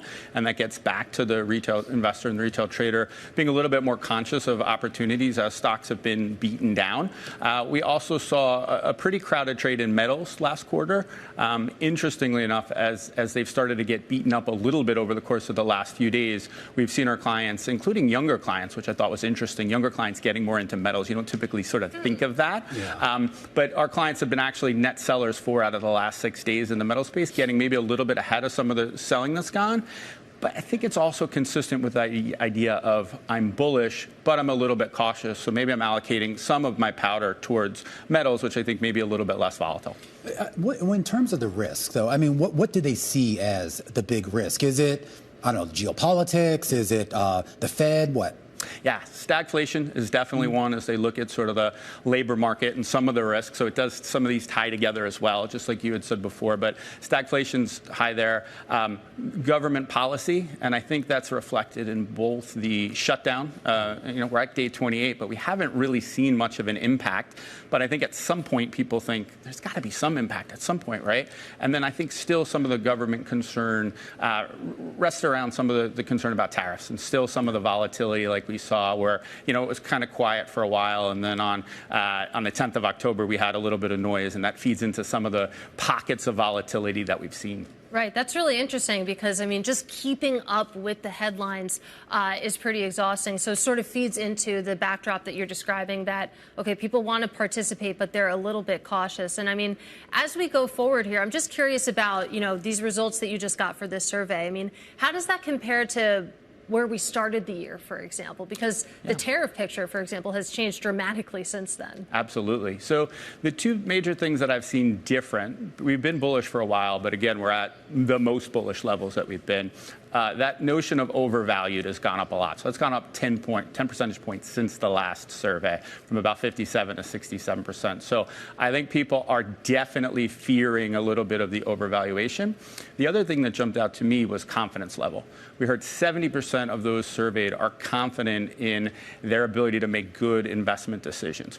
We think that seems a little bit incongruent if you're cautiously bullish, but I think it's a factor of people leaning into education. We lean into a lot of education at Schwab relative to the derivatives markets and broad basics of stock trading and things like that.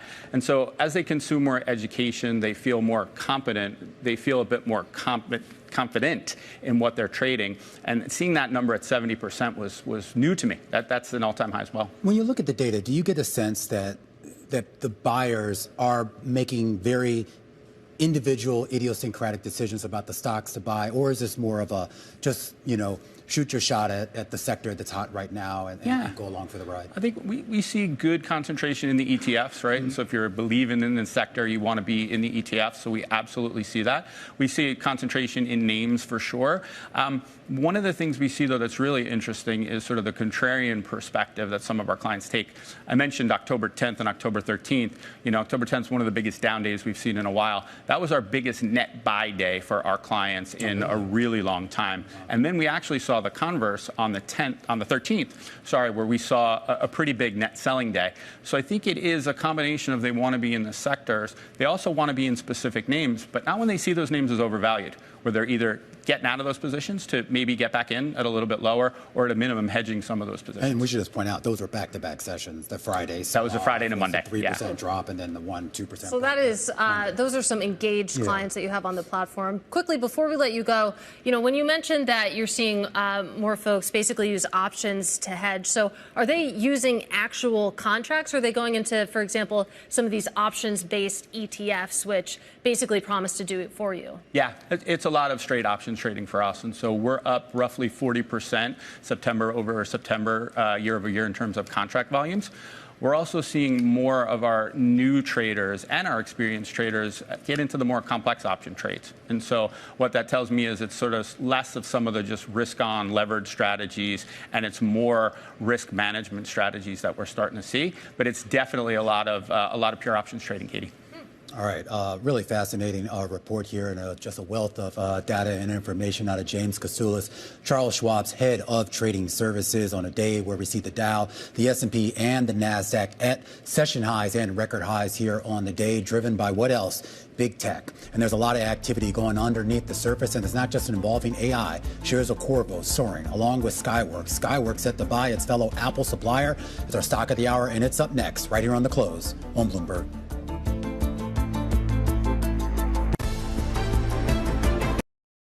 Connecting the dot between what's at stake and what is possible.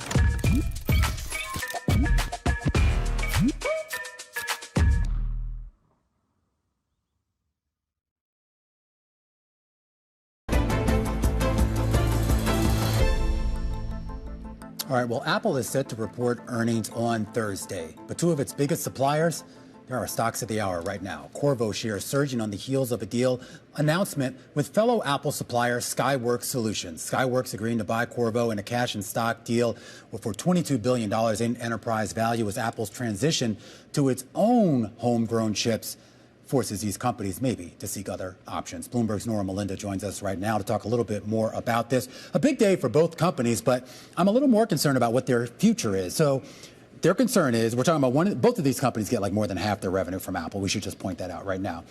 By combining, does that help them?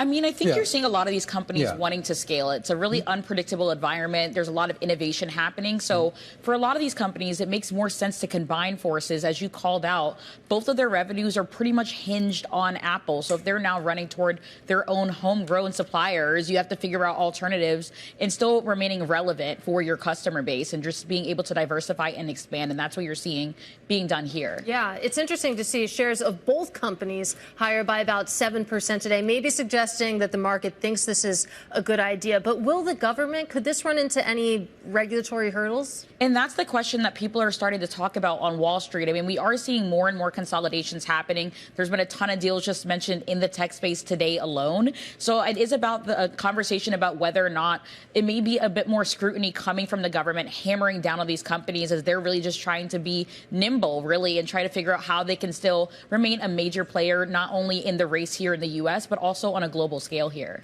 And this also gets to the idea, too. I mean, we've been talking all day about AI, and neither one of these companies really has AI attached to them. I know they're kind of in that universe, but we're talking about pretty basic types of chips. I mean, complex, but basic relative to what we're seeing with AI. Qorvo is like power systems, right? And Skyworks is more, I guess, on the connectivity here. Did they articulate any sort of plan to maybe try to make something a little bit more advanced, or is this just going deeper into the space that they're already in? So it's definitely going deeper into the space that they already have, but it's also about whether or not they're going to be able to pay off on all the synergies that they are putting out there. So it's going to be a question of investors really looking closely to say, hey, these are what these two companies were doing separately. What are they able to do here as a team duo? And are they able to actually outpace a lot of their competitors as they continue to grow and evolve here? And it'll be interesting to see what happens, what their strategy is, if we really do see that Apple revenue removed here. And to that point, Nora, I mean, do we have any sense of how far along Apple is when it comes to actually developing its own homegrown components to maybe cut out these sorts of players? Well, that still remains to be seen here. I mean, as you mentioned, they are cutting out a lot of these competitors, and they're really having to go into their own personal avenues to figure out how they can still have a certain sense of relevancy here. But I mean, it is clearly a bet on Apple saying, hey, we are investing in ourselves and we're wanting to focus on ourselves. And the rest of the companies, I guess, kind of have to get with it or get left behind. I have to, before we let you go, Nora, I do just have to ask you about overall about the rally that we're seeing. Another record high potentially today for the S&P and the NASDAQ. Now, we've got some huge earnings coming down the pike over the next, 48, 72 hours. I mean, Microsoft, Amazon, Meta, I know I'm forgetting a few others here. I mean, how much is the market dependent on that? I mean, when you're at record highs like this, I mean, you basically need perfection right now out of these companies, not only to come through with what the market expects, but almost to really come well above what the market expects. Absolutely. And you're seeing a lot of the market heavily scrutinizing any company that's not really meeting the mark. And as it pertains to Wall Street's expectations, as you called out tech in particular, there's always a high bar that needs to be met. And we see investors continuing to raise that mark. Of course, we don't hear from Nvidia for a little while, of course, the AI darling of the market. Yeah. But as we look at a lot of the tech companies that are going to... a lot today, though. That's true. Did you watch this thing? It was insane. It was literally like a 2-hour TV show. It was a lot of headlines coming through. Yeah. And I understood about like 10% of it. Yeah, a lot of acronyms, I feel like. Nora, we're up against the clock. Have to leave stack. The tech stack. Reporting, dominated. As always, that is Bloomberg's Nora Melinda. Of course, we're just about 15 minutes away from that market close. We'll drive you there with the private advisor from Rockefeller Global Family Office. This is The Close on Bloomberg.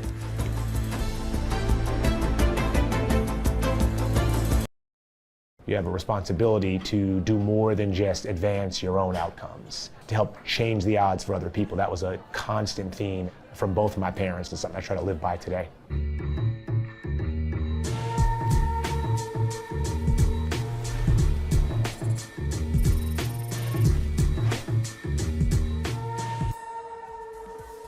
When you have a set of opportunities and privilege, you've got access that other people can't even imagine. We believe in this concept of economic mobility. How do we create, ecosystems that foster good paying jobs? How do we ensure people have the skills needed to fill those jobs? How do you allow them to, think boldly about what they could become for themselves and their family?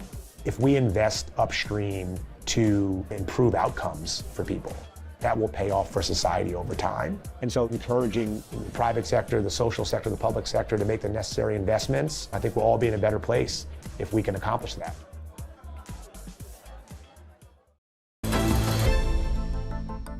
You have so much priced into credit spreads today, right? It's priced to perfection, as the market experts would say. So now that may be fine here in an environment where the economy still looks very resilient, right?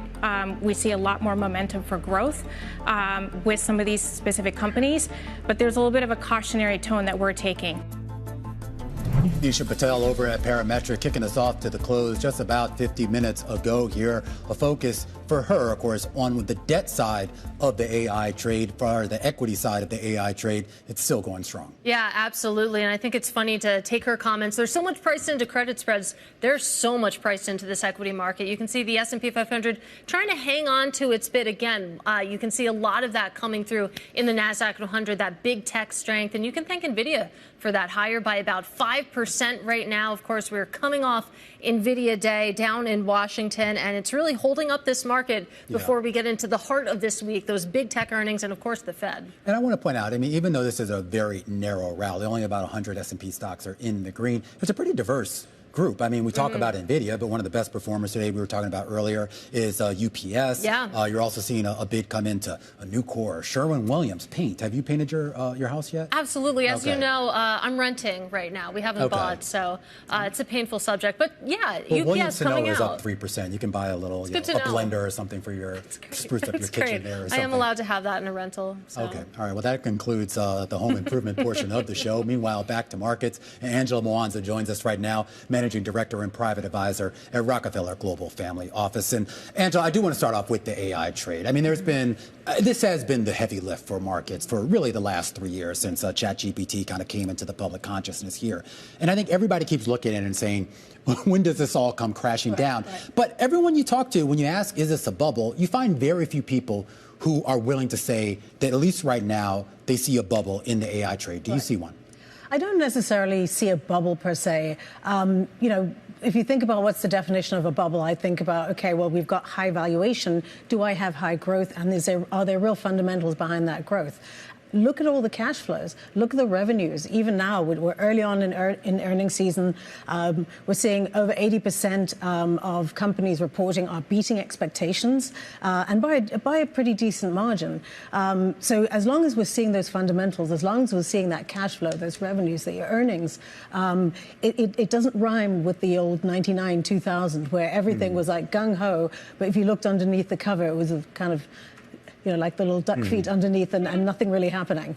Do you see that trade, though, broadening out a little bit? We've been talking a lot about how for the last couple of years it was Nvidia, Microsoft, a couple other big companies. But now you're seeing a lot of other sort of companies on the periphery that are, at least on the surface, appear to be benefiting from this trade as well in a variety of industries.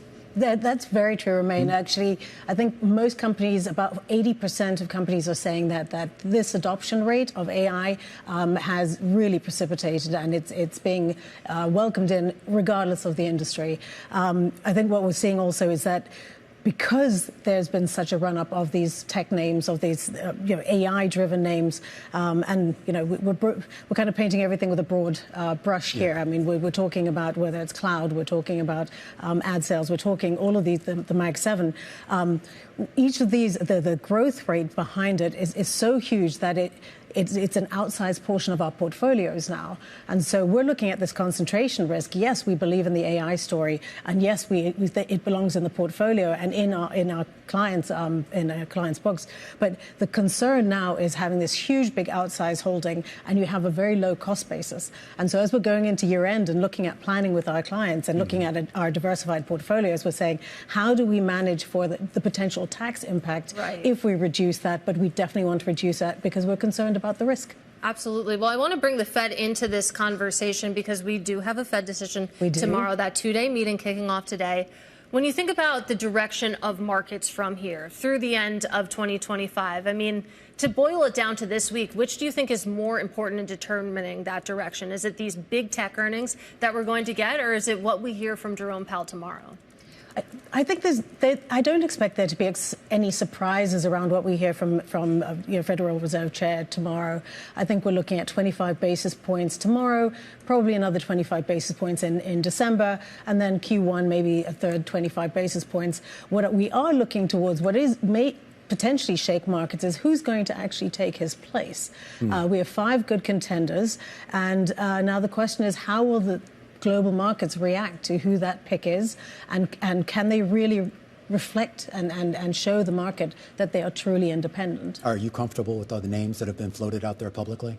I mean, so far so good. Yeah. The proof is in the pudding, as they say. But I mean, there are 1 or 2 that I think are probably more likely, but I don't want to name names and mess all the betting pools out there. Right, as prediction markets become a bigger and bigger force. So you're comfortable with the 5 candidates listed there. I mean, what do your client conversations sound around that? We have until May 2026 to sort of blueprint what the market reaction might look like. But we know that the decision for the president is coming sometime soon. Secretary Scott Bessent saying that he wants to get this list to the president within weeks now. I mean, we're expecting some resolve towards the end of the year. We won't know till we get there. For us, we're really looking at how do we manage risk? How do we stay diversified? I'm very concerned about what's happening around tariffs. I'm, on the one hand, very happy to see U.S.-China relations de-escalating and hopefully coming towards a resolve. But inflation is still a concern that we're thinking about. We're looking at hedging. We like commodities. We like gold. We like silver. We're adding that to the portfolio. Still. At these levels. At these levels, because it takes a while for these tariffs to work their way through the system, and we're really just at the beginning of it. So we're talking about something that could have a multi-year impact, and we want to position ourselves in the right way for that. Just real quickly, with regards to like this big trade that we've seen in like rare earths and these other sort of critical minerals, are you finding opportunity there, or is it too early? I think it's still a little bit early. There are some interesting plays. A lot of them are in the private markets, so we'll have to wait and see on that. But we do love alternatives in general within the portfolio. We love that idiosyncratic risk. We think that things that are not highly correlated with what's happening in the AI world also have a good place in a portfolio. All right, Angela, always a pleasure. Angela Mwanza, Managing Director and Private Advisor at Rockefeller Global Family Office, counting us down to the closing bells. Just about 3 minutes to go, Katie Greifeld. We are off the highs of the day. In fact, the S&P is now trading below its opening price, but still in the green, still at record highs. Similar story for the NASDAQ. Yeah, all we need is for the color to be green, and that will be a fresh all-time high. I will say on the S&P 500, we did briefly... I like these kind of days, because that way I don't have to do any math. I just look at the colors. It just needs to be green. I will say we did break briefly above 69,000 or 6,900 rather on your S&P 500. We've come back below that, but for a lot of people, that's just a matter of time. Speaking of numbers, I sat across the table last night from this guy, his accountant, who was like a bit of a savant. Like your accountant? Yeah, no, just some random accountant. I don't know. But I mean, you rattle off any number or anything, and he can just, add and subtract. Couldn't be me. Do anything. Absolutely. We're going to do that for you. Katie's going to do it for you with our global simulcast now. The Closing Bell, Bloomberg's comprehensive cross-platform coverage of the U.S. market close, starts right now. And right now, we are 2 minutes away from the end of the trading day.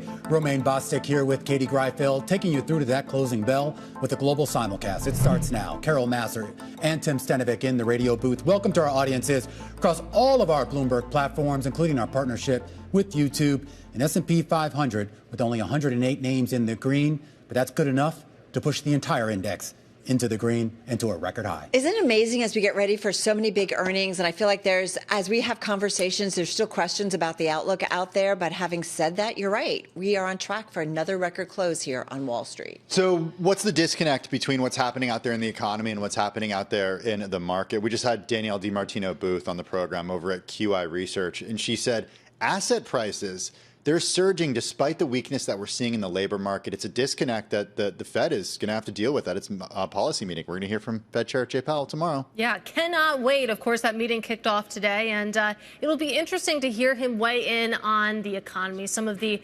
policymakers' views around that. As we are well aware, the government is still shut down. We're not getting any official updates, but even still, this central bank has to make policy amid all this fog. But this has to be kind of a difficult one, right? Because we talk about financial conditions. I don't know what argument you can make. The financial conditions are tight, given what we've seen, not only in equity markets, but in other asset classes as well. But then you overlay that with the labor market, where we're not getting official data. But how many sort of job cut announcements have we heard just in the last couple of weeks? I mean, tens of thousands of workers, and we're not even halfway through this earnings season.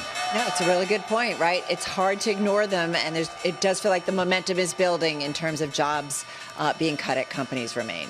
I just want to point out, too, of course, Nvidia has dominated the headlines all day long. We continue to get additional headlines out of Jensen Huang and the other folks at Nvidia. An interesting one crossing the wire right now with Jensen Huang saying that the government has not offered to take a stake in the company. We're going to talk a little bit more about Nvidia, which helps to lead the charge, pushing the S&P and the NASDAQ to record highs. The S&P up 16 points or 0.2%. The NASDAQ composite up 190 points or 0.8%. The Dow Jones Industrial Average up 160 points or 0.3%. While the Russell 2000, that's getting left out in the cold on the day, down 14 points or 0.5 percentage point. All right, we do have some earnings crossing the wire right now. This coming from Booking Holdings here. And here are some of the headlines. Third quarter adjusted EBITDA coming in at $4.23 billion. That is a beat for Booking, at least on that line item. The estimate had been for $4 billion. Third quarter gross bookings coming in at $49.7 billion. That's also a beat of expectations that were just a hair below $48 billion. And the nights sold, when it comes to the third quarter, the room nights sold coming in at 323 million. That is also ahead of expectations. You can see the after hours trade, though, not too much reaction yet. We'll have to parse through that. But again, a beat when it comes to adjusted EBITDA. All right, guys, let's as we wait for some more earnings, just a couple of the big outperformers in today's session. PayPal at its highs up almost 13%, finishing the day with a gain of about 4%, a top gainer in both the S&P 500, NASDAQ 100. Company raising its full-year earnings guidance and announced a tie-up with OpenAI to embed its digital wallet into ChatGPT, sending its shares up the most in more than 6 months. So a big deal there. Nokia, speaking of deals, thank you very much, Nvidia. We did see Nokia ADRs that trade in the U.S. soaring in today's session, up about 22%. Nvidia planning to make a $1 billion equity investment in Nokia. That's, as we have reported out, kind of a vindication that Nokia's pivot from mobile networking kit into AI by the sector's kingmaker. I mean, listen, that is a big endorsement from Nvidia for Nokia. And then UPS, just want to point that one out, up almost 8% in today's session, smashing Wall Street's profit expectations. The company cutting costs. They have been on that maneuver for a while. They cut 34,000 jobs this year, which goes to what Romain was talking about earlier about the job cuts that we are seeing at the company's closing owned buildings. It's all this cost cutting initiative. They expect to achieve $3.5 billion in total year-over-year cost savings in this year alone. So investors liking that. Can I just add an honorable mention? Wayfair, 23% jump today, Carol Massar. Highest, best day, I should point out, going back to January of 2023. I heard you had the CEO on earlier today, right? Or the CFO. Yeah, Kate Gulliver joined us for an extended conversation. She was, look, this company absolutely surging this year. Remember, it's a marketplace, so they're not like actually seeing the they don't have the inventory. Yeah. They're a marketplace that connects buyers and sellers. Yeah. But she's saying, you know, she's optimistic. She's really optimistic, and she was obviously pleased with today's performance. Yeah, I guess Carol Master's been buying a lot of pillows. Yeah. Yeah, she's not allowed to buy anymore. No, apparently. I'm not allowed to. Yeah. My husband's like, there's no more room on the bed. Okay. Romain, thanks for watching. Team Mr. Master there. Thanks for watching the show, Romain. I don't know what it is with you women and pillow. I got 38 pillows on my bed, and I'm only allowed to sleep on just 38? I'm always like, don't touch them, don't touch them. I know. I was like, what? And the only one I'm allowed to touch is like the worst pillow. I don't know what's happening. It's so true. Okay, let's go to some of the decliners before we get some more earnings, How many guys. pillows do you have, Katie? I actually only have 4 on my bed, which is interesting. All right, you got to step it up. She's only been married a little bit, right? Like a few years Been married like 8 years. Oh, well, come on, step up your game, girl. All right, all right. JetBlue shares falling close to 12% today. The company talked about the challenges that it would have through the holiday travel season, rising fuel prices, hurricane, a U.S. government shutdown. Executives, though, said demand for premium offerings is stronger compared with the main cabin as air travel rebounds. Investors, though, growing impatient with executives' ability to meet cost-cutting targets. Once again, JetBlue down about 12%. And then watching what happened with a couple gaming stocks today. DraftKings down 5.5%. Flutter Entertainment, it's the parent company of parent company of FanDuel, down 3%. Those companies extended a decline following a Bloomberg report that Polymarket is preparing to return to the U.S. in the coming weeks to focus on sports betting. But shares were already down because Trump Media and Technology said it plans to make prediction contracts available on its Truth Social network. That's called, or will be called, Truth Predict, which is interesting because there are other companies out there that do this, but they have relationships with the Trump family already, like Kalshi and Polymarket as well. So it's getting a little crowded when it comes to those predictions. And finally, VF Corp down 12.2%. Biggest intraday decline going back months. The North Face and Vans owner issued third quarter adjusted operating guidance that missed the consensus expectations. Shares once again down 12.2%. All right, let's do a quick check on yields here. I mean, they actually went nowhere, but I really just want to use this as an excuse to remind everyone.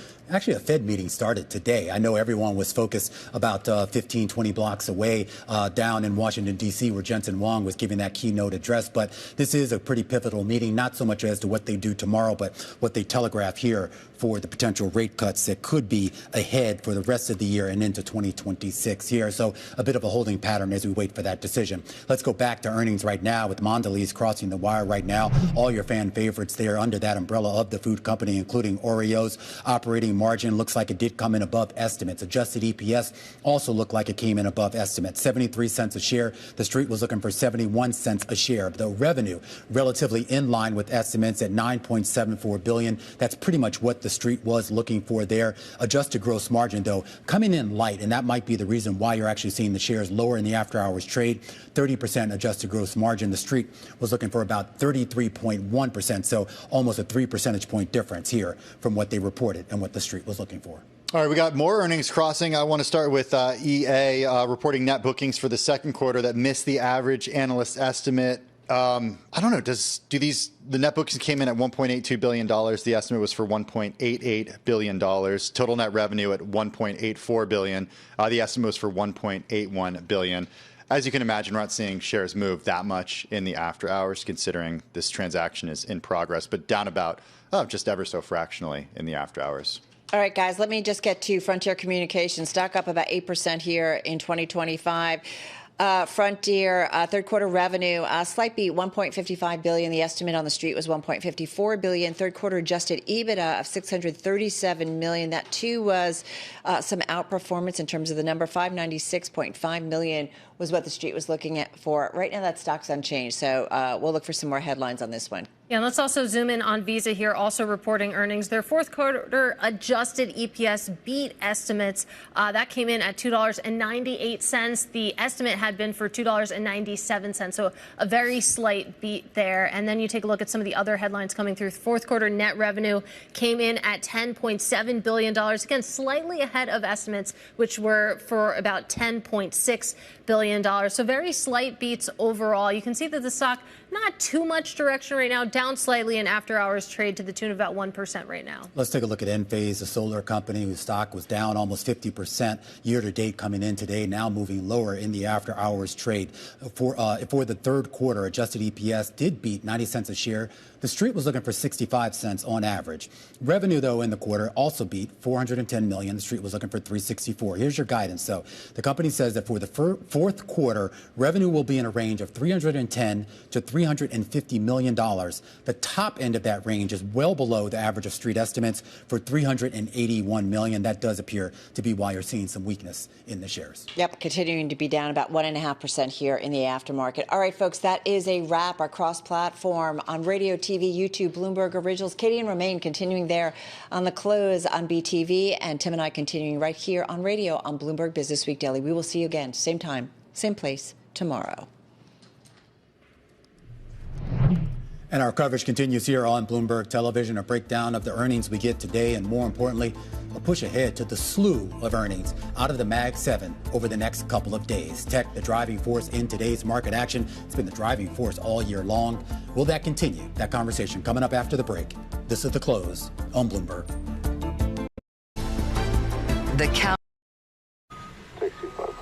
Silence isn't empty. It's full of proof. When a silent gesture orchestrates masterpieces, we're not just one step ahead, we're in a league of our own. From 50 years ago to today to tomorrow, CIB has always been here. Growth, innovation, and setting the standard for half a century. Progress driven by quiet mastery.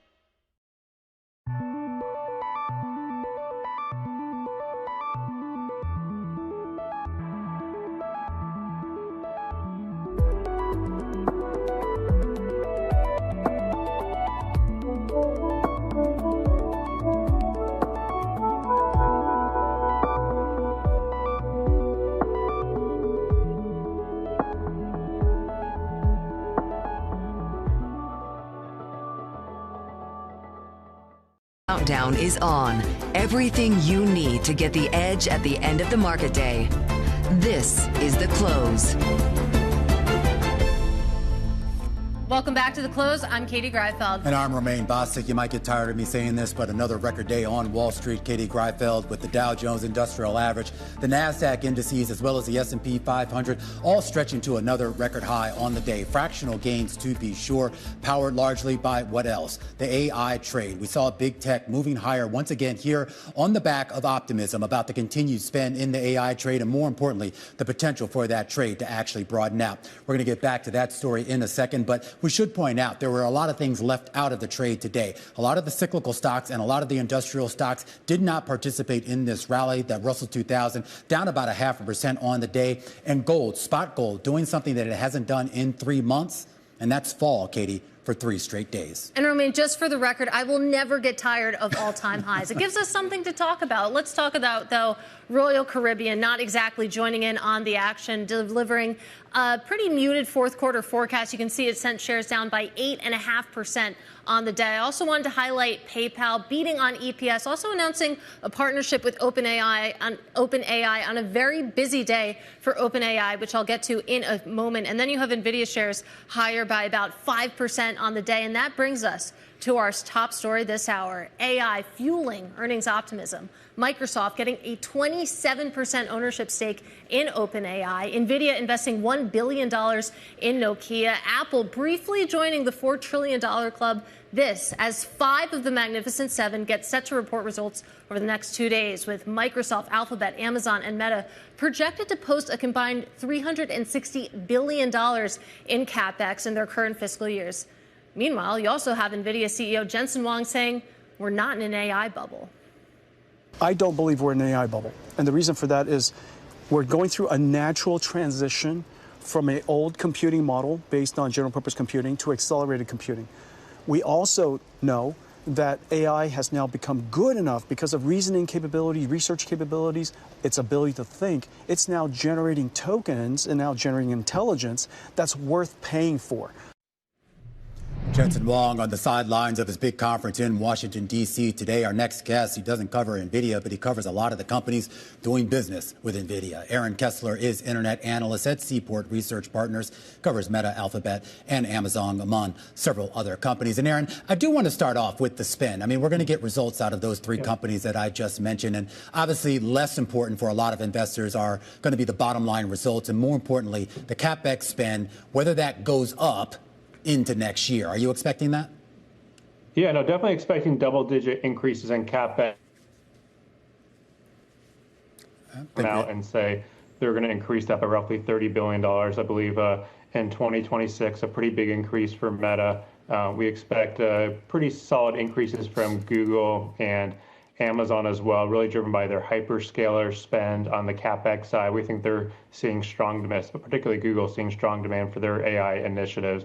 And so that's, we think, supportive of strong CapEx spend and the demand that they're seeing from customers as well. Now, you take a look at these 3 companies. There obviously are a lot of similarities, but as I'm sure you know, they're also very distinctly different companies with what I would presume are distinctly different goals with regards to how they're going to use AI, deploy AI, et cetera, et cetera. Is there sort of one in that basket, Aaron, that you look to and think is maybe a little bit more ahead of the pack than the others? Yeah, we think Google's probably benefiting the most right now from AI, both on its Google Cloud platform, as well as leveraging AI for advertising as well. Meta clearly is also seeing the benefits of AI for advertising, but less clear in terms of their super intelligence initiatives, what type of long-term ROI they'll see from those investments. And Amazon, we think they probably lost a little bit of share on the cloud side for AI. Still think they'll get their fair share, but I think that's the key focus for investors on Amazon call. We do expect good retail spending, good advertising on Amazon, but investors are going to want to see what that AWS growth rate is. I think investors want to see a high teens growth acceleration to around a high teens growth rate for AWS. Well, let's zoom out, Aaron, and talk about ROI more broadly, because there was an interesting note from Matt Mealy over at Miller Tabak this morning saying that the one issue which might create some headwinds in the continued lack of ROI for these hyperscalers for their massive investments in AI. This was definitely a narrative a couple of quarters ago that you saw investor patience wearing thin when it came to that ROI. It feels like that's been on the back burner. But do you think that that question could come back this round? Yeah, we don't think that's a near-term concern probably for Google or Amazon, because we think they're seeing the strong demand, and that's why they're spending the CapEx. We think we have heard that concern on Meta just in terms of the long-term ROI for their kind of super intelligence spend, and less of a clear ROI at this point for Meta on the kind of the non-advertising AI spend. But I would say for Google as well as for Amazon, they're seeing the strong demand on the hyperscale, the cloud side. And that's supportive of their increasing their CapEx at this point. And Aaron, when it comes specifically to Amazon, what are you expecting to see when it comes to the cloud business? You remember that AWS outage from a couple weeks ago. That was one in several things that folks had sort of flagged as a concern when it comes to the AWS business overall. So what are your expectations there? Yeah, I'd say less concern on the outage, but investors do want to see an acceleration in the AWS growth rate to a high teens, probably 18, 19, 20% growth in the quarter, and the outlook for Q4. The general investor views that they've been losing some share on the AI side for cloud spend, and so we want to hear more commentary from Amazon as well on the AI spend, not just overall cloud spend. I am curious, particularly when it comes to Meta, Aaron, this idea of maybe this sort of AI evolution now moving into actual devices. Obviously, there's been a lot of talk about the new glasses that Meta is going to deploy, and I know there's some other products out there that have been rumored, if you will. Do you think that could be a viable business? Because I know Meta's gone down this road before with hardware, and well, we know how that has turned out. Right. You know, I think the hardware is still a little bit to be determined. I guess the question is, are these mass market products? We are more positive, I would say, on the glasses versus the VR side, but still a bit early there. Clearly, Meta is investing across a number of different areas outside of the core advertising business. We want to see, I think WhatsApp still has good potential. So near term, I would say it's really still about their advertising potential. Longer term, definitely has some option value in some of these other areas, including hardware. All right, Aaron, great to get a preview with you. That is Aaron Kessler. He is internet analyst over at Seaport Research Partners, looking ahead to some of the earnings tomorrow. But Romain, we have plenty of earnings right now. Yeah, let's take a look at Caesars, the big casino operator, coming in with revenue in the most recent quarter of $2.87 billion, just a smidge below what the street was looking for at about $2.89. EBITDA, $884 million. That was a big miss. The street on average was looking for about $940 million here.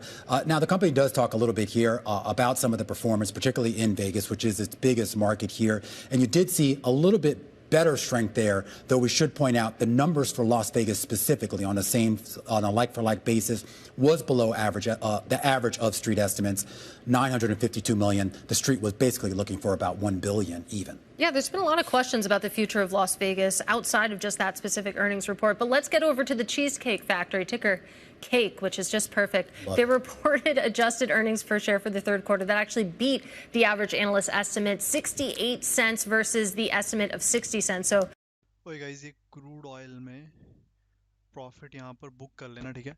Book the profit in crude oil price.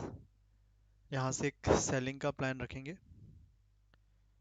बाकी inventory आई थी natural gas की, negative थी, but कुछ खास impact हुआ नहीं. Last candle देखोगे 20 PM means 8 PM as per the IST.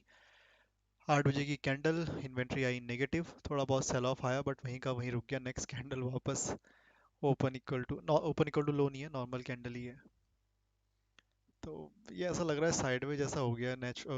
Natural gas inventory negative थी बट कुछ खास मूव हुआ नहीं है अभी तक. अब कोई डेटा भी नहीं है. क्रूड ऑयल में बुक जरूर कर लेना, एंड यहाँ से सेलिंग का प्लान कर सकते हैं. टाइम है अभी तो थोड़ी बहुत सेलिंग एक्सपेक्ट करेंगे साइडवेज अगर नहीं जाता है तो. लास्ट ट्रेडिंग सेशन है कल, कोई डेटा नहीं है. वो कर लेता है.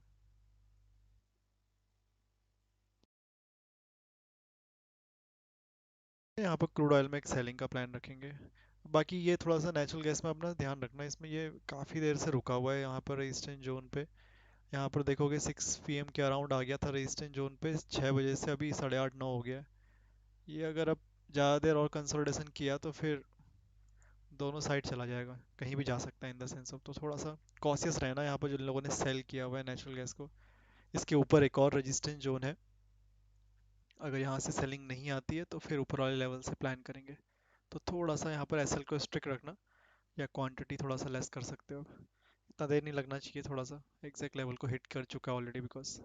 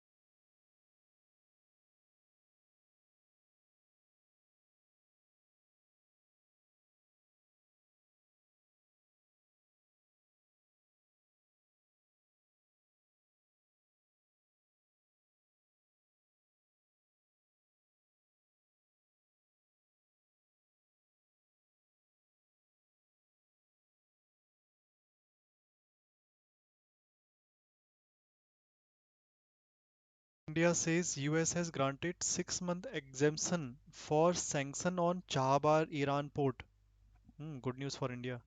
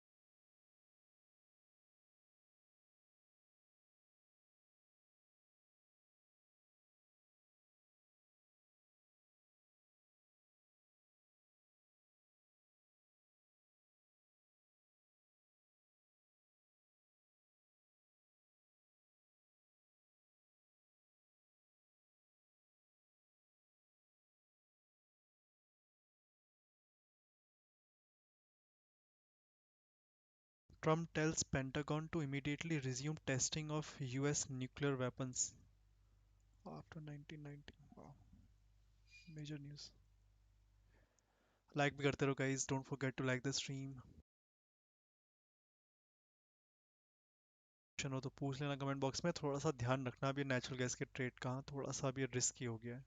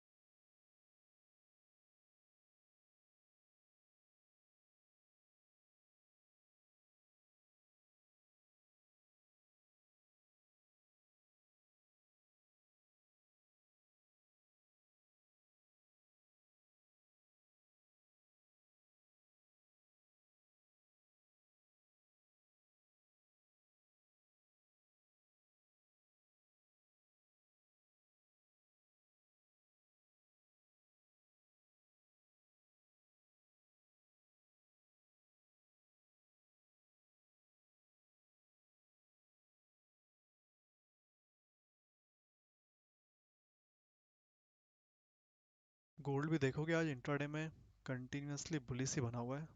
स्लोली स्टडी बट बुलिश ही है. मॉर्निंग पे ओपन हुआ था वहां से MCX में कंटिन्यूसली हायर हाई ही बन रहा है.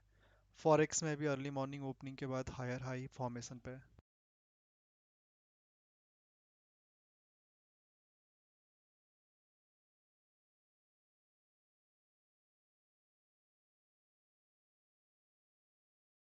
क्रूड ऑयल में बुक कर लेना. यहाँ से टारगेट डन हो चुका है. उसमें एक सेलिंग का प्लान यहाँ से है. अब इसमें कोई डेटा तो नहीं आने वाला है तो नॉर्मल ही प्लान है. नॉर्मल ट्रेड ही रहेगा.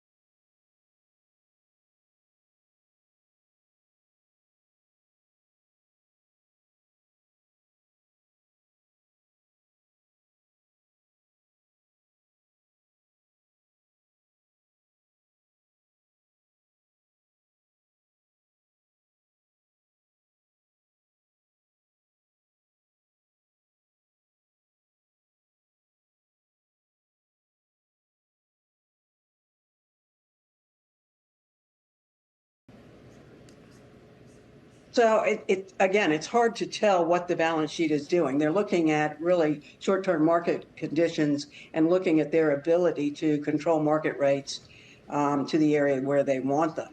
And I think the size of the Fed's balance sheet is a problem altogether. And I don't know how the Fed gets out of the business of adjusting its balance sheet to to ease money market conditions. As the fiscal debt grows, that's going to become more and more of a problem.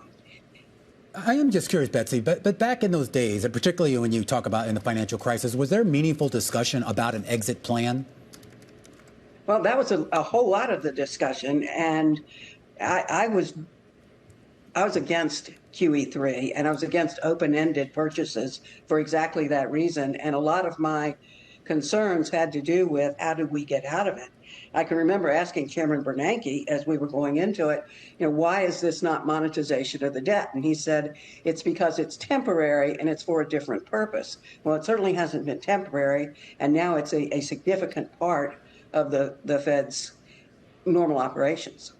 All right, Betsy, really great to get some time with you ahead of that big decision. That is former Fed Governor Betsy Duke. Now to another former Fed member who dissented at her first 7 FOMC meetings in favor of tighter monetary policy. Former Kansas City Fed President Esther George warns that last Friday's CPI release, it may require the Fed to reassess the upside risks to inflation after tomorrow's near certain rate cut. And I'm pleased to say that Esther joins us now. Great to have you with us. So clearly, you're no stranger to standing outside of consensus. As we just discussed, the consensus is that we're going to get a rate cut tomorrow, and then we're going to get another rate cut come December. If you held your previous seat, if you were on the Fed today, how would you be voting when you take a look, especially at where inflation is right now? Well, I think going back to the September meeting, the real question is monetary policy too tight, and is bringing it down the answer to what we've seen in the economy related to a labor market that has normalized, I would argue, and an inflation rate that has persisted well above target for a number of years now. And I think for me, while the committee has leaned in the direction of the labor market, I think they risk ignoring what is really a key part of their mandate, and that is keeping the inflation rate at their target. So I think there's more work to do as opposed to just looking at bringing that interest rate down. It's interesting to hear you say that. There was a note in my inbox this morning saying that 3% is the new 2%, of course, a reference to the Fed's inflation target. And do you think, I mean, just looking at their actions, looking at the public commentary coming out of the FOMC members, that 2%, that target has become less of a priority for them? Well, the committee has reaffirmed 2% as their target through their framework review, as you know. But your actions speak louder than your words, as you suggest here. And I think that's something to keep a close eye on, is whether the committee will continue to lean in the direction of trying to support the labor market when we are at a 4.3% unemployment rate, a pretty low unemployment rate, and an elevated inflation rate. And I think that's the real tension here that the committee is going to have to resolve sooner rather than later. I know we're kind of operating, at least for the last 4 weeks, in the absence of data, and maybe that potential of official government data, I should say, and maybe that continues for a little bit longer. But we've already started to hear from a lot of companies that have reported job cuts, and at least plans for job cuts. And I am curious as to how quickly does the Fed react to those types of disclosures, or do they just wait for the actual official government data to reflect those job losses? Yeah, it's a good question, because obviously the Fed is very committed to its dual mandate, and it takes signal from the labor market to read what is happening in the broader economy over the long term. Obviously, that affects your outlook for GDP. You're trying to understand the demand implications of that. And so it's an important indicator for sure. But I would just point back to today's unemployment rate relative to where we were a couple of years ago can look higher. It can look like the job market is worse. What the Fed is really trying to gauge, and again, this is a tough environment when you have cross currents of major policies in play, of judging what that outlook is going to be. And that, of course, is why they're paying particular attention to the labor market. I think that's right to keep an eye on that. But by the same token, their most direct impact does come through their inflation ability, their inflation reduction ability through the Fed funds rate. Well, when we talk about inflation reduction, and I won't sort of kick a horse while it's down and talk about the fact that we've been above target now for going on 4 years, but this idea that the tariff impact, assuming that it is real, a lot of people think that it will start to materialize in a much more meaningful way over the next few months and quarters ahead. And so I do wonder if that puts them in a bind as well. If they do start lowering rates or easing overall and with regards to policy, does that leave us more vulnerable to an inflation shock, or I guess the impact of an inflation shock? Yeah, I think it certainly does, Romaine. And again, you've heard the Fed chairman say there's risk either way we go. The problem is when you have an inflation target and you have upside risk to that inflation, and you are looking at factors coming into next year, you've named one of them. How will companies continue to think about what tariffs mean to their bottom line, what they can pass on, what they can't? But there are other factors in play. We have easy financial conditions right now, in my view. We have fiscal policy that is providing more stimulus to the economy. And so those are the kinds of things I think the committee also has to be balancing very carefully to maintain their credibility And at the end of the day, to make sure that the public and the market's expectations for future inflation are going to stay anchored around their 2% target. Esther, always appreciate it. Former Kansas City Fed President Esther George there as we await a big Fed decision tomorrow. And just a reminder, 1:30 p.m. Washington time, team surveillance will have special coverage of that decision. Bloomberg Economics anticipating, Katie, a 25 basis point cut in the federal funds rate, but more importantly, an announcement that runoff in Treasury securities from the balance sheet will actually conclude next month. Absolutely. And of course, as always, it's the press conference where things could get really interesting. So looking forward to that tomorrow. But let's talk about some of the notable movers in after hours trading today. A lot of earnings crossing in just the past 40 minutes or so. You can see Caesars now down 7.7%. Visa faring slightly better here. Mondelez, though, I'm excited to talk about Mondelez. Yeah, let's do that. Because I thought the earnings were interesting, but they talk a lot in there about cocoa prices, which, of course, are at astronomical highs. Absolutely. Yeah. Think about the volatility, too. Yeah. They did say that their trimmed outlook was due to those high cocoa prices eroding performance, though the CEO did say that the third quarter represents the peak costs of the year. Still, shares down about 4%. And Cheesecake, your outperformer here in the after hours, up about 1.2%. This is the close on Bloomberg.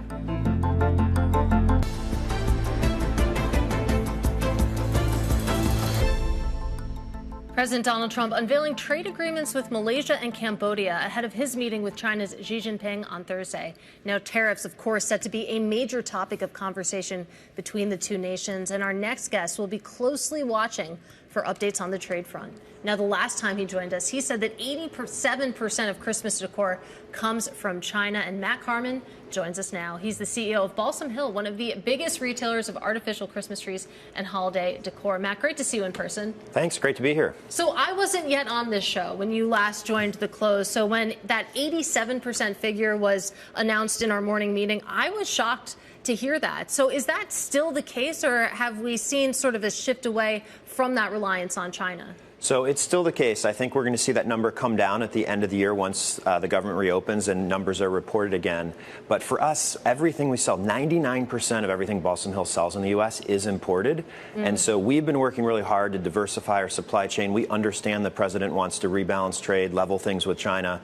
But when you have 99% of your goods imported, it's a challenge. We think we're going to end up with a little over 60% of our goods coming in from China this year. So a big change for us. And that's something that we're doing, trying to support diversification, tweaking our supply chain. We don't know that these products are going to come back to the U.S. because there's so much manual labor involved in them. But we are able to diversify that supply chain, and it's just going to take years to do that. Years to do that. And it's interesting, you know, in our discussions around China, we spent a lot of time talking about the non-tariff issues at stake when you think about soybeans and other products. But I would imagine from where you're sitting, you're keenly focused specifically on those tariff levels, which it seems like often they're used as a negotiating tactic and they change all the time. That must be difficult from the seat that you're sitting in. Yeah, it is definitely a challenge for us. We are constantly adjusting that supply chain. I think last time I was on the show, we suggested that the government consider a 90-day pause on China, which they did a week later, which really helped us. We were able to bring a lot of goods in to try and keep those tariff costs down. And that's our main lever, is how do we bring things in at the lowest rates possible. We do know that the president loves Christmas, and you know, he campaigned on bringing Christmas back, and so we are hopeful that we'll see a change there. In 2019, he actually delayed implementation of tariffs and specifically cited the reason of helping Christmas. So we are hopeful that one of those changes that you referenced will be a lower rate, at least specific for Christmas goods. So we'll see. The tariff costs, or the increased tariff costs, have you basically shouldered that yourself, or have you been able to pass on some of that to your consumer? We've shouldered as much as we can, mostly through kind of when we brought goods in at lower rates. But we have had to raise prices some in the U.S. just to cover that, just because we didn't have any other choices. Unfortunately for us, our competitors are big box retail stores that either have a domestically sourced grocery business, a domestic lumber business, and so they have more options to eat the tariffs and spread things out. But for us, everything we have is imported, but we've tried to keep that as low as we can this year. There's been a lot of talk about just the legality of these tariffs and sort of the IEEPA provisions that the president used to impose them. Assuming that we do get a court decision that does rule them illegal or not being collected in the proper way, are you anticipating that you might actually see a refund? Well, I hope so. I mean, we've been offered by financial firms we can sell our futures on the refunds and get 20, 25 cents on the dollar. So we hope we would see that back. I think the thing that's interesting about this is I actually think the president's going to win either way, depending on which way the Supreme Court goes, because if the court upholds the lower court decisions and those refunds come back, the economy is going to have $250 billion coming into it that's going to go back to American businesses. That's going to trickle through the economy, and I think it's actually going to lift everything. And then the president's going to be able to impose tariffs through 232s and 301s and still get those tariffs in place, but with this economic win behind us. So we'll see how it turns out. The hearings are next week, but I think it's going to be a win either way for the White House. But if that decision came out and a refund were announced before Thanksgiving, before Black Friday, for retailers like us, that would be a huge boom. Well, on that topic, let's talk about how the holiday spending season is shaping up. Of course, it's the 28th of October. We're not even through Halloween yet, but obviously for someone such as yourself, it starts way before then. Yeah, we start selling in July. That's kind of our kickoff, and then it's this slow ramp up until this weekend. Once you get past Halloween, everyone kind of takes those spider webs down quickly and those witches and whatever, and they go right to buy Christmas decor. And so we're expecting to see a boost. Things have been a little soft this year in the U.S. market, really strong outside the U.S. And I think consumers are just waiting for that right deal, that right sale.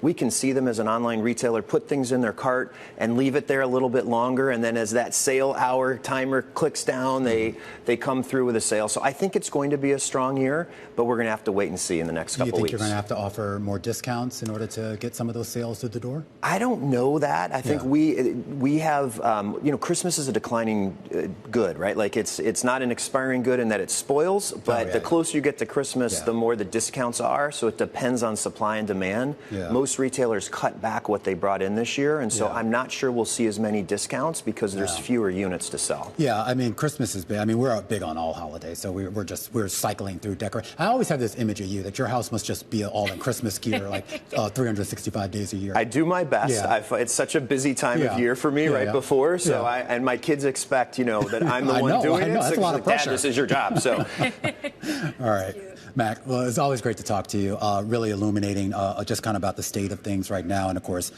who doesn't love Christmas? That's true. All right, Mac Harmon there. He is the CEO and founder of Balsam Hill. All right, when we come back, we're going to set you up for what the markets will have their eyes on over the next 24 hours. Stick with us. This is Bloomberg.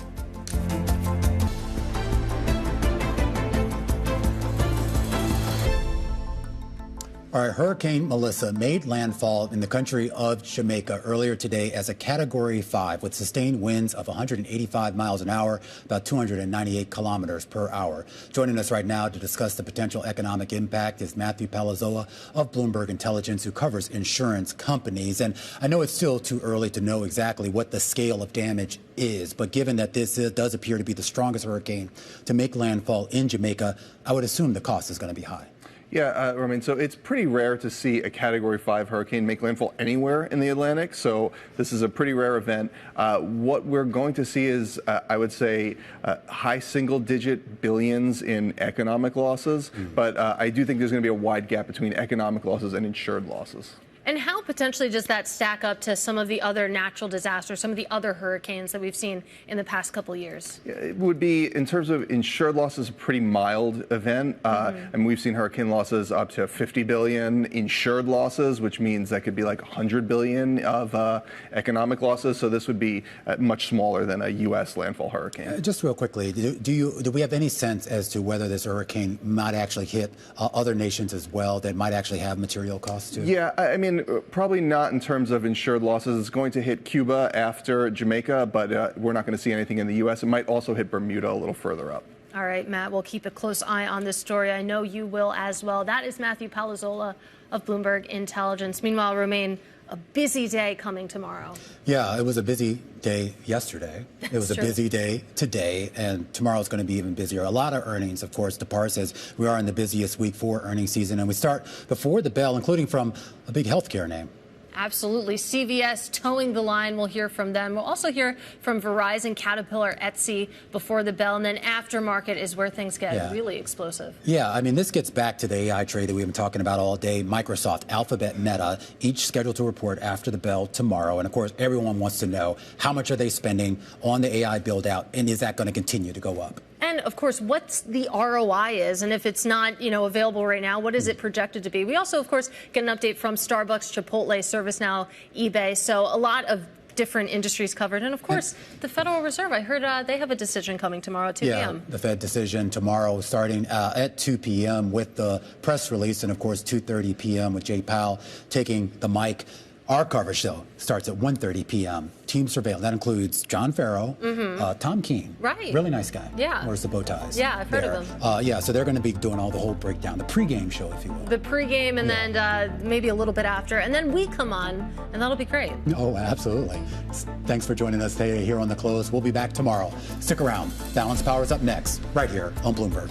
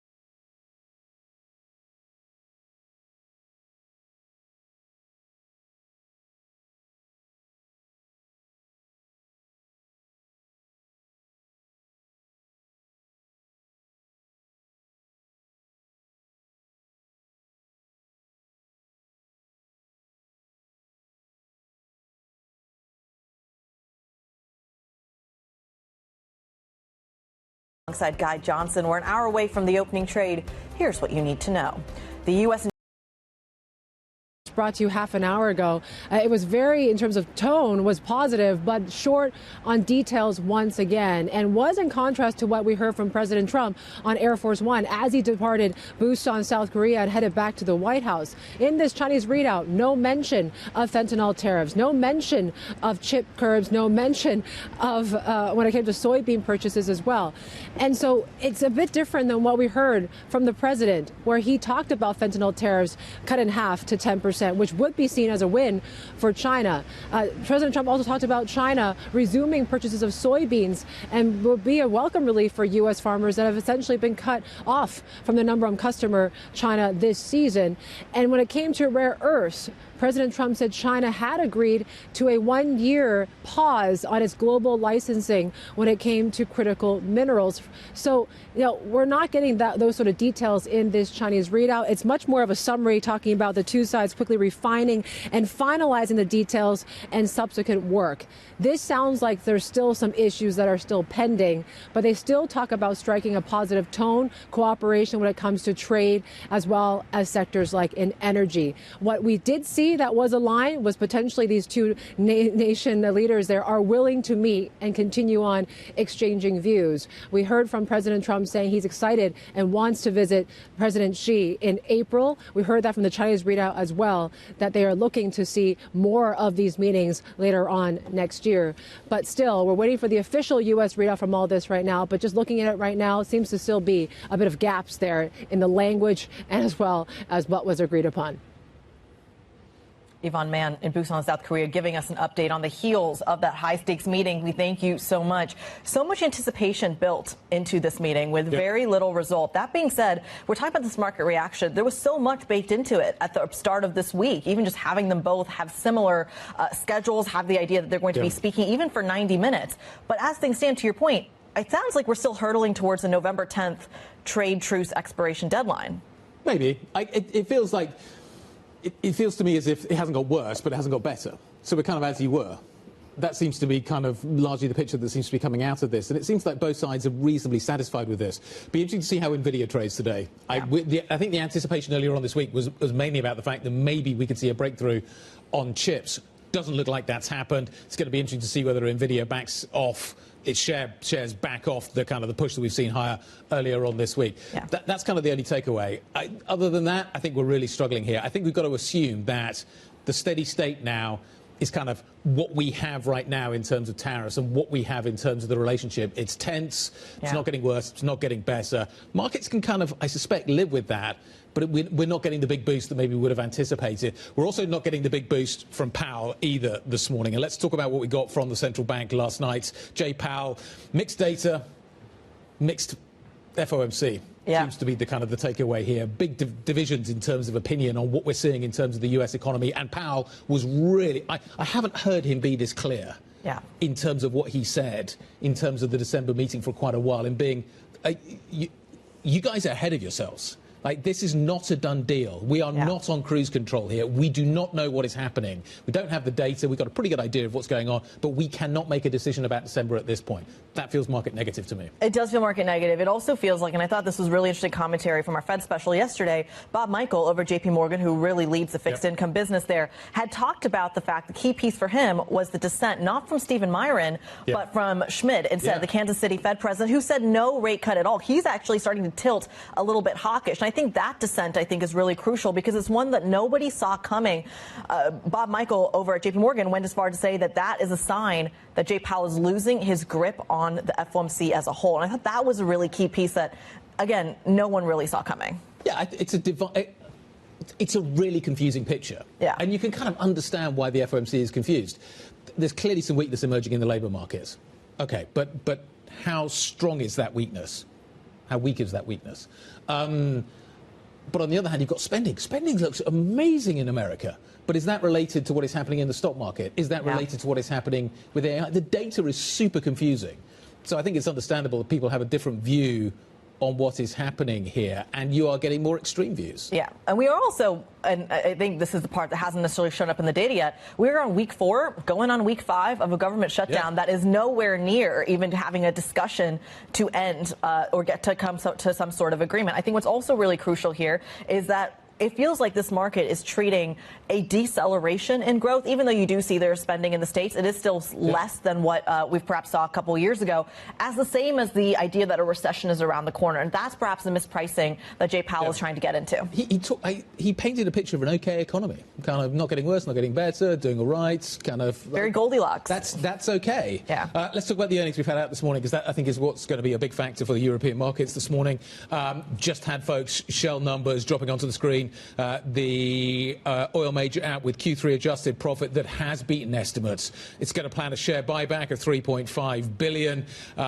It beat the average analyst estimates. Adjusted profit of $5.43 billion. Now, that's down nearly 10% year on year, but it handily beats the estimate that was around 4.74.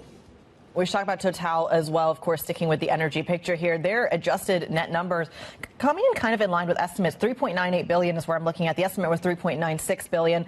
The profit is, however, getting a little bit better. The refining story seems to be working in their favor. Also got some good cash flow numbers. So it might just be that energy is where we see the outperformance at the opening trade. Yeah, we've got Puma. I haven't actually looked at Puma yet, so let's find out what's going on with Puma. Lots of earnings coming out. It's like drinking out of a fire hose. Well, Puma obviously has done very well recently in terms of its performance as a result of the kind of the leisure shoe, the terrace shoe. Yeah. But now it's pushing on and running. Everybody else is trying to kind of get that story going. Q3 adjusted EBIT missing estimates. The share has been pummeled. The shares have been pummeled recently. Yeah. And it'll be interesting to see kind of where we go from here with that stock. It's Adidas has had the really good run within the kind of the leisure story. Yeah. We've talked a lot about the Sambas. That maybe you have talked a lot about the Sambas. But Puma's had a really tough time. Anyway, we'll come back. I promise I will read into Puma and get more details. There's a CEO revamp there. There's a big marketing push. We're going to dive into the details. In the meantime, in literally the last couple of minutes, we've got an update coming out of China where they are confirming some of the things that Donald Trump had talked about in terms of what that trade negotiation actually looks like. Let me just walk you through some of these headlines. China will indeed halt the export controls announced on October 9th for 1 year. That's something that both Donald Trump and Scott Bessent talked about, coming to the rare earths picture. They're also talking about resolving the issues of TikTok with the United States. Again, not clear whether that means a full divestment, as Donald Trump suggests, or something more. They're also talking about suspending countermeasures against the United States when it comes to ships. That's been a key theme, Guy, when it comes to his tour in Asia, something that came up with this meetings in South Korea and Japan as well. The export controls is interesting. Do you feel that was put on the table to take off the table? Maybe. Anyway, we've got a full show coming up. Banks are a big piece of the puzzle today.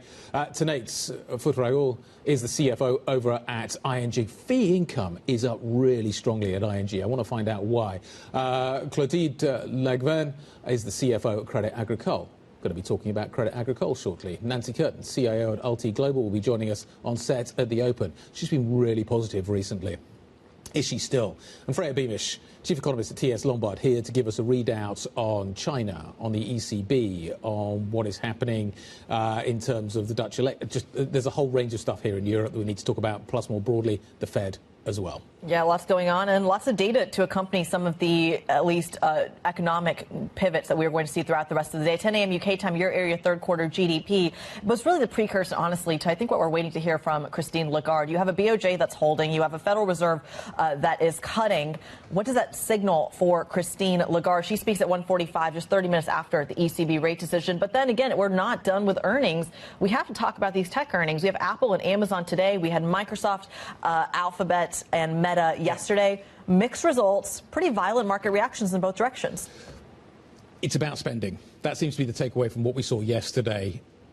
Meta, spending's up. The market didn't like that very much in terms of the tone that we got with that. Microsoft, similar kind of picture. But you look at Alphabet, you look at Google. We can fund this out of our advertising business. Yeah. Tick in the box. Market likes that. So you can do this as a kind of as you are run rate. and the market rewards that.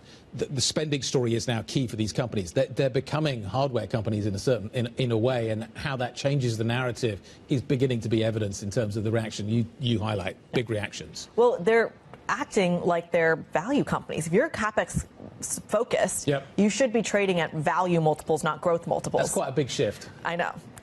But that is something that still it doesn't feel like it's in the price. Yeah. If that's where the focus is. Yeah, and we're going to work, and we've still got to get detail. If you're ramping up spending, what's the rate of return on this spending? What are you going to be delivering for me? Are you really going to deliver the kind of return that I've got used to in terms of the company that you have been? Let's talk about what else we're watching this morning. At least 30 people are dead, with nearly $8 billion of damage reported after Hurricane Melissa tore through the Caribbean. Powerful winds have devastated Jamaica and Haiti, with economic losses in Jamaica alone estimated to be around $7.7 billion. Just in terms of context, that's around 35% of the island's GDP. Aid groups have begun mobilizing to provide assistance. Back to tech. OpenAI is reportedly aiming to go public by 2027. According to Reuters reporting, the offer could raise at least $60 billion and value the company at up to $1 trillion. OpenAI has just completed a restructuring into a for-profit business, signing a new pact with Microsoft and making concessions to regulators. And the Progressive Democrats 66 party is on track to come first in the Dutch parliamentary elections. This after voters dealt a blow to Geert Wilders' far-right Freedom Party. D66 is set to win 27 seats in the 150-seat House of Representatives. This according to a preliminary forecast published by the Dutch news agency ANP. After 50% of the votes were counted. We're still waiting for the final numbers. The Freedom Party looks poised to win. It looks like at this point around 25 seats. Now that's a loss of around 12 seats, Chrissy. Yeah, coming up on the program, we're going to bring you more on that Dutch election. Bloomberg's Oliver Crook is going to be on the ground joining us live from Amsterdam. Plus, right back to the earnings picture, the German airline group Lufthansa says it's confident it can end the year with significantly higher operating profit despite the global uncertainties. We'll bring you more on those earnings. But up next, sticking with that European earnings picture, ING third quarter profit beats estimates and the company announces a 1.1 billion euro share buyback. We'll be joined by the bank's CFO shortly. If you have any questions for us or for our guests get involved in the conversation, IB plus BBTV Go is the function on your terminal. This is Bloomberg.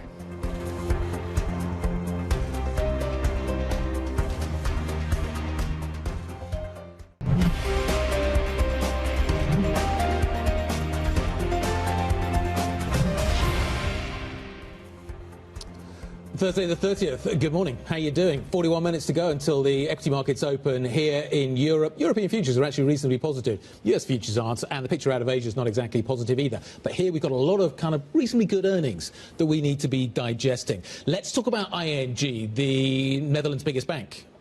Worth focusing on, particularly given the politics around what we're seeing today. But the numbers are fascinating as well. So let's dig into them. ING this morning has announced a 1.1 billion euro buyback. It's also boosting its 2025 revenue goal. Profit beats estimates. Here's the number, okay? Here's the number you want to think about when it comes to ING this morning. Fee income surged to 16%. Look back through the numbers, and the average is about fee income 9%. So how have we gone from 9% to 16%? Let's try and answer that question and a few others as well. Tanate Futrakul is the CFO of ING and joins us this morning. Good morning. Let's start with that fee income, because it's the number that really stands out to us this morning. You've gone from an average of 9% fee income increase to 16%. And I'm just wondering how you've done that. Thank you very much, Guy, and nice to be on the program. I think the biggest driver of fee income is customer growth, right? That we have added over 1.1 million customers over the past 12 months. And that has been a key to us to increase the number of primary mobile customers. So that's a big driver of retail fees. That's the first. The second one is, I think, is that we had a really strong wholesale banking quarter. Lots of fees in the wholesale bank, up 19%. And if you look back in Q1, Q2, because of Liberation Day, I think activities by wholesale customers were a bit benign, given what's happening there. But they're really back in a big way in the third quarter, very strong levels of activity. Today, is 16% the new number? Is 16% sustainable? Well, we have adjusted our guidance. We had given guidance before of fee growth of between 5 to 10, and we adjusted our guidance that will be more than 10 for 2025, and we are committed to achieving around 5 billion euros in fee income by 2027. Okay. You have, over the last few years, been one of the standout stories when it comes to returning money to shareholders. You have, however, this time around started to push, well, you're pushing up your CET1 ratio, which tells me that you're kind of getting ready for something. A, I'm wondering, what are you getting ready for? And B, does the higher CET1 imply that actually returning money to shareholders over the next few years will be a little lower than what we've seen over the last few years?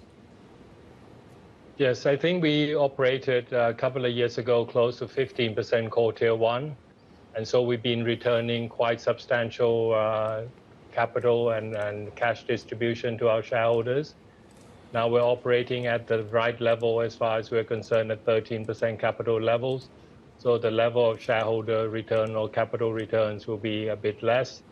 But I think the good thing that I take away from our results is that capital discipline remains in place. We deploy capital where it makes sense, and where it doesn't make sense, we give it back to our shareholders, and that remains our strategy in terms of managing capital over time. Tanate, it's Kriti in London. Thank you so much for your time this morning. Let's talk a little bit about how that strategy squares with some of the comments ING has made in the past. You talked about 950 positions potentially being at risk in the Netherlands. Could you just give us a little bit more insight on where those 950 positions lie within the business and how that move might be useful to the bottom line? I think this is part of our strategy to become scalable bank, right? Which means that we need to look for ways to create efficiencies, and we do that all the time. And as our world becomes more digital, that means there's a shift in employment, less operational roles, more tech roles. So that's what you see there. And those indications of staff reductions are only indications, but we will announce formal plans as we have them. But I think the impact is that the big theme for the long term is that we will continue to look for efficiencies, and that we will announce as we have those plans. Can you give us also an update on some comments you had made, I believe, on Bloomberg Television previously about being conservative when it comes to the likes of SRTs? You had mentioned that there might be material trades coming in the back half of the year. Can you give us an update on that as well? Yes, I think we have said that we would do our first series of SRT in Q4. That remains to be the case. We're on track in terms of getting regulatory approval, and we plan to execute that transaction in Q4. And it will have an uplift of our core tier 1 of around 10 basis points. So that's coming in Q4. Tanate, can I just get your the ECB's coming up today? Can I just get your outlook on what you think the rate story is going to look like, and by extension, net interest income? Do you think rates are stable now? Is that the picture we're working with? Do you think you could see further reductions? What impact would that have on your numbers?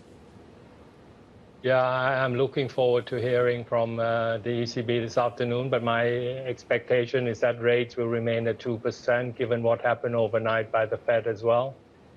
And I think this is an ideal, optimum place for European banks to operate in, including ING, to have rates around 2 to 3% base rate. And that's what I mean with a positive forward curve. This is what we have now. And I think it bodes well for our net interest income going into 26 with good momentum. Tanate, let's zoom out even further, if we can, and talk about the Dutch election. We are on tenterhooks waiting for the result there. It looks like two very different potential outcomes on the table. Walk us through how either outcome might affect your business. Well, I think the primary thing for a business like ours is to have stability and longevity in Parliament. And I think looking at the exit polls, I think that's what we will get. Right, and we're looking forward to engaging with the new government on topics which are clearly on the top of our mind for banking, a banking union, capital markets union, taxation for the banking industry, and a positive investment climate. These are topics that we're ready to engage with the new government when it's formed. All right. Tanate Pucherkal, Chief Financial Officer over at ING, walking us through his view on the micro all the way to the macro. We thank you so much, Guy. Let's get back to the macro and talk a little bit about what we're getting. We're getting this kind of ongoing readout from China on the conversation that happened between Presidents Trump and Xi. The latest is basically China is signaling that the US is going to extend the suspension of the 24% reciprocal tariffs for 1 year. That's kind of, so as you were, basically, suspension of those kind of tariffs going forward. China's going to adjust its countermeasures after the US tariff adjustments as well. Again, kind of this feels very steady state. So we're not going to go any further, but we're kind of the kind of dialing back is also fairly restricted as well. Well, the timing of this is fascinating as well, because going into next week, we also have a Supreme Court hearing over in the States about whether these tariffs are even legal to begin with. So I wonder if, to some extent, the Supreme Court does some of the work for China. Yes. We'll wait. We'll see what happens on that front, though I suspect the White House has a plan B, maybe even a plan C. I'm sure, absolutely. I thought that another piece of this is, of course, the agricultural purchases. This was such a key pillar of some of Donald Trump's kind of key plans in his first administration. It's where he's feeling pressure when it comes to the midterms. What is he going to tell the farmers of America? That's going to be a key sticking point, at least when he goes back to the States. Coming up on the program, we're going to continue to give you the readout as we get it from the conversation between the two world leaders. We also have our eye firmly on the earnings picture. We just spoke to the ING CFO. Next up is the CFO of Credit Agricole in an exclusive conversation. Stick with us. This is Bloomberg.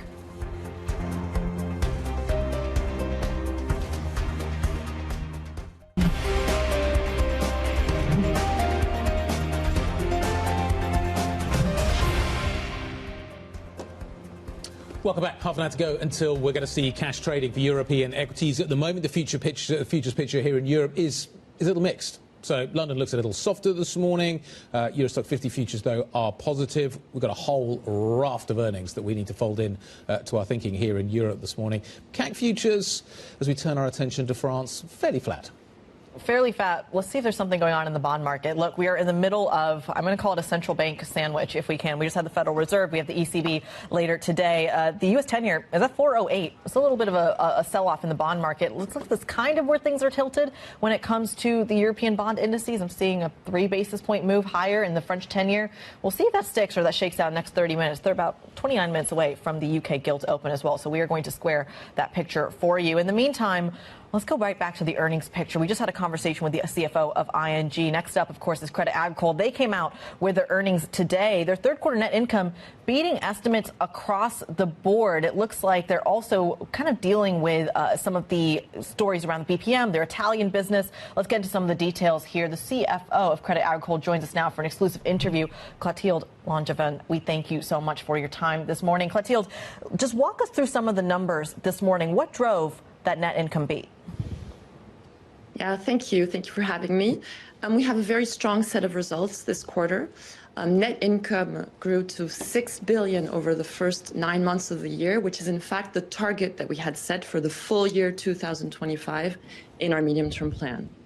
And this drive in net income was driven by revenues that were very sustained, thanks to sustained activity in all of our business lines.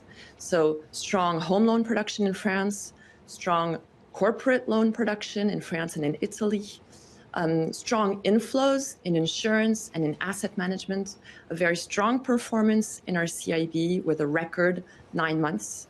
And so this growth in revenues contributed, along with our operational efficiency, to very strong profitability. We posted an ROTE of 15.4% this quarter. Well, Clotilde, speaking of some of that boost that's showing up in your numbers, it looks like you also got a boost, or Credit Agricole also got a boost from your stake in Banco BPM, which brings us nicely to a story that we are very closely following here on Bloomberg, which is simply the idea of consolidation when it comes to the banking space. Not only does Credit Agricole have a stake in Banco BPM, you have an Italian arm of the Credit Agricole business as well. Is a combination of those two businesses on the table? How are you thinking about your Italian exposure? Well, just maybe to take a step back on the boost of Banco BPM to our results, this boost is not in any way virtual. We have an impact of the revaluation of the shares of Banco BPM, but once we consolidate this participation in equity accounting, we will have a regular 100 million net income impact every quarter. So this is a solid boost, which is not virtual and which is structural. Now, regarding our structure in Italy, Italy, as you know, is our second domestic market, and our strategy is clear. We have a retail bank, we have business lines, and our strategy is unchanged in Italy. We're committed to financing the Italian economy. We have 62 billion retail banking outstanding in Italy. We have more than 6 million customers. We have 340 million customer assets, and this strategy will continue. Now, we do have this participation in Banco BPM. I was telling you that we want to equity account this participation to reduce the volatility in our accounts. And so we're concentrating on what we can control, which is setting up a long-term partnership with Banco BPM. Okay. Clotilde, good morning, it's Guy. Can we just break this down a little bit? If you strip out the benefit to your numbers this time around from Banco BPM, how's the rest of the business performing? Because the analyst commentary I'm reading this morning suggests that actually, once you take that out of the numbers, the rest of the numbers don't look that great. And this isn't a kind of quality beat, as some would describe it. It's a business that elsewhere is finding life fairly tough. Is that a fair description? How much of a halo effect are you getting off the Banco BPM upgrade that you're seeing in these figures? Well, as I was saying, if we did not have the revaluation of the shares, we would have an increase in net income thanks to our equity accounting. So this is something that is structurally contributing to our net income. Now, besides Banco BPM, we have a very strong activity in French retail, activity in life insurance, activity in asset management, activity in CIB. And also, I wanted to also recall that we're buying back this quarter the minority stake of Santander in our asset serving activities in CACEIS, 30.5%. So all of this drives growth. Going forward, we also have this activity which will continue to feed into our profitability, because we also have strong profitability because we have strong operational efficiency. The cost to income ratio is low. And we also have a very high quality of our cost of risk, loan loss provisions that are very strong. And so we have a very robust and solid setup. So you would say this is a high quality set of numbers. The quality in these numbers is high.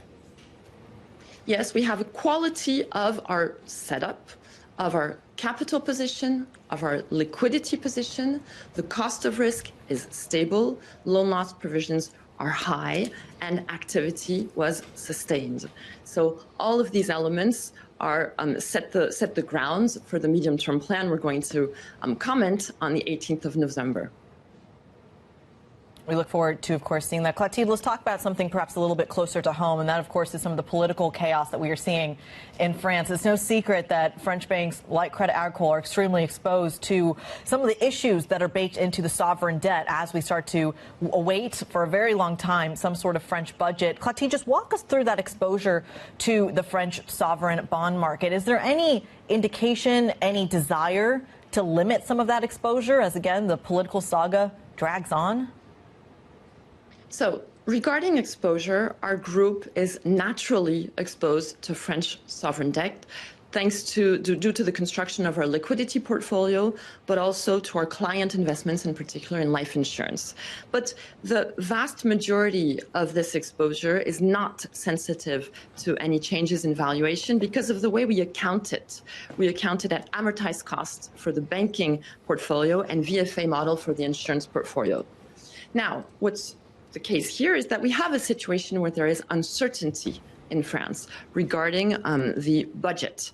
Now, this uncertainty is detrimental for the activity of our corporate and individual customers. But as of today, we are witnessing a strong resilience of our corporate customers. Activity in our financing activities in the CIB is very strong, but also resilience in French retail, where corporate loan production is quite strong. So activity is strong, but of course we're monitoring closely smaller B2C corporates. But again, the cost of risk is very stable and our resilience is very strong. Clotilde, I'm so glad you mentioned your corporate consumer, and it's good to hear that they're resilient, because part of what's coming out of the French negotiations is a higher corporate tax going into next year, one that was really given the green light over the weekend. Is the corporate kind of consumer group that you're talking about, can they weather that tax increase? Corporates that were our corporate clients are, as of today, resilient. For us, Group Crédit Agricole, we have had a strong impact this year of this additional corporate tax in our books, about 200 million for the group and 160 million for Casa. Now, going forward, it's far too early to draw any conclusions, but we always have to be very prudent in our projections in the same way that our corporate customers have to be prudent also. Clotilde, we're going to leave you there. Thank you very much indeed. Clotilde Langeron joining us, CFO of Crédit Agricole. An exclusive interview. Coming up, we're going to be talking more about the banks. There are lots of numbers out this morning. Lenders here in Europe sounding reasonably confident. After a period of reflection, again, after April the 2nd, they're putting money at work, and that they are showing increased confidence. Now we'll see whether policy uncertainty continues to reduce, because that is an important contributor to the fact, but these are really powerful trends. Powerful trends. The Viewer Standard Chartered. Up next, we're going to take a look at the stocks that you need to be watching coming into the open. Banks are a big piece of the puzzle, but you've got Volkswagen, Stellantis. There's so many other stocks that we need to be talking about. We are going to do that next. This is Bloomberg.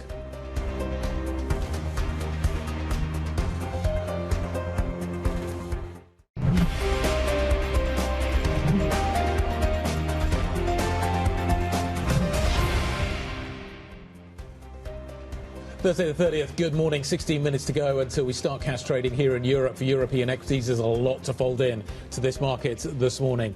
Let's start off at the top, kind of geopolitics, and work our way down from there. President Trump says he'll go to China in April. This follows the trade talks that we've just seen with China's Xi Jinping in South Korea. Beijing says the US has agreed to a year-long delay to an expansion of sanctions against Chinese firms. As the two men sat down, President Xi predicted they would work well together. I always believe that China's development goes hand in hand with your vision to make America great again. Our two countries are fully able to help each other succeed and prosper together. And in terms of what we got from the American side, this is what President Trump had to say. He was pretty positive. President Xi is a great leader of a great country, and I think we're going to have a fantastic relationship for a long period of time. Okay, the views from both sides of the table. Let's get a view of what actually happened and figure out where we go from here. Our editor-at-large, Marty Schenker, is here in London, so it's fantastic to get him around the table this morning. Good morning, Marty. Good morning. What just happened? I think the best thing you could say is that there was do no harm philosophy out of these talks, and that's what happened. If you see the market reaction, it's kind of an exhale. It's not exuberance, and there was quite a build-up to this trade talks, and nothing really bad happened. So I think that's a good thing. Yep. In terms of nothing really bad happening, that's good. So the market kind of doesn't get a fright, Halloween fright, but in terms of what it tells us about going forward from here, should we just assume that the kind of the steady state that we're working with right now is now the long-term trajectory of this relationship? Yeah, I mean, what the markets want and what policymakers want is some degree of certainty, and it looks like they have agreed to back off, no more surprises, like the Chinese restrictions on rare earths. That's off the table for at least a year. There does seem to be a very positive dialogue on both sides, and I think policymakers, companies, financial markets can move ahead thinking that things are kind of stable for now. I guess it is an improvement from not talking at all in terms of getting the dialogue. There was a piece of this readout that I thought was really interesting. Donald Trump has been on this world tour to get investment from the Middle East, from various Asian countries. And China has kind of been on the hit or miss list of that. He's talked about kind of encouraging Chinese investment into the United States. He's also talked about how that's a national security risk. Can China invest in the United States the way that Japan, Malaysia, South Korea can? Well, of course, the devil's in the details. And throughout this whole trade regime of Donald Trump, details are quite lacking. He may make vague statements about allowing Chinese to come into the U.S. market, but then you have TikTok, right? And that still has not been fully resolved. They have committed to resolve it. But there are many other issues where national security comes in, Nvidia chips being key among them. That also was not resolved. So while the atmospheric stuff is positive, again, it's all in the details. And I don't think Taiwan was even discussed or breathed of or even maybe even thought of in that. Going into this, there was some discussion that it would be a 3 or 4 hour meeting. It was only an hour and a half, so I guess they just didn't get to it. Is there I'm just curious, I mean, to your point of that we're light on the details, Guy and I were talking about this earlier in the show. So come November 10th, which is when the trade truce expiration is supposed to happen, what exactly happens on November 11th? What kind of rates are we working with here? Well, right now, I think the tariff rate on Chinese goods after these agreements and the reduction in the fentanyl tariffs is about 47%. Still, that's pretty significant, but way less than the 155% Donald Trump was talking about just a week ago. Taking a step back, Donald Trump's done a series of things in the first part of his presidency in terms of trade relationships with other countries. China feels different and harder. And the Chinese don't seem browbeaten by Trump in the way that other nations have been. How different is the relationship between Washington and Beijing in terms of Trump's ability to define the narrative, to get what he wants? Did Trump get what he wants today? Is that what's a win for him, and how different is it when it comes to China? Well, it is very different, and if you can remember back to 2015, when Donald Trump first was running for the presidency, China, China, China was his constant refrain in a very negative way. But then he moves through his first term and now through the first part of his second term. He is trying to normalize the relationship to a certain extent, and he's not demonizing China as much as he used to. So it is special because it's the second largest economy in the world. There are geopolitical tensions involved. There's Taiwan. So I think Donald Trump is still trying to figure out exactly where he wants to be on China, and he's taking it step by step, issue by issue. Very quickly, Marty, how is this being received domestically, especially when it comes to farmers, when it comes to his base, when it comes to soybean purchases? How is he selling this to his base? Well, when he gets back, he's going to be selling the soybean part. You know, the Chinese, Bloomberg reported yesterday, had their first purchase of soybeans. If they start buying agricultural products in size, he can just tell the farmers, I delivered for you. There you go. Bloomberg's editor-at-large, Marty Schenker, joining us, of course, on his world tour. We thank you so much. Let's take what Marty told us and apply it to the markets here and get another take from our Markets Live executive editor, Mark Cudmore. Mark, we just talked to Marty about just what we kind of got out of this read, but the markets are shrugging their shoulders. Is that because the positivity was earlier this week, or is this a nothing burger? I think you're absolutely right, Critty. I think that this week has seen a big development in the US-China relationship. As Marty outlined, things haven't gotten worse. If anything, there's a slight kind of improvement at the margin situation. But most of the actual positives which Trump confirmed today were negotiated earlier in the week in Malaysia. So everyone's kind of going, oh, we delivered exactly what was said in the tin. No positive surprises. And at the margin, there wasn't a discussion of Blackwell chips, which was the driver of yesterday's market moves in Nvidia. That kind of popped there. So at the margin, it disappointed today. But this week, it's been positive. You're really risk on. You don't see any downside at the moment. Why? Yeah, I've been looking all day for a reason to be bearish. There's only one theme that matters in markets, and that is the AI theme. You know, the US-China thing has been a bit of a distraction. These central bank meetings don't really matter at all. There's loads of them, but they don't really matter at all. It's all about AI, and we've talked about the breadth of the market. There's no breadth. That's not a reason to be bearish, as we discussed before. It's a reason to kind of worry about that one theme. but I'm just not seeing any reason why you'd be bearish AI right now.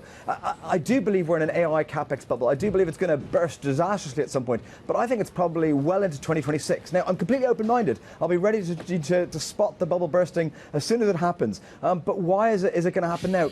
All the messages we're getting from all the companies at the core of this is that the spending is still immense. Earnings are still strong enough. So we're kind of inflating the capex bubble even further. It's not close to bursting from what I'm seeing, and therefore I find it very, very hard to be bearish. Now, I understand why you might not want to buy more, because everything's expensive. The bullish story is priced. Fair. Don't buy more if that's going to be. But there's no reason to be actively bearish here. Oh, Mark, you're making me put my bear hat on. How much of this equity rally, even if it is, Mark, I pull it out for Mark when he turns bullish every once in a while. Mark, how much of this equity rally at the end of the day is really the market getting lucky because you have a range-bound bond market, a range-bound FX market, and frankly, a range-bound oil price? How much of this is luck, given that there are no bigger cross-asset moves? Is that luck, or is that the fundamental drivers? I mean, some of the fundamental drivers is that the Fed is cutting rates despite the fact that assets are a record high, despite the fact that there's no real looseness in the labour market yet. So it's an unusual time to be cutting rates, and we're getting guidance that's to be cut. So that's the reason we don't have the rates volatility. We haven't had FX volatility for years. That's fine. And, you know, we're getting constant pressure to get increase in oil supply, which is also good for the market. So I would say that they're positive fundamentals rather than luck. I think, you know, the base case here is very, very bullish. At some point, there may be a black swan to derail it, and that will cause the volatility you're talking about. But I don't think it's luck to just see the fundamentals as being supportive. All right. Bloomberg's Markets Live executive editor Mark Cudmore walking us through his bullish view. We thank you so much. Let's go from the macro to the micro. Get our stocks to watch with Chloe Melly. Chloe. Good morning, Kriti. Let's start with French banks today, and it's a pretty good showing from them. So Société Générale reported profit ahead of expectations thanks to really good cost control and strong fixed income trading as well. For Crédit Agricole, profit also came in ahead of expectations thanks to its investment in Banco BPM. So we could see an additional boost in the shares of those banks today after what's already been a pretty good year. It is worth noting that there's some caution around the political situation in France, and the Crédit Agricole CEO did warn of the impact on the economy and on the attractiveness of France to foreign investors. So let's keep that in mind despite those really good results.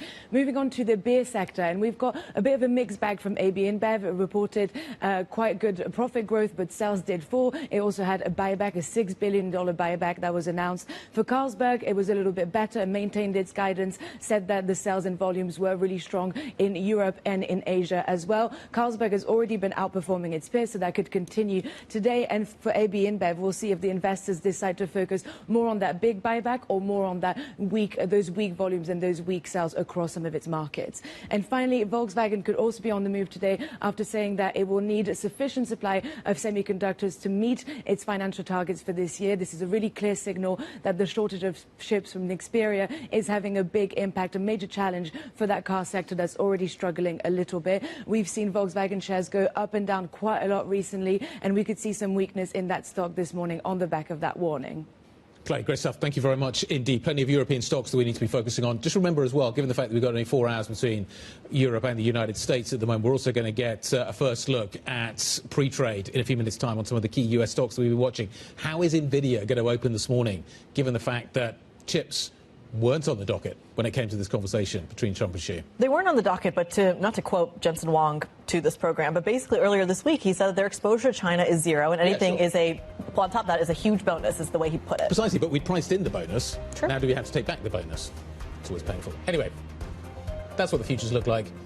The opening trade is next. Looks like a mixed open in Europe. Plenty of single stock volatility coming up. This is Bloomberg.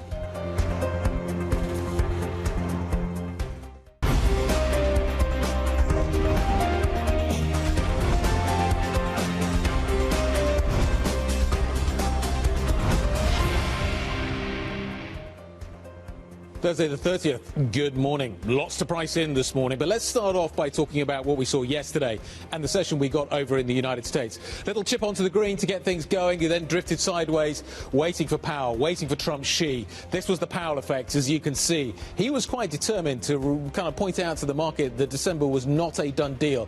kind of felt like over the last few days the market's priced in the Fed on kind of autopilot, cruise control.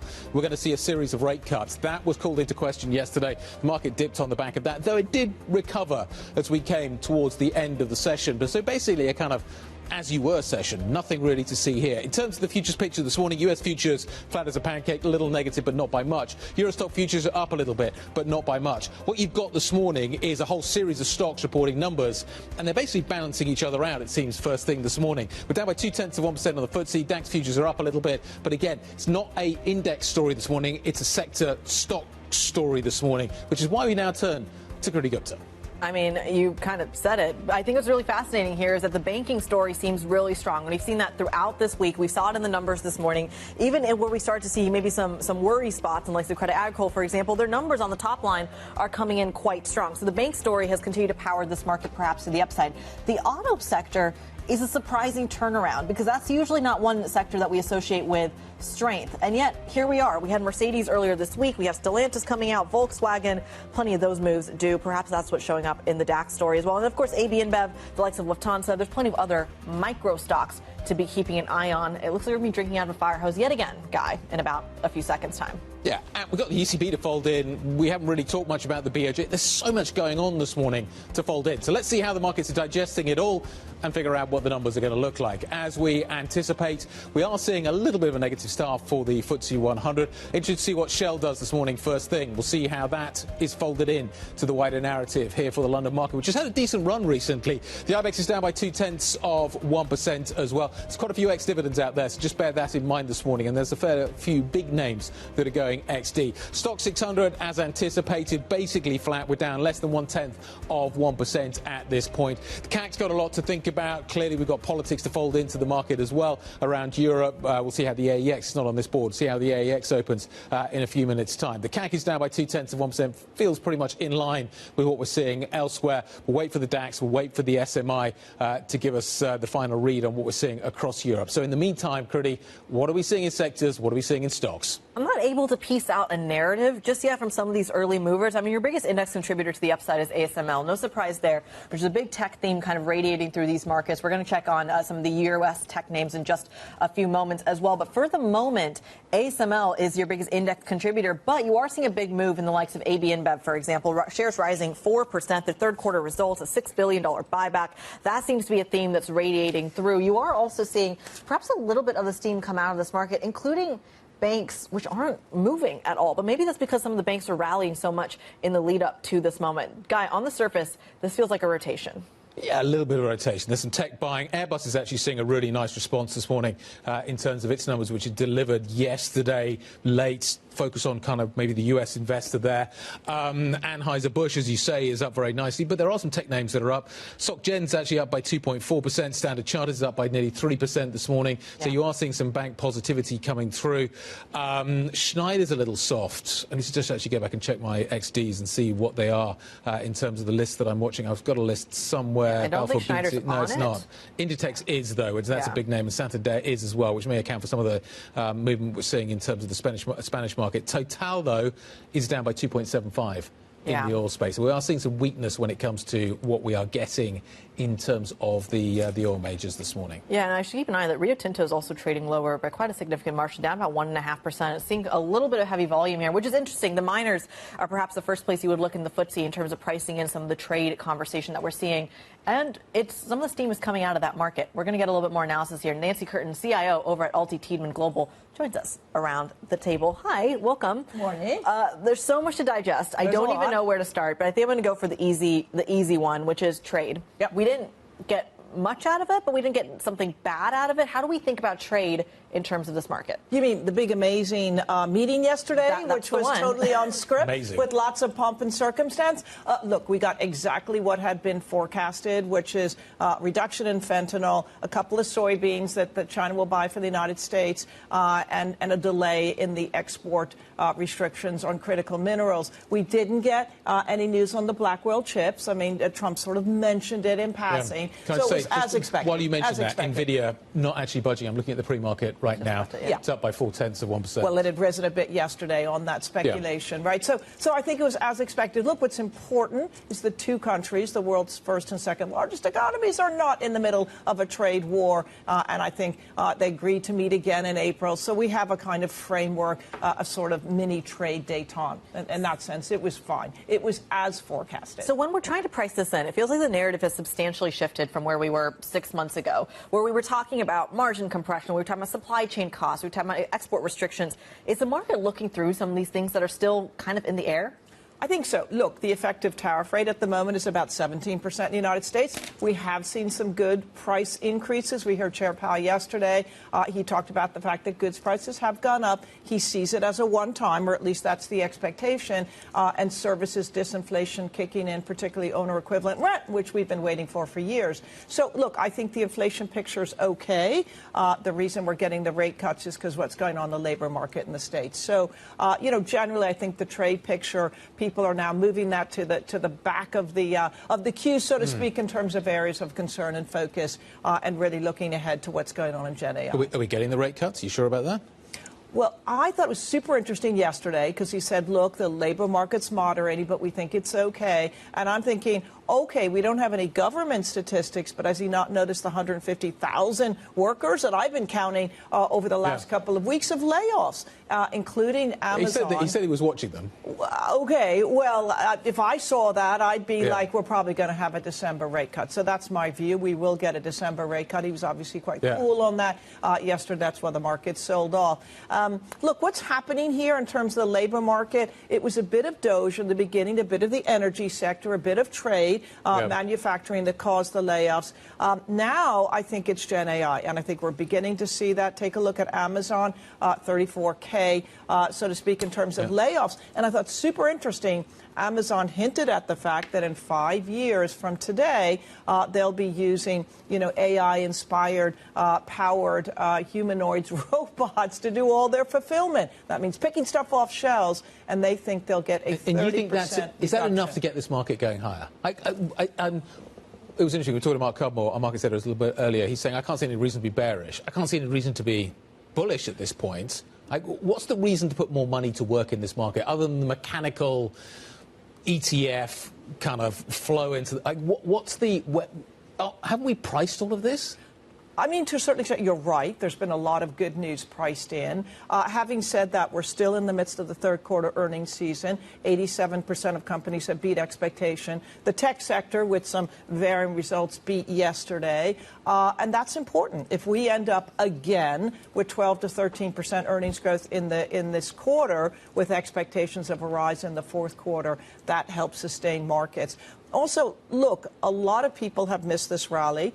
Many institutional investors are still underweight. Sure. Strategists scrambling to get their numbers higher. You're going to look like a turkey I spoke to Sergio Mossi yesterday, CEO of UBS. He's like, people are getting defensive. Our clients are beginning to position for a more defensive outlook that they need to be working with at the moment. Is now the time for capital build, or is now the time for capital kind of preservation? You've had an amazing run in these markets. Is it now not the moment to say, you know what, I've had an amazing run, time to start thinking about maybe preserving some of the gains that I've generated? Well, we don't like to trade on short-term fundamentals. That's not a long-term fundamental. And remember, for a U.S. taxable, becoming more defensive now means paying capital gains, in the last 2 months of the year. It makes no sense. I think if there's a correction, it's going to happen in January as people rebalance their portfolios back to their neutral target, as opposed to now. Why incur capital gains now in the last 2 months of the year? I remember there's a lot of cash sitting on the sidelines. So I'm not pounding the table. Markets have risen fast and furious. I think a consolidation, a pullback, a correction would be super healthy here. Look, we're up close to 40% since the April lows. We've added $16 trillion in market cap. These are big, fancy numbers. So a consolidation would be good. But I think the fundamentals remain pretty attractive still. Well, interesting that you mentioned the fundamental. I'm just looking at some of the pre-market moves. Again, most wonderful time of the year when the time difference is only 4 hours. Your biggest pre-market mover in the U.S. at the moment is Chipotle. It's down 17%. And Nancy, I want to ask you about Chipotle specifically, but as I was kind of looking at what's going on here, it looks like they're talking about feeling the pinch, feeling the pullback. People just aren't buying kind of fast food casual dining, which really speaks to this pinch of disposable income. if you are talking about the unemployment that you had laid out, the pinch here, can a rate cut look through that when it comes to macro investments? So, great question. Look, the U.S. is experiencing a kind of two-speed or K-shaped economy. So the lower-end consumers are the ones that are getting laid off, are the ones that are feeling the pinch, are the ones that will benefit from a rate cut because they may have credit card debt, they may have student loans, okay? Yeah. So that's the lower end of the market. And I think Chair Powell alluded to that yesterday. The mid to upper-end consumer doing just fine. The wealth effect in America is quite extraordinary, and that accounts for the lion's share of consumption. Consumption growth has remained strong. Right? But then why are we seeing this rally broaden out? What you're describing shouldn't show breadth, and yet here we are, we're looking at breadth. So what we're looking at is weakness in things like Chipotle and some of the lower-end retailers and big box retailers and some of the fast food companies that would be associated with the lower-end consumer. What we're seeing that's broadening out is the Gen AI trade is broadening to other parts of the market. Let's see what's done well this year. Technology and communication services, industrials, and utilities. That's all about Gen AI, right? Financials, deregulation. So we do think the Gen AI trade is spreading across the market. And by the way, therein the opportunity as Gen AI takes hold in lots of companies, consumer applications, enterprise applications. That's the broadening out you're seeing. But the lower-end consumer is experiencing a bit of a pinch in the States. K-shaped economy. Does the K get bigger? Is that... Maybe. You know, I think we're beginning to see the elements of what Gen AI might mean for the lower-end consumer. And what is interesting about a rate cut that you asked about, Guy, is a rate cut does help the construction, the housing market. Construction is a big hirer, a big job creation for the lower-end consumer. So that is where the rate cut could help. Isn't the danger with Gen AI, and you're seeing it in the white-collar workers, that the danger's not down there. The danger's up here, isn't it? You mean in terms of mid to upper-end consumers? In terms of mid to upper-end consumers. You mean you and I? Yeah. Yeah. Hopefully not. Yeah, your avatar. I'll be talking to next week. But no, look, I think what's happening at the moment is people like you and I have Gen AI as an assistant. Jensen Huang talks about that. We're more productive as a result. If every company's more productive, then productivity will rise. So it's not replacing upper-end I'm seeing job losses. Yet. Job losses are largely in the lower end. As I said, Amazon, you know, they're talking about robots for fulfillment. Sure. I don't think that's your job. But other companies are talking about white-collar workers.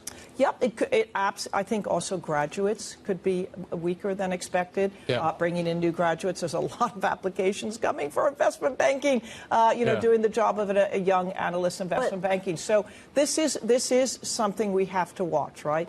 This is definitely coming in terms of Gen AI's impact on the labor force. But Nancy, it feels like that premium, that AI premium that's showing up in some of these stocks isn't actually distributed equally. We were looking at, especially here in Europe, we had deals from Nvidia talking about Deutsche Telekom with Nokia, among a series of others, and the premium is smaller here in Europe. That AI bid is smaller when it comes to partnerships here in Europe. You see the same thing in small caps in the U.S., even with these AI partnerships. If we are talking about a broadening out that's tied to the distribution of AI, how do you quantify that? Well, I think it's a large cap. This is a winner-take-all environment. We've been very cautious on small and mid-cap. The companies are more exposed to tariffs and trade. They tend to be more intermediate. They have less pricing power. They have more leverage. You have more of the regional banks in that sector. So, our view is this is a large cap. The United States is definitely spending the most on Gen AI, probably likely to be the leader in Gen AI, winners and losers still to be determined. And I think, the market is now becoming more discerning. Look at the tech numbers last night. The difference between Alphabet and Meta. Alphabet showed a substantial increase in active users on its Gemini, and that contributed to the stock rising. Okay, it's spending a lot of money. It's getting some results. But it's funding it out of cash flow. Like, it's funding it out of its existing business. Meta's not, and that's where the difference Correct. And also Meta's advertising kind of softer, harder to imagine. And of course, if Meta overbuilds, what do you do with it? You know what I mean? Whereas Alphabet, Amazon can sell on that compute power. So I think that's also the differentiation. At what margin? We will wait and find out. Nancy, great to see you. Always a pleasure. Genuinely. Nancy Curtin. Chief Investment Officer at LT Tidwin Global. Let's take a look at the markets, figure out what is happening right now. Nvidia is just beginning to soften up a little bit pre-market. Here in Europe, tech does, though, stand out. As you can see, ASML is the standout gainer. Elsewhere, you are seeing some weakness. Let's figure out what's happening in the banking sector. Some interesting moves there this morning, and Chloe Melly has been tracking them all. Good morning, guys. So, yes, some positive movements for Société Générale today, which is up 1.5% after reporting better than expected profits. So that was due to, really strong cost control, but then also really strong performance in fixed income trading. So this is also a division that benefited Deutsche Bank quite a lot, and we saw that yesterday, and the stock also rose yesterday. So it's quite a good set of results with good performance across all of its divisions for SocGen this morning, and we see the stock rising on the back of that. We also have some positive movements for another bank, which is this time Dutch bank ING, which said that it was going to have a 1.1 billion euro buyback, and it also raised its revenue outlook for the year. So that is driving that stock quite a lot this morning. This is really ING delivering on its plan to boost growth through fee income and not rely as much on lending income, which is of course really dependent and really vulnerable to those interest rate changes. Moving on to a less positive story, and WPP is down quite a lot this morning. It slashed its revenue guidance and said that it was going to revamp its whole structure. So the new CEO, Cindy Rose, it's her first set of results, and she's really having to make some drastic changes to reverse what has been a really, really negative performance for WPP recently. It's really fallen behind its closest rival Publicis and also lost really big clients. So she has to make a lot of changes, and so far the revenue guidance being slashed is being quite negatively received by the market. Alien, on the other hand, it's a consumer healthcare company. It has reported quite reassuring results this morning, which is why the stock is up. It had to slash its revenue guidance last quarter at the earnings season over the summer, but it seems that it's doing better now, and despite some weakness in North America, it is able to deliver on that growth, and therefore it is being rewarded by the market this morning. And finally, Arcadis, which is a consulting company, reported quite weak results, and it was also downgraded at KBC, and that is really driving the stock down. We've got a massive drop this morning for that company, and it is down 18.7%. All right, Chloe Melly from our equities team, we thank you so much walking us through some of those early movers in the European session. Coming up, we're going to dive into a little bit more of the details, specifically when it comes to European banking. That story next. This is Bloomberg.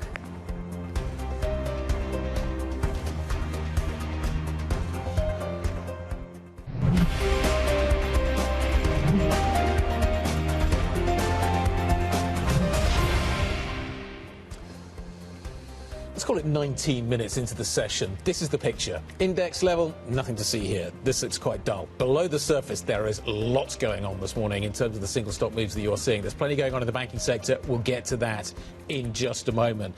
Let's talk about one of the standouts to the upside, though. Airbus out with its numbers last night. Big focus on US shareholders at the moment, so kind of the focus there. The emphasis is what is happening in terms of kind of how they sort the supply chain out. There's a big focus at the moment on defence. Obviously, we've got the space unit that is kind of being created currently, built into sort of Toulouse at the moment. That's a big story going forward. But Guillaume Faury, the CEO, did continue to sound the alarm about what is happening in terms of the key kit that he needs to get the aircraft out of the door. The main bottleneck is the engine availability from both CFM and Pratt. We were with a very difficult situation at mid-year. Things are improving. We think we're going to reach our numbers, as I said before, for 2025, but we will have persisting tensions on availability of engine in 26 and maybe in 27 as well. Guillaume Faury, the CEO of Airbus, speaking to Bloomberg last night, he doesn't like building what he calls gliders, i.e. you can build the aeroplanes, but if you don't have engines to put on them, or aircraft to put onto the engines, then actually no good. Our global aviation editor, Benedict Campbell, is in London, which is fantastic as well. Good morning. Hello. He flew here. Yeah. I did, on a plane that has engines. Excellent. It helps, doesn't it? It does. It makes life a lot easier, or at least faster. So how big a problem is this? There's a lot going on here. You've got the supply chain issue, which continues. You've got tariffs. You've got all kinds of issues going on. Is this the area to focus on, the supply chain still? It is, and it has been for a while, and if you listen to Faury, it will continue to be. He said it's going to continue into next year and possibly 27. That's something that people don't like to hear. on the gliders issue that you mentioned, they are down to about 30 at this point. They had 60, so it's moving in the right direction. But the plan is really to get rid of all these gliders by the end of the year. They've built up a lot of inventory for the last couple of months to really get the kit out of the door. That cost them on the cash side. But the good news seems to be they have something of a handle on the problem. They are reducing these gliders, but the engines really will continue to be sort of a choke point. Talk to us about Lufthansa earnings as well. What do we glean out of those numbers? Very strong numbers, really, and the stock reacting quite positively. But if you look under the hood, there are some issues there. If you look at the North Atlantic market, that continues to be quite weak. That's something that we've heard from a number of European airlines. Virgin were the first to sound that alarm, BA to some degree, and now Lufthansa saying that the revenue per seat into the US market is actually quite weak. Also, interestingly, tariffs are actually hitting the company in their maintenance business. Steel is expensive, other materials, that's hurting them. They won't reach the targets they had in mind in that business. But overall, people seem quite happy that they are maintaining their outlook for this year and the stock is up. I haven't seen you for a couple of days, been focusing on the banks, which is interesting. But let's talk about what we've seen over the last few days in the aerospace sector. Boeing numbers. This charge relating to the 777X is enormous. They're still challenged by what is happening in terms of this strike, in terms of the defence business as well. We now know they're likely to push forward with a new single aisle. There's a lot going on at Boeing. How do you think investors should be reading kind of these various strands that Boeing is trying to pull together? What's the takeaway? I think the takeaway is that Kelly Ortberg, the relatively new CEO, is trying to get all the bad news out of the way, and that's why you see this really large charge. We knew that there would be a charge. We didn't think it would be almost $5 billion on a program that they really should have a handle on at this point. And he was asked this by analysts on the call yesterday, and they said, why this charge, why so big? And he said, I don't want to see this cascading for months and quarters and quarters. I want to get the bad news out of the way, and I think we're done. The good news on that charge, on that aircraft, is no problems with the plane, no problem with the airframe or the engines. It's all in the certification process. That's where the bottleneck lies. It's the FAA that are dragging their feet to some degree or being very careful. Can you certify it during a shutdown? Is that part of the problem as well? That's still going on, yes. So they still have the teams on the ground. That's still happening. Probably doesn't help and probably slows down things to some degree, but it's not the massive disruption that you'd expect. And I believe that there's air traffic controllers in the States as well that are already talking about not getting paid, talking about striking. A lot of really fun stuff happening in the aviation space in the States. Bloomberg's editorial lead for global aviation, Benedict Campbell, joining us around the table. But you said it, a guy said it earlier today, banks are really the focus this morning when it comes to what has been moving this market, not just today, but throughout the week. Standard Chartered, for example, has lifted its income and returns outlook as a reported third quarter profit that beat analyst estimates. On top of that, Credit Agricole, SocGen, also producing positive numbers. We spoke to the CFO of Credit Agricole earlier today. She said it was a strong overall performance. Net income grew to $6 billion over the first 9 months of the year, which is in fact the target that we had set for the full year 2025 in our medium-term plan. Strong home loan production in France, strong corporate loan production in France and in Italy, strong inflows in insurance and in asset management, a very strong performance in our CIB with a record 9 months. And so this growth in revenues contributed, along with our operational efficiency. The CFO of Credit Agricole, they're speaking to us earlier in the program. We should mention she said those were strong numbers. The market disagrees. Those shares are down about 2%. Let's break it down further. Bloomberg's managing editor for EMEA Finance, Tom Metcalf, is here with more. Tom, let's put Credit Agricole for the side for a second. Every other bank seems to be doing very well, not just today, but this week. What is your takeaway from the sector? Yeah, it's been a pretty positive week set of earnings for most banks, and Standard Chartered is a good example. I mean, I think it's a different story for every bank. Standard Chartered today basically driven by very strong numbers in its wealth unit. So wealthy client, they say they're coming in, they're investing in the market. That's helping boost their bottom line. And yeah, the investors really responded well to that. I think shares are up 3-4% on that. A bit like HSBC, so similar story there in terms of you've got wealthy clients in Asia and they're keen to be in this market at the moment. 3.94% to the upside. Agricole's down SocGen looks a little bit more positive. Talk to me about the French banks. Yeah, SocGen, certainly it's just a good story there under the CEO Krupa. I think the shares have doubled under him over the last year, and it's basically just good momentum. He's streamlining that bank. He's keeping costs under control, which is always critical. Yep. And investors just really welcoming that. Interesting on the Credit Agricole side, yeah, slightly, I think it was just viewed as slightly soft, and, there was a big boost to the results from Banco BPM. Yeah. But I think that's seen as, as low quality, and also it's not really kind of core for their French business. Are we done for the banks this week now? Is that it? I'm hoping so. I need to sleep. So none tomorrow? Not many. I think there's always a bank earnings, but no, the big ones for this week have come through, and it's been fascinating to see the ones. Amazing. Our managing editor for EMEA Finance, Tom Metcalf. Thank you very much indeed, not just for today, all week. Great coverage. OK, let's talk about what we've got going on. Tech is a big theme this morning. And these are some, if you can read these are some of the numbers. There's kind of a standout story as well, which I think says Meta. Does that say Meta? I can't read it from here. It does. Here, how about I do this one? Alphabet is higher by about 7%. Meta is down by about 7%. Those are the two earnings numbers that came out yesterday. Pretty violent reactions in those stocks. Chipotle also not having a good day, down about 17%. They're worried about the end consumer. We're going to dive into all the details next. Stick with us. This is Bloomberg.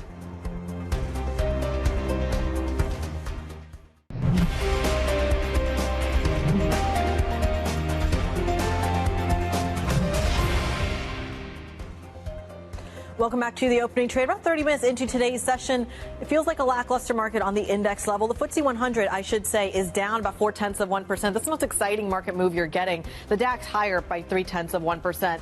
Don't ask me to make a narrative out of this, Guy. Over to you. OK, miners are down a little bit. I think that's why London market is underperforming right now. To Chris' point, though, what you've got this morning, certainly for European market perspective, is a series of single stocks that have been reporting numbers. There's some big names out there reporting numbers. And largely at an index level, we're kind of offsetting. So in terms of up 207, down 364, so the skew's a little negative. But volume up by, let's call it 20% this morning as we work our way through these earnings. It's only Thursday, you've still got Friday to go. In terms of the upside, ING, fee income, big boost to fee income. That's being rewarded by a 4% move to the upside. Airbus out with numbers last night. We just heard from Guillaume Faury. That stock is up by 3.3% this morning. Mercedes is also rallying a little bit. Have we hit the bottom now in terms of some of these auto stocks? OK, let's work our way through some of the laggards and see where the losers are coming through in Europe this morning. Schneider's down pretty hard, down by 2.12%. Diageo in the spirit space is down as well, hard. What is interesting this morning, there's a couple of things. Take a look at Kongsberg. We were just talking about this as we came to set. Down pretty hard this morning. So you're seeing some weakness coming through in some of the engineering companies. You're also seeing some of the weakness coming through into some of the energy companies as well, and the mining companies. Total is down by 1.2%, 1.3%. Basically what you're getting is a lot of offsetting this morning. Got some up, got some down. Pretty balanced. Index level, therefore fairly flat. Critty, what else do we need to know? Lots going on this morning. Drinking out of a fire hose. Let's get to some of the other news from around the world. Federal Reserve Chair Jay Powell delivered a blunt warning that investors need to rein in expectations for a December interest rate cut. Now, the comments underscored a growing tug of war among policymakers who are opposed in their outlooks for jobs and inflation. And sticking with central banks, let's talk about the Bank of Japan. The policy board left its benchmark interest rate unchanged. It's central bank's first decision since monetary easing advocate Sanae Takaishi became prime minister, illustrating the delicate balancing act that the BOJ is attempting as it tries to gauge the timing for its next move without being swayed by weakness in both the currency or its political leaders. And sticking with what's going on in Asia, Donald Trump and Xi Jinping agreed to extend a tariff truce, roll back export controls, and reduce other trade barriers in a landmark summit going on today, potentially stabilizing relations between the world's biggest economies after months of turmoil, Guy.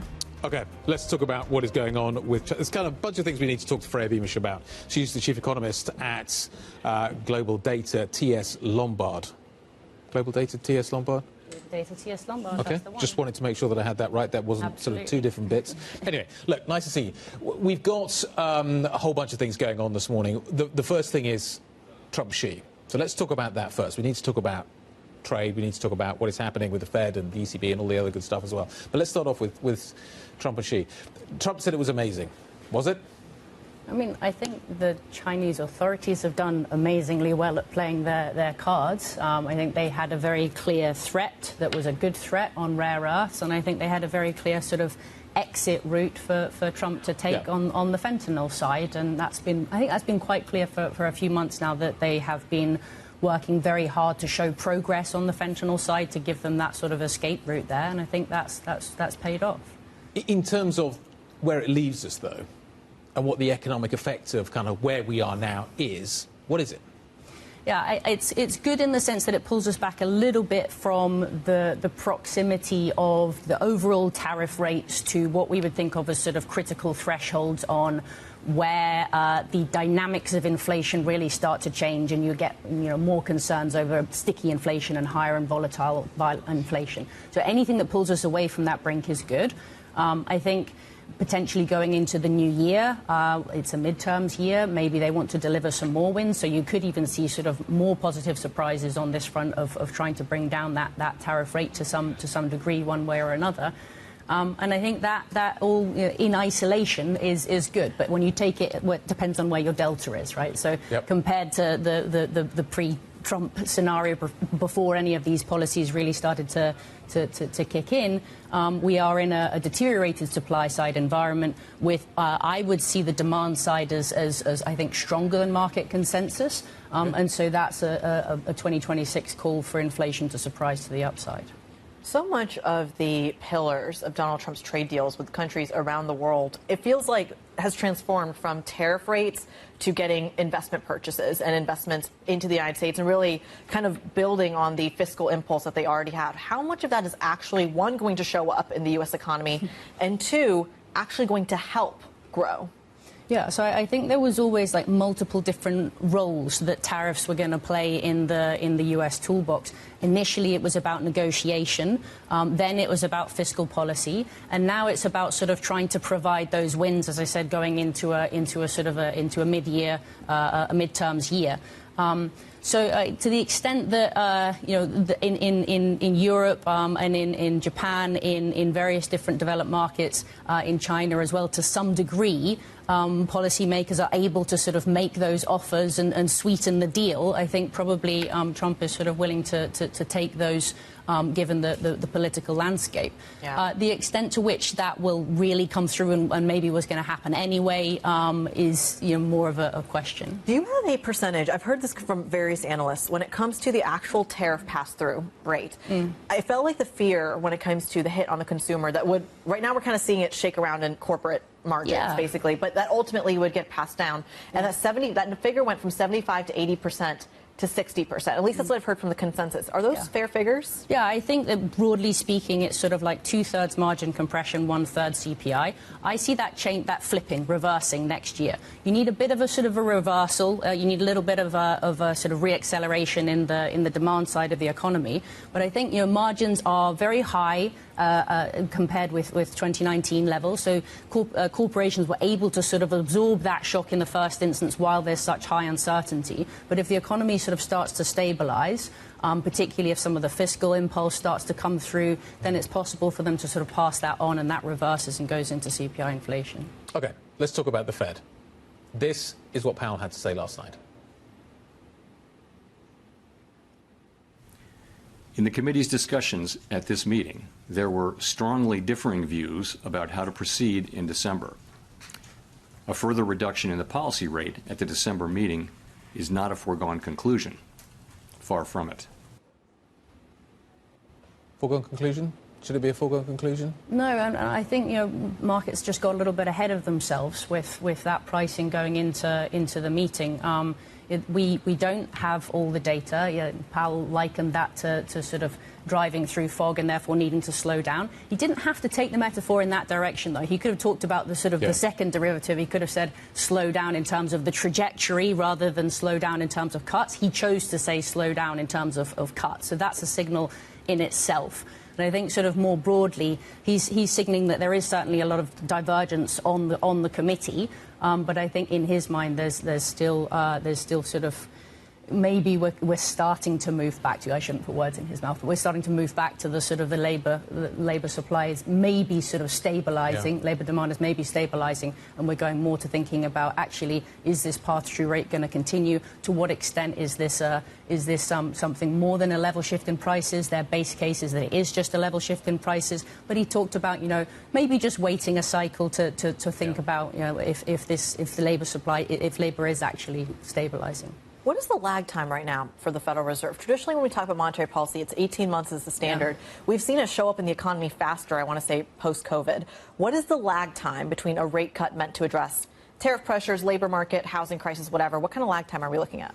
I think that the U.S. economy at this stage is actually able to sustain higher interest rates than perhaps people think, right? So the lag time is I don't see the policy as tight as the Fed themselves sees it, and I think we're going to see that in the economy being a bit stronger than people sort of expect. There's this kind of dichotomy between, oh, well, the spending data is a bit stronger and the labour market data is a bit weaker. But Powell was also sort of referencing how a lot of this is because of anecdotally corporations talking about what they can do with AI rather than hiring. And that means that this is a slightly different environment. We can't take the same level of signal from the labour market that we would normally do under these circumstances. Yeah. And I think that sort of that we're not as tight as people think maybe. Donald Trump likes to talk about a housing crisis right around the corner. He's which I think is fascinating, given that we're seeing a steepening of the curve based on government shutdown. There's lots of fascinating things there, but he says housing is about to collapse. Like, we're minutes away from it collapsing. Are we? I think we're definitely in a different secular environment on housing with immigration. I think that's one thing that Myron actually has right of the many list of things that Myron has said. I think, you know, immigration is in the research seen as a genuine sort of demand factor where there's constrained supply, and there's more likely to be constrained supply on the downside than there is even on the upside, because the houses exist, right? You're not going to go China on this and blow up the houses. So it's I think potentially we're in a different secular environment also, just kind of demographically there. I think we're not in an environment where there's a lot of debt out there in the household sector that really can sort of cause a housing problem to sort of multiply and cause a wider issue there. OK, let's move on to what we're going to see for the rest of the day. I understand that the weather forecast for Florence today is thunder and lightning. Are we going to see that reflected maybe in what we get from Christine Lagarde and the ECB? Let's find out. We have sent Lizzie Burden to Florence. Remember, every once in a while the ECB goes on the road. Are we going to see thunder and lightning today, Lizzie? Absolutely not. I don't think so. Morning all, morning Guy. It seems very much in the minds of markets and economists that all we're going to get today from the ECB is a hold, the third straight hold. And indeed, in our survey, economists see holds all the way for the next 2 years because the ECB is waiting for clarity when it comes to trade and French politics. They're hoping that they get a Goldilocks scenario that balances the trade weakness with the upside risk to inflation from the German fiscal stimulus. So really the question that we're hoping gets answered at some stage is the direction of the next move. And the Governing Council really divided on this. If you listen to the French central bank governor, for example, he wants to keep a 9th cut on the table. But if you listen to the Austrian Martin Kocher, he's talking about maybe the next move being a hike. And indeed, he told me just how divided he found the council when he joined it. I spoke to the Cypriot central bank governor talking about how the risks to inflation are balanced, but they need to keep their powder dry. So it may be that more than this meeting and the commentary around it, the best clue on the path ahead comes from the updated forecast when they come in December. And in fact, that could be what gives the cover to any future move. Well, Lizzie, of course, we are waiting for that forecast. But in the meantime, a deluge of European data. I mean, the French economy seems to be doing a little bit better than we thought, according to data from this morning. Yeah, giving a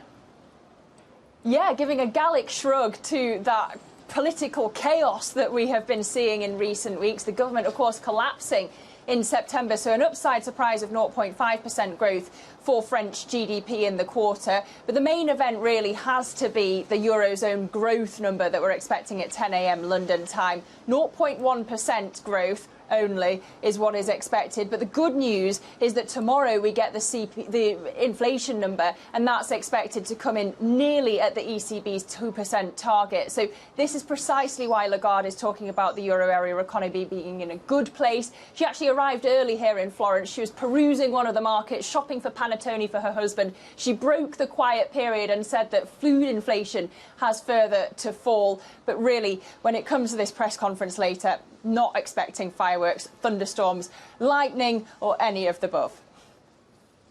You stay away from that as well, Lizzie Burden. Thank you very much indeed. Lizzie Burden in Florence. I'm sure she'll hit the markets as well a little bit later on. OK, back with Freya Beamish. Don't know why I got that one wrong.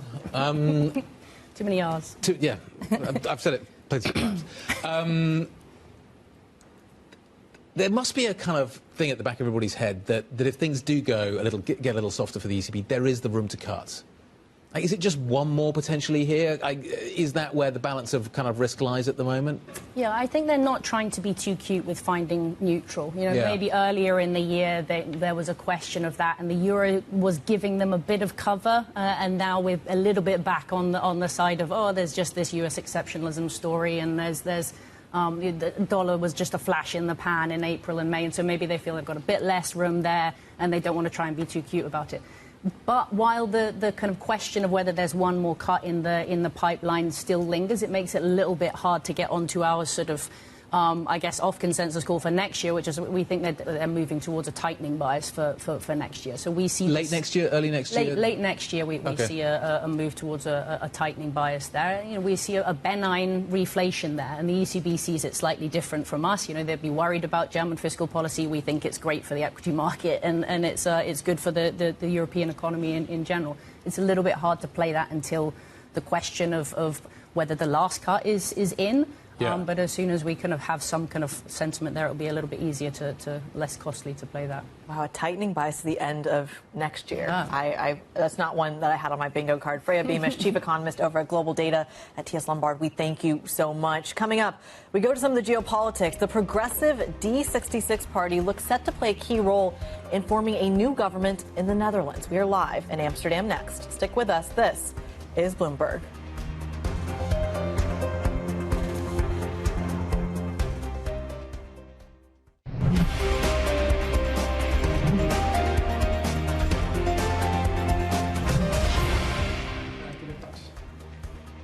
Welcome back to the opening trade. About 48 minutes into today's session, take a look at the index level. The outperformer is the DAX, but that is due to some key earnings there. The FTSE 100, I think, is more interesting. That's where you're seeing the sell-off as the most acute, down about 0.5%. But risk sentiment certainly rolling over from what we saw earlier this week. Let's go to another story that we're monitoring very closely here in Europe. The centrist Democrat 66 party looks set to play a key role in forming a new Dutch government as its support nearly tripled in parliamentary elections. Losses, meanwhile, for the country's figurehead of the far right. Let's get a little bit more context here. Bloomberg's Oliver Crook is live on the ground in Amsterdam. Ollie, just set the stage for us here. This was a complete turnaround from what we were expecting.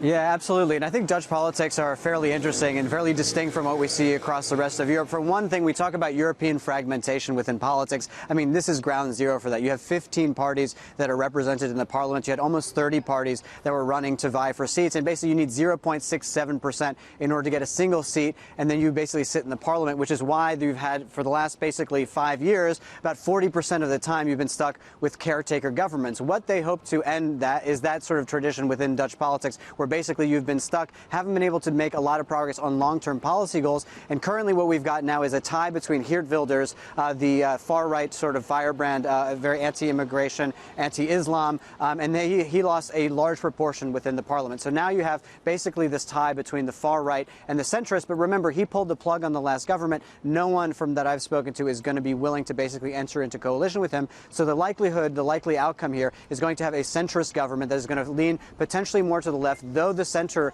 of gravity is still a little bit still to the right within Dutch politics. But what it will mean, obviously, sort of for the domestic politics, the main issues here are obviously on the economy, the cost of living. Immigration has been obviously top of the agenda, but also the housing crisis that we're seeing all across the rest of Europe. But when it comes to the broader European context, what we are going to get very likely over the next couple of months is a government that is much more pro-European, much more constructive when it comes to Europe. But even many of the parties on the right have changed their tune on this question of joint debt at the European level, particularly to pay for defense. We saw the Christian Democrats, for example, change their policy platform really over the last 6 months to say they're basically on board. And that is really significant, as you guys know, because the Netherlands, standing as one of the frugal four, has really been opposed to this idea. So really progress on the larger European context on this issue of joint debt and Eurobonds. Ollie, the Netherlands has felt recently like it's trapped between China and the United States. Does this election change that? Does it change the tone of how the Netherlands thinks about the relationships it has with both Beijing and Washington? Well, what it will give is hopefully a strong government that can govern for the next 4 years and as a consequence come up with a sort of coherent game plan with how to sort of position itself. Because I think you're absolutely right, Guy, and everybody we speak to really has this as one of the prime risks here for the Netherlands. You have this sort of stuck between China and the United States, drawn really to home by this issue with Nexperia that we saw over the last couple of months, where the Dutch government effectively took control of this chip company from a Chinese owner in order to basically prevent it from, they were concerned, of being gutted. You have the same issue with ASML. There is also, however, Guy, an opportunity in this. Are there really any other companies within Europe that are so sort of monopolizing of a single, absolutely crucial part of the manufacturing and the semiconductor infrastructure across the world? There is not. So if a government that can speak coherently, that can get more on Team Europe at the European level, may have more sway in some of these geopolitical issues where the United States actually needs them, particularly on this question of ASML. So there is an opportunity here. There is, of course, also a risk. Oliver Crook in Amsterdam, connecting the dots for us on the political space in the Netherlands with, of course, the corporations that we keep an eye out of Amsterdam. We thank you so much. Let's stick with the tech theme because it is very much on the agenda for today. We do have Apple and Amazon reporting after the bell, alongside some data that's going to be hitting the wire, plus, of course, the ECB rate decision right off the heels of the BOJ and the Federal Reserve. But let's circle back to that tech story because you're seeing some massive moves already in the pre-market when it comes to the ones that reported yesterday. Absolutely. Meta's one that really stands out to the downside. Big moves in Meta. The argument seems to be something like this from shareholders. You've got our money. Are we really sure that we want you spending our money in the way that you are currently? The CapEx bill over at Meta is absolutely enormous. Now, Microsoft is also kind of, you could argue to a certain extent, in that camp as well. What was interesting is that Alphabet stood out as being a much more positive picture.